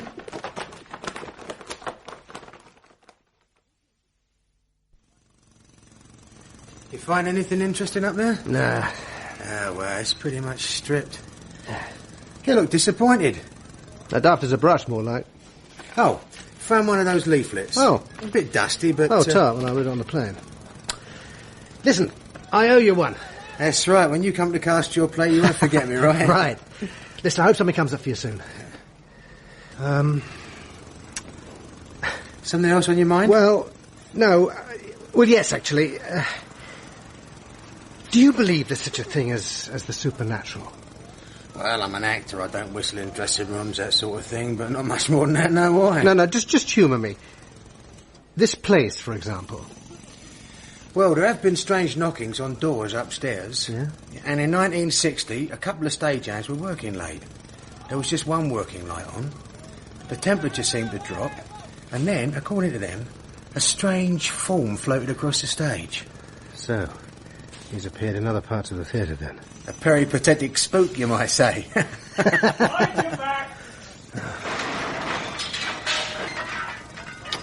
Something still bothering you? Well, it's daft, I know, but all this upheaval here, now, suppose... Oh, no, I was pretty pissed at the time. Oh, nothing else to do. Well, supposing all this upheaval, suppose it disturbed a spirit, caused him to, I don't know, wander further afield. No, forget it. I was drunk. Oh, you mean Covent Garden Tube? Oh, that'll do for starters. A bloke called Jack Hayden in the 1950s. He was a ticket collector. He reckoned this bloke in a grey suit came up to him, tried to say something, and then disappeared through the wall. And nobody else saw it? No. But 4 days later, a young porter, Locker, I think his name was, he said something touched him on the arm. He looked up, a man in a grey suit, smiled, did the same disappearing act. Locker screamed and ran like hell. And did either of them say anything about white gloves or being offered anything? Like I said, they didn't hang around. But they both agreed a picture of William Terrace resembled the bloke they'd seen. There have been other London transport staff who've seen him, late as 1962. And there's no record, I suppose, of what happened to them after these incidents. They all asked for transfers. I suppose they all heaved a sigh of relief. Yeah. Nothing more recent? No. Oh, well. Better make a move. I've got a plane to catch. Yeah, you get straight through to Heathrow on the Piccadilly line. Yeah. Hey, just a minute. The Piccadilly line wasn't built then. There was no Covent Garden tube station in William Terrace's day. Nah, it wouldn't make any difference to a ghost, would it, passing through? That's the change, sir. There's a cup of tea. Spare some change. One more thing. There's never been any record of another presence here. Someone else. Just Breezy Bill, if you believe in hauntings. I'm rather afraid that I do. Ooh, careful, mate. That way lies the funny farm. There goes Mad Archer, they would say.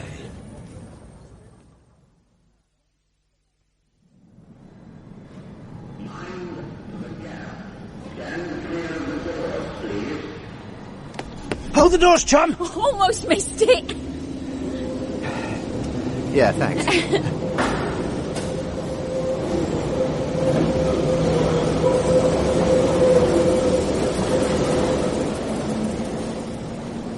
Oh, laddie, a little filly called Common Sense, ridden by Tommy Let It Alone.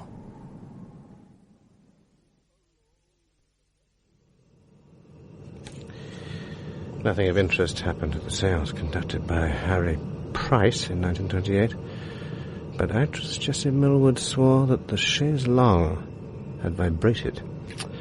A green light in her mirror, a number of light blows on the arm. A couple of light taps on the dressing room door. Terrace was in the habit of tapping a couple of times with his stick on the door of his leading lady's dressing room as he passed. A little reminder that he was in the theatre. His leading lady's dressing room. That would have been number 2. Damn it, I was in the wrong one. Well, we're sharing one this week, are we? Yes. Do you mind? Mind? Why should I mind? Here.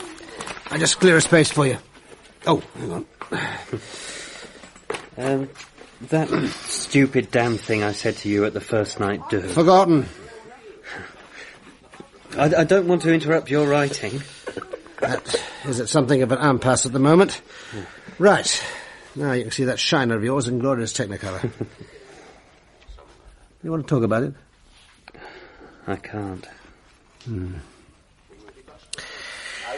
You, don't get on much with the others, do you, Peter?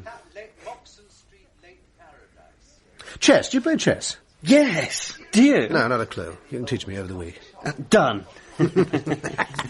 Props ASM to Mr. Anstruther, number 1 dressing room. Quick as you can, please, Peter. That's me. That's you. John? Yes? Nothing. An impasse. What an understatement. It was you, Richard Archer, Prince, following me. Now, what's the matter? Prisoner said. Witness replied, you know what's the matter. Yes, I can feel you close by. And now I'm terribly afraid you're inside here with me. Heard the news. News? We're going in. The Aldwych. Aldwych? Whee! Just act. You're good at that.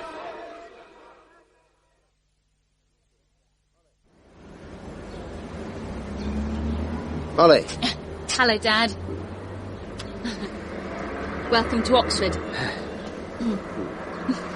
Well, are we eating then? There's a little place just off the High. The guy for not joining us? He couldn't get away.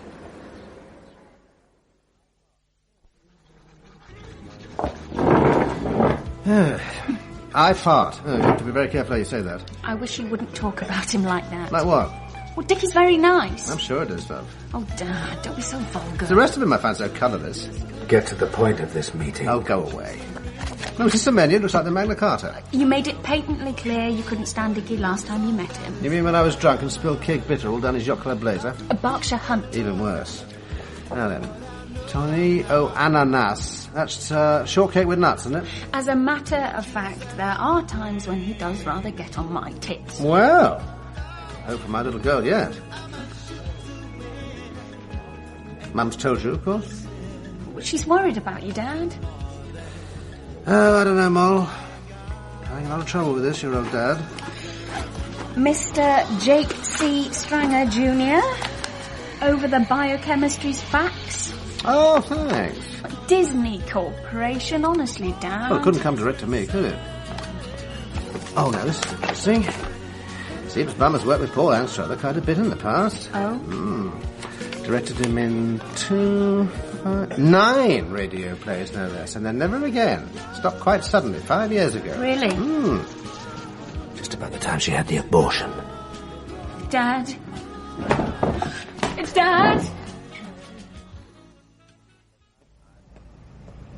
I want to... As I was walking... Stand in front of him and... I met... Look at him. I want to... wasn't there. See his body tremble and... there again today. His forehead bubble with... I wish to God he'd... Sweat. I wish to God he'd... Sweat. I'm going to get you, you bastard. Right where it hurts.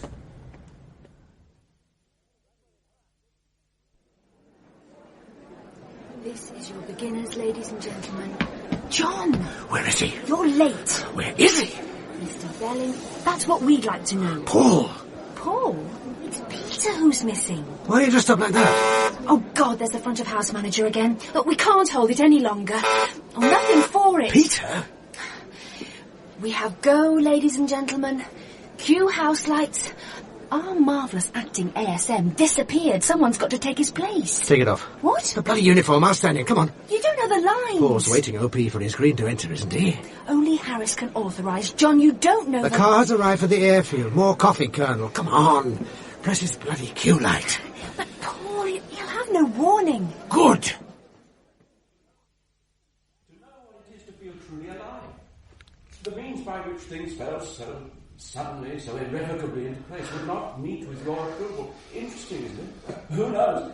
We might even have passed each other in the street in Palestine. We were there at the same time.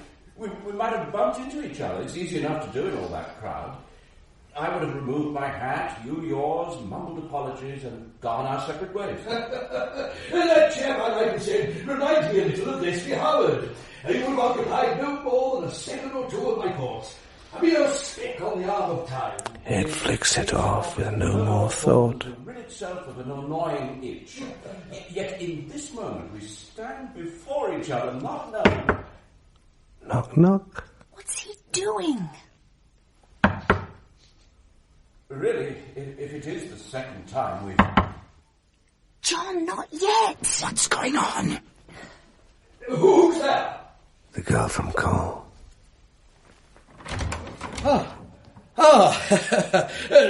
Lieutenant Crewby. Stop him. Too late. I step out of my place and watch what happens without joining in, observing, noting down my observations, and all around me stillness. Lieutenant Crewby, I don't think I rang for you yet. Didn't you, sir? I'll just sit here, then. John, get off. So, why, Colonel, in God's name, in the name of all that's holy and good and humane in the world, could you not have stepped off the curb and been hit by a car at that precise moment?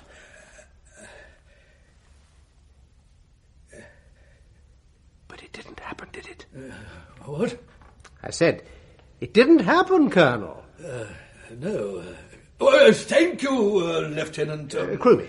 Oh, Christ. Now, where were we? Do you still hunt? You're not saying much, Lieutenant Crewby. No. Well, I think it's time for some coffee. Lieutenant Crewby, weren't you going to bring in It's some? on the table there. All ready, sir. Do you ride, Mynheer? That's my... Yeah, I'm afraid not. I like walking, though. Sugar! Walking? I used to hike for miles when I was a lad. Boots, lederhosen... Our guest has no sugar! Did you? Yes, I used to hike for miles. Angling now, there's a pastime.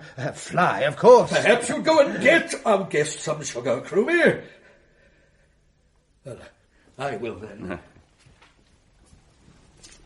What do I do? What's going on? I was sitting in my dressing room waiting for my call and John, he won't come off. Oh, soon. Oh, he's swapping lines. The strong man must regain the pure conscience of a beast of prey. They swapped lines. Yeah. He went out of his mind, didn't he? Paul, what's the matter with Paul? Prompt. Well, which line they've swapped? Get him back on cue. But John isn't supposed to be on. Do it. He went. He went round out of his mind, didn't he? Well, he probably did if he had to sit through the ring from end to end. Mynheer, you have an extremely benign but deft way of prodding a man's defences.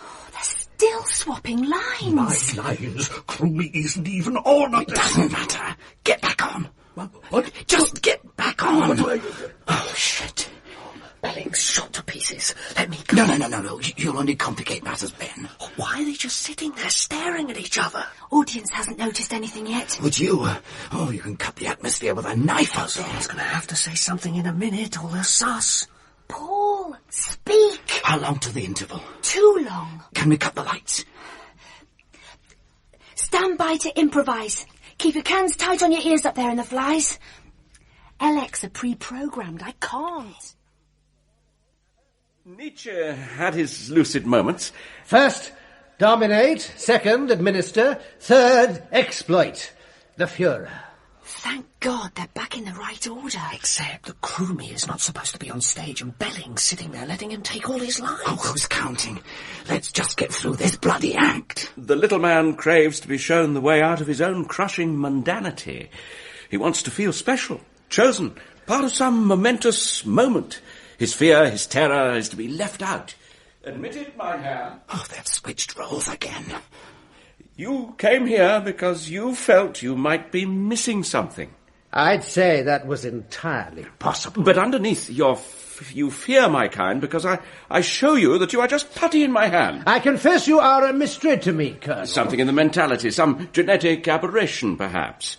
You are doubtless going to throw this in my face, Mynheer. But wasn't it Santayana who wrote, "Those who do not remember the past are condemned to relive it"? Do you know when that first came home to me? When you sat there in the Bastille for 13 long years. What?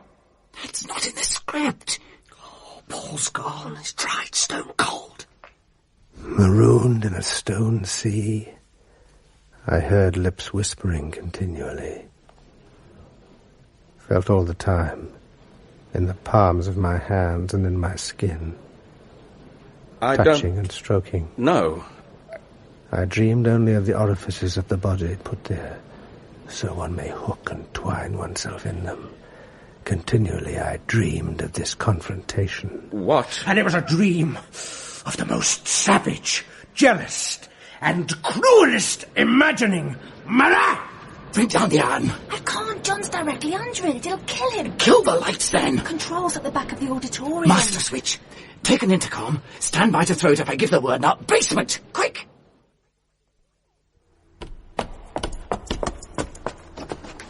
Peter! You're bleeding. Did John? No, not John. Not John. Marat. Did I say that? I must have meant... How's that? How's that? How's that? Now, I can see into your mind. How's that? And How's I say...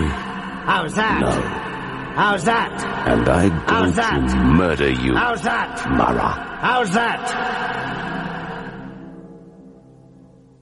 Where the hell is he, Lindy? I've left message after message at one stage door after another. He just won't return my calls. Surely he has to check in with the company even if the tour's finished. He left his agent's number for messages.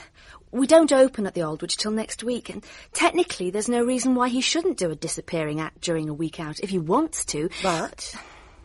Oh, the rest of the run at Oxford went fine.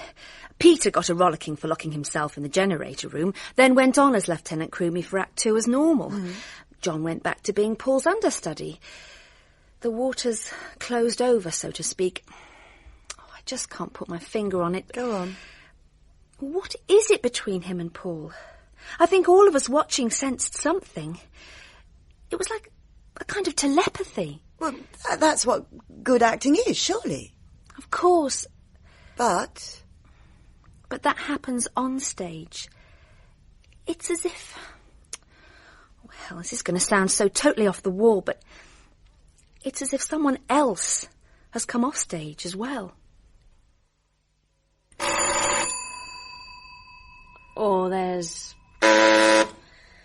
Oh, what else have you got, Mark? Your Breezy Bill? No. No. Jen, do you want buzzers or bells or knockers? But I'm beginning to understand what the poor bugger was going through. Jen? Someone else. No, something else. Big Ben, do you think? Fine. In a prefab in Southall? I'm so sorry. Mark, can you pop down to the FX store and find something practical? A common or garden buzzer will do. The tape? What? The tape. You were going to edit at home, did you? Oh, yeah. It's in my bag. Here it is. I put it on. See what you think. 1897, Mr. Frederick Lane, who understudies Mr. Terrace in the part of Captain Damn, I picked the wrong one up. This is one of John's. He said, I dreamt about What's the matter, Jen? Oh. Ellie, would you mind? I need some time to myself for a bit. I'll go and help Mark. Someone else. Someone else? The fact that he could not get employment would aggravate his mental condition, and all the distress and anxiety which he suffered then would make his condition worse. That doesn't sound like you. It isn't. But I'm beginning to understand what the poor bugger was going through. Frederick Lane? Tried to forget it during the day, but tonight again when I came to the theatre, I was going down Bedford Street when something seemed to say, do not go there. I went round to Maiden Lane, and there I saw him. Who? I did not know him personally, and he said nothing to me, so I walked on. Shit! His appearance struck me as peculiar. Around the theatre he was generally known as Mad Archer. I'm sorry, I opened it by mistake. Yep.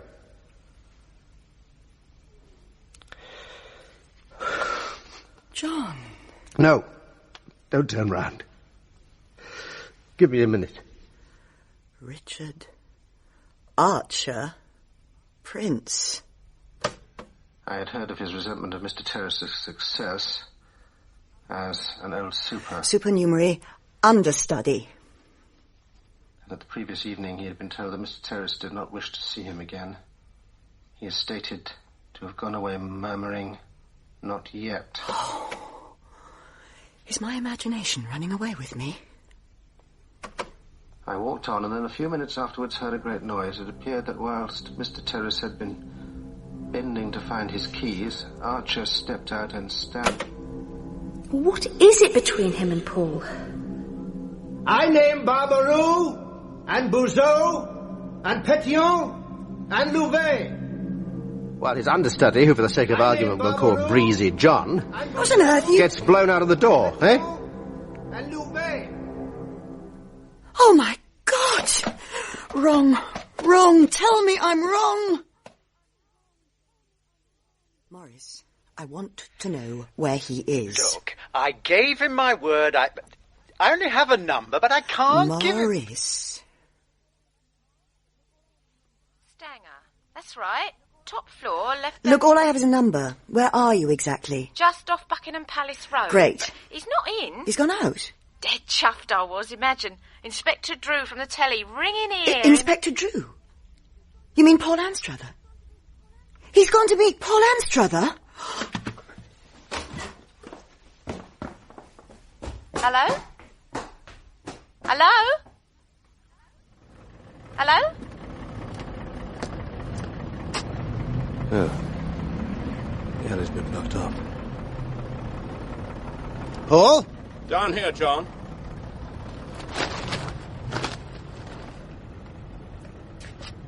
Should we be down here? The builders have gone home for the day. Oh. But the Nell Gwyn's closed. Now, this'll do. Fine.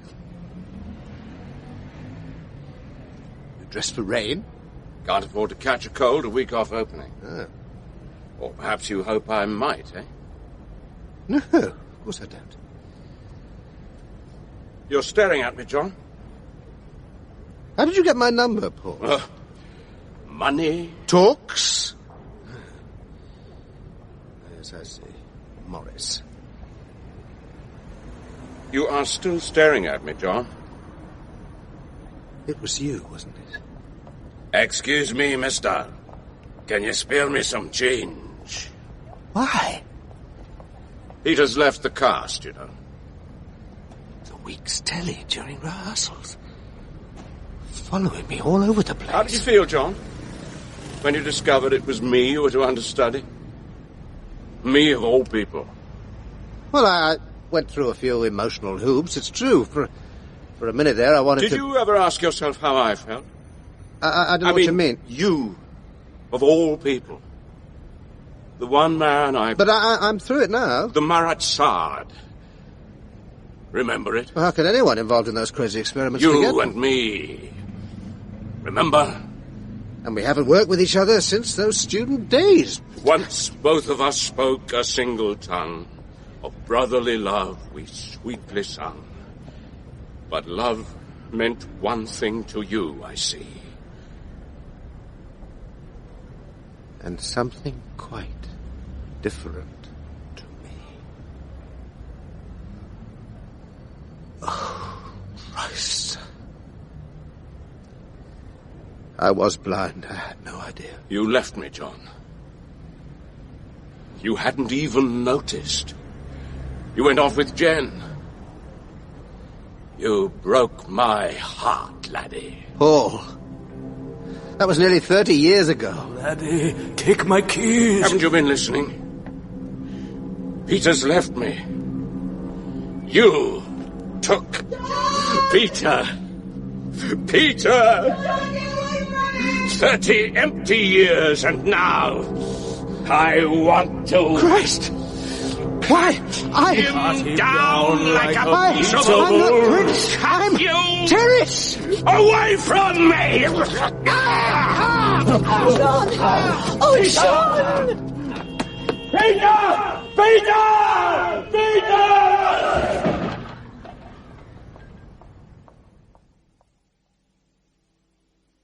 It's all over now. Oh, he must have hated me all those years. It was me he hated, not you. Well, then why... Didn't you stab me? Oh, thanks very much. I'm sorry. What happened 5 years ago, Jen? You were away, doing rep in York. I was directing a play for Radio 3 starring Paul. The first thing, and he was having difficulties. Well, you can't give an actor too many notes down on the studio floor, can you? We came back here to work. I went into the kitchen to rustle us up something to eat. When I came out, he was at the desk, nosing through your breezy bill stuff. I asked him to put them down. He wouldn't. Seemed highly amused. Something about parallels with himself. I thought he was talking about William Terrace. Then he became abusive about you. I got a bit angry. Then he hit me. I miscarried. Why did you let me think you had an abortion? I was afraid of what you might do if you ever found out. I might not be able to help myself, you mean? Oh, that bloody play. It had such a profound effect on us all. It's ironic, really. You don't know how ironic. That's what Breezy Bill must have appreciated most. Old Breezy? A few months before that poor half-starved paranoiac stabbed him to death, his wife suggested he play Mara. Oh no, said Bill, couldn't stand that bit with a knife. Exactly 48 hours after his murder, the Adelphi, in a monumental piece of cynical opportunism, presented the play. The place was packed. But, hell, he was only an actor. He was trying to warn me, Jen, of what could be done to me. Most of all, what I was doing to myself. He wasn't there. Saw him. John William Terrace has been dead for 96 years. Look, can we go for a walk? I'm sick of lying in bed. Right. You'll need a jacket. Oh, sorry. I forgot to take it to the cleaners. That's all right. Fit? John? What is it? In my pocket. It's a key. Adelphi number 1.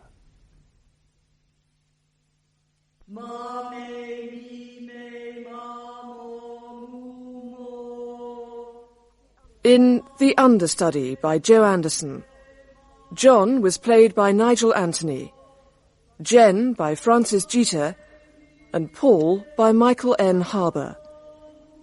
Lindy was played by Caroline Strong, the other by Peter Whitman, Belling by Barry J. Gordon, Morris by Neville Jason, Harris by Fraser Carr, Molly by Kathy Sarah, Frank by Terry John, Henrietta by Gay Brown, Peter by Tom Bevan, Ben by Paul Panting, Lizzie by Elaine Claxton, the lift operator by Lyndon Gregory, Jen's PA by Teresa Gallagher, the Geordie Doorman by Sean Prendergast, and the barmaid by Joe Anderson.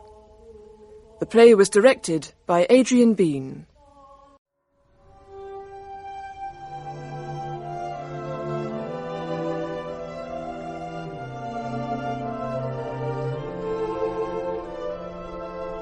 Emily's Ghost by Colin Finbow.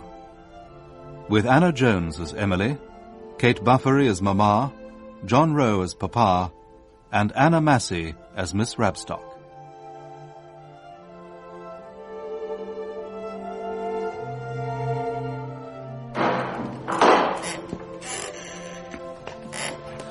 There was nothing strange about the house at first. We've arrived. Hello? Hello, Grandpa. Shh, Edward. He's not here anymore. He might be. Well, his ghost might be. Edward, Louise, not too excited now. Prince Malik's call, Papa. Only if you can do it quietly. It seemed that we had been travelling all day, bouncing behind the horses in the carriage to Paddington. Swaying in the clattering train, Louise got a speck in her eye from looking out of the open window, and my hair became quite ruffled. Mamma and Papa were not at all ruffled. Papa read his Times, and Mamma looked out at the passing countryside as if we were going on a day trip to the seaside, not leaving London forever. Quiet, Emily! You're making sufficient noise to waken the dead. Algernon, don't be tactless. Oh, I'm sorry, my dear.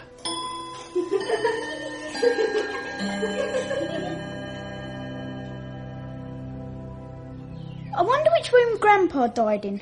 Don't be so horrible, Edward. He died in bed, you know that. He died in his bedroom. Now, let's play pirates. Yeah. Emily, where do you think you're going? Just outside, Papa. Only as far as the garden, then. Yes, Papa. I hope Emily soon settles down.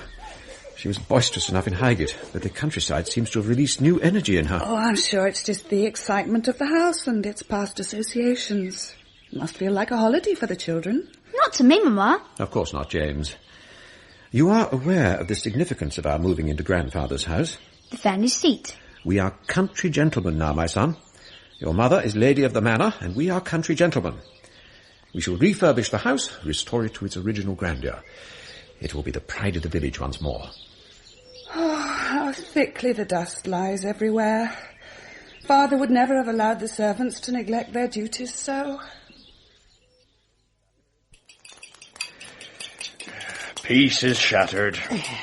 Below stairs is under siege. We must prepare our defences, Mrs. Crabtree. You're getting old, Mr. Dawson.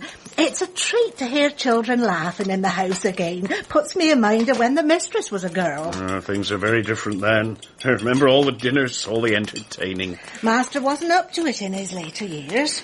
I have got rather used to having the place to ourselves. Noise or no noise, it'll be nice to be cooking for a family again. The disadvantage being that I'll now have to polish all the silver. Oh, you...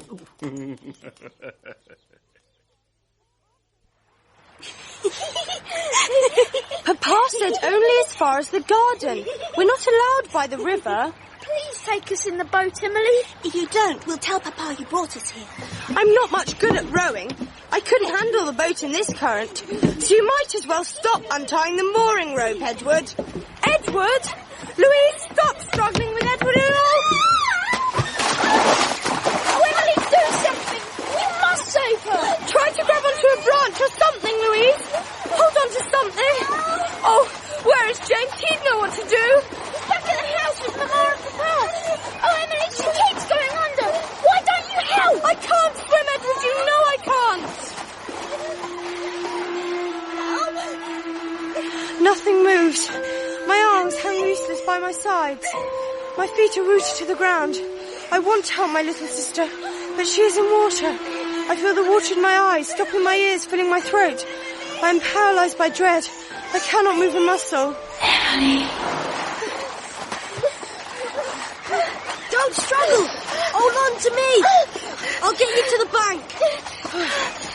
Yay! Oh, Louise, are you all right? She'll be all right. You didn't save me, Emily. I'm telling Papa. I couldn't. You know I wanted to. Emily's scared of the water. Oh, boy, please don't go. We want to thank you. He's not listening, Emily. Thank you. I distinctly told you to stay in the garden. Did you not understand me, Emily? I am sorry, Papa. Sorry will not do. The river is not a safe place for the little ones or you to play. You rang, sir? Yes, Polly. You will show Miss Emily to her room, where she will be confined until dinner time. Very good, sir. I suppose Mamma was a little angel when she was a girl, Polly. I couldn't say, Miss Emily. I was little more than a child myself in them days. Not my place to judge others. I'm sure she was never in as much trouble as I am. Where are you going, Miss Emily? To the nursery. Oh, you're not in the nursery anymore. This is your room now.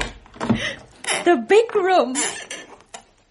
A room of my own. You're a big girl now. Just like James. He's not a big girl, Miss Emily. I mean, a room of my own, just like him. This room was always kept locked. I've only ever been in here once before.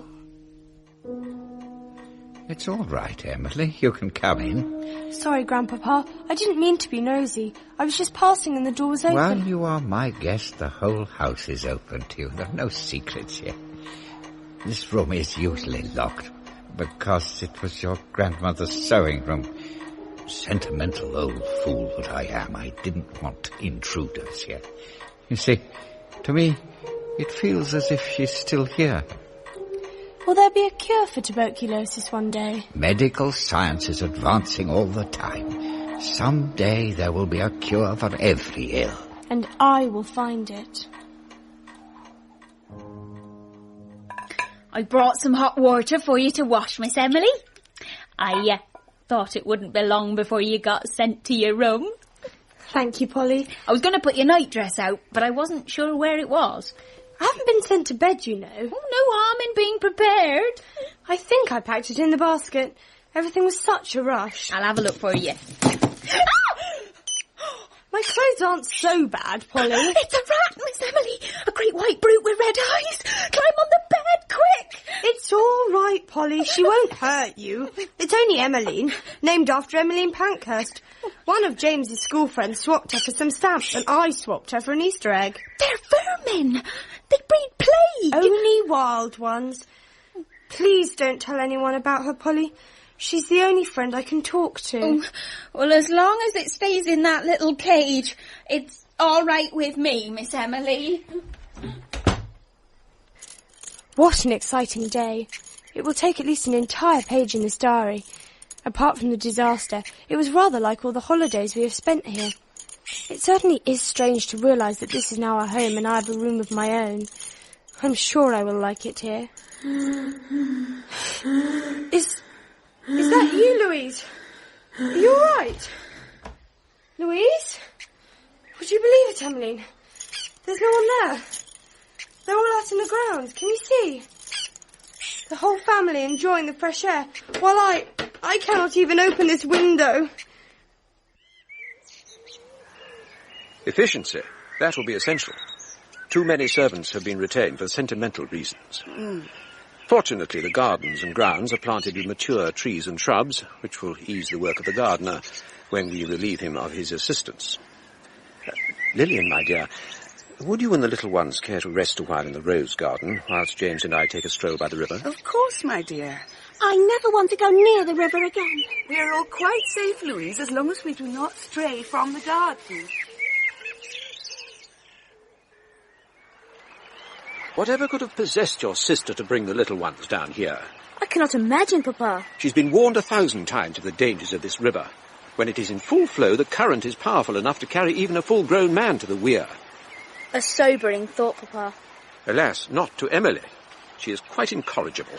I shudder to think of her becoming our senior child, but it must be all too soon now. That is why I wanted you and I to have this little talk in private. Because Emily's growing up? Because you are growing up, my son.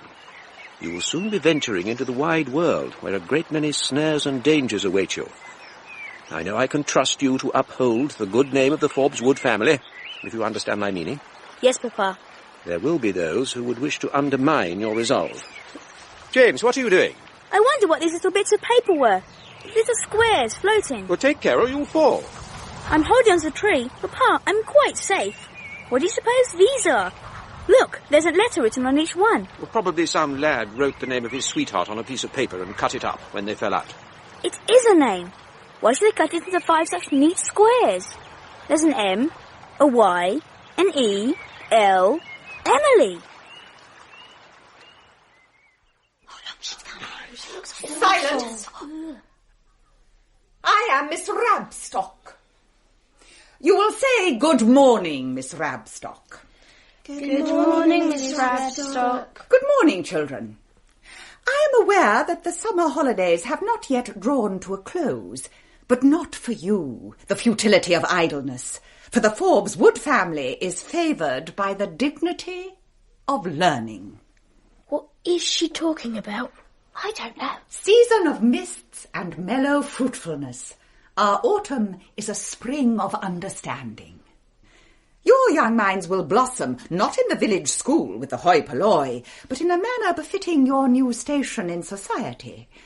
I am to be your governess. Oh, no. What is it, Louise? Please, Miss Rabstock, I had a tummy ache. You must not bolt your food. Yes, Edward? Please, Miss Rabstock, why isn't James here? Have you not been told of his triumph? He is to attend a boarding school. He has a place at Rugby. Your elder brother has come of age, Edward. None of my lessons for him. I wish I could come of age. He will work hard, as you will work hard. The time of slothfulness is past. It is time for arithmetic. On the front cover of these exercise books, you will write in your very best handwriting, my arithmetic book, and your name. What have you got there, Emily? Nothing, Miss Rabstock. Just some paper that fell out of my book. I hope it was not a note. I will not tolerate notes. No, miss, it was nothing. Well, let me see. What is the meaning of this? Please, Miss Rabstock, they're just cut-out letters. I don't think they have a meaning. They mean that you are inattentive. What is the matter with your ears? I thought I heard something. You will hear the slap of my cane unless you mend your ways, young lady.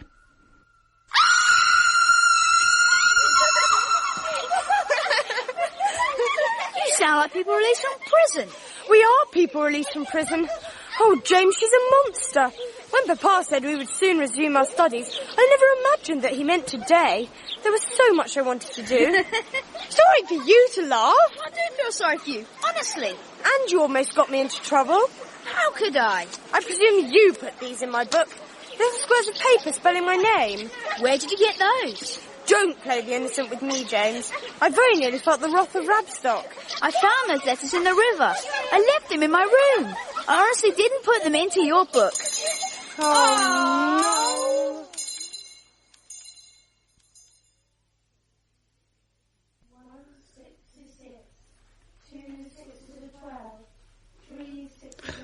I doubt that Father has opened this bureau in years. Oh, the dust is so thick. The papers are jammed in the same haphazard way that he seems to have done most of his filing. I suppose there are more bills. Yes, I'm afraid so. Most of them are unpaid. Oh, Algernon, I'm so sorry. I had no idea. We both had some idea, Lillian. We knew that your father had little notion of money management. He was a philanthropist. He saw his purpose in life as healing the sick. He had no time for financial affairs. I had no idea that he was so deeply in debt. He was so popular that his creditors must have repeatedly deferred his obligations. I, too, was unprepared for the sheer extent of his disorganization. Disorganization is alien to me. I find it hard to believe that anyone can handle finances with no plan. These debts will seriously affect our plans for the house. They will seriously affect my plans for life. I knew there would be debts, but I had counted on the leasing of the meadowland to assist with those, to say nothing of the row of cottages we could sell in the village. I know, dearest. Now we learn that he has shared the land as a gift between a couple of farmers and sold the cottages for a paltry sum 3 years ago. We will just endeavour to live as frugally as possible. I had so long looked forward to having a country seat, to being a gentleman of leisure. Now I must consider returning to the bank. I hope it will not come to that. Time reduces all our dreams to dust.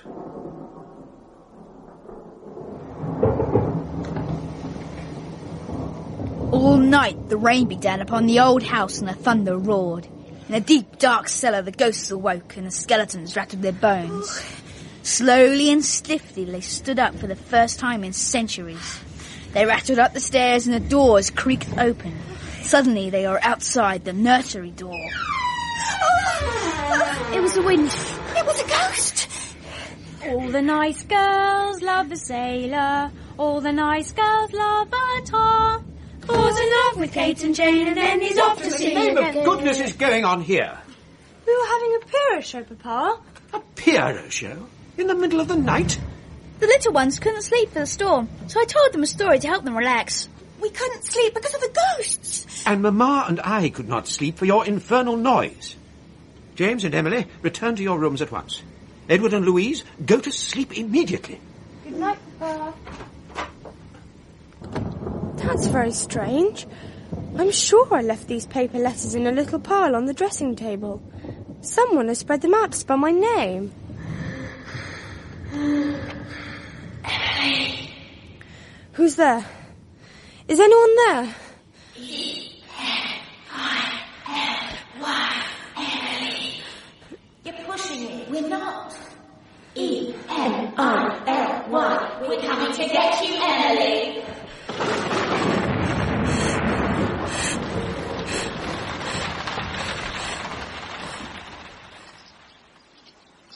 James, did you hear anything last night? I should ask that. I did. You did? What? Rain, thunder. There's a thunderstorm, wasn't there? Oh, James.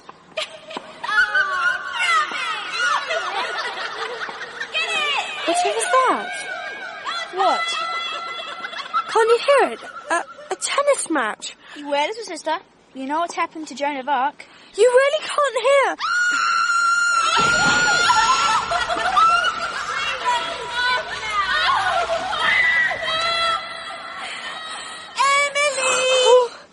Don't look so startled. It's only Louise calling. Emily, Papa wants to see you in the drawing room. I am disturbed, Emily. Sorry, Papa. I didn't mean to disturb you. Your behaviour disturbs me. Miss Rabstock informs me that you are late for class. The second day of your lessons and you arrived late. In fact, when I received this news, you had still not arrived. What have you to say? I am very sorry, Papa. I was walking with James and quite lost track of time. You cause me much concern, Emily. I look to you to set an example to the younger children. I do try, Papa. Indeed you do, and you succeed. But the example you set is one of waywardness and rebellion. I will not tolerate it. Lessons will be out of doors this afternoon to take advantage of the fine weather. However, Miss Rabstock will set you work, and you will be confined to the house.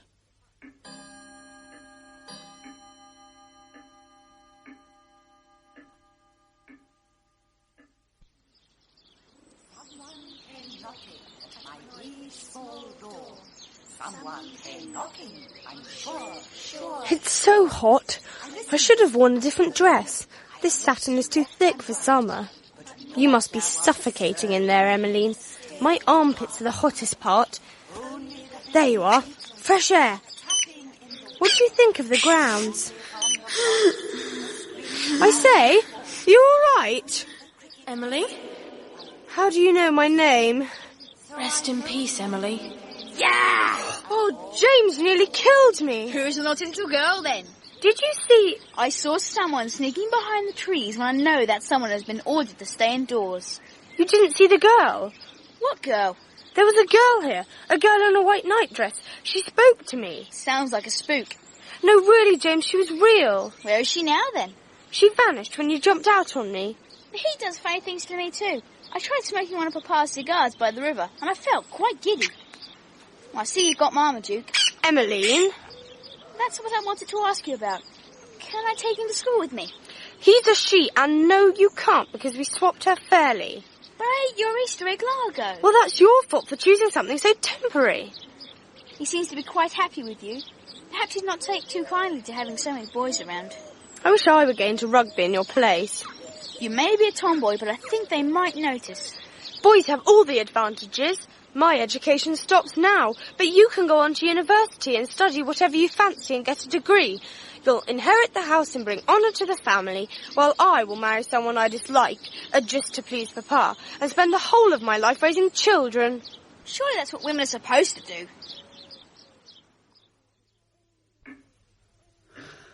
Oh, the children are enjoying their lessons in the garden, Algernon. It was such an inspired idea. I think Rabstock was a little less than enthusiastic, but I am determined that the children shall benefit from living in the country. There's time enough in the winter to be indoors. It is such a pity that Emily spends so much time indoors. When she behaves as sensibly as the others, she will share their privileges, not before. She seems to be suffering from a rather rebellious turn of nature of late. James is already 13, and he has never been rebellious. What are those pictures in your pocket, James? I found them in Papa's drawer. No need to look so guilty. I don't mind you looking at pictures of naked women, as long as you don't expect me to look at pictures of naked men. I'm just so bored. I can't wait until tomorrow, and yes, I'm dreading it. You remember when I heard strange sounds in the garden? Yes, I do. And now you're seeing things as well. I wish I saw girls in nightdresses. I don't really believe in ghosts, because they're unscientific, but I think there is a possibility that the house could be haunted. By Grandpapa? By a girl. In a white nightdress? I've heard her crying in my room. Sometimes I hear her struggling for breath. You don't believe me, do you? Of course I do. If you say you've seen a ghost, why should I disbelieve you? I shall miss you when you go to rugby.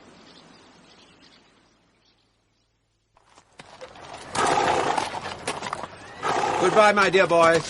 Bye, Papa. Goodbye, my darling. You will write. Of course I will, Mama. It will be a great adventure. Your adult life is about to begin. So much to look forward to. I remember all that I told you. And here's a half-sovereign for the tuck shop. Thank you, Papa. Thank you, driver. Bye, James. Bye. Bye.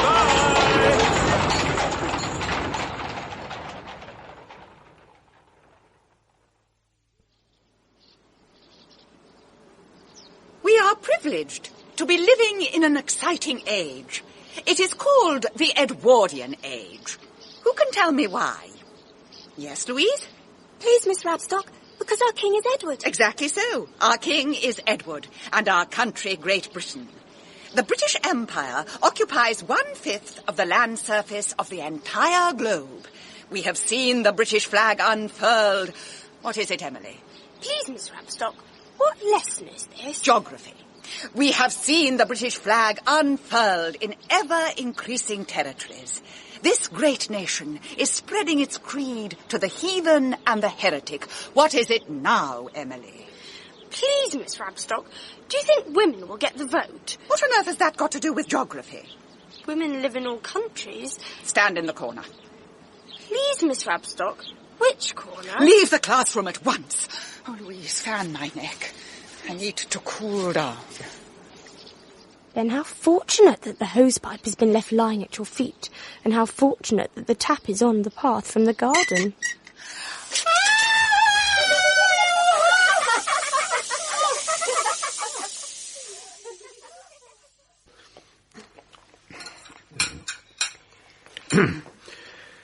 Before you get down from the luncheon table, I have an announcement regarding lessons this afternoon. Miss Rabstock is confined to bed with a slight chill. Dawson informs me that one of the garden hoses sprang a leak this morning and caused your governess to get somewhat wet. Therefore, lessons will be postponed until tomorrow. Yay! Children! Your time will not be spent in idleness. Miss Rabstock has left a list of words which you must learn for a spelling test for tomorrow. I myself will deal with anyone who does not achieve 10 out of 10. Really looked like an accident to me. Somebody must have turned that tap on, but nobody seemed to see anything. I'll give you 3 guesses. Perhaps that governess isn't so bad after all, turning a blind eye. No, if she had seen, she'd have complained. There's not an ounce of charity in the woman. Ah, somebody smelt the tarts. Morning, Miss Emily. Good morning, Mrs. Crabtree. Good morning, Dawson. Good morning, Miss Emily. You're torturing us, Mrs. Crabtree. The whole house smells of jam tart baking. So you decided to come along with your pleading little girl eyes and see if I'll weaken. I wondered if you had one to spare. You've always been the same ever since you were knee-high to a grasshopper. Get anything out of us with that pleading look. Thank you. Only one, mind. This has always been my favourite place in the whole house. I've always felt at home here in the kitchen. Nothing ever changes. Yeah, well, we get a little older, I'm afraid. You don't seem any older to me. I'm the only one that seems to change. It doesn't seem so long ago that I had to stand on a box to reach the sink when I helped you scrape the vegetables. You're growing up fast and no mistake. Doesn't seem a year ago since I baked your last birthday cake. In 5 days' time, I shall be 13. Just think, if I were a boy, my life would begin in 5 days' time. As it is, it starts to end. Oh, that's a terrible thing to say. I mean it. All that lies ahead is a life of domestic slavery. Begging your pardon. You've been reading too much about them Pankhursts. They will change things. I know they will. I think you'd better change the subject, Miss Emily. All right. Ghosts. You've been a butler here a long time, haven't you, Dawson? Oh, that I have, ever since your grandfather first inherited the house. Is the house haunted? Oh, whatever put that idea into your head? Well, there certainly was a ghost. Figure in white. A young girl? A young nun from the convent as used to stand here hundreds of years ago. At least that's what people said. The worst stories at first have been seen around the grounds, but nobody's reported anything for, 15 years or more? So I'm afraid we can't offer you any ghosts.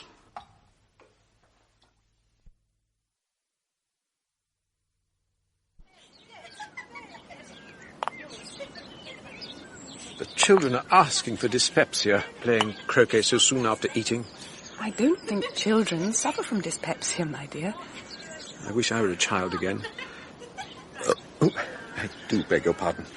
It's all the worry over this house that has brought it on. That and Emily's defiance. Oh, I do worry about her, Algernon. She's becoming a stranger. Apparently she was asking Rabstock about the women's movement the other day. Emmeline Pankhurst and her hotheads? What can she know of them? She does read the newspapers. Does she indeed? I never know what that girl will be up to next.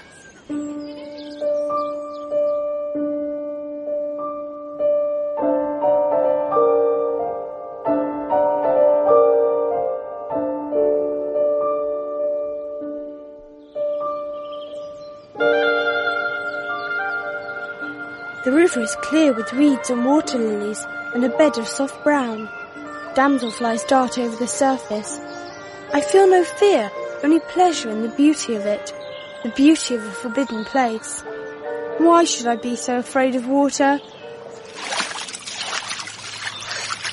Sorry if I started you, Miss. That's all right.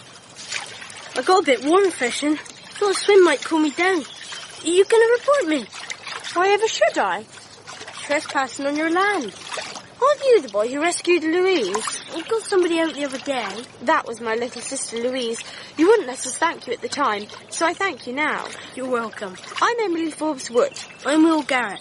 Well, Will Garrett, you have my permission to fish in this river, or swim in it, or do whatever you want here.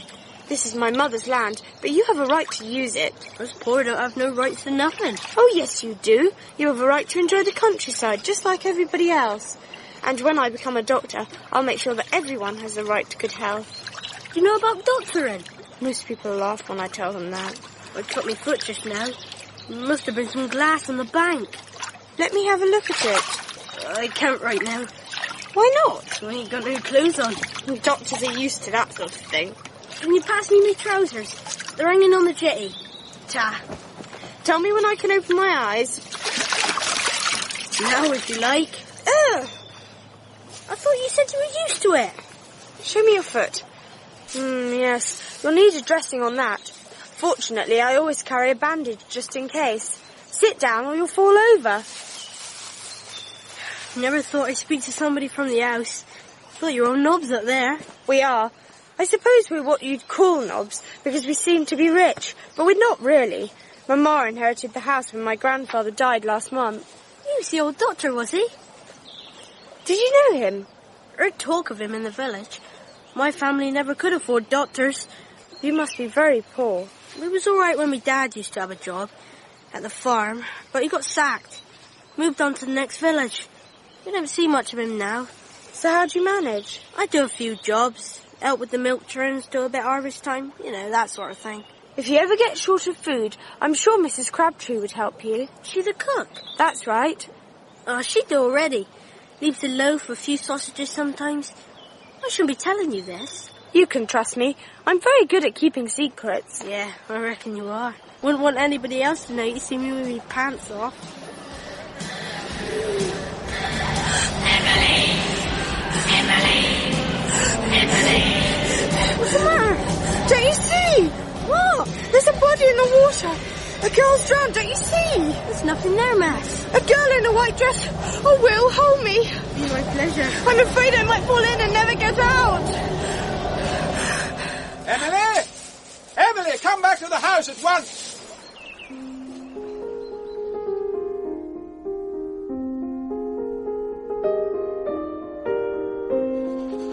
This has been the strangest day of my life. The most terrible thing happened by the river. I saw a vision of myself drowned, lying face down in the reeds. It makes me go cold to think of it. I know it was a vision, but it seemed so real. That was the terrible thing. The other thing was the best thing. I met a boy I didn't hate. His name is Will.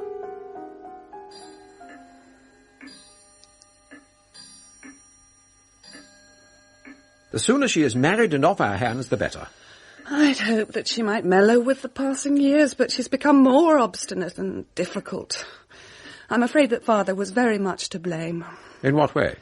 Well, all this doctor business. He encouraged her interest, left his books to her in his will. I'm sure he thought it was a childish phase. Which hat shall I wear? The bowler. Emily seems reluctant to cast off her childish phases. I'm glad you have offered to talk to her, my dear. I find communication impossible. Where are you going, Emily? Please, Miss Rabstock, I've been sent for by Mamma. Which means you will probably be late for this morning's lessons. Perhaps a little. It would have been polite to inform me in advance, would it not? I'm sorry, I didn't think. Precisely. If you spent a little time thinking about the consequences of your actions, you would find yourself less often in trouble. Please, Miss Rabstock, may I ask you something? If it is something sensible. How did you become a governess? That is a personal question. It is also impertinent. I only wondered how it was possible for you to do a job you wanted to do, when it is so impossible for me. There are certain things a lady does not do. But I'm not a lady. That is why I have been engaged. It is my task to make you so.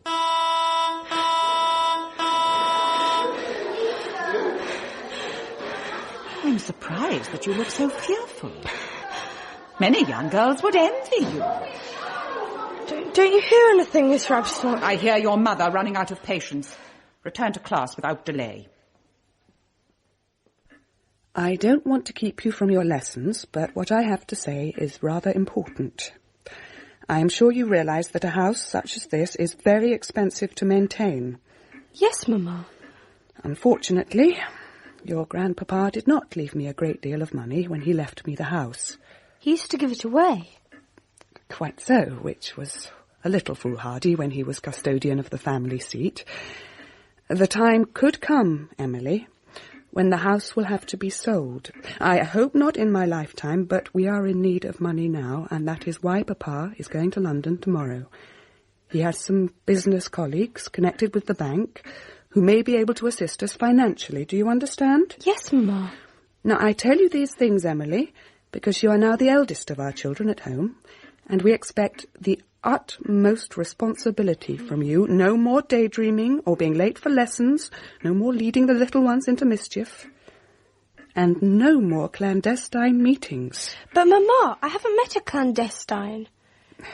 Papa has given me full details of the hand-holding he observed by the river, a place you are forbidden to visit. I am sorry, Mamma. I won't go there again. I thought I'd find you here. How's your foot? Bit sore, but I get a bandage on. I'd better see how it's coming along. Catch any fish yet? Too what? Beggars are too lazy to bite. I've brought some lint and some antiseptic so that I can dress this properly. Thank you, Doctor. This will sting a bit. Ah! I told you. This will stop it from turning septic. Are you all right? Quite well, thank you. Why? You was a bit upset yesterday. Saying things. Will, you don't think I'm mad, do you? Nah, just a bit posh. I've heard that mad people see and hear things that don't exist. Ever since we moved to this house, I've heard strange sounds, people crying and laughing, running along the hallways. Probably your little brother and sister. No, there seem to be many more people than that. I hear them, but I never see them. Only the girl. The drowned one? I saw her before that. She was in the grounds by a tree, hiding her face in her hands. When I saw her body yesterday, I realised it was me. How can it be? You're not a ghost. Not yet. What do you mean? I think I might be going to drown. Can't you swim? No. I'll teach you if you want. No! I mean, no thank you. The river is too dangerous, and I have a great fear of the water. Oh no, it's time for lessons and I haven't shown you Emmeline. Who? Just say hello to her quickly, then I must go. You keep a rat in your dress? Not all the time. She's named after Emmeline Pankhurst, my heroine. Who's she? You have a lot to learn, Will Garrett. I was surprised to learn that your father had left for London this morning by the early train and will be away for days, possibly even weeks. In the meantime, he has entrusted your discipline to me. I will be very severe with anyone who attempts to misbehave. We will conjugate the French verb avoir.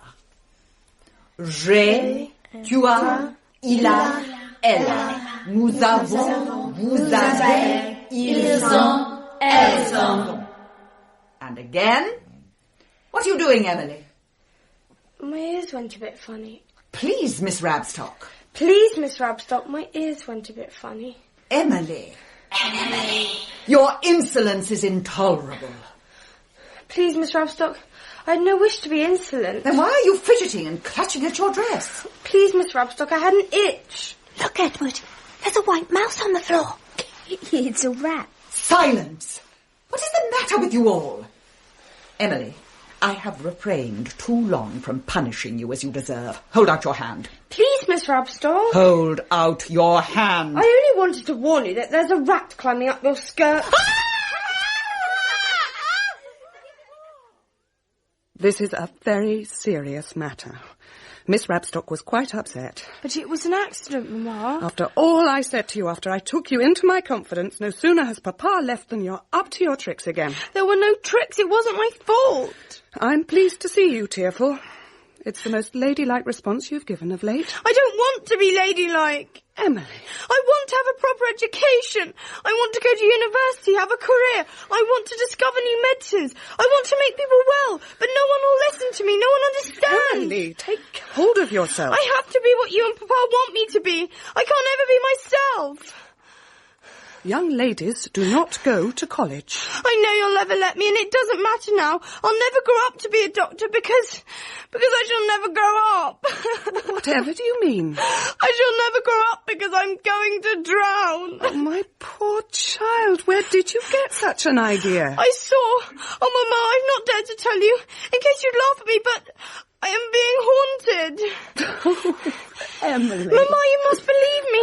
Something is wrong with the house. It isn't Grandpapa's house anymore. No, it is my house. I can't explain. I feel that something terrible is going to happen and that I will be unable to prevent it because of my drowning. Emily, that is quite enough of this nonsense. I'm feeling quite exhausted. So many strange things are happening. I leave the letters piled up, but they never stay as I put them. What letters? Oh, dear. You're giving me one of my headaches. See for yourself if you don't believe me. Come to my room and see.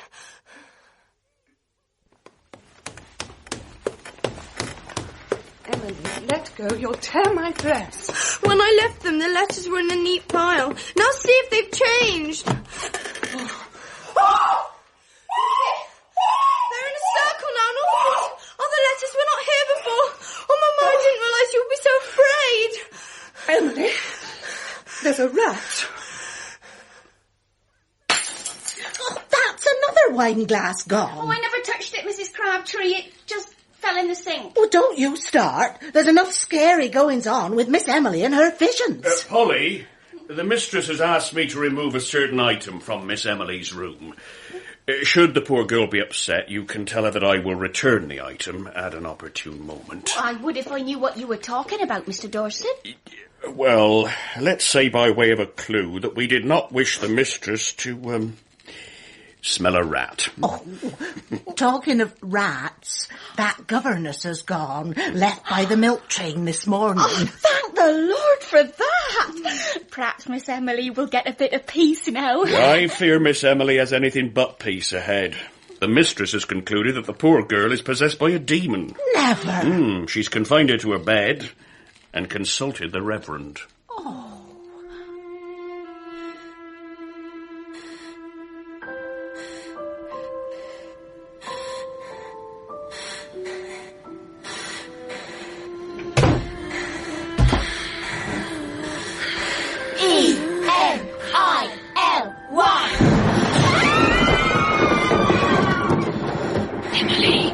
Who's there? I'm not afraid. It's you. Who did you expect? I saw you in the grounds. You knew my name. I guessed it must be the same as mine. You're called Emily too? At first, I thought they were spelling out my name, just to scare me. Are you a ghost? No, you are. They called you on the Ouija board. Why do they do this? It proves they can contact the dead. But I'm not dead. You must be. That's why I threw your letters in the river. So you could rest in peace. Who are they? Shh. What's up, slag? Nothing, Sharon. Got your breath back now, have you? Not going to keep us awake all night with your asthma like you did last night? Sorry, Sharon. OK, gang, it's safe to get back in bed. All the ghosties have gone. Is there someone else in my room? Of course, and it's my room, actually. Look, we can't talk now or I'll get beaten up. Follow me. I know a safe place where they won't hear us. Where are you off to, slag? Toilet. Gotta change your nappy.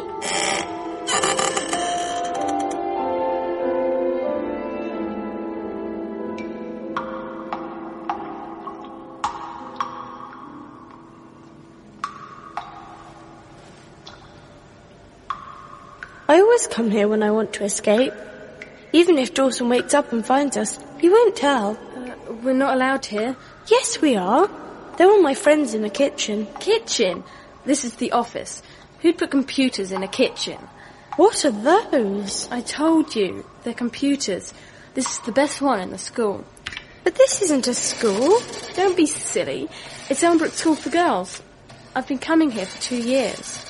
Why have I never seen anything like this? You must have died before they were invented. I'm going to be a computer operator when I leave college. You're going to college? It's what my mother wants. But you're a girl. Sexist pig. We have been emancipated, you know. We have? You're so funny. We even had a woman prime minister, you know. Is it you I hear wheezing sometimes? Suppose so. My asthma's bad at this time of year. Is it you I hear crying in my room? In the dorm, I often cry myself to sleep. Why don't you run away? I would. My parents would die. They have enough trouble paying the fees. I just want to get out of this awful place. I like being in the country. That's what I want more than anything. But everything's ruined because they're here. The countryside gets a bit boring sometimes, you know. Not to me. Everything I've always wanted to do, I can't because I'm a girl. And living in the country, I'm out of touch. Think yourself lucky. You wouldn't like modern towns. The air's brown, all the kids are bored, taking drugs and smashing things up. Everybody's frustrated these days. I'm frustrated. I want to be a doctor, but I never can because I'm a girl. I suppose things have moved on a bit since your time. Why'd you say that? You keep saying that I'm a ghost, and I haven't liked to mention it, but you're the ghost. What year do you think this is? I know what year it is. It's 1909, of course. Wrong. It's 1994.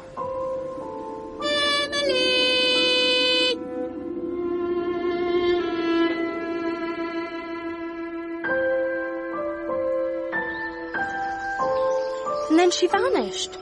Will, you haven't been listening. Yes, I have. I just don't know what to say. I've never heard a ghost from the future before. I knew you wouldn't believe me. I never said that. I don't understand why we met. Ghosts usually appear when they need help. But how can I help her? She hasn't even been born yet. Emily. What? That body you saw in the river, your body, is that it? Over there in the reeds? Emily. Yes. Oh, Will, can you see it too? It is me, isn't it? It's the same air, same everything. Oh, what can I do? The body's turning over. Oh, Will, I can't look. I think you ought to. Oh, Will, it's her. Emily? Oh, no, Papa has returned. Shall I run for it? No, stay where you are. We've been searching for you in the house, Emily. Papa is home. Dear Papa, it's so nice to see you again. Pleased to meet you. Papa has been successful in his endeavours. He's to give a ball at the weekend as a gesture of gratitude, and everyone is invited. Not everyone, my dear. How wonderful. A ball for my birthday. You shall be my partner, Will. Won't that be wonderful, Mamma? Well... Emily, in view of our finding you here, I very much doubt that you will be attending the ball.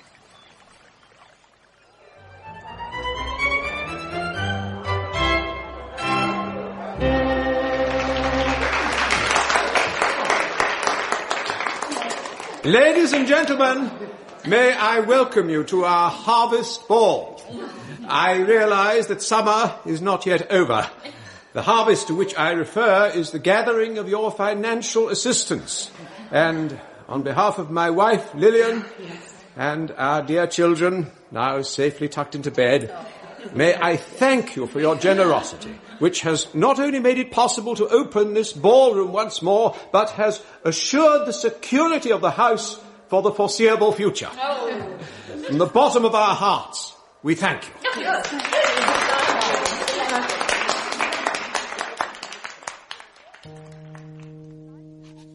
July 23rd, 1909.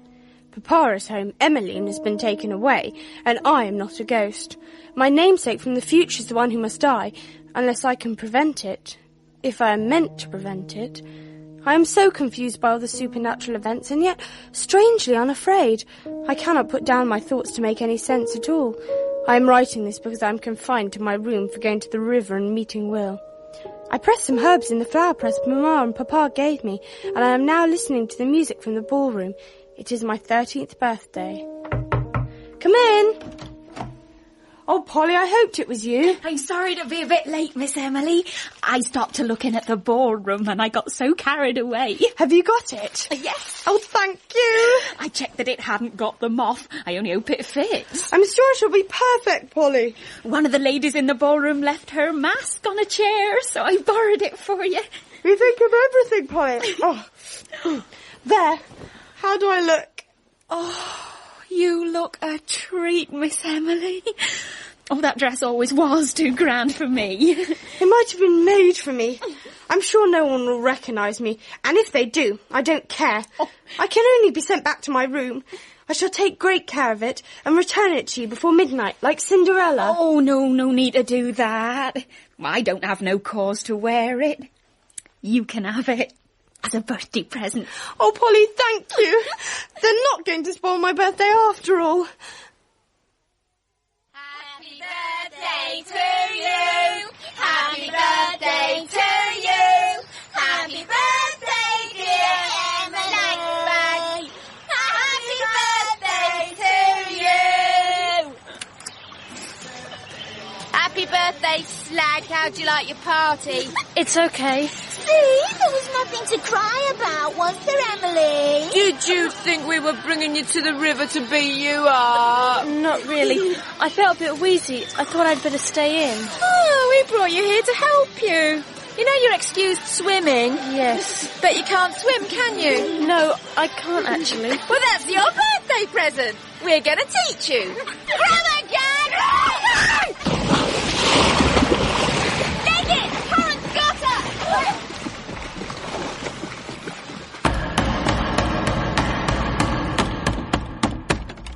What is it, young man? Can I see Miss Emily, please? It's urgent. Who shall I say wants her? Just tell her Will. Will, what has happened? I heard a scream. She was in the weir. I managed to get her out, but it was too late. Oh, no. It's all my fault. I was supposed to save her. We must go to her. It won't do no good.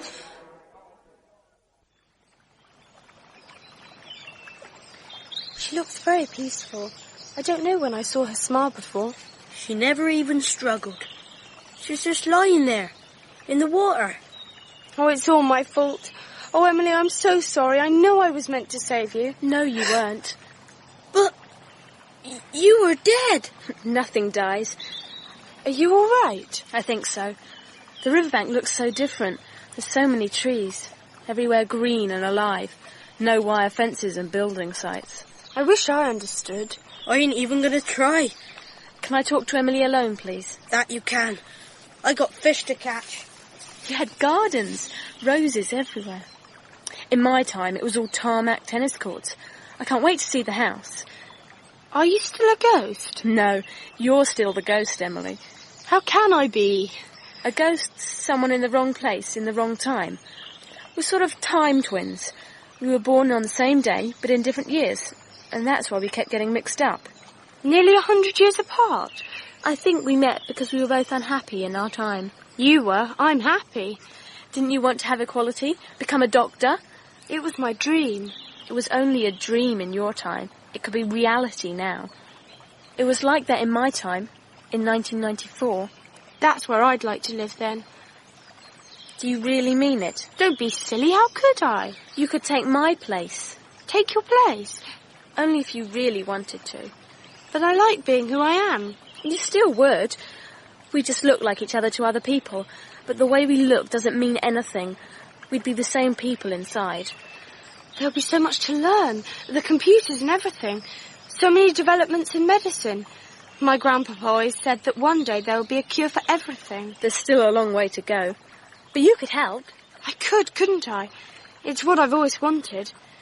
Would I ever see my family again? You wouldn't need to. I'd take care of them. Are you sure they wouldn't see we're different? We'd look the same to them. They see what they want to see. I'll show you. Will? Yeah? I thought you said you wanted to talk in private. That's all right. I only wanted to ask you a question. I ain't much good at learning. I don't understand nothing what's been going on. It's not a difficult question. Which one of us is your friend Emily? You're messing me about. You are, of course. Why? Thanks. You can go back to your fishing now. My dad always said this woman was peculiar. You see, Emily? But how can I be sure people accept me as you? There you are, Emily. I've been looking for you all over the place. I thought you must have made yourself scarce while we talked to your teachers. Say goodbye to your friends now. Your dad's already going on about the long journey back. Are you talking to me? Don't be silly, dear. I'll meet you up at the school. Is that your mother? Your mother now. Have we swapped already? You must have wanted it. Thanks for saving me. I didn't. I couldn't. You saved me from being a ghost. You'd better be going. Dad gets impatient. How will you meet my parents? I'm going to the ball. With Will. There are boys in your new time. But they're not Will. Will I really be able to become a doctor? That's up to you now. Good luck. I like your taste in boys, by the way. Be happy, Emily. You be happy too. Oh, I almost forgot. Happy birthday. Happy birthday, Emily. Lillian, I thought Emily was confined to her room. She was, Algernon. Then why do I seem to see her dancing with that ragamuffin from the river? A trick of the light, perhaps. So many women in masks. An easy mistake. But boy, surely that's him. He can't dance a step. Algernon, we did almost invite him, and if by some chance he were to be here, and if Emily were to be here with him, I think we should overlook it. It is her birthday, after all.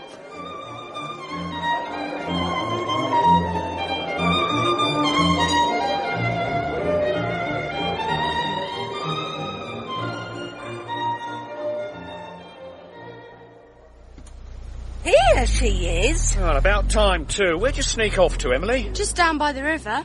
Well, it's time he was making a move. You know how busy that motorway gets this time of day. Your mother's going to drive. Am I? Well, be as well. I'm a bit over the limit. Oh.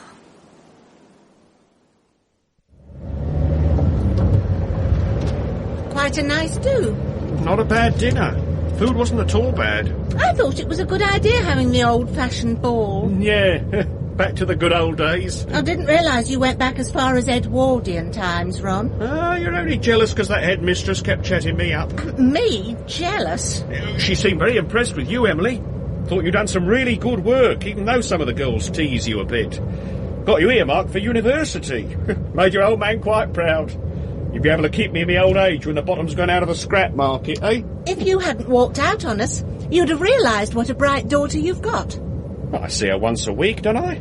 I know her just as well as you do. I'm not going to argue with you, Ron. This is Emily's day. Hasn't got much to say for herself, has she? She's planning her holiday with me, aren't you, Em? What's it feel like to be a teenager, then? A bit strange, really. Scary. Makes you wish you were my baby girl again? No, Papa. I like it.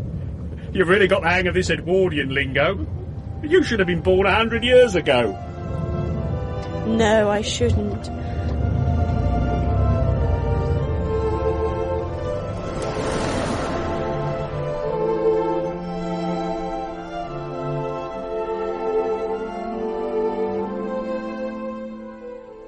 Emily's Ghost was written by Colin Finbow.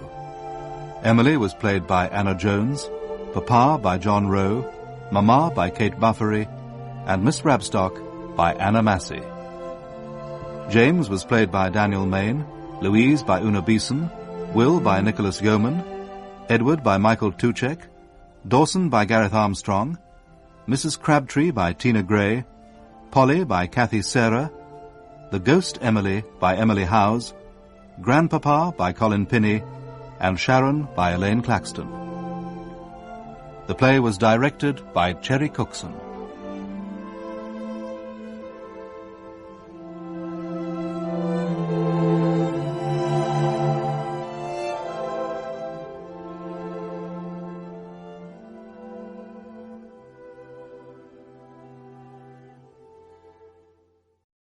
I see the moon sees me, under the shade of the old oak tree. Please let the light that shines on me, shine on the one I love. My name is Richard Thornton, and I once talked with a ghost. At the time, of course, I didn't know it was a ghost. Yes, I was stone cold sober. My encounter with the dead was long before I became addicted to the juice of the barley. I was a budding town planner, the past pride of a London grammar school, but a bit of a maverick.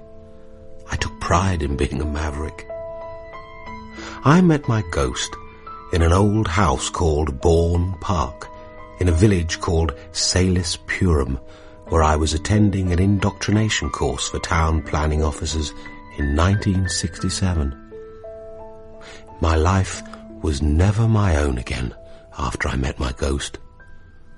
Wherever I trod, the spectre followed after me. Over the mountain, over the sea, back where my heart is yearning to be.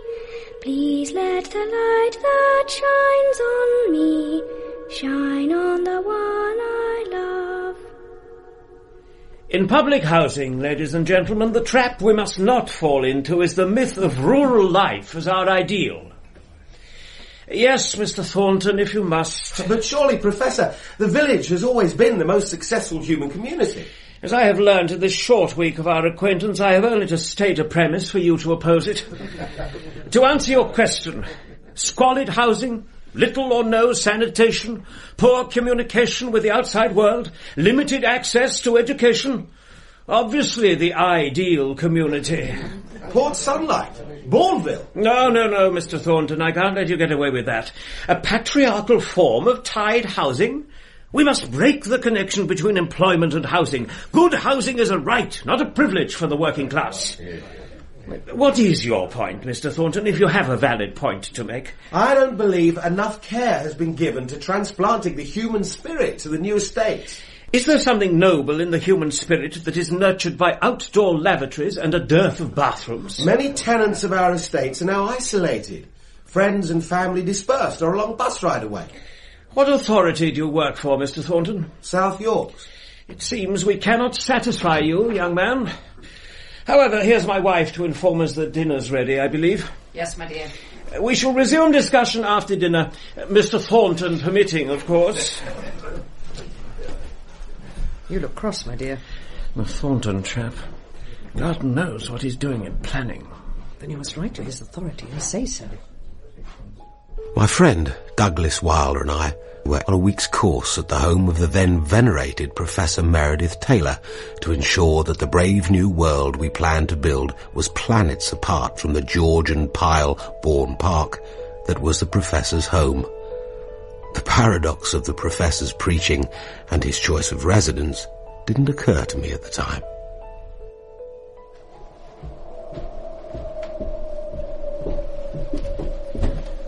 Good evening, Mr. Thornton. Good evening, Mrs. Taylor. Not an early night, surely? No, I was A bath is out of the question. Someone has been very extravagant with the hot water. I wasn't going The to... Professor is planning to end the evening with a discussion. Flying visit. Satisfy a call of nature only. Then I shan't detain you. There was an unnerving coldness about this spouse of the celebrated Meredith Taylor, visionary prophet of municipal housing, which repelled me. Naive as I was, I could recognize a calculating bitch when I met one.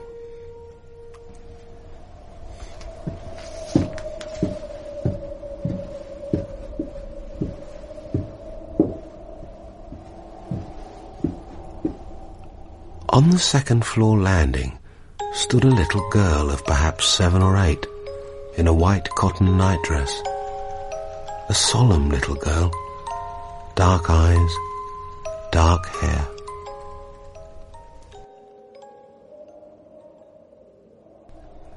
Hello. Ill met by moonlight, proud Titania. That's a bit out of Shakespeare. Midsummer Night's Dream, where the king and queen of the fairies bump into one another on the landing. You shall play Titania, I shall play Oberon. No? I expect you haven't done that in school yet. My name's Richard Thornton. I'm staying here for the week. With the course. May I ask your name? She stood there, a solemn little moppet on that freezing landing, and her eyes never left my face. Began to wonder whether she was a mute, deaf and dumb. Where was her mother? Are you waiting for the bathroom? Yes? No? Perhaps? See, the bathroom's vacant. Would you like to go first? Very well, Titania. I shan't embarrass you any further with my presence. Your mother's quite right. You shouldn't talk to strange men. And I'm very strange. If you'll excuse me, I'll just...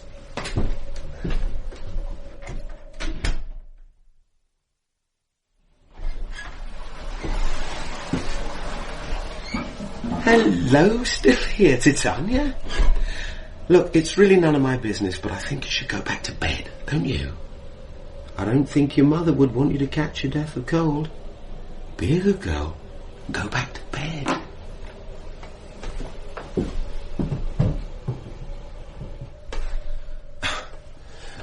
Hello? I have a stray child here. One stray child who needs a warm bed. Perhaps a little forgiveness. I remember now. First night here, you woke me up. I heard a child crying. Was that you? I bet that was you. Yet I suspected she was a deaf mute. Attitudes towards disability have changed, but at that time, a child less than perfect in the parents' eyes was sometimes hidden from public view. I began to feel angry. I'm going to try the rooms on this landing. Stay there, won't you?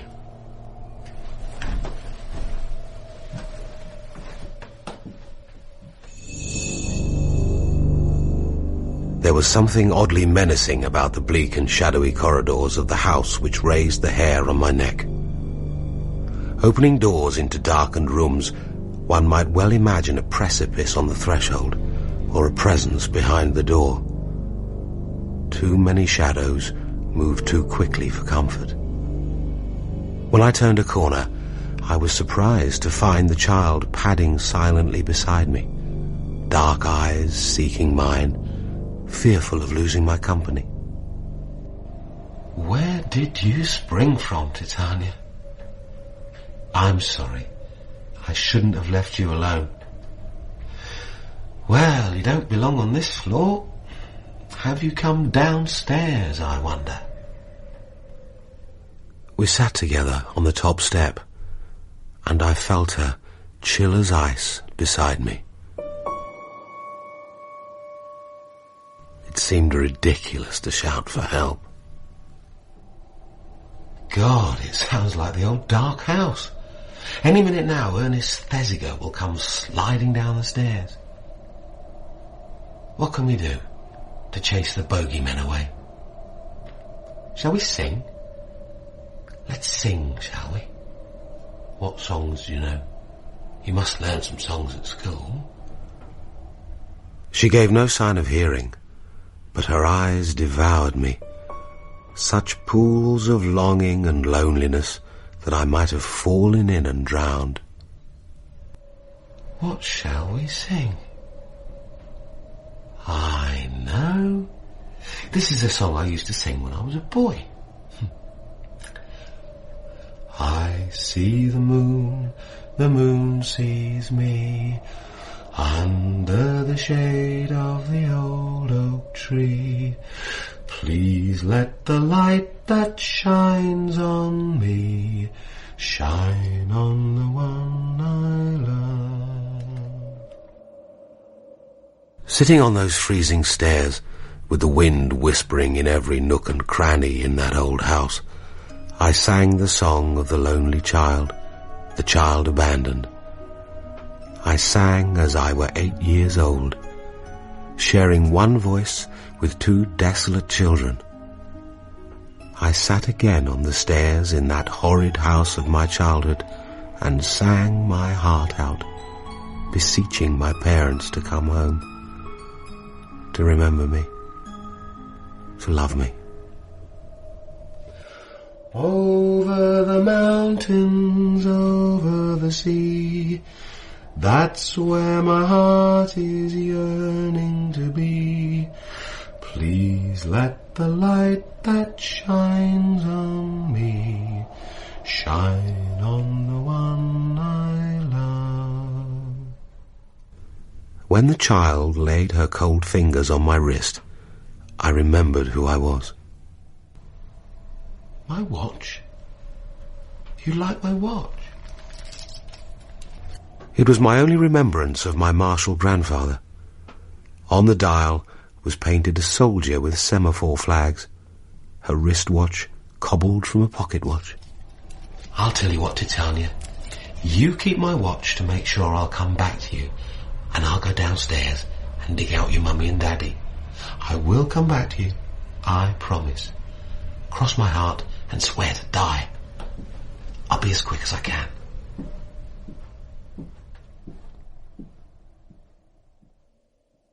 The tower will be a completely self-sufficient unit, providing superior accommodation at minimum cost.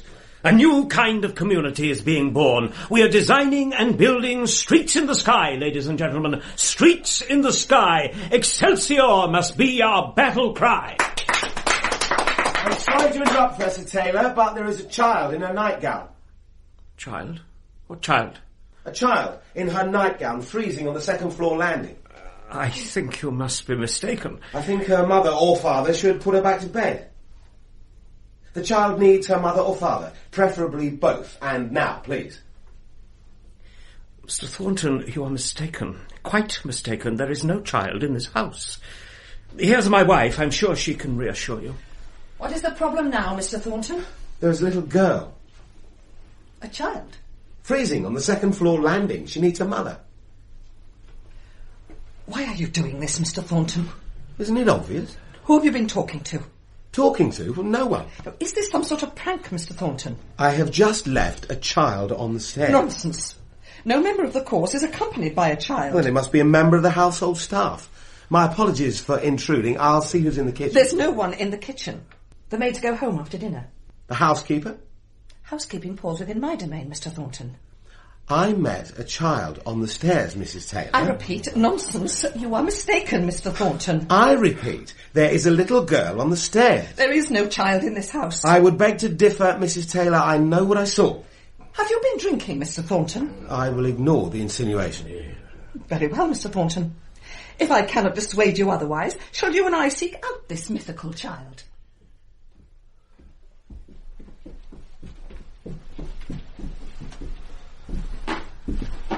This is where I left her.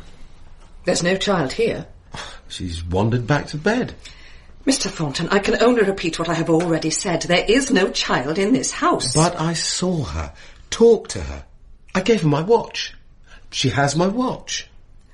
What do you intend to gain by this behaviour? The child has taken my watch back to bed with her. That proves it. It proves nothing of the sort. The child was here. She has my watch. Mr. Thornton, don't you think this has gone far enough? I don't know what you mean. I find your behaviour quite despicable. You think this is a prank? Why are you trying to injure my husband? Why on earth would I play the fool? You've managed to do so quite consistently throughout the week. I beg your pardon? The Professor is too much of a gentleman to make an issue of your silly behaviour, but it has not gone unnoticed. Mrs. Taylor, I talked with a little girl on this landing not half an hour ago. And I say you did not. I demand the house be searched to find this child. Young man, you are in no position to demand anything. If this house is not searched, then I will call the police. Nonsense. Would you mind if I use the telephone? Very well. When my husband... Now, Mrs. Taylor. On your own head be it, Mr. Thornton. The house was searched diligently from attic to cellar. There was no child found within the walls of Bourne Park. I was sent to bed in disgrace, without cocoa, biscuits, or my wristwatch. No.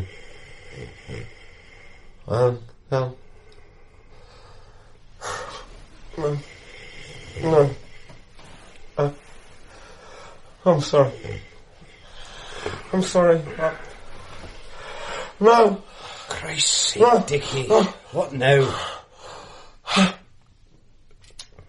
I heard the child crying. Haven't we had enough hullabaloo? She was calling to me. You've had a nightmare. Go back to sleep. She's dead. The child. I talked to a ghost. Good night. No, listen. There's no other explanation. Yes, there is. You made a bloody fool of yourself. God knows why. I promised the child I would come back to her. She has my watch. You know what, Dickie? You've missed your vocation. You should be on the stage at the Palladium. I said to her, keep my watch until I come back to you. Is it all right if I go back to sleep? Or have you any other blinding revelations to offer? I've broken my promise. The next morning, Douglas and I went back to South York's planning. Douglas with the professor's commendation burning a hole in his pocket, and myself with Mrs. Taylor's baleful glare burning a hole in the back of my neck. 10 years passed on the treadmill. It was 1977, and the child of Bourne Park still walked through my dreams. Thornton! Yes, Mr. Forsyth? Get in here. I'd like an explanation, Dickie. For what? This morning you went to chase progress at Shalford Hall. Yes. Can I take it then that the Shalford Hall estate is cleared? Not one stone standeth upon another. Nothing is upright. All is in disorder. All shamefully thrown down. Yeah, we can all quote Shakespeare. Virgil, actually. I calculate you could drive out to Shalford, drink a gallon of tea with the contractor, shit in the bushes, and still get back to County Hall for 12. I was left, unbriefed, to handle the planning meeting at 2. I was relying on your figures. It was an unmitigated disaster. Have you anything to say? Have you ever stopped to think what it is we're actually doing? What are you talking about? I used to believe what you said. We must house the people, cast off the old, make a fresh start in this country. Have you been drinking? We're not only destroying the countryside, but the old pattern of community, laying out a barren landscape of council estates, treeless, shopless, godforsaken open prisons. You have been drinking. I can smell it. Do you know that's a sackable offence? Do you know, Pevsner says some 20,000 English country houses and estates have been destroyed since the war. I'm going to forget this ever happened. Go home, Dickie. Lie down in a darkened room and we'll have this discussion tomorrow. I suggest you look at this. And what is it? It's what's left of a photograph album. It's been burnt. Fished it out of a bonfire at Shalford. Our latest piece of scorched earth. Which will very shortly be an estate of 800 modern homes. Take a good look. Take a good, long look at what we've just destroyed. What do you see? I see the well-upholstered aristocracy, posturing on the front porch, as per usual. The house was a masterpiece, so beautiful. How could we be so foolish? People need homes. We provide homes. Let Lord and Lady Muck buzz off to the Riviera. We're destroying the soul of England. It's as simple and as terrible as that. Our own private bonfire of the Library of Alexandria. Ballcocks. Images of unwarranted privilege. Take a deco at this. The fragment of old photograph was of a man and woman standing on the steps of Shalford Hall. A child stood on a lower step in a white cotton dress, looking directly into the camera. It was the child I met on the landing that night at Bourne Park. The shock was electric. You all right, Dickie? Hey, sit down. Here, sit down. I knew it could not be the child. It could not be the child. Titania stared at me, accusing me of betrayal yet again. Feeling better? Yes, thanks. You gave me a shock, you stupid beggar. I thought you were having a heart attack. I'm sorry. I suddenly felt dizzy. See the quack, Dickie. Get him to check the old clockwork. And lay off the booze. We'll talk again tomorrow.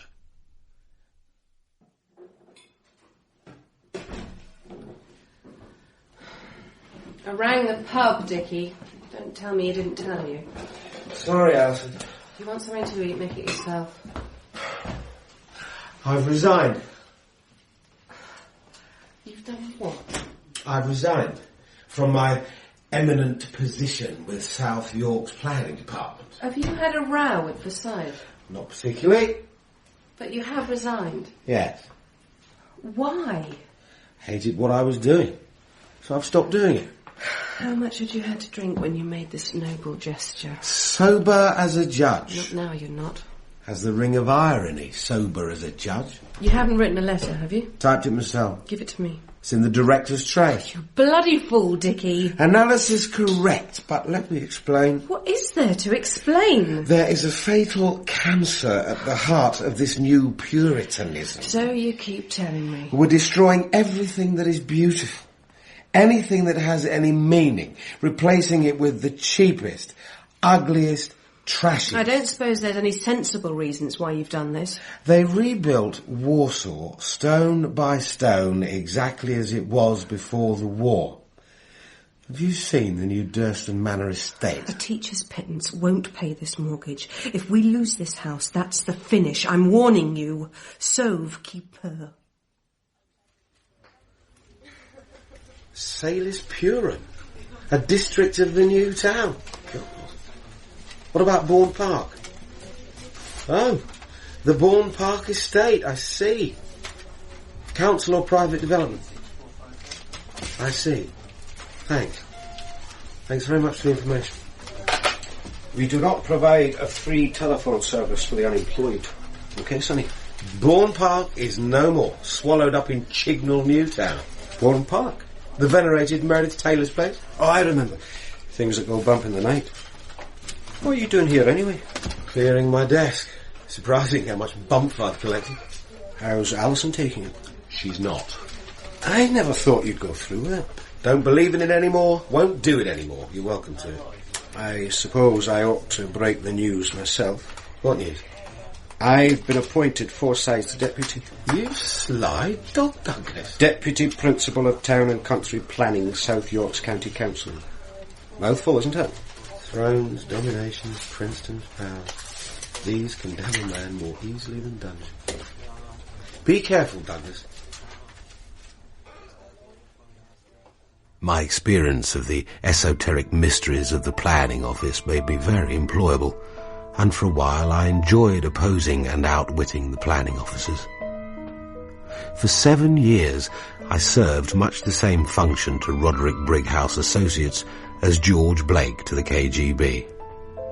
I assured myself, at least in Orwell's memorable year of 1984, we weren't destroying irreplaceable country houses. Instead, we were gutting them for use as superior hotels or conference centres. Then the dreams began again. I would see the child, and she would cry out to me, and I would be filled with such terror that I would awake shouting and fighting.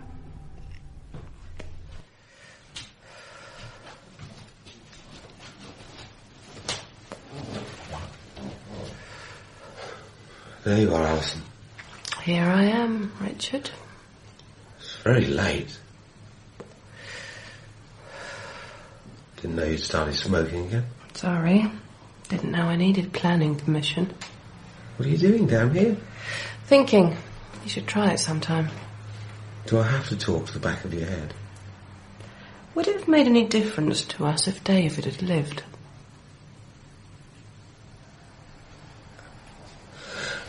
Is there any point to Would this? it have made any difference, Dickie? I don't want to talk about this again. I'm going back to bed. I knew, as soon as I went to the cot, I knew he was dead. But when I picked him up, he wasn't real. Somebody had put a doll in our son's cot. He's slipped through my arms like a sack of sand. Alison, what's the point in tormenting yourself over and over again? All the time my child was dying, when I might have been able to save him, I was trying to cope with a useless, disgusting drunk. I'm going back to bed. This seems as good a time as any to tell you. Tell me what? I'm leaving. You've been seeing someone? I applied for a post as head teacher, Wiltshire. When was this? They've offered me the job. I've decided to accept. When Alison left, I felt nothing.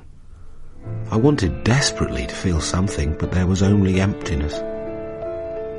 When the taxi came, I wanted there to be a man in the cab. I wanted to hate him for stealing her away when she had left years before.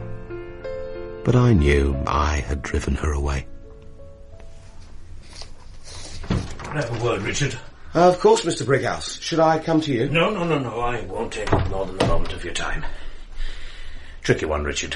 Yes, Mr. Brighouse? Needs careful handling. Running up against completion date. Penalty clauses could be expensive. I'm afraid I haven't the slightest idea what you're talking about. You have a problem at your site.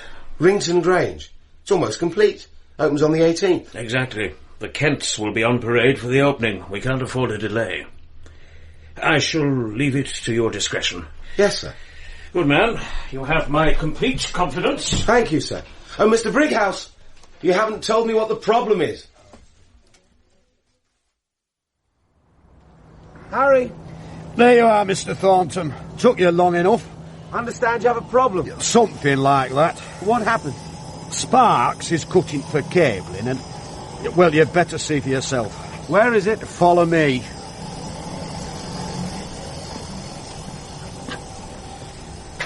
There, Mr. Thornton. There's your problem. Oh, my God! The wall had been taken down to waist high. The skeleton of a little girl in a linen nightdress lay folded into the cavity, skull resting on her bony knees. In one terrible moment, the skull moved, and the child looked up at me. Dark eyes accusing of betrayal, arms reaching out for me. I cried out in terror and fell into darkness. Head between your knees, Mr. Thornton. That's the ticket. Up you come, Mr. Thornton. You'll be right as rain in a minute. Only hope she was dead when he put her in there. How could anybody do this to a child? Takes all sorts. Have you called the police? Mr. Brighouse said wait for Mr. Thornton. Then ring the police now. You reckon there'll be an early arrest then? Of course not. Yeah, but if we have the busies and the coroner and God knows what, nobody can tell how long the job's going to be hung up. There are procedures. When what happened to the kid happened 100 years ago? This child was murdered and hidden here. There has to be an inquest. Either you ring the police or I will. Listen to me, Mr. Thornton. If this job isn't finished on time, the penalty clause is invoked. Brighouse is not going to like that. And nobody here gets their bonus for sweating their guts out. The lads are counting on that bonus. What do you suggest we do, Harry? The mints are still on site. The fragmentizer. We could run a couple of tons of ballast. Nobody'd be any the wiser. We're talking about putting a child into the fragmentizer. No, we're not. Handful of old bones, that's all. I'm going to phone the police. No, you're not, Mr. Thornton. If you're going to phone anybody, call Brighouse. Brighouse? It's Thornton, sir. I'm out at Rington Grange. Good man. Problem solved? No, sir. Why not? Sir, I think you should know... I don't wish to know anything. Deal with the problem. Good God, man, do you think this is the first time? It's the first time for me. Matter closed. Do you understand me? Who knows about this? Sparks and the labourer. Paddy knows when to keep stum. She's not going into the fragmentizer. What then? Bring me a canvas and a spade. I'll bury her in the woodland. Landscaping, are you? Take a tip from me. What? Bury it deep as hell. When this job's over, Harry, I don't want you to work with me again. Suits me, Mr. Thornton. You always was a toppy-nosed arsehole anyway. Roderick Brighouse Associates prospered mightily and dragged me along with them, not kicking and screaming, but numbly. When we ran out of country houses to vandalise, we began to take an interest in the ancient streets of small country towns. We upgraded the commercial environment, which means we destroyed in months town centres that had taken centuries to evolve. You sent for me, Mr. Brighouse? Come in, Richard, come in. There's somebody here I want you to meet. Douglas. How are you, Dickie? You know each other. From the year dot. We started in South York's planning on the same day. Oh, splendid. Spare the tedium of rubbing two dry sticks together. Perhaps you're not aware that Douglas is the new principal planning officer for South Yorks. Congratulations, Douglas. I always thought you might. Thanks, old chap. Just a question of waiting till the right shoes drop. Richard is to be our liaison chappie with you, Douglas. How fortuitous that you should already be good chums. Couldn't be better, simply couldn't be better. What I suggest now, Richard, is that you take Douglas out for a spot of lunch. Take him to the Sheridan. Rather better than County Hall, I suspect. Bring him up to speed on what we're doing. Yes, Mr. Brighouse. Do you play golf, Douglas? Have you heard from Alison recently? A solicitor wrote to inform me that I'm to be divorced. I saw her a few weeks ago, quite by chance. She had a chap in tow. Good for her. She's pregnant, Dickie. Ah, that explains the solicitor. I must find the letter and answer him. No wish to hinder her. Did she seem happy? Yes, I would say so. They certainly seem much taken with one another. She's not living with ghosts any longer. You all right, Richard? Do you remember Meredith Taylor's house at Salis Purim? Bourne Park, a.k.a. Chignall Newtown. Where you think you saw a ghost? Where I met and talked with a ghost child. I often dream of her. Sometimes I'm in the house itself. Sometimes it's my childhood home. I know something terrible is going to happen, but I can't do anything about it.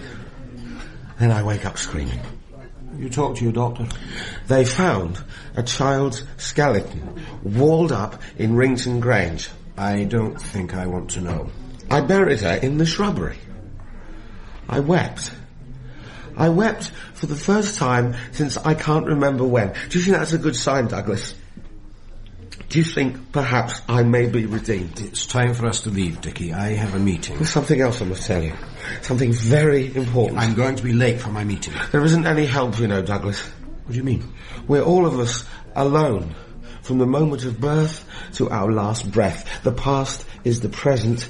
There is nothing else. I'm going to put you in a taxi, Dickie. We have to live with ourselves until there isn't any time left. There's no escape. And so we bowled merrily on our way, with the Iron Lady at the helm. So merrily that Roderick Brighouse became too big to be associates and became a PLC in 1988. Alison had the perfect nuclear family. One boy, one girl, one husband, and ghosts had fled her life forever. We, the PLC and me, encountered no problems with planning proposals. Seemed to matter little whether the proposals were ringed with coffee stains or scribbled on the back of an old envelope. Permission granted. On occasions, we simply didn't bother to make an application.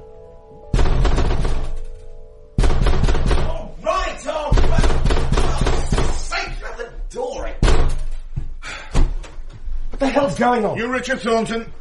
I am.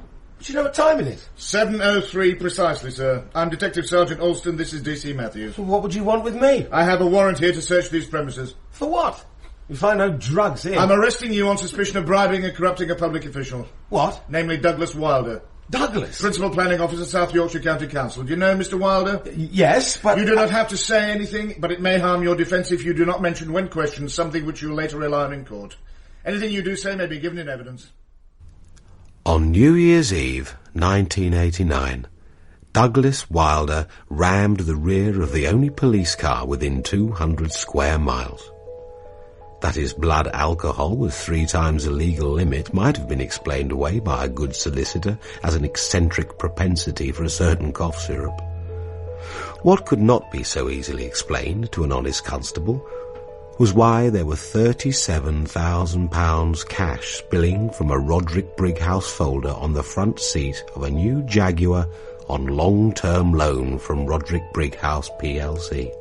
I was sentenced to 7 years and served 3 years, 4 months.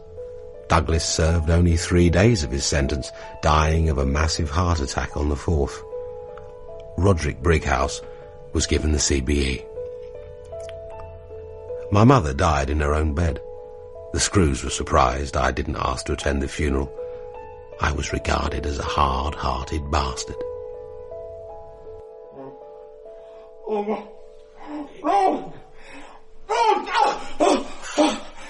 Christ's sake, Chief.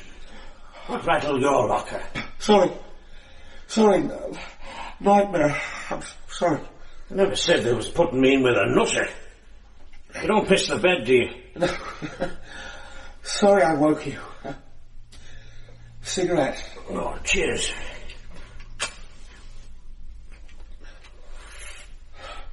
Oh, bloody bliss. I'm sick up to here of smoking roll-ups. It's likely to happen often, Chief. You shouting the odds. Off and on. Sorry. Right. Must have something awesome on your conscience, right? Like everybody else in here, I'm an innocent man. Too right. A long time ago, I met a ghost. No kidding. A child. I made a promise to return to her, and I never did. She's haunted me ever since. Bloody hell. Where was this, Chief? A village called Salish Purim. Oh, you wouldn't know it. Now part of Chignall Newtown for its sins. Been there, Chignall. Been in the nick, that is. Bourne Park was the name of the house. Georgian pile. Been pulled down long since. Wrong there, Chief. Well, how would you know? Bourne Park.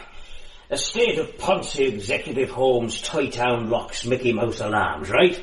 I don't know. Well, there is. I done 17 of them, personal best. If Branson's friggin' train had been on time, I wouldn't be bound up now. But the house, Bourne Park. Big old house there, smack in the middle of the estate. Did you break in? No way. Dog. I hate stunts. Got another fag, Chief? When I was released in 1992, I resolved to face the demons of my childhood. 17 Connaught Terrace, Gillingham. What I found was a for sale board and a house stripped of all identity.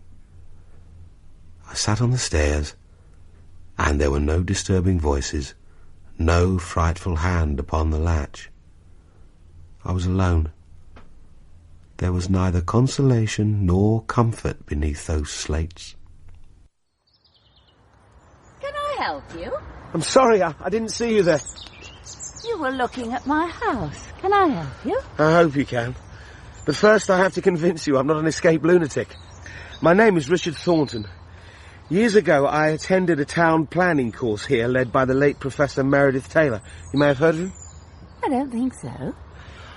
On the second floor landing of your house, I met a ghost. A ghost? In my house? I thought it was a little girl straying from her bed. I gave her my watch to amuse her while I chased up her parents. There was no child in the house. Good heavens. Ever since, I've been haunted by this child. I promised to come back to her, and I never did. Poor child. I think we can help each other, Mr. Thornton. By the way, my name is Ford. Mary Ford. I'm delighted to meet you, Mrs. Ford. Not long after we came here, I was sketching the rear of the house when I realised there were one too many windows on the second floor. I'm not sure I understand. Well, there was one window unaccounted for, which meant... There was a room behind the window. Exactly. A room we knew nothing about. Where is it? Can't you spot the door? No.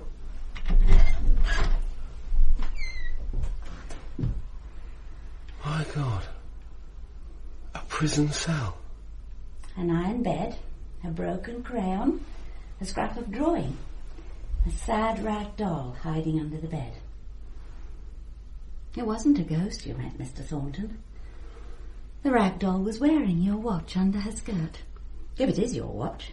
A soldier with semaphore flags on the dial. It'll take some finding, but I have it. I'm sorry to disappoint you. It was a real child you met. But hidden away from view. Where would anyone hide a child? Why, indeed. Would you mind if I came back? Tomorrow, perhaps, after I've been to County Records. Would you mind if we talked again? I see the moon sees me, under the shade of the old oak tree. Please let the light that shines on me shine on the one I love. I've learned a great deal about the child, Mrs. Ford. Oh, well done, Mr. Thornton. Who was she? Elizabeth Mary Taylor, daughter of the late and unlamented Professor and Mrs. Meredith Taylor. In the language of the day, Elizabeth was classified as MD. MD? Mentally deficient. Had a very brisk attitude towards disability in the good old days. Elizabeth was withdrawn from school, apparently to be tutored privately. I don't understand why they hid the child. For the future Lord Taylor of Gadsburn, CBE, KCB, Lord of the Tower Blocks, to have a simpleton for a daughter. Oh no, that would never do for a royal garden party. But they couldn't have expected to keep her hidden forever. Elizabeth Mary Taylor died of pneumonia on the 24th of January 1967. Oh, the poor child. I was here in December. December? Oh, if only you'd managed to disclose her presence in the house. But you're not to blame. How could you know? Elizabeth Mary Taylor died in the January of the year before Douglas Wilder and I came to Bourne Park. Oh, my goodness. You know what that means, Mr. Thornton? Yes, Mrs. Ford. A long time ago, I met and talked with a ghost in your house. Finally, I have redeemed my promise. I've come back to her. The child has no headstone, Mrs. Ford, just a grave marker. Isn't that the last despicable cruelty committed upon her? If any child was ever lost, this child is surely so. But she's found now, Mr. Thornton. Surely she's found now. I see the moon sees me, under the shade of the old oak tree. Please let the light that shines on me shine on the one I love. Titania has her headstone now, and the flowers are fresh, and the gravel is clean. I've buried the watch deep in the gravel, a foolish notion perhaps, but I think it belongs more to Titania than me. I too have found peace of sorts, and a use for what skills I possess. Chairman of Chignall's Disabled Children's Foundation. Suitable job for an old lag, don't you think? Over the mountain, over the sea, back where my heart is yearning to be. Please let the light that shines on me shine on the one I love. That was I See the Moon by Alex Ferguson, with Cliff Howells as Richard, Catherine Hunt as Alison, Russell Dixon as Professor Taylor, Mary Cunningham as Mrs. Taylor, Martin Reeve as Douglas, Anne Reed as Mrs. Mary Ford, and John Branwell as Forsyth. The director was Melanie Harris.